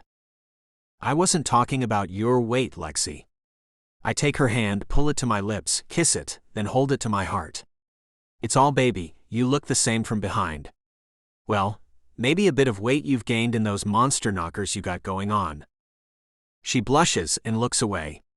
They are huge. Do you think they'll return to normal after the baby's birth? Running my hand over her breast, I sigh. I hope not, but they won't be mine once the baby's born anyway. They'll be all for the baby. What a waste of great balloons. She laughs and pulls my hand from her breast and pulls my arm so I have to lean down. Kiss me, you crazy man. Her lips are pink and full and they're all mine. I kiss her gently, then just like I knew would happen, the doctor comes back in. I stand up and see the woman has Pink's cheeks. Sorry guys. She gestures to the man moving a machine in front of him, who is coming in behind her. This is Sam, and he's going to do the sonogram. Sam smiles and moves the machine to one side of Lexi. I can't believe I have the great luck to do your 2 sonograms. You're famous around town. Lexi sighs. We're done being famous for anything. We're just a couple of old homebodies who get excited when the Wheel of Fortune comes on. Moving to the top of the bed, I place my hands on Lexi's shoulders. It's a blissful peace now we reside in. Thankfully, the crazy seems to be over. The screen comes to life and the man pushes Lexi's shirt up, revealing her large stomach. He puts some clear jelly on it, making her grab one of my hands. That's so cold, she says. I get that a lot, Sam says and places the wand thingy on her belly, and a grainy picture comes up on the screen. I find myself on pins and needles. What is it? Can you tell yet? The doctor laughs and Lexi squeezes my hand. Patience, Mr. Lane, the doctor says. Okay, maybe I am a bit on edge. Looking harder than I've ever looked at anything, I see a little baby head and a little hand. Then it moves and I see another thing that looks like a head. My heart stops and I ask, Dear God, does our baby have 2 heads? Lexi strains her neck to look harder. Oh no. Sam moves the wand around, and the other baby's body comes into view. No such luck, Mr. Lane, he says. You have twins, not a 2-headed baby. Twins? We are having twins. I kiss Lexi's forehead. Look what you went and did, Lex, you gave us 2 at one time. At this rate, you'll have the mansion filled in just a few years. On the other hand, she runs up to grab my other hand. She holds them both tightly as she shakes. 2. Oh, I'm not ready for 2. How will I ever take care of them both? Oh, I can't do this, Max. The doctor looks at Lexi and pats her leg. Never fear, dear. Many women have twins, and you have the best husband to help you. Lexi looks up at me, and I see the fear gradually fade. I do, don't I? You'll really help me, won't you, babe? I nod. Now, what kind of babies are we having? I ask the man. See this here, he says as he points to the screen and takes a picture. That there is a little tiny tallywhacker. Don't worry, folks, it'll grow. He laughs and Lexi frowns. So that one is a boy, you're sure? She asks. I find my heart racing, and I squeeze her hands and kiss her cheek. A son. Lexi, you gave me a son. I didn't realize just how badly I wanted one, until I saw his little body. We're going to have a son. The man moves the wand around and zeroes in the other baby's bottom. Another click he makes, and he looks at us. Did you want a girl too? 'Cause you got one of those too. Lexi pulls my hand to her lips and kisses it. You gave me a baby girl, Max. One of each, how lucky can we be? I ask and kiss her lips. As I pull away, I see her eyes filling with tears. The doctor and Sam say something I can't even understand as I look into Lexi's eyes and see the woman I will look at until the day I die. The woman who is giving me more than I ever thought possible, love, a happy home, and a family to share it all with. The door closes, and I finally look up to find that we're alone in the little room. I move to Lexi's side and pull her up into a hug. Max, I'm afraid I'll be a terrible mother. I don't know a thing about babies, and now I have 2, I may mess up. Her tears I can feel on my neck as she begins to cry. Moving my hand over her head, I run it down until it reaches her shoulder, then I pat it as I say, Lex, you'll be a great mom, and we can go to classes if you want. Hell, we can go hang out with my old house parents and practice on whatever baby and kids are there now. She pulls her head up and looks at me with tear-stained cheeks. Do you really think I can be a great mom? I nod. Of course I do. I saw it in you from the very beginning. Our kids are lucky to have you as their mother. With a shake of her head, she says, they're lucky to have you as a father. I'm just a plain old girl who got really lucky. I'm the one who got lucky, and you are no plain old girl, Mrs. Lane, I say as I take her by her narrow shoulders. Please never think of yourself like that again. Promise me, princess. The door opens, and the doctor pops her head back into the room. I said you could go, didn't you hear me? I shake my head, and so does Lexi. The doctor gestures for us to leave, so I help Lexi off the table and grab a tissue as we pass the box and hand it to her. Lexi smiles at the doctor as we pass in front of her. Thanks, Doc. I'll see you next month. Make an appointment on the way out. I know your family will love to hear your happy news, she says, then disappears into another room. My arm wraps around Lexi's shoulders and I pull her to my side.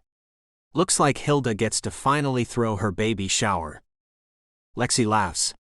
She's been champing to do that since I told her I was pregnant.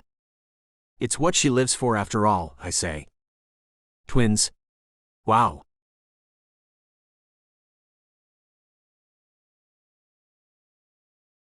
Alexis.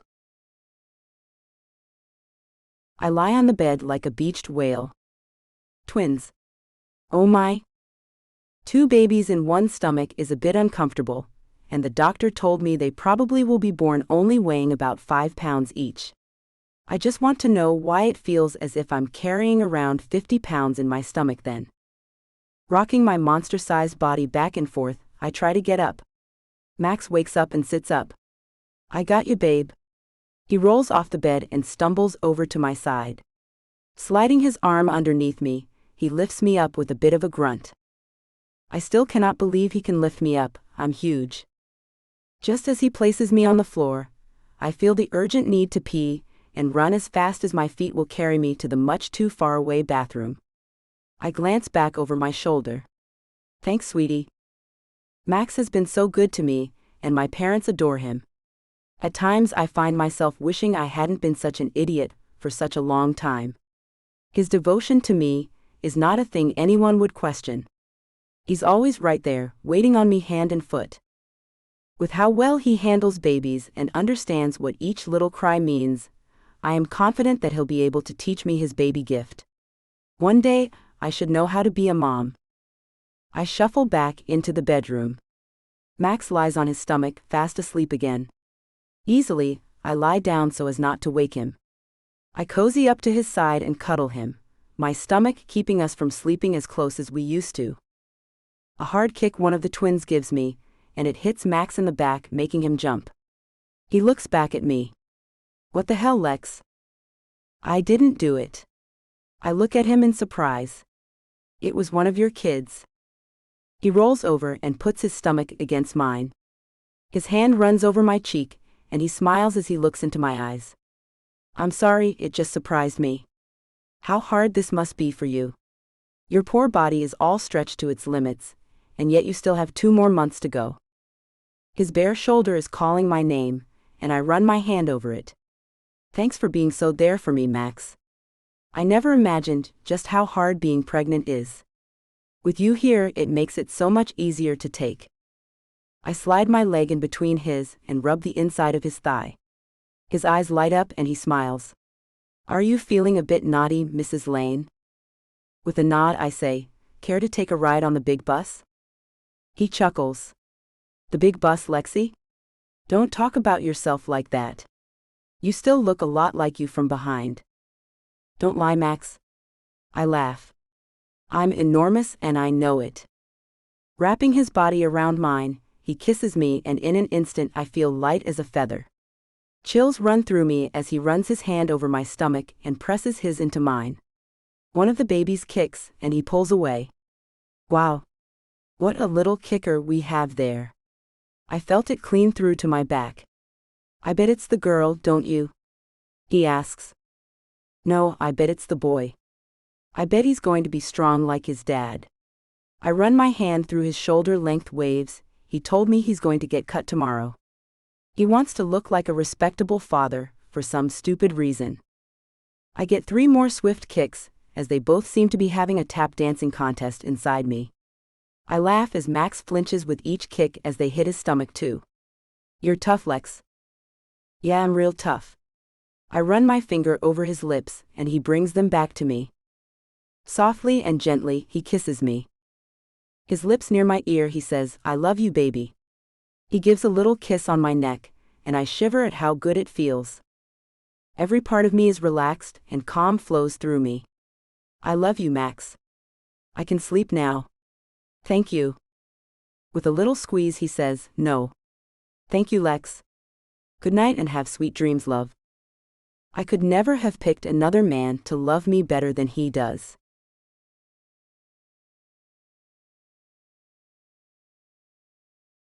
Max. We've been playing it safe for the last several months, and I didn't realize just how much she and I needed a bit of our usual stuff. I pray we have a few more of these times before the babies get here, and then it'll all stop for at least 6 whole weeks. We'll be tired from waking up all night and tending to cry babies who want to be fed, held, and pretty much constant attention. But it's worth it, and I have to admit I can't wait to see the little monsters.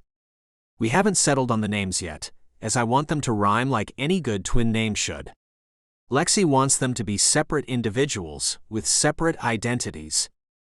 The word twins is not to be used when speaking to them. She has already established this rule, and I have a bet with Hilda that Lexi will be the first to break her own rule. She doesn't even realize she already calls them that all the time. I think the fact they're twins should be embraced. After all, most people don't have them, and they're lucky to have a sibling with whom to go through all the firsts. The first day of school is such a hard day, but it won't be for our twins because they'll be together. I know I probably have it all wrong.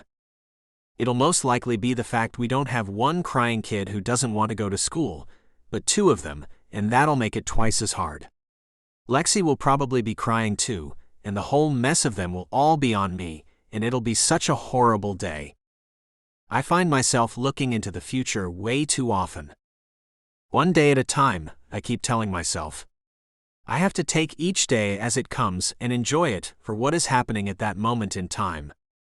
At this moment, I should be concentrating on getting some much-needed sleep so I can get up a little later and help my wife get out of bed to pee, which usually happens at 4 every morning for some odd reason. With a few deep breaths, I begin to clear my mind and try to fall asleep. My arm lies over her stomach, and I run my hand over our babies as if I'm putting them to sleep too.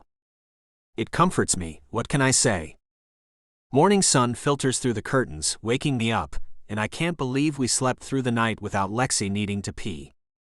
It's a miracle. Wait. What's that?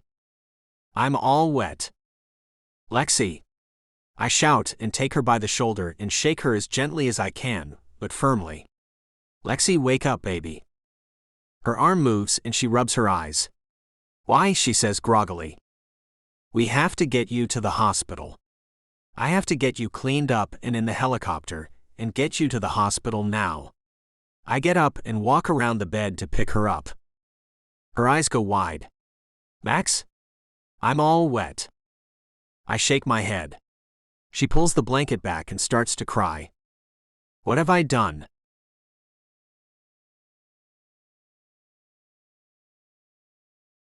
Secrets of content.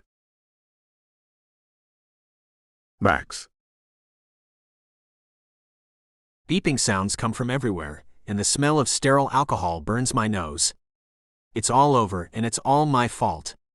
Just one thing. Why can't just one damn thing go right for us? I pace in the small waiting room as they stitch Lexi up, and the babies are in the neonatal unit of the hospital. They weigh a shocking 3 pounds and 2 ounces each. Dark hair covers not only their tiny heads, but also their tiny bodies, which have a thin covering as well. On a good note, Lexi only had a few hours of labor pains before they were delivered, so she was in great spirits. Her spirits went south when she saw how tiny and fragile they were. It took her a while to stop crying, and once I got her under control, I had to lie and say I had to go to the bathroom. I found an unoccupied private bathroom and cried my eyes out.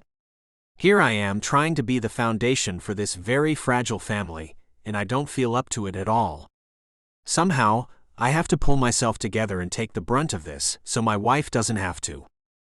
Our plans for breastfeeding are over. I mean, she can pump her milk, but it will be served to them in sterile bottles once they can eat on their own, that is. For now, they're wired up to so many damn things, they look like little science experiments. This is not how I wanted their lives to start. I am beginning to think we have a curse, Lexi and I love that woman with all I have. But since we met, things have been so crazy and horrible at times. Horrible at too many times. Life was never this hard before. Sure, I had a hard time finding nice women, but that was primarily because I was seeking already rich women. Other than the relationship mess my life was in, everything else was good, great actually. Well, I was lonely, even though I had beautiful women in my arms and partied like a rock star more often than I should have. Then Lexi came along, and at first it was like she was the plainest thing I'd ever seen for some reason, though something about her pulled me to her. Even as she wore those stupid khaki pants and that white button-up shirt with a damn pocket protector, something about her made me want to be around her. Then, when she got out of those ridiculous clothes, put on that bikini that actually fit her, and let her hair down out of that bun, it was like lightning flashed through my entire body. Now that I look back and think about it, that could have been a sign for me to stay away from her, and that she was dangerous to me. She always said that to me, and I have never believed her until now. Now we're married and have 2 babies whose lives hang in the balance. Lexi's and mine have, but how fair is it to put 2 tiny angels through what we went through? It seems impossible, but I feel more nervous about them making it through this than I did about myself when I was in the ocean for 3 days. My heart aches worse than when Lexi was kidnapped. How can that be? I thought at both of those times I could never feel more nervous and upset. It never occurred to me how wrong I was. My blood runs through their minuscule veins, as does hers. Is it too much for them? Is our luck, or lack thereof, a part of any being we will create together too much for a body or soul to bear. I know I sound crazy, but so much has happened. I have to ask myself, are Lexi and I really cursed? What kind of horrors will we bring down on our children if we continue on this path? Is our happiness together worth the pain it will cause our children? Selfishness is in me, but I don't know if I can be that selfish to keep having kids who pay for what the hell ever we did in a past life to get the shit end of the stick we both got. My mother was a horrible person, and I was neglected so badly the state made her send me somewhere safe, or they'd put me in foster care. Lexi was beaten by a bunch of mean teenage girls when she was just 15, just for being nerdy. I bet the fact that I became rich is just a fluke. Even that has proved not to be helpful at the hard times in my life. All the money in the world couldn't get me out of the ocean, it couldn't find Lexi, and it couldn't keep my children alive. If these babies don't make it, things must be different. Maybe Lexi and I can stay together, but have no more children. I never thought it would end like this, but who am I to question it?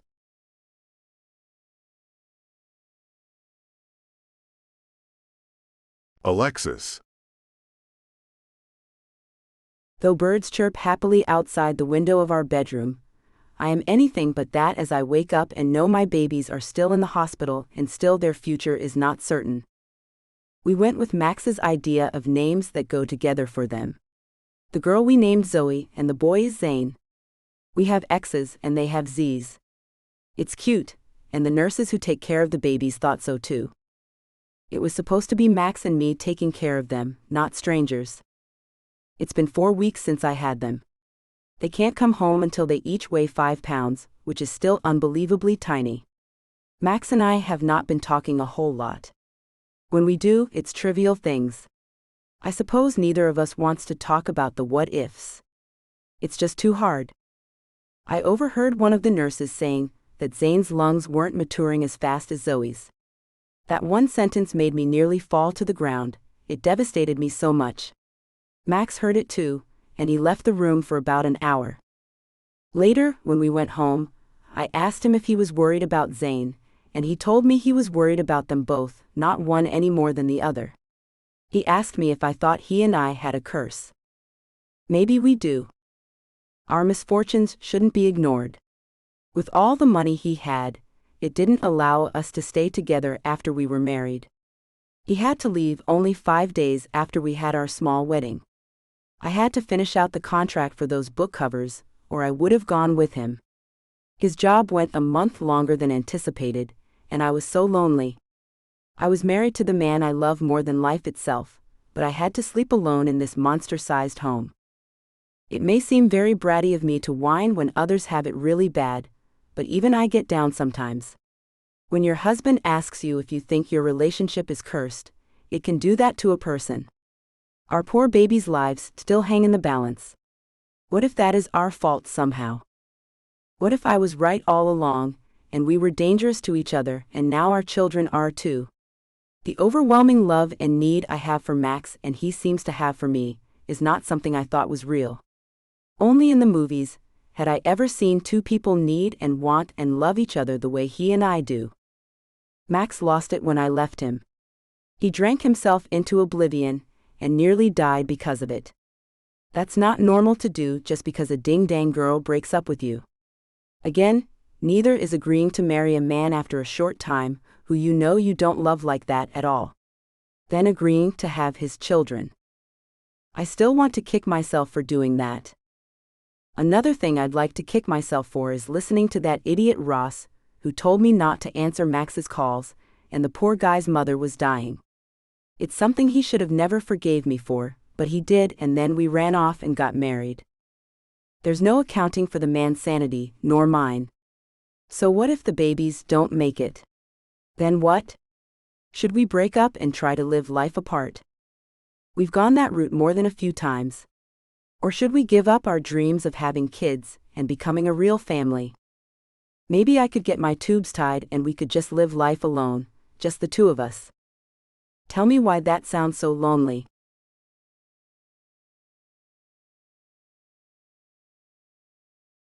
Max. It's been 5 weeks since the babies were born, and last night things became worse. Twice Zane stopped breathing, and Zoe is having problems with her kidneys. The pediatrician told us these things happen in premature babies, and we can expect them to have some problems in the first part of their lives. I sit in the neonatal unit and stare at the tiny beings who are mine and Lexi's as they struggle to hold on to their lives. It's odd how even the smallest life has the will to hang on to it. These babies have no knowledge of what life is even about.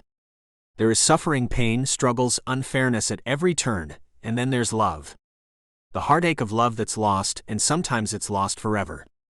And sometimes, like the love Lexi and I have for each other, it can be detrimental to their own children.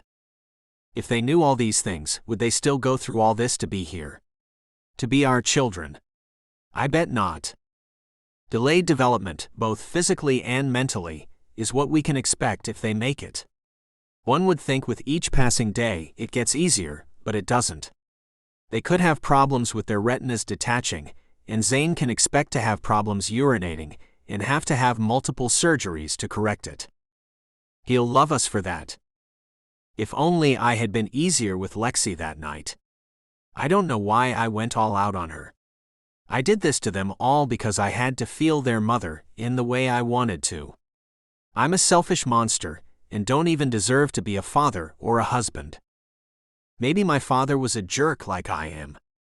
Never knowing the man and knowing how my mother was, I just bet he was selfish like me. It seems I never think about what my actions can cause. It's all about me and what I want all the damn time. A hell of a lot like my mother was. If she was selfish and my father was too, what chance did I have of not being that way too?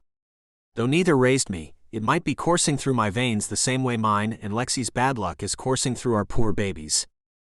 One might think I can change, but I never even realized that about myself until I put our kids' lives in danger all over a jerk. The easy making love stuff just wasn't enough. I had to go all out. It's me who should be on the machines. It's me who should have my breath taken away. It's me who should have my life in danger. The babies don't deserve to be punished for what I did. A hand runs over my shoulder and I look up to see Lexi's sad blue eyes. Tears glisten in them and I feel horrible I did this to her. She smiles weakly at me. We have to have faith, Max. We've been down long enough. It's time to get ourselves on the path of believing without a doubt that everything will be okay, and we'll be taking our babies home soon. I don't know if that's such a good idea, if something happens. Her fingers touch my lips, stopping my words. We can't talk like that anymore. Doubt needs to be put out of our minds. We have been walking around like a couple of zombies, and that has to stop. How can you do that to yourself? You're just going into denial, Lex. It won't help a thing if we lose one or both of them. And what about if they do make it? There may be surgeries and all kinds of health issues in the future. I did that to them. Lexi's eyes go wide and she looks confused. I now realize I haven't said a word to her about how I'm blaming myself for taking her so roughly the night before she went into labor. There was such a mess we had to get a new bed. Yet every time I said I was sorry, Lexi looked at me in confusion, telling me the doctor had said it's extremely rare to carry a set of twins to full term. She said over and over how normal this was. Her lips part, but she closes her mouth and looks around as we are not alone. In the neonatal unit, there are nurses all around us. She takes my hand and makes me get up as she leads me out of the room and down the hall to a private waiting room. I look around the small room with a coffee machine and a vending machine with all types of snacks, and then there's a Coke machine. This is what I can look forward to if these babies make it. Lots and lots of time in the hospital with them. Lots and lots of small waiting rooms I'll be hanging out in as my children are operated on because of me. Lexi sits and pulls me to sit down next to her on a little green love seat. Now tell me why those words escaped your lips, Max. You noticed that? I ask, but I know the answer. I'm just stalling because I feel like I'm about to bawl like a big baby. This isn't your fault, Max. This is no one's fault. It just happens sometimes. Have you not noticed there are more babies in there than just ours? Not really. I only see ours, to tell you the truth. I look away, and her eyes are sadder than I think I've ever seen them. It makes me sick to know I caused that look on her beautiful face. You are going to go see our doctor, and you are getting help with your depression this time. I won't let you sink as low as I know you can go. The reason I came to the conclusion about putting doubt behind us is because I was talking to an 18-year-old girl who just had her baby. She had a girl, and the baby was born with a hole in her heart and an extra pinky and toe. Her head is misshapen, as she was stuck in the birth canal for a good while before the girl's parents took her to the hospital. They claimed they thought she was faking being in labor. Damn, that's bad, Lexi, I say as I think of the pain the poor girl must have been in. There's no father in all this. She just had her parents. The guy hauled butt once she told him she was pregnant. The baby was full term and still things went wrong. You see, it isn't anyone's fault. Things just happen. Do you know that young girl still pushes forward with the best attitude? She said she has no doubt that baby will make it through everything. I shake my head. Probably because she is so young and obviously clueless. Let's get a little more clueless. We don't know the future. We don't know if those babies won't make it through this and never have another problem. We don't know a damn thing, Max. She takes my hand and holds it to her heart. But I feel like I have to think about the future. I look away and scan the small room again. Stop that. She grabs my chin and makes me look at her. Stop looking at this room like it's where you'll be the rest of your life. You don't know where or how happy or sad you'll be, but you will be. You never answered me when I asked if you thought we might be cursed. Has it ever occurred to you that most people don't have this rough of a life? I ask as I search her eyes for the truth. So what if we are? Are you willing to give this up? She asks, but I don't know the answer. If they die, Lexi, it is something we should think about, I say, and am immediately sorry as she drops my hand, covers her mouth, and runs from the little room.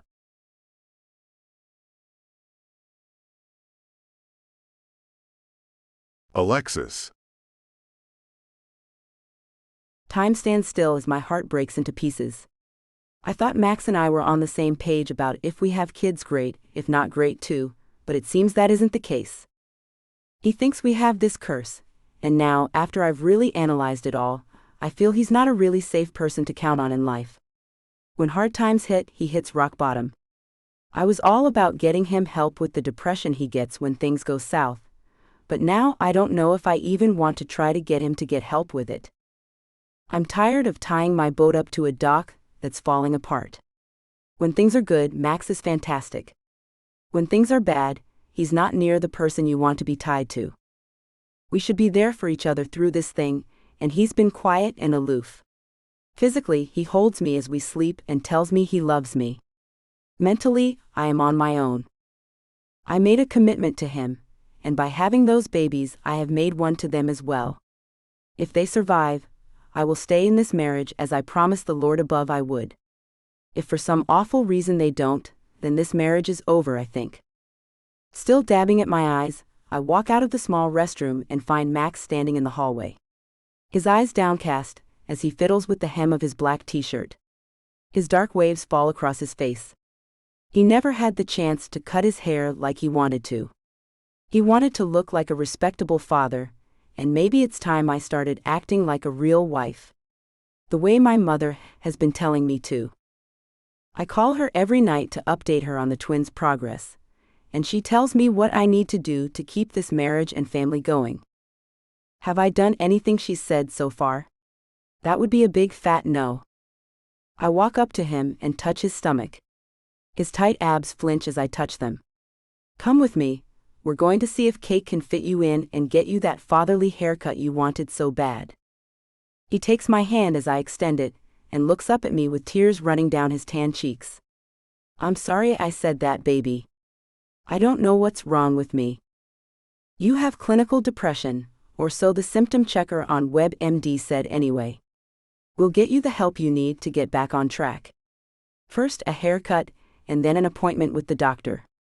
It's time I started taking my role in this family. Max's lips turn up a little. What does that mean? I run my arm around his waist as we walk down the long hallway, and his arm goes around my shoulders. It means, my mother told me it's the wife's job to keep things going. When someone gets sick, I need to make sure they get better. When someone is sad, I need to cheer them up. And probably the most important thing that I haven't been doing is to make sure that my husband is happy. It's not your fault I'm unhappy, Lex, he says, and I find he's wiping his tears away with his other hand. I stop and turn to him, taking a tissue from my purse. Gently, I wipe his wet cheeks and dab at his red-rimmed eyes. Even rimmed with red, your emerald eyes are still captivating, my love. I leave a kiss on his cheek, and when his lips curve into a real smile, I kiss them. It's been so long since we kissed on the lips, since that night, as a matter of fact. A peck on the cheek here and there, and he's kissed the top of my head some, but not the lips, and suddenly the fire rips through me as it always had before. His hand runs up to cup my neck. I can hardly think as he moves me back until the wall stops us. My arms wrap around him and hold him to me. I never want to let him go. Our bodies mash together as he pushes his body as close to mine as he can get. Heat fills me, and I ache for him, but we can't do that just yet. It's one more week before I get cleared for any of that kind of activity. Slowly he eases up his hard kiss, and my heart seems to be healing after its break. His lips leave mine pulsing, and he rests his forehead on mine. I really needed that, he says in a ragged breath. Me too, I whisper. Let's not wait that long to do that again. I won't, he says, then wraps his arm around my waist and pulls me to his side. Then we walk down the hallway, and out the doors to get Max's head screwed back on right.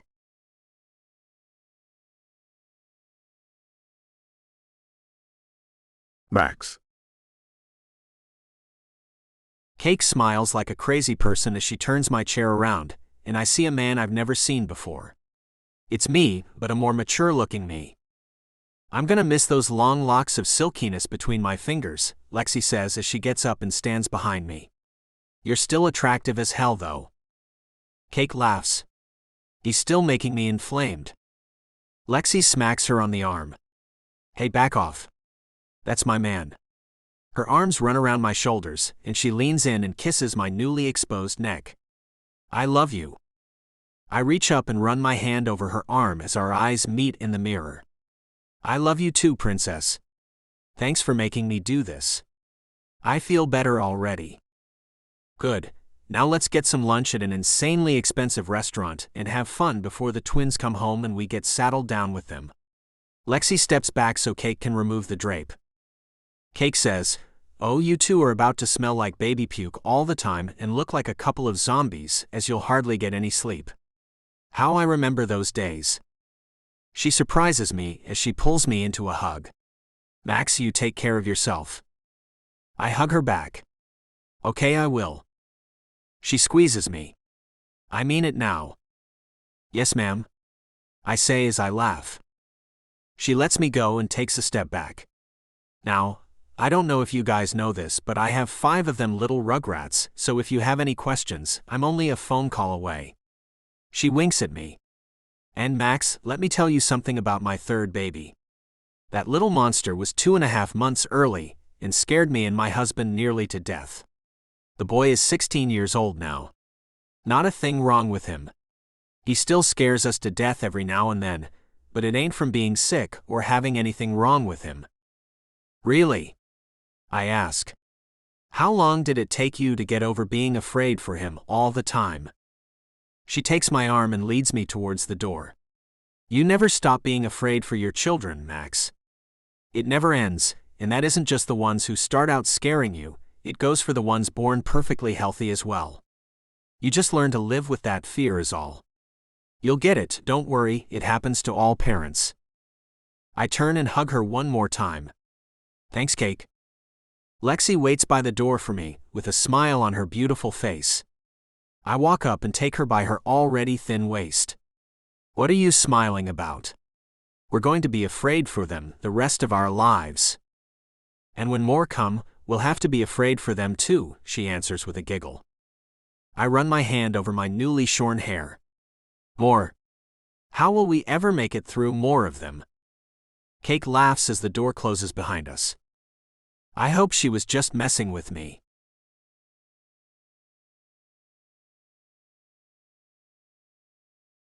Alexis. She's crying and I can't get her to stop, I say as I hold Zoe every which way I can think of, but she still screams as if I'm burning her with a hot poker.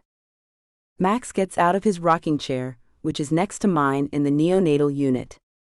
Zane is sleeping peacefully, so he places him on my shoulder and takes Zoe from me.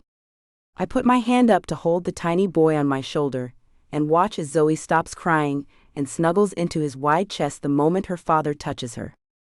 "Traitor," I say as I look at the tiny pink bundle.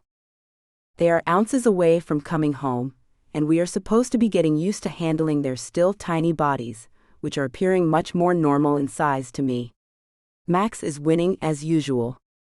I'm an awkward mess as usual. "Tell me how you do that," I whisper, not wanting to wake Zane up. Zoe's eyes close and she's asleep. He speaks normally, and it shocks me that he doesn't wake her up. "You're too nervous," and she could feel that. "You know, ever since you got those diddly dang antidepressants, you've been on fire with these two." I shake my head. "You really annoy me." He gives me a wink. "How about you, princess? Am I on fire with you?" He's horrible. I look around the room and see two of the nurses smiling at each other. I know they know what he's talking about. I give him a stern look and roll my eyes towards the eavesdroppers. A smile I earn and he blows a kiss at me. The rat. "My doctor said I was good to go a few days ago, and we've made up for lost time. Though not quite as rough as I'd like to, but I can't really complain.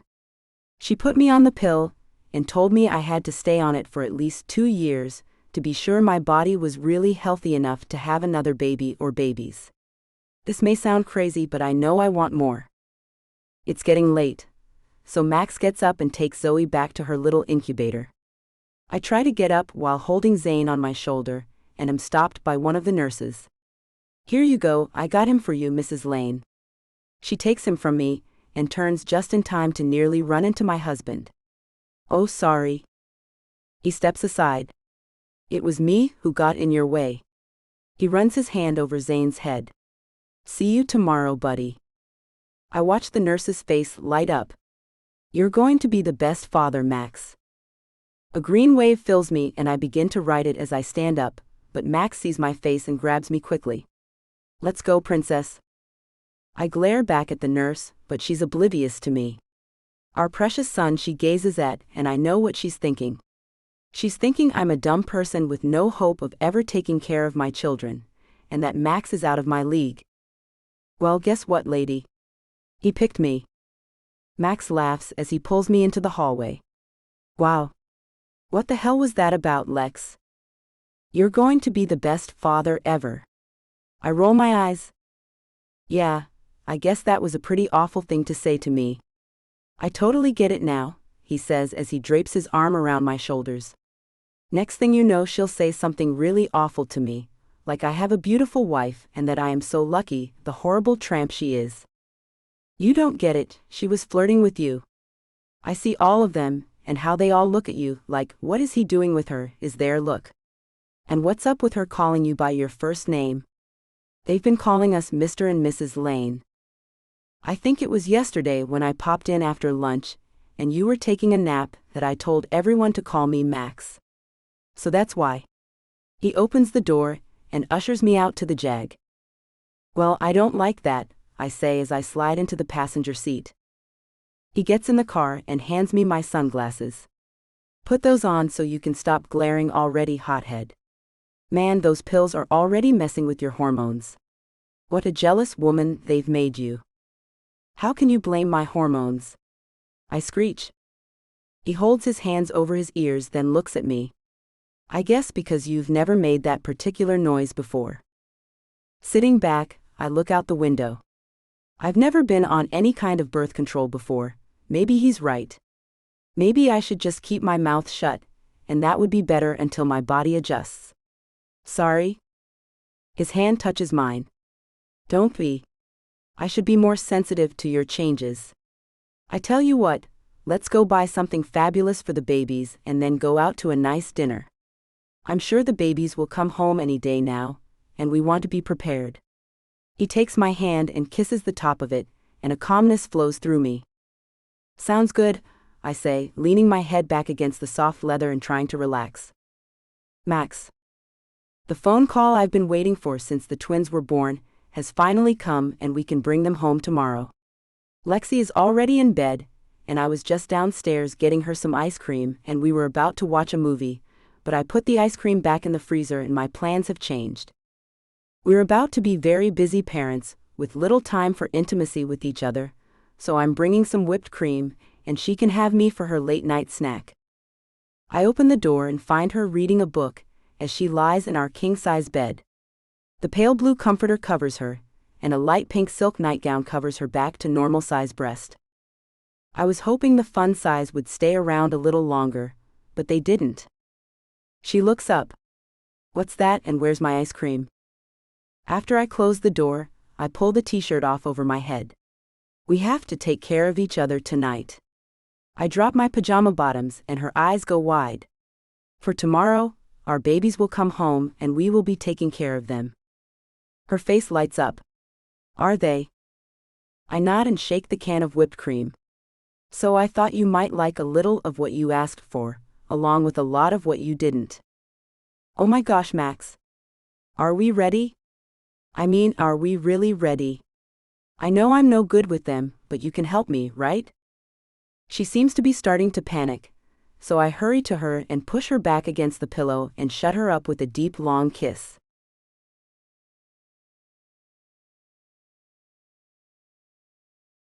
Alexis. Wailing fills the air as I sit on our bed and feel like joining them in their crying. Max was taking a shower, and I was left with two peacefully sleeping babies. Then one woke up and he woke up his sister. Now I'm panicking. Neither wants their bottles, neither wants me to hold them. Neither have messy diapers, so I just don't know what in the world these two little screamers want from me. And it's making me mad that the minute Max comes in here, he'll get them all squared away. I'm their mother, for goodness sake.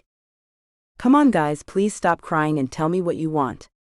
I run my hands over each of their little bellies and make a shushing sound. Wow. They both turned it up a notch as I made that sound. Hey, you guys should stop crying. I begin to hum a little, mostly to calm myself down. I'd like to start screaming and run out of the room while I'm pulling my hair out, but that seems inappropriate right now. I softly rub their bellies as I hum a little louder so they can hear me over their deafening shrieks. Zane stops crying and sniffles and whimpers a bit. The redness is leaving his little face, making him cute again. I get a little louder to see if Zoe wants to join in the family unity Zane and I are having here. I laugh a little as she looks at her brother and stops crying too. She makes little whimpers, and her color starts to go back to normal. They look at each other for a minute, and then they look at me. I hum away, and they stare at me. Zoe puts her tiny fist in her mouth as Zane gazes at me. For some reason, I find it the most beautiful thing I've ever seen, and tears start flowing out of my eyes as my two babies listen to me hum a tune I made up. Mama loves you twins, I whisper. I win, Max says as he comes into the room running a towel over his short hair.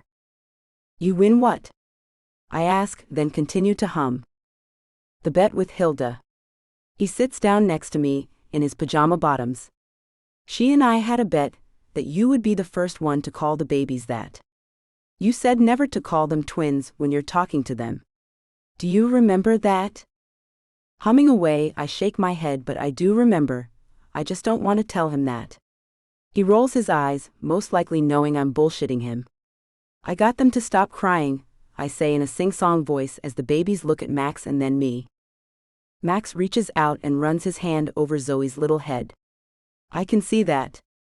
I heard them screaming, then they went quiet, and for a second there, I was afraid you'd actually done it. He laughs and I frown at him. Max? Don't be ridiculous. I stop humming and say. The babies seem content and look around everywhere. It's taking me a while, but I'll get the hang of this being a mother thing. With a gentle kiss on my cheek, Max runs his arm around my shoulders and pulls me to him. I know you will, baby. I have all the confidence in the world in you. I'm glad he does. To tell the truth, I'm afraid of just how long it'll take to get into the groove.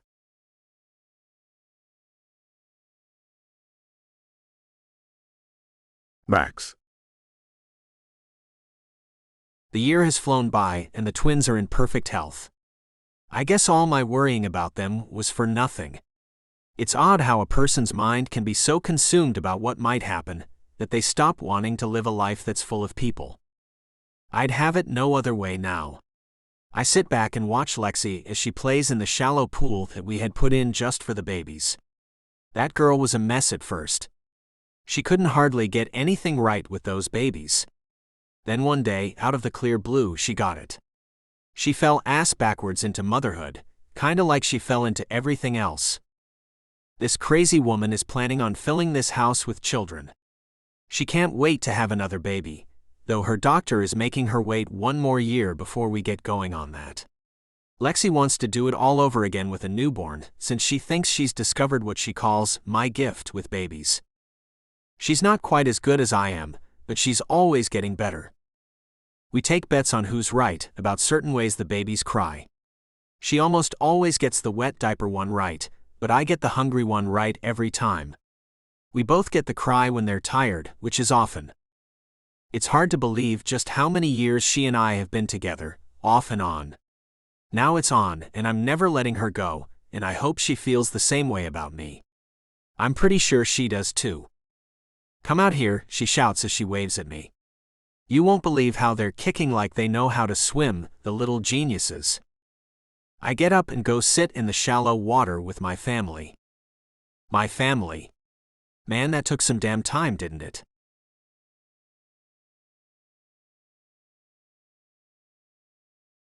Alexis.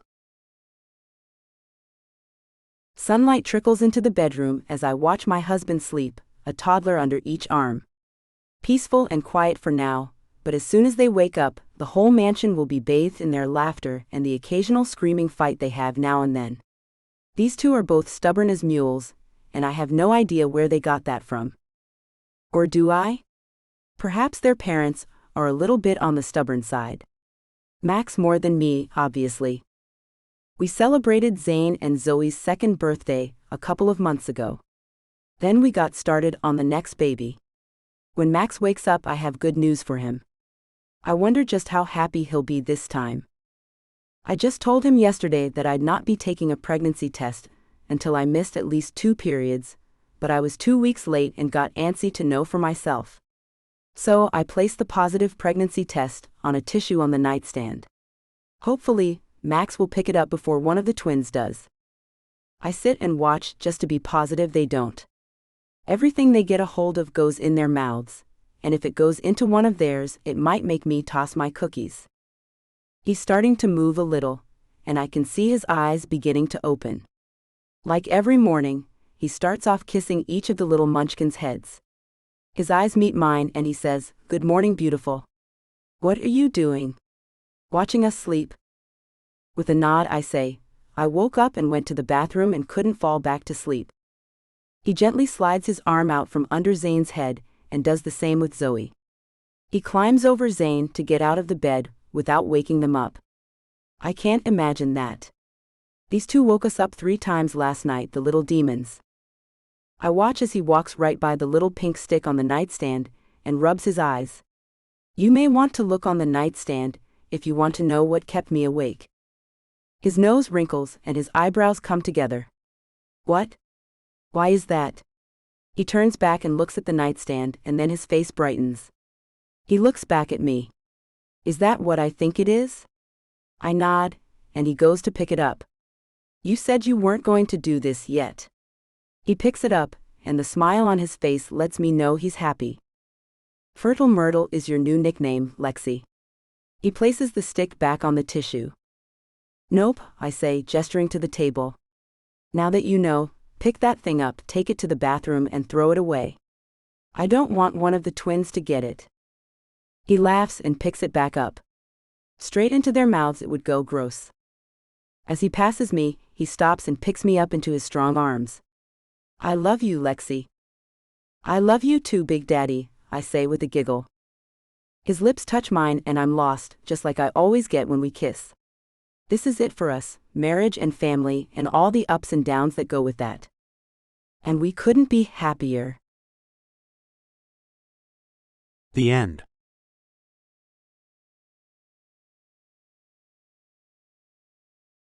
Sneak peek for the billionaire rock star. Starstruck. Peyton. The shade of a large oak tree does little to cool us off as we practice yoga beneath its massive branches on the last day in May. San Marcos, Texas, gets hot in the summer months. This will be my last time to practice yoga on the college campus of Texas State. I'm graduating tonight and ready to get my future started as a writer. I'm in the downward dog position as the instructor tells us to go into a high lunge. I rise and move into the position as a young man with spiky black hair, eyeliner and lipstick walks in front of me. He looks like that guy who's going to play at the charity event this evening. That Australian rocker. An entourage of similar characters follows him, his band no doubt. His bright blue eyes look right into mine as a smile spreads over his face. "Hey there, beautiful," he says with a thick Australian accent. I'm sure he's used to girls falling all over themselves for his attention. I give him a slight nod. He pauses in front of me and stares at me, which is annoying. "Can I help you?" I ask. This guy is something else, geez. His pierced eyebrow raises and he asks, "Really?" The instructor wraps up the practice as the other girls in the group flock around the young man. "OMG. It's Kip Dixon," one girl shouts. I pick up my yoga mat and say, "Looks like you're about to get mobbed, Mr. Dixon." I'm sure he's used to it and loves all the attention the girls who seem to go brainless with his presence give him. One of the bigger-breasted women moves in between Kip and me, screaming, "Please sign my boob, Kip." She holds out a Sharpie and pulls her shirt down, exposing the top of her plump breasts for him to pick from. If he did. I roll my eyes and try to walk away, but find that I'm caught up in the crowd of girls who cluster together around the pop rocker. I try to push my way out of them but find it useless to fight against the throng. A hand grabs my shoulder, and I turn back to find the painted boy pulling me along with him. "Come on," he says. "I'll get you out of here." His hand slides along my arm and he entwines his fingers with mine. What the hell? For some reason, warmth creeps through me, right down to my core, and I find it unsettling. I've held hands with guys before, and this has never happened. Damn. I hope I'm not coming down with something like the idiot fever I just witnessed happening to my yoga class over this dude. Two burly men move in between us and the crowd of screaming girls. "Back up now, girls," one of the men says. "Kip will sign autographs in an hour before he does the show." I flow along with the spiky-haired guy and his band of merry misfits, as they move along to the auditorium. One of the other guys laughs and looks at Kip. "Guess your little idea of mingling with the masses went awry," he says. Kip looks at me and winks. "Not entirely," he says as he squeezes my hand. "Looks like I found me a girl." "What?" "He hasn't found anything." My head snaps his way and I say, "I'm afraid you got the wrong girl, Mr. Pop Rock." I pull at my hand, but he holds it tight in his. He snickers. "Mr. Pop Rock?" he asks, giving me $1 million smile. "I've been called lots of things, not that though. I take it you don't care for my music?" I shake my head. It's loud and I find the lyrics obnoxious. "Well, it depends on which of the songs you're speaking of, miss." I don't believe I caught your name," he says. "I could throw it at you, not that you'd ever remember it," I say as I tug hard at my hand. He lets it go and looks at the guy with purple spikes in his hair who walks beside him. "You ever seen anyone like her, Bobby?"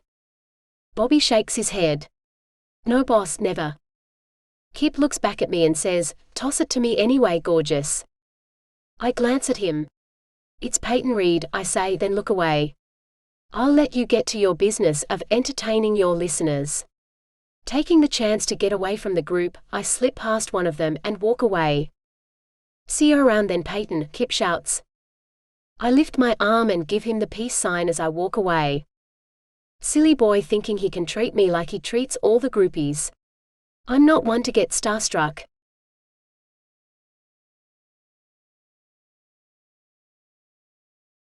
Kip. Tripping over a crack in the sidewalk as I watch Peyton Reed walk away. The stumble ignites laughter from the guys in my group. "Shit, Kip," Bobby says with a fake southern drawl. "I think that little filly done stole your heart." I punch him in the back. "Shut it, Bobby. My heart can't be stolen, it beats for me and me alone." As we approach the auditorium door, I look back to see the girl. Her shoulder-length blonde curls bob as she walks away. My eyes travel all the way down her curvy body, and I take in a deep breath. Such the girl next door. Bobby grabs my arm and pulls me inside the building. "But those pretty light brown eyes were something, huh?" he asks. I sigh. "Yeah, they have little green flecks in them, and those long, lush lashes, not a bit of makeup on," and she glowed, "Mate. Bet she's a country girl, don't you?" I nod. "Probably going to be a veterinarian, or something noble like that." "No wonder she looked at me as if I was a drug dealer or something," I say with a laugh. "I'm sure she's a Sunday school teacher or some shit." Bobby pokes me in the ribs and says, "You'd most likely hate her if you got to know her." "Which you won't, not on our crazy tour, and she doesn't seem the type to hang out in LA." I shake my head. "Nah, LA and her most likely wouldn't get along." But I don't live exactly in Los Angeles. My mansion is a bit outside of town, and there's even empty stables at the back of the property, so she might like it. The band's manager, Silas, pops out of a side door and motions for us to come to him. "Wonder what Silas has up his sleeve for us tonight," one of the other band members named Troy says. Silas claps his hands as we make our way to him. "You ready to hear tons of this sound in a little while, guys?" he asks. Simultaneous and lackluster yeses we all give, and Silas frowns. I pat Silas on the back and say, "We'll get hyped, dude, no worries." "Follow me," Silas says as he turns to go back in the door he came out of. "Let's get you guys something to eat. They put out quite the spread for you. A lot of shrimp, as usual, as I assume people from Texas think Australians love the stuff because there is a boatload of it. 5 cities in Texas so far, and every single one of them has fed us shrimp." We all plop down on chairs around a table, and wait for Silas to tell us about the show he expects us to put on. I say, "Get on with what you want us to do, Silas." Silas smiles and sits down. "I want you to pick a girl from the audience, bring her on stage, and do that slow song, 'Ask Me to Kiss You.'" I squint and lay my forehead in my hand, then say, "Man, I hate to do that. It's so damn awkward. The last girl cried the entire time, and then I had to kiss her, and it was all gross." "The audience loves it," Silas says. "You haven't done it in over a year, and this is for charity. We can get the school to announce it, and put out some flyers. It should get more people in here to listen to you guys, and make more money for whatever the hell it is they're donating the proceeds to." I sigh. "I get to pick her, Silas." "Agreed," he says. "Now, the next order of business. Dallas got pushed back, so we have a 3-day weekend after this gig. So feel free to get out to some of the clubs in Austin or whatever you want to do, 'cause the night and next 3 days are yours. Be sure to stay in the area, please." "Isn't tonight graduation for this place?" Bobby asks. Silas nods, and Bobby slams fists with me and says, "College graduation parties will be everywhere. Get ready to party, dude." I laugh. Once we wash this crap off our faces, we'll be able to roam amongst them all, and no one will be the wiser. Freedom at last. Well, I did just have a few days of freedom, but that was different. Now I can party like the rock star I am. Silas taps his fingers on the table and asks, "Is it really so bad, Kip?" "The money's fantastic. However, the lack of privacy and getting mobbed everywhere we go when we're in full attire are tiresome." Silas stands and walks over to pat me on the back. "Let's go eat. Tonight is yours after this little concert, and you have a few days to be yourselves." To be myself again, but I just got back to being a rock star.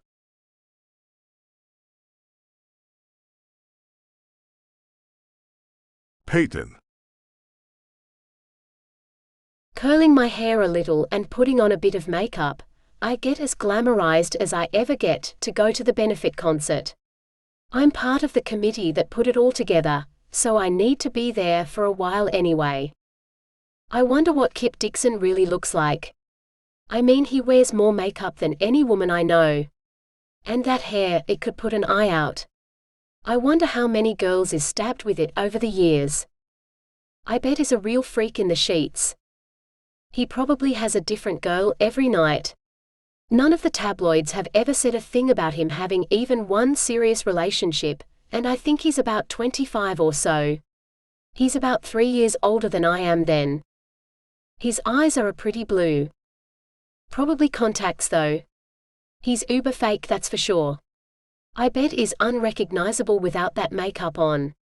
Who wants to live life like that? Is most likely crazy and a huge druggie. I've never heard about him being like that, but I bet he is. All those singers and actors are into something bad, I bet. I slipped my feet into a pair of nude heels that I had picked out to wear, with the red dress that my mother bought me to wear to graduation. It's right after the concert, so I have to be ready to go straight over there. It's tighter than I like and a little more revealing in the bosom, showing some cleavage, which I rarely do on any other occasion. The door to my dorm room that I've shared with Kyla these last 4 years opens, and my roommate walks. Her eyes run up and down my body and she shakes her head. Not those shoes. I laugh and knew if she caught me before I left, she'd try to make me over. They're fine, I say. She takes a red pair from her closet. Put these on and don't argue with me, you know you'll lose. She's been known to wrestle me to the ground to get me to wear something she thinks I need to. I don't feel like getting into a match right now, so I'll do as she's bossed. Thank you for saving me from such an embarrassing thing as having on shoes that are so uncool. Yeah, well, you're welcome. And what is this I hear about Kip Dixon dragging you away from yoga this morning? She asks with a grin. Just that, I say and shrug my shoulders. The arrogant jerk couldn't seem to believe I wasn't completely freaking out when he talked to me. Maddie was there, and she said he looked at you like you were something else and that you were a little rude. That's not like you, Peyton. Kyla takes me by the shoulders and has me sit back down in front of the mirror, where she adds a few more curls to my hair. I wouldn't exactly say I was rude. I did shoot him the peace sign as I walked away. That's not rude now, is it? John said he heard Kip shout out to you, and when you were walking away the guy tripped, and all his bandmates laughed. I wonder if he's obsessed with you, little country mouse. She sprays her hairspray over my hair, and it makes it shine a little more. Smitten? Maybe with himself. The guy is just looking for a local one-night stand. You know that. I smile at my reflection and look down at the red heels that match my dress perfectly. And you also know I'm not into giving that up to some fly-by-night pop star. Kyla rolls her eyes and digs in her jewelry box, pulling out a set of diamond earrings that her parents had given her last year. Kyla comes from money and has always been very generous with sharing her things with me. She's a sweetheart and I'm going to miss her. Kip Dixon is anything but a fly-by-night pop star. She places one of the earrings in my ear and smiles at how it sparkles. You mean because of who his father is? I ask. No, I mean because he has the chops, honey. She places the other earring in, and I wiggle my head to capture the light for both of them. Those songs he sings now, they're not anything he's written. Did you know that? Really? No, I didn't. So, who do they belong to? I ask. Kyla answers, somebody named E.P. Fleming. Kip can write his own songs. He had one before he got into this rock group thing. You remember he was on the UK version of that talent show that's still popular. He went on using another name so no one would know who he really was. No, I didn't know that. How do you know so much about him? I ask as I stand up and turn around to see how I look from behind. I find that the heels make my body look terrific, and it makes me smile. I am an art major, and I read about all kinds of art. By the way, how is that manuscript coming along? You haven't let me read it in about a month. "Don't you want my help in the first editing of it?" she asks as she rummages through her closet to find herself something to wear to the concert and graduation. "I do, and I'll get it to you this coming week. I have an interview with an agent at the end of June, and I want it as polished as I can get it with your help, Kyla," I say as I make my way out. I need to get to the table where all of our committee members are sitting, to make sure no one else takes it. One last look in the mirror and I find I'm looking pretty good, for me anyway. So away I go to listen to Mr. Pop Rock make some noise with his band. "See you at the concert, hurry up, I don't want to sit alone very long." "I will, save me a seat by you," she says. I close the door and head out. I hope this doesn't take too long.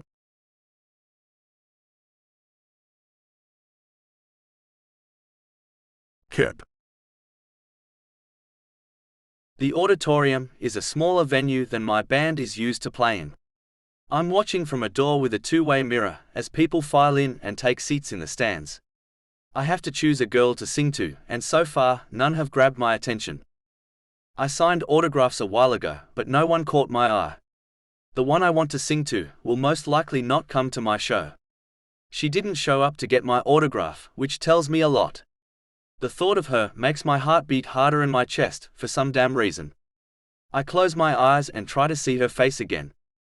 A hand on my shoulder makes me open my eyes before I get a chance to conjure her image up, so I look back to see who's messing up my daydream.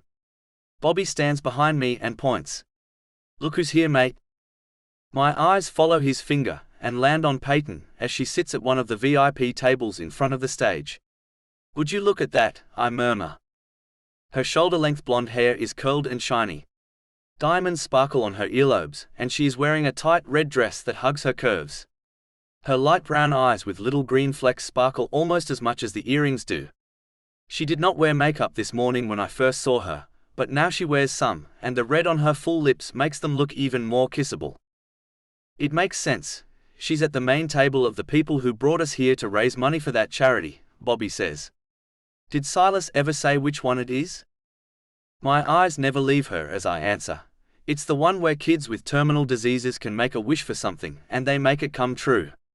And she's right there in the big middle of it. An angel she is, don't you think? Bobby smacks me on the back. "Come on, Kip," he says.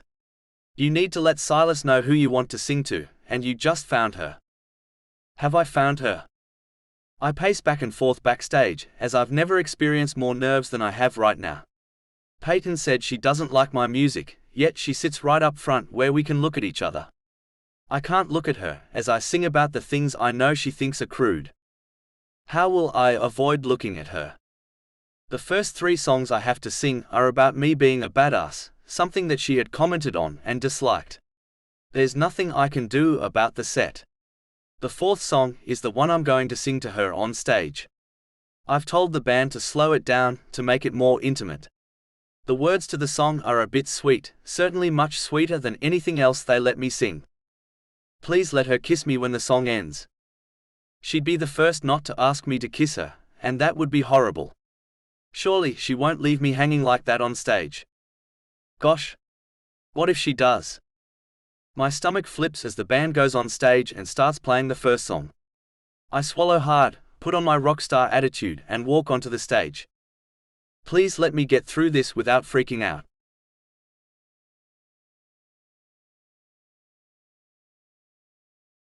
Peyton. I'm at a table up front only because I'm part of the group which brought Kip Dixon to our college to raise money for my favorite charity. I'll be graduating in a few hours with my bachelor's degree in liberal arts, then I will be off to my hometown an hour away where my parents are going to throw me a party. This night is going to be long, and I only have to make an appearance at this concert because of my association with the charity. Only a few songs will I stay for, and I hope that arrogant jerk doesn't attempt to look down here at me and make goo-goo eyes at me, or I'll leave even sooner than that. The band has slipped onto the stage in the complete darkness and the music begins. Everyone has shown up except Kyla, so at least I'm not alone at this table.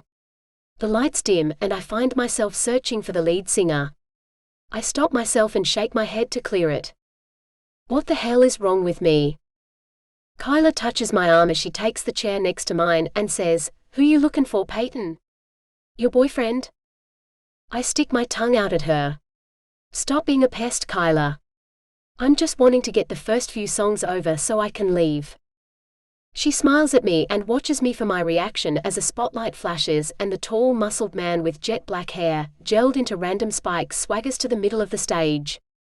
I have to admit is a sight to behold, but I have to remember who and what he really is, a player, bad boy rocker who cares for no one except himself. He'd make me a notch on his bedpost, but that's all he'd make me. His voice seems pushed to the limit immediately as he belts out the first words of the song, and Kyla watches me closely.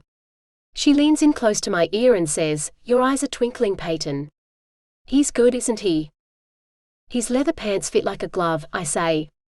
"They must be very uncomfortable." Kyla shakes her head and smiles. "Yeah, that's what you're really thinking about when you look at his jeans." "Yeah, well, so what if I was thinking something else? I'll never admit it out loud, that I'm beginning to wonder if that bulge is real or not. I know the muscles in his legs have to be real and that six-pack under his tight white t-shirt has to be real too. His crazy biceps are real, that's for sure."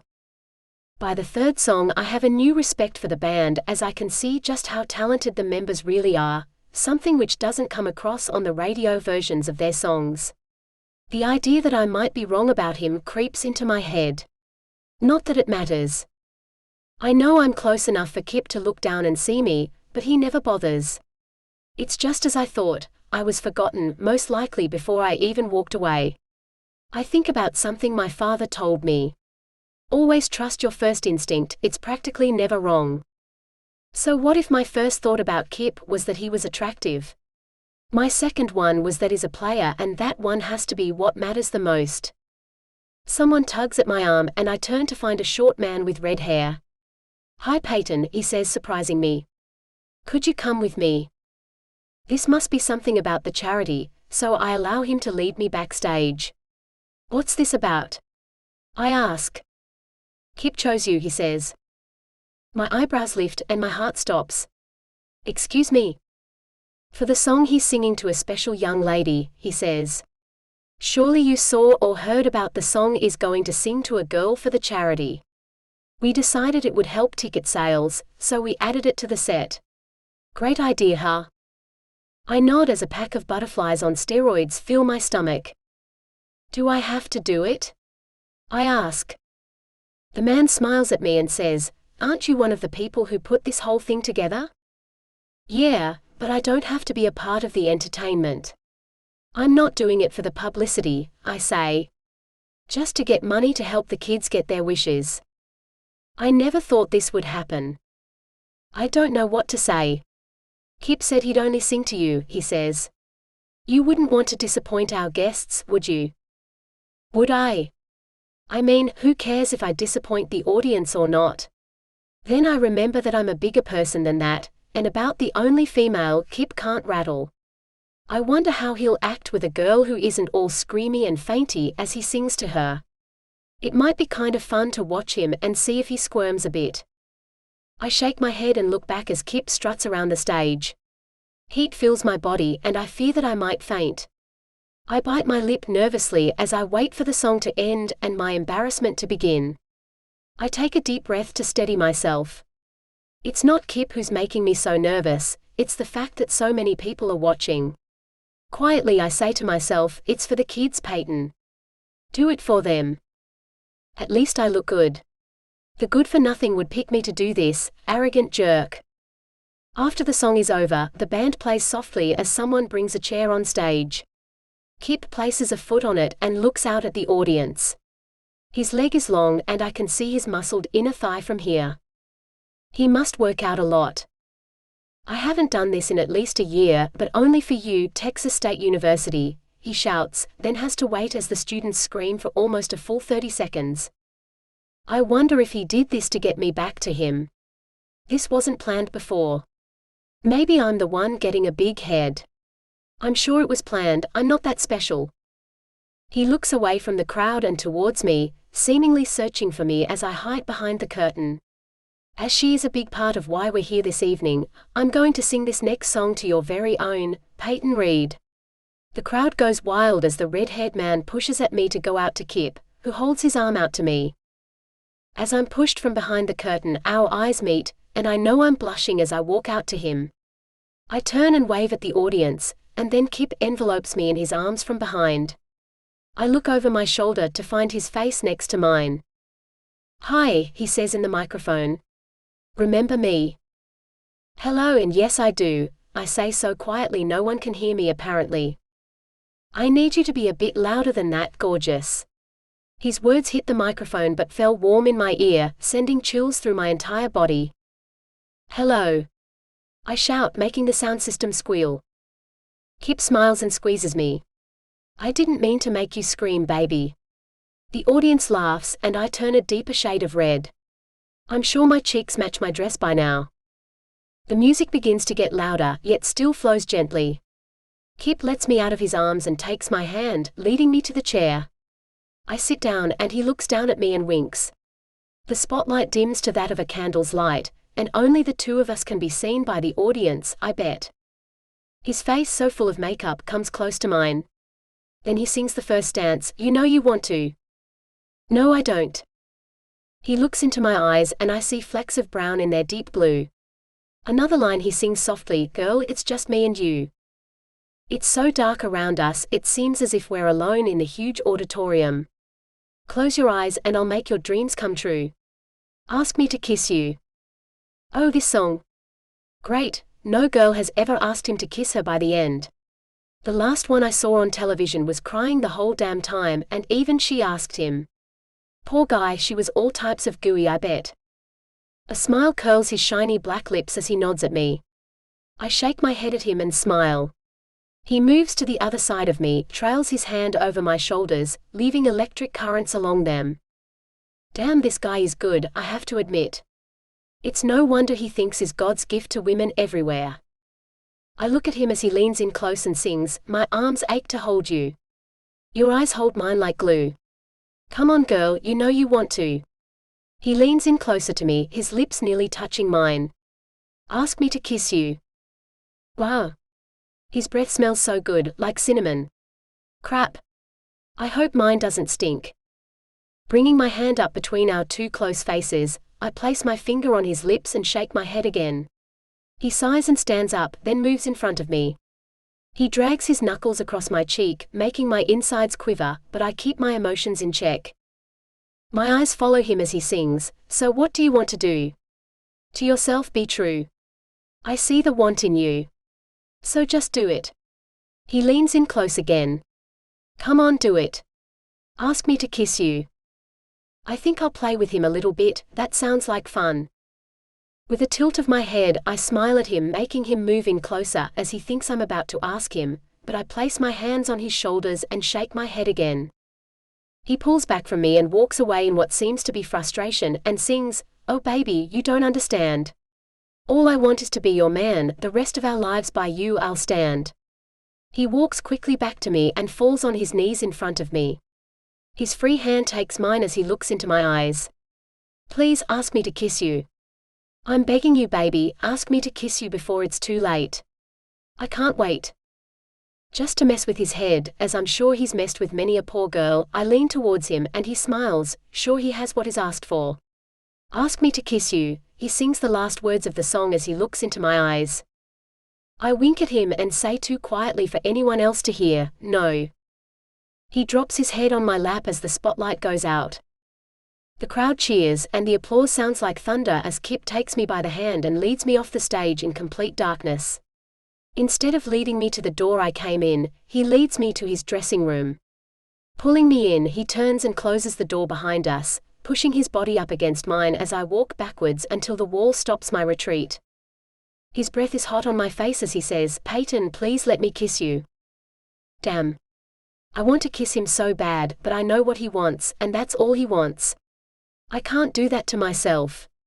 But he seems so genuine, so real.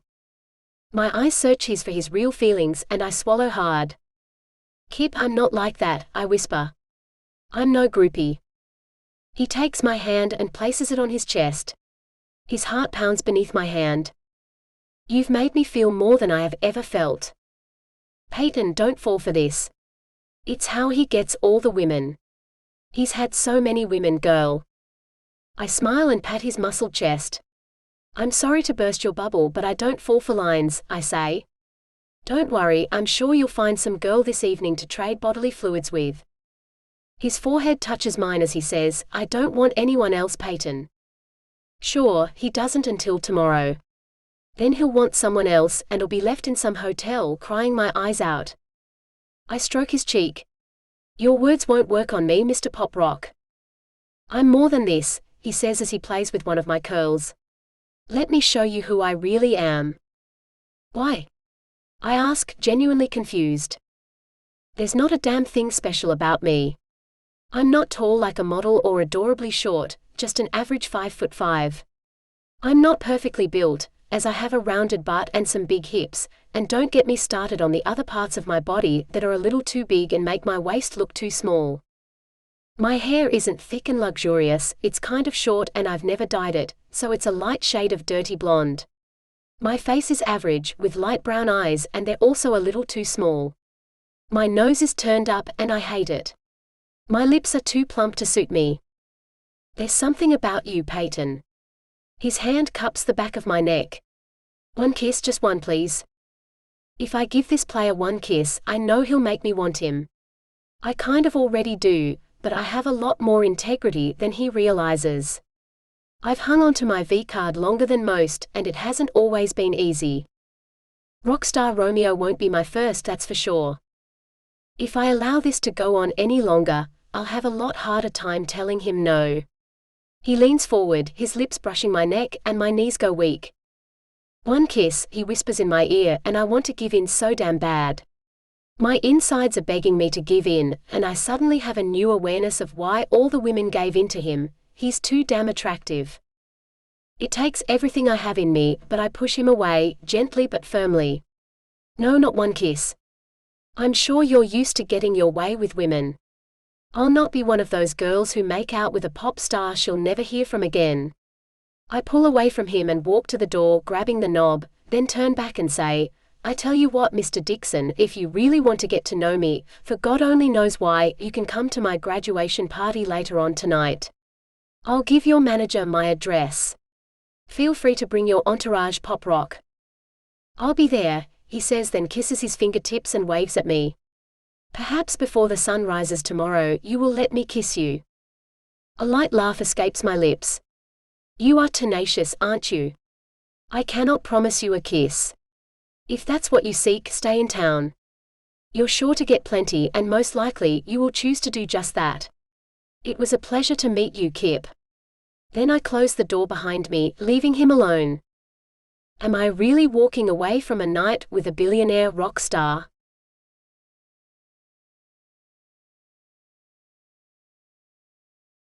Kip. The show's over, and we think we've waited long enough that most of the groupies will be gone so we can get to our bus. Silas comes in and waves at us to follow him out. Bobby smiles as he sees a familiar redhead, who seems to have been at every Texas concert we've played. There she is, Kipper, he shouts, and this time when she tries to talk to us, he stops and looks at her. Hi, she shouts. Oh my gosh, are you really going to talk to me? Bobby plays it all cool. I've seen you at a few of our shows. What's up, doll? She hands him a credit card-looking thing. That's the key to my hotel room. I have enough friends for all of you, but I'm really interested in Kip. Come to the address on the back, and we'll make it worth your while. I shake my head, and Bobby gives her a nod. We'll see, thanks for the invite. Walking to the bus, I have no intention of going to her hotel room. It's not that she's unattractive, but the idea of her following us from town to town and getting another 3 women to join her in her escapade to get me in bed with her is kind of disgusting. On the bus, Bobby drops on the sofa across from the one I've dropped myself on. So, what do you think? He asks. No, I answer. I have no want to hang with her. I don't think she wants to merely hang out, Kip. She's attractive. What's your problem? Bobby lays out on the sofa. I bet her friends are too. Then you go. Take the other two with you. The bus starts and takes us to the hotel Silas set us up in. And leave you all alone? Never, Bobby says. He sits up. Especially since that cold tramp shut you down on stage. Crap, you must hate her. Don't call her that, I say, feeling ire build up in me for some damn reason. I don't hate her. She has some set of morals on her though, doesn't she? I'll say. I mean, come on, it was just a kiss, he says. I wonder if just one kiss would satisfy me though.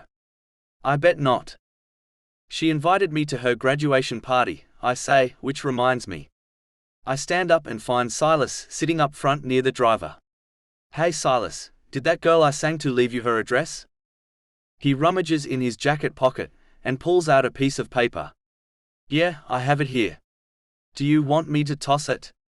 She kind of made a fool of you. No, give it to me, I say as I approach him. And for the record, she didn't make a fool of me. She just didn't kiss me is all. It shows I'm human and not everyone falls for my obvious charm and good looks. Troy laughs. She sure didn't. Man, I've never seen you try so hard. I kick his leg as I pass by him. Well, I've seen you try plenty hard and still get rejected, so shut up. The ever-quiet drummer, James, seems to be giggling to himself as well. You took her off stage. I'll bet she kissed you then. I shake my head.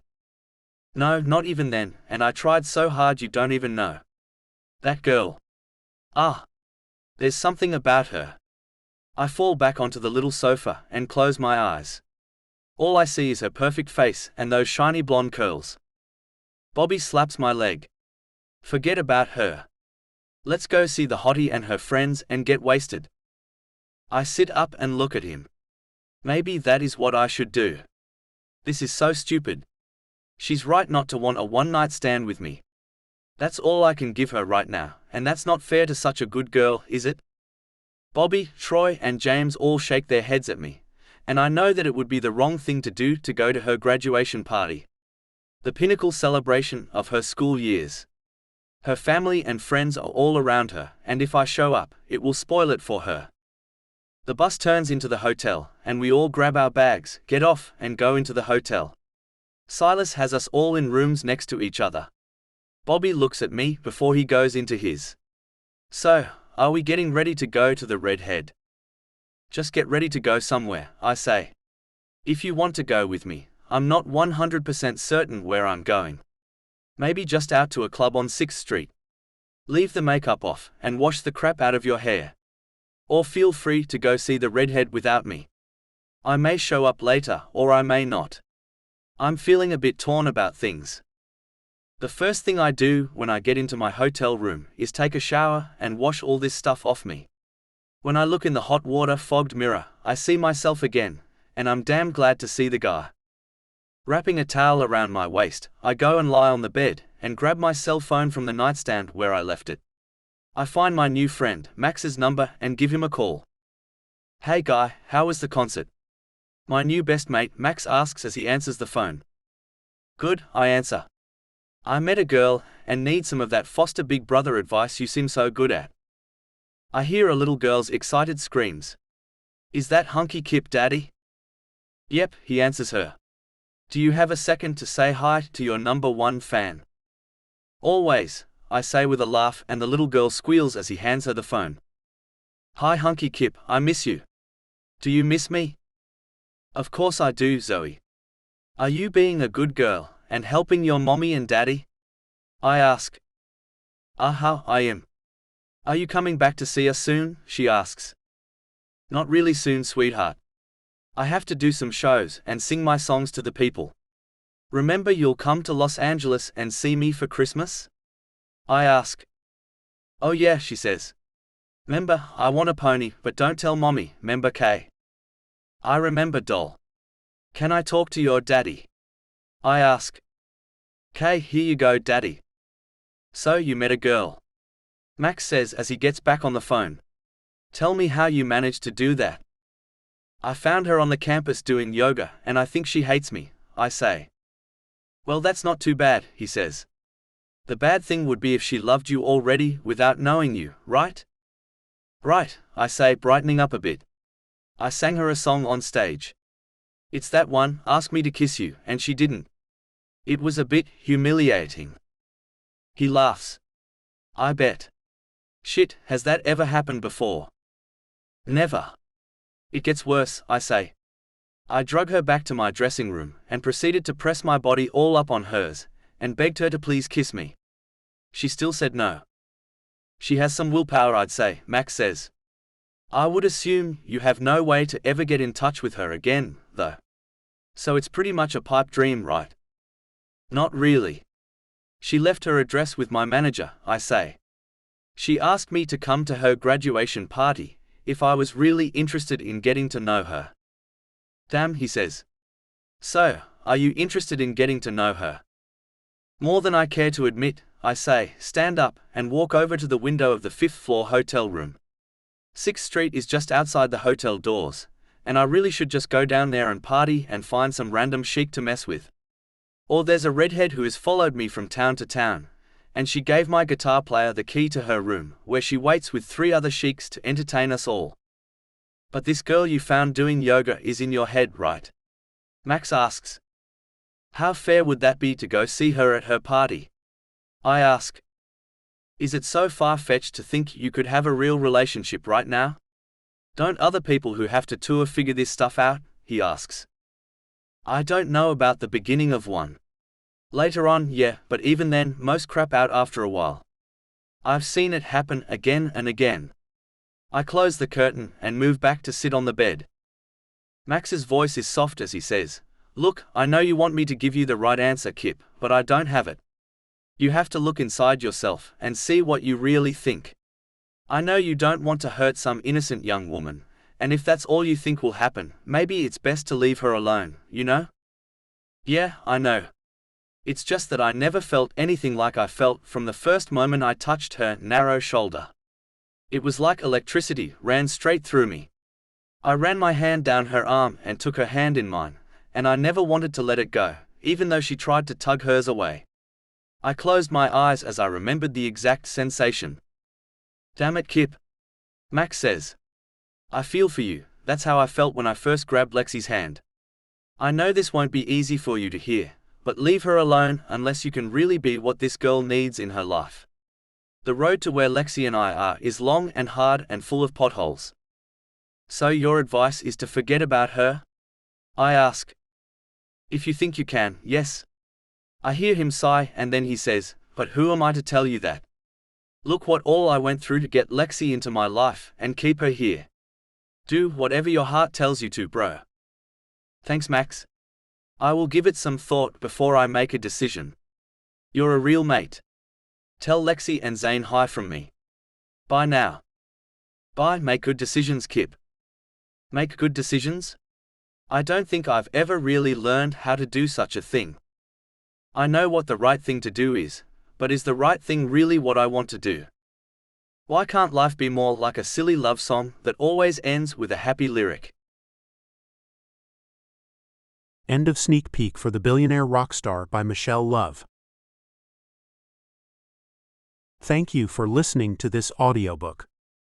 Audio copyright 2024 BFA Publishing. Please like and subscribe to support this channel, it helps more than you know.